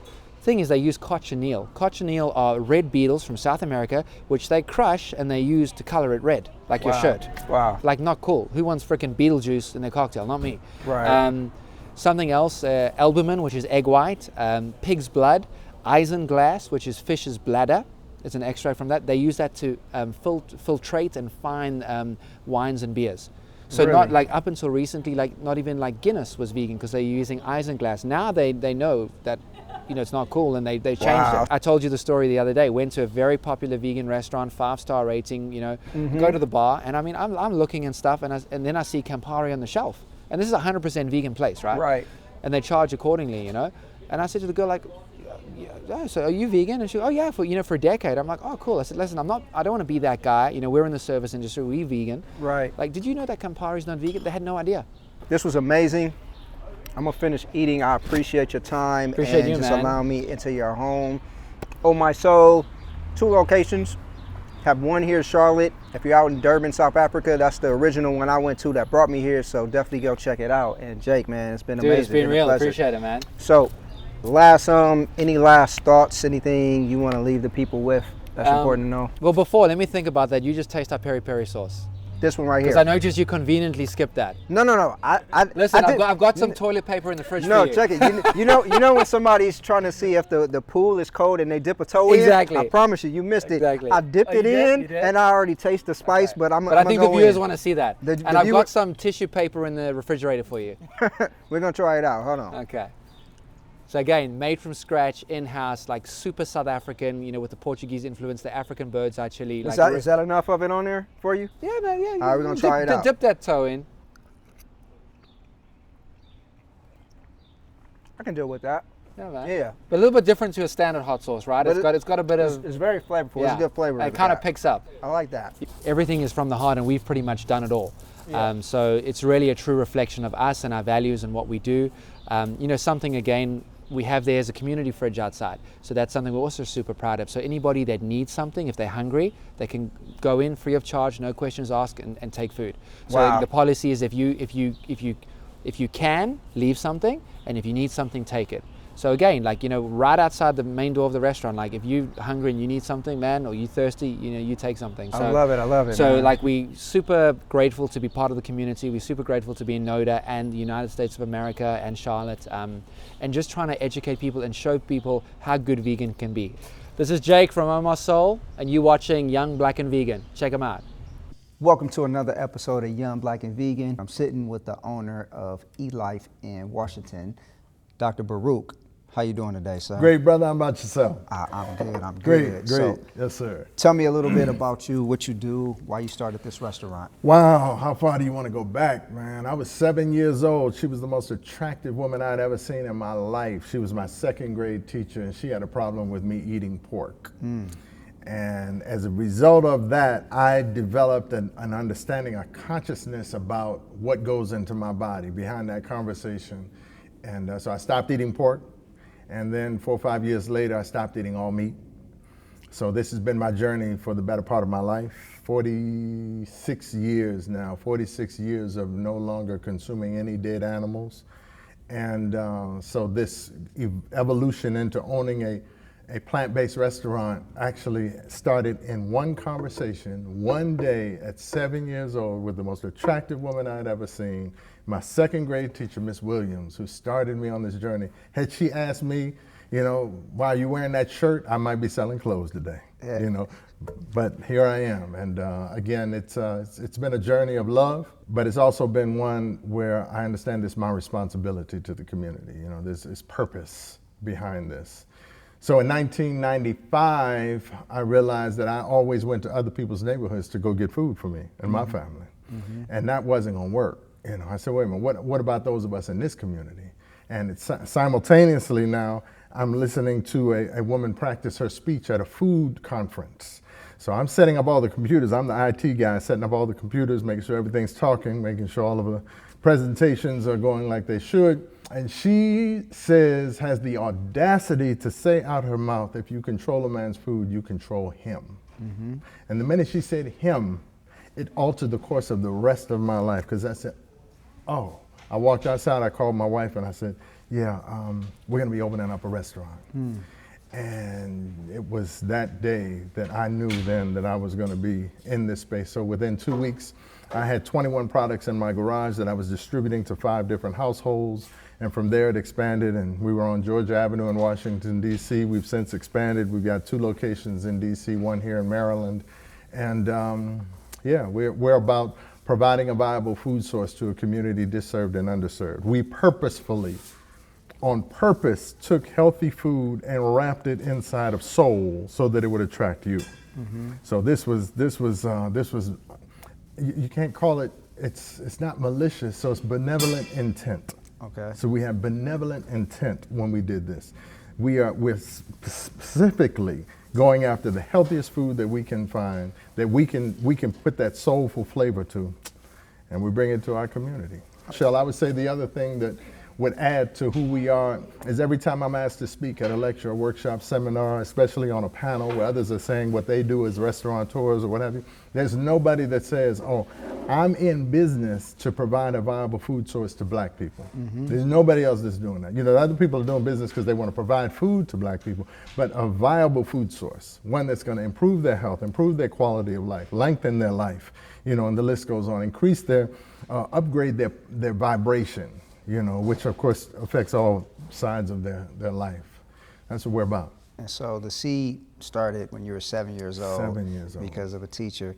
Talk about your vegan journey. What does that look like? Do you have kids? Are they vegan? What have been the major benefits that you've seen and experienced? Great, great, great. Well, when I started veganism, you had to have a big imagination. So, and I should say plant-based. When I started on this plant-based journey, you had to have a really vivid and big imagination, because we didn't have food like what we have today. You know, you weren't going and getting food that was made to taste like anything else. You were getting a block of tofu, and you had to have an imagination. So you take that block of tofu and you put some Obe seasoning on it, and your imagination tells you, well, that's fish. You put some ketchup on it, it's a burger. You know, you fry it and do whatever. But it was big on us having to replace that or fill that gap. So back when I was first entering into the plant-based world, I had to have a really good imagination. You know, I had to fill the gap between what my taste buds were accustomed to, and now making the adjustment to choosing food not based on taste, but choosing food based on its nutritional value. So I had to be very imaginative. I had to be very disciplined, and it was tough. So now, as a result of, you know, manipulation of food and food science and doing all the work to make plants taste like They become those analog meats. So they're tasting like meats to some extent. They look like it. It's a different journey for a person who's making the transition now. But one of the most significant things that happened to me is I used to get ridiculed. Mm-hmm. People would talk about me. Bird man, rabbit food man, carrot eating, why don't you go out in the backyard and cut the grass and you can have dinner, those kind of jokes. Right. All through my, all the way up through junior high school, there were jokes, what you got for lunch today, and it was just joke after joke after joke, and it's such a pleasure to now, 40 years later, come back to the school reunion. And people say, man, except for the gray hair, you look just like you looked when we was in school. And I can't say the same for them. Right, I'm right. like, oh, how the kids? You got to come up with something else to say because they have all, evolved into what they ate themselves into being. So let's talk about tofu. You mentioned tofu. What are your thoughts on tofu?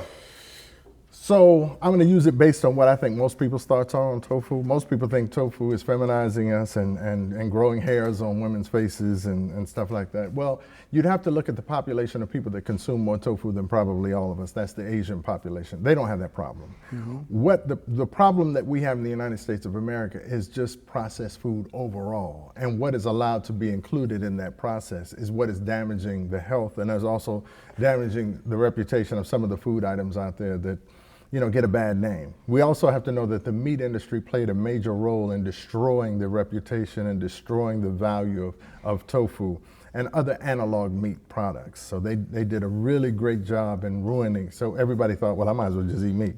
If I'm gonna eat that, I might as well eat meat. Does it mean that it's healthy or the healthiest? No, it's not the healthiest, but it's a great transition point. So you can transition with tofu, you can get the taste, you can get the texture, they're better quality tofus than others. I mean, if you get low grade tofu, you're likely to not get as much nutrition from it, or you might not get any. Mm-hmm. And so that's probably the same way with anything. If you get a better quality, you get a better benefit from it. But as far as the reputation that tofu has of feminizing populations of people, there are populations of people that have been consuming this for eons, right? And they don't have that issue, So it's in large part, it has to do with the processing in America that food goes through that has damaged the tofu that we're consuming, but it damages a lot of the food that we're consuming. It's just tofu was the one that took the rap. So what are your favorite sources of protein? Wow, it'd probably be seaweed. The seaweeds are my favorite source of proteins, would be where I get the greatest benefit. But I also understand I don't need as much as what we were told we needed as children. That's not the case. And I've raised 7 children, and no, that's not the case. They're all vegan, and they've eaten plant-based for the majority of their lives, and they don't have the health challenges again that their friends have. And they're young, so their friends are on medications, their friends have health issues, and they don't. So seaweeds, break that down. What forms, where you're getting this? Where can people get it and implement it? How can they implement it into their eating? The most popular are like the spirulina or the chlorella.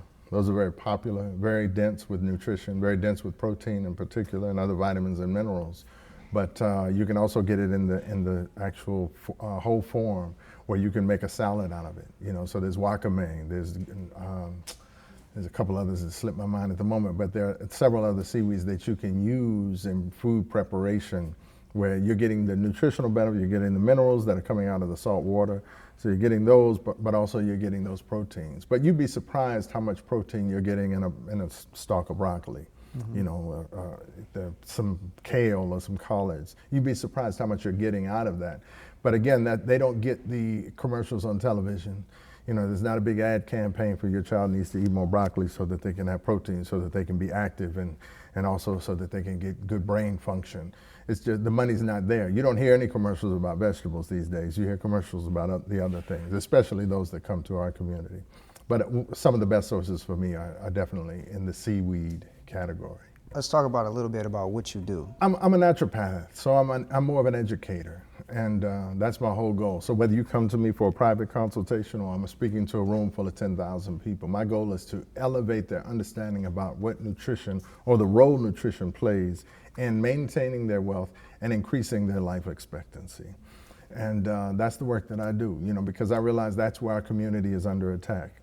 we're not getting old and dying anymore in our community. We're getting sick and dying. And we're getting sick as early as 30, 35 years of age. We're on medications for the rest of our life. So my goal is to educate people away from being dependent upon a system that makes money off of keeping them sick and giving them the roadmap, which, you know, once you give somebody the roadmap, it's not something that they need to come back to you for. When they know that I should eat this way, I should supplement this way, and I should steer clear of all these things out here, then if they follow those instructions, they're good for the rest of their lives, which is why I think this is something that should be taught in all of our, you know, charter schools, all of our schools that are focused on African-centered education. We should be teaching nutrition so that our children can get this at an early age. Like, I got it at 7. And for me to get it at 7, that means, you know, yeah, our children could get this. Mm-hmm. And I went against my family. So everybody in the house is eating pork. And I'm like, Miss Williams is too fine for me to go against her and go back and eat some pork. But I really think that's a big part of what I do. I educate. Okay. And I have seen where, as a restaurateur, once I started bringing in educators about nutrition, health, and wellness, it increased my customer base, it increased my credibility, and you know, that made me more successful. So that's why I bought into the whole notion of I need to know more than my customer knows about what they need to do in order to be healthy and maintain health inside of their body, their family, their neighborhood, their communities. So that's why I decided to embark upon the journey to be a naturopath. And that's what I do. I teach people. I want to download as much information as I can to you so that you can get it and therefore be able to, you know, save your own life and save somebody else's life too. Got you. Now, off camera, I heard you mention that you feel like this is the time for the melanated man. Mm-hmm. What do you mean by that? Well, I think we're looking at a world that is changing rapidly. I mean, literally, with the drop of the next bomb, it's changing. With another African country telling the French where they could go, it's changing. With African Americans, black folk here in America deciding that, or recognizing that this government, the pharmaceutical drug dealers, the medical industrial complex do not have their best interest at heart. The world is changing. We're raising our children differently. We're seeing that, well, maybe some of the things that we thought were of benefit to us, or that we needed, or that we depended on and trusted, they can't be trusted. We can't depend on them. We can't have success. So we're recognizing that there's enough changing in our community with regard to our relationships, our economy, our health. You know, we could go down the list. Just the social dynamics in our community have changed so drastically over the last 30, 40 years. Some of us are waking up. Some of us remember what life was like in the 60s and 70s. And we're waking up and realizing, well, wait a minute, this happened under our watch. We remember a time when it wasn't. So something has happened, and you can look across the board with regard to our health, with regard to our economics, with regard to, you know, just our relationships with one another. It's changed so drastically that some of us are just saying, well, whatever it takes to get it back. Mm-hmm. Whatever we have to do to get this back is what we should be focusing on. We should be doing this work. Yeah, so it's important for us to recognize our responsibility and our responsibility not just to ourselves, but to the next generation. I'm not doing this work for me. I'm doing this work for the next generation so that they get it, so that they can build, so that they can grow, so that they can have a foundation that they can stand on and do the same for their, you know, next generation. Today, I am super excited to sit down with my guest, a director, a producer, a motivational speaker. She is a LGBTQ influencer. She's part of Mayor Dickens' transition team, and she's just an overall dope person. And so I'm honored to be sitting down today with my guest, Issa Cunningham, AKA Captain Cunningham. How you feeling today? I'm honored to be here. Yeah. Yeah, because this is like historic territory. You know, young, black, and vegan. I mean, I think 20 years from now, we're going to be looking back on this saying, yes, there were some people who were pioneering this. Funny thing, I said Issa is a director and a producer, so I had everything set up today, and this is how dope she is. She came in, she's checking my camera, she said, sit in, okay, that's cool. Oh, let me put this in the background. And so one thing I can say about you is you bring excellence wherever you go. They say it's not about who you know, but it's about who knows you. Let me ask you this. How does it feel to be followed by Barack Obama? Oh, please. He follows a whole bunch of people, by the But way. he don't follow me. He don't follow me. So how does that feel? When did he follow you? Can you help me get Michelle on the show? Yeah, hey, it was during the election. He followed like 100,000 people, and I was one of them. So I am just happy to have, I still covet that follow, okay? So your website is ihavethesecret.com, right? Yeah. What's the secret and how did you get it? You know what's so crazy, Keith? I got that web domain in 2010. Mm-hmm. I didn't know what I was even going to manifest into at that point. I had seen the movie The Secret. Right.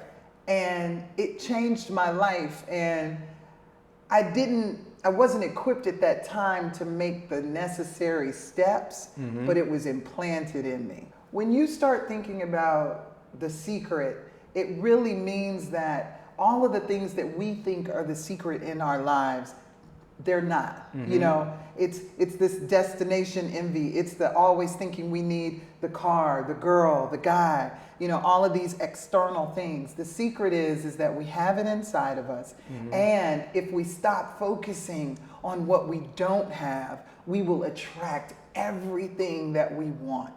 And it's a very hard thing to do because you've got to think and try to identify, you know what, that last relationship sucked, right? Mhm. And so you think, I gotta start thinking about, I don't want that. I don't want that again. But that Right. is the opposite of what you need to do, because that which you think about, you attract to it.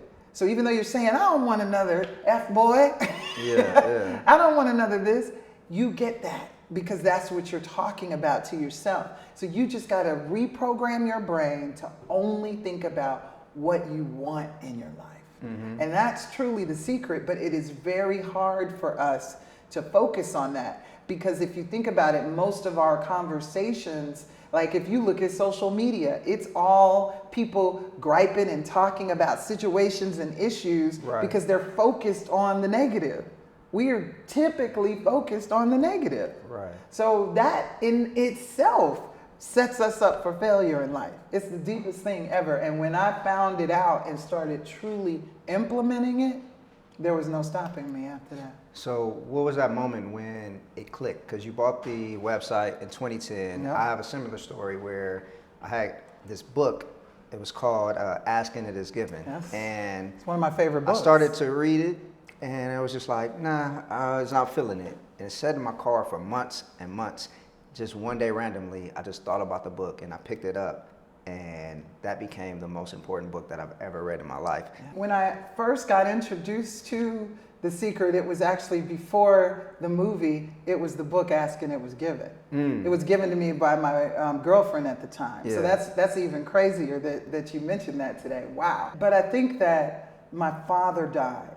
I had one of those moments in your life where you're looking for the truth. You're looking for direction because I knew my life it was crap. I knew it. And so when my father died, it was this thing of, I need to figure out what my legacy is really gonna be. I know that this can't be it.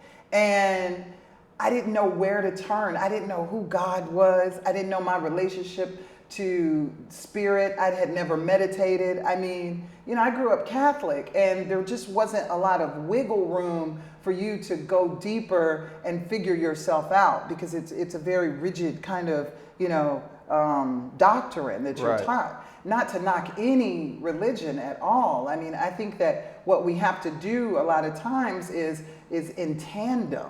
Right? Is kind of is you can have a religious base, but what's your spiritual base, and have those two things kind of work in tandem. I just wasn't working in tandem except for being selfish and, you know, not pouring into others. But when I found that secret in that book, Asking It and It Is Given, it was a game changer because really, when you ask, it really is given. You mentioned your dad, and I know that 2006 was like a wake-up call, right? Yeah. Can you kind of like paint that picture and even implement, because you were like doing major things in the industry at that time, right? Yeah.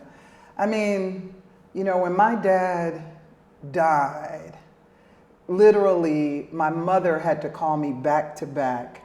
And I knew that something was wrong. I was in the middle of the edit for the Gucci Man So Icy video. I actually directed that video.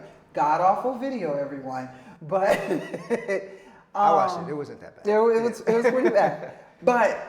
And that's Gucci's first video. And so I was on a high, right? Because I'm celebrating. I'm doing all of this stuff. And I had to get my mother to call me several times to tell me, get to your father before he passes away. Because I was so disconnected at the time from my family. Just thinking about that right now almost makes me tear up at the disconnect. And I got there in the nick of time. I was able to hold his hand and talk to him before he passed away. And it was that moment leaving there, I knew that ultimately something had to change. I was spiritually, mentally, physically a mess. Yeah. And so what could I do to get out of it? And what I want everybody who's listening to know is that we think that change has to come so quickly. Yeah. We think, no, it was baby steps. It was a message here in 2006 with the book Ask and It Is Given.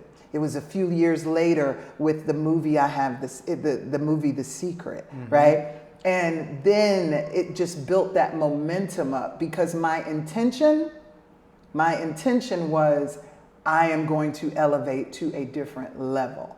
Yeah. Didn't know how I was ever going to get there. But it's that intention that you have to do first that makes it all make sense later. And that's the hardest thing for us to learn. I heard you say one time that your purpose was to make people have aha moments. Is that still your purpose? Yes. Yeah? Yeah, it still is.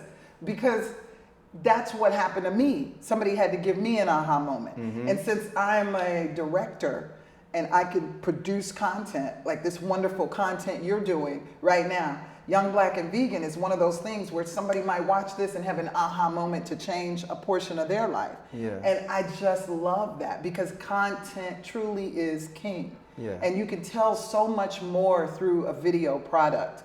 And I just want people to be like, I never thought of that like that. Never thought of that like that.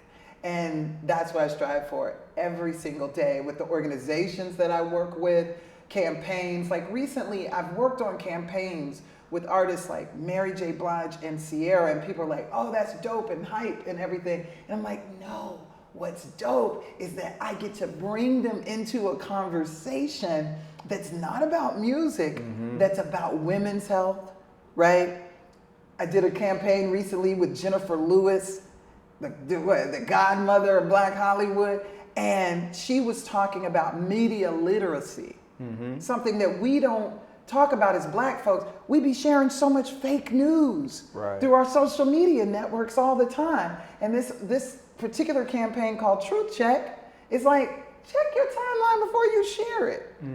But so it's taking those celebrities and giving people, you know, all of this wonderful information that they'll listen to from them. They may not listen to it as easily from us, right? Right. Yeah. All right, Lisa, so we're going to continue this conversation, but right now we're going to get into some good food. Oh, come on. Today we got Planted Soul. It's a spot here in Atlanta, which is, you know, ghost kitchen, so that's why we're not in a restaurant today. But nonetheless, we're ready to jump into it, and we'll be back in a few with some more conversation. Yeah, let's get it. Let's do it. Yes. Appreciate you, TK. Oh, this is oh boy, looking amazing right here. Okay, this right here. This will be my first time actually having vegan mac and cheese because this is just something I'm giving up. This is the real test right here. This is a real test. Okay. Honest opinions. I'm digging what they're putting out here. Yeah. No, I'm serious. Yeah. I might not have to go back to regular mac and cheese after this. I'm gonna dig into these candy yams. I was just about to ask you, did you get into these candy yams though? Okay. They're 2 for 2 right now. 2 for 2. Candy yams are hitting. Oh, I'm getting into it. It's like, turn the cameras off. I mean, this I need to be able to grow. Yeah. We're gonna finish this food and yeah, we'll talk to y'all in a few. The last time I had the honor of working with you on set, you mentioned that, you know, you were on a weight loss journey and you actually lost a significant amount of weight and you've been doing like races and tell me about that journey. Well, you look at your life at different stages and there's this concept that people tell you is that you can't have everything.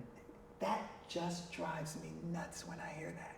So I was one of those people who subliminally bought into that. I was like, oh, I got a great career. Oh, and now I have a great girlfriend. You know, my health, I'll try to get to it eventually, because, you know, you can't have everything all at once. You absolutely freaking can't. Yeah. And once I decided that I could, it was the biggest game changer, because what we don't realize is a lot of times in our day-to-day lives, we are handicapped. We are disabled. And what I mean by that is I didn't realize that with all of the extra weight, there were so many things I wasn't doing. There was preparation that I couldn't do. There was me leaving a set early, you know, because I didn't have any more gas in my tank to even keep going, to go and do something else with some people afterwards. I was literally that physically tired from just having been on set that day. I didn't realize how many different areas I was limited. And then when I started to lose that weight, it just took all of those layers off of me. I felt like I was just shedding so much dead skin and the weight. So for me, the weight loss is truly about freedom. And as Black people, we just don't realize how many different ways we're shackled. And food has shackled us as a people for our whole lives. I started, when I was preparing to come see you today, I was thinking, I'm like, what is like some of my earliest memories of food? Like positive memories, like that make me feel all good, right? And my parents were amazing. I mean, they used to call my family the Huxtables. But one thing my mother used to do when my dad would go out of town, she would treat us with Kentucky Fried Chicken. Now think about that. Because my dad, he was a scientist. And he knew about the greenhouse effect. He knew about how food affects us. So he didn't want fried food. It was all of this regimen when Daddy was around. Yeah. So when he wasn't here, my mother thought the reward, get that, was to feed me the worst food that I could possibly put in my body. Right. And that's my fondest food memory. Wow. First of all, it was a reward. That's number one. And secondly, it was this bonding moment with my mother.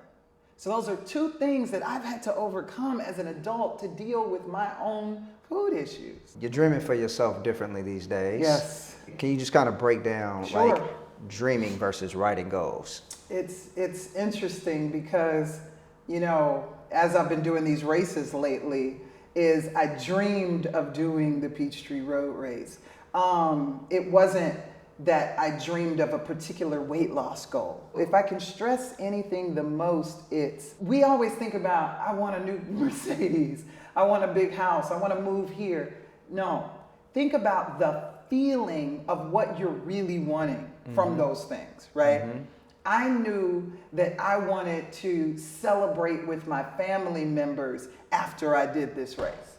I knew that by doing this race, that would mean that I would be a certain amount of healthy in order to even do the race, right? Right. So that's what the dream is for me. The dreaming is to get to that bigger sense of accomplishment and not the end goal in that sense, and not the I want my Peachtree Road Race T-shirt. No, stay in the emotion of the dream.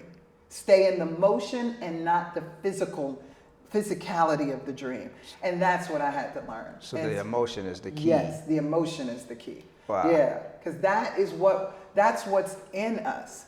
You know, we are humans living a spiritual experience. So it's like we're I'm old school. There was a song by the Police, Spirits in the Material World. Yeah. We are spirits in the material world. So we have to act like that. In spirits, we're led by our emotions. We're not led by that car we think we want. Yeah. That's a byproduct of an emotion that as a person we think we need that to make us feel a certain way. Right. But what if it's not the car that we really needed? You know, so that's why we have to get in touch with ourselves as men, as women. we have to get in touch with our emotions more and more. I want to backtrack a little bit too. Sure. When talking about the weight loss. You know, this is another thing I'm thinking about with the whole weight loss thing. It's like we have to really look at ourselves as whole beings. Right. And what I mean by that is we have to look at ourselves. Who I was at 12 is not who I am at 52. That's right, I'm 52. First of all, pause, hold up, stop. Black don't crack. That's amazing right there. You don't look 52 at all. So we have to understand that our bodies are different, right? Yeah. So whatever I needed to do at 40, I probably need to do something different. So I realize now I can't just eat right and keep a great weight and health. I have to move this body. And if we would train our young people to move our body from the time we were little, we wouldn't have adults like me trying to figure it out as I got older. But so I just simply started with walking a mile. Yeah. I was like, can I walk a mile? And then that mile turned into 2 to 3 to 7. In 8 months ago, I couldn't have even walked that mile. Wow. So that's another thing, is think about that. Think about how people don't start because they think it's gonna take so long. December 2021, I looked at a photo of myself and I said, never again, not anymore. I looked at that picture and I just knew that there was a healthier person on the other side of that photo. And today I'm a person who is just proud to say that I took the action, you know? Yeah. It's the baby steps. That's all. It's the baby steps. Okay, so you are a music kid. Let me ask you, what's one of your favorite remixes that come to mind? Oh boy, you got me on that. Okay. Oh wow. Gosh, one of my favorite remixes of all time is "Sleeping in My Bed." Sleeping in my bed. Drew Hill? Yeah. Drew Hill? The Okay. Drew Hill remix. That's a good one. And the reason why I asked you about remix is because you have a thing you say where you remixed your life. Yeah. Break down remixing your life. How can somebody take where they are right now and remix it? I'm so glad you asked me about the remix because I do come from the entertainment industry and the music industry. And, you know, remixes were such a part of my growing up. But when you think about a remix, it's a song that is a knockoff of the original, right? But in order to make that song, you're gonna have to do some things. You might have to slow down the beat a bit. You might speed the beat up. You might collaborate with different people, okay? So that's why I call my formula to life, when you want to change it, the remix. Because that's what I had to do. I had to, when people told me I was an assistant director and I wasn't ever going to be anything but an assistant director, I had to stop and take a step back. I had to not take jobs, right? And that's scary, but that's a part of the remix because I knew that on the other side of that was directing, right? And then when I was only directing music videos, I had to do the same thing. I had to stop and take a step back and say, I don't want to direct music videos. I want to direct other projects that have some sort of, you know, socially redeeming value to them, right? Right. But the biggest was the collaboration. Because we get stuck in our comfort zones. We get stuck working with the same people all the time. Right. And I was, quite frankly, Keith, I was scared.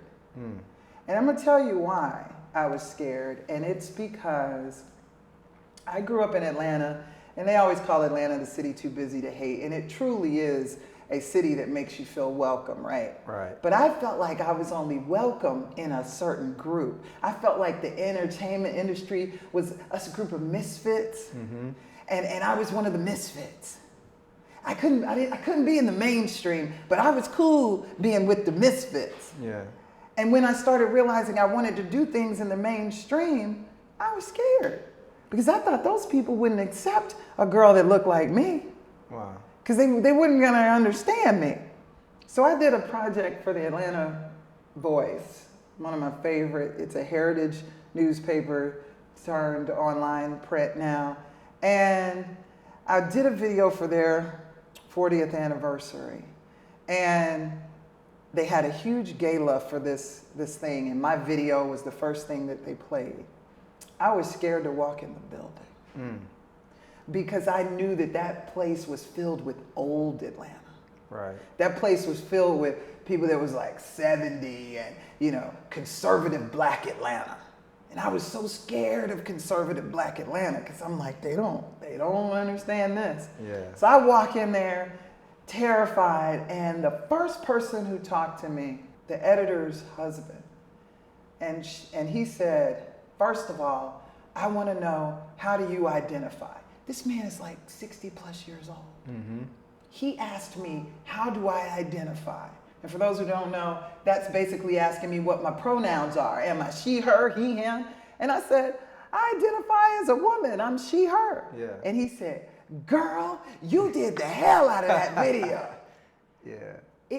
It's literally easily one of those moments in life that was a game changer for me. From that day on, I knew I deserved to be in the room with everybody. Mm-hmm. And this is who you see today because of that. Yeah. You know, and I just tell that to anybody, whether, you know, it might be a Black man who came from humble beginnings that doesn't think that he can be somewhere, right? So it's all these different versions and limitations we put on ourselves. Mine happened to be the LGBTQ card. Somebody else's is something else, right? Right. But we should never limit ourselves. I could see if somebody else is limiting us. Nobody was even limiting me but me. I think a great way to end this is if you can break this down for me. Sure. Subtractors, adders, yeah. multipliers, dividers. Yeah. Look at your life. Look at the people in your life. But wait, here's the kicker. And also look at yourself. Mm-hmm. You can't let yourself off the hook, okay? So there are adders, subtractors, multipliers, and dividers. The adders part makes a lot of sense. It's easy for us to understand because, you know, that's a good friend of yours. If you're sick, they might bring you a little food over. They add to your life. Right. The subtractors, we kind of understand that too. You know, there are people who subtract and we're like, ooh, they just a little too negative. Yeah, energy suckers, okay? Dividers, a lot of times those are like family members most of the times. Those are people who, you know, they pit you up against your sister and this, that, and the other, and we have to navigate those circles. But what I challenge everybody to do is find more multipliers, because those are the people outside of your comfort zone. Mm-hmm. Back to that comfort zone again, because those are the people who we typically are a little bit higher than us. Because in order to multiply your life, they usually are at a level that you're trying to get to. Those multipliers aren't naturally in your normal scope of view every day. So you have to go looking for them. Right. And so when you find those multipliers, oh my gosh, it's a game changer. Yeah. So where should people look for multipliers?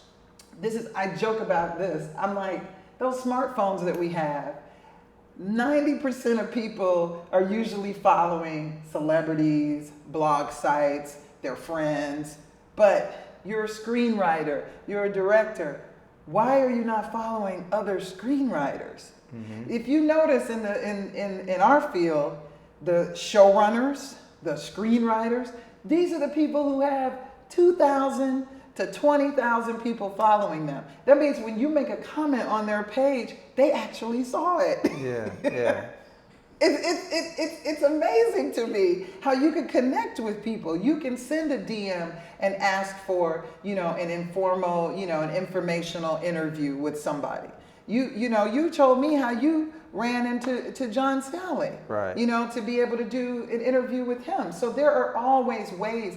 Multipliers are right in front of you, and you just have to seize the day sometimes to find them. Right. Yeah. Closed mouth don't get fed is what they say, right? It never has. Yeah. So, Lisa, thank you so much for coming to sit down and break bread with me. Hopefully the food was cool. Oh, it's amazing. Yeah. Amazing. Planet Soul in Atlanta, definitely check them out because it was slapping. So good to see you and have this conversation. I'm sure people will look at this and somebody's gonna walk away inspired. And you know, even if they just pick up asking it is given, like we know we planted a seed. Where can people find you? Oh, I'm on social media at CAPT Cunningham, short for Captain Cunningham. And my website is IHaveTheSecret.com. Check out IHaveTheSecret.com. I'm Keith Terrell. This is Young Black and Vegan, and we out. Yeah.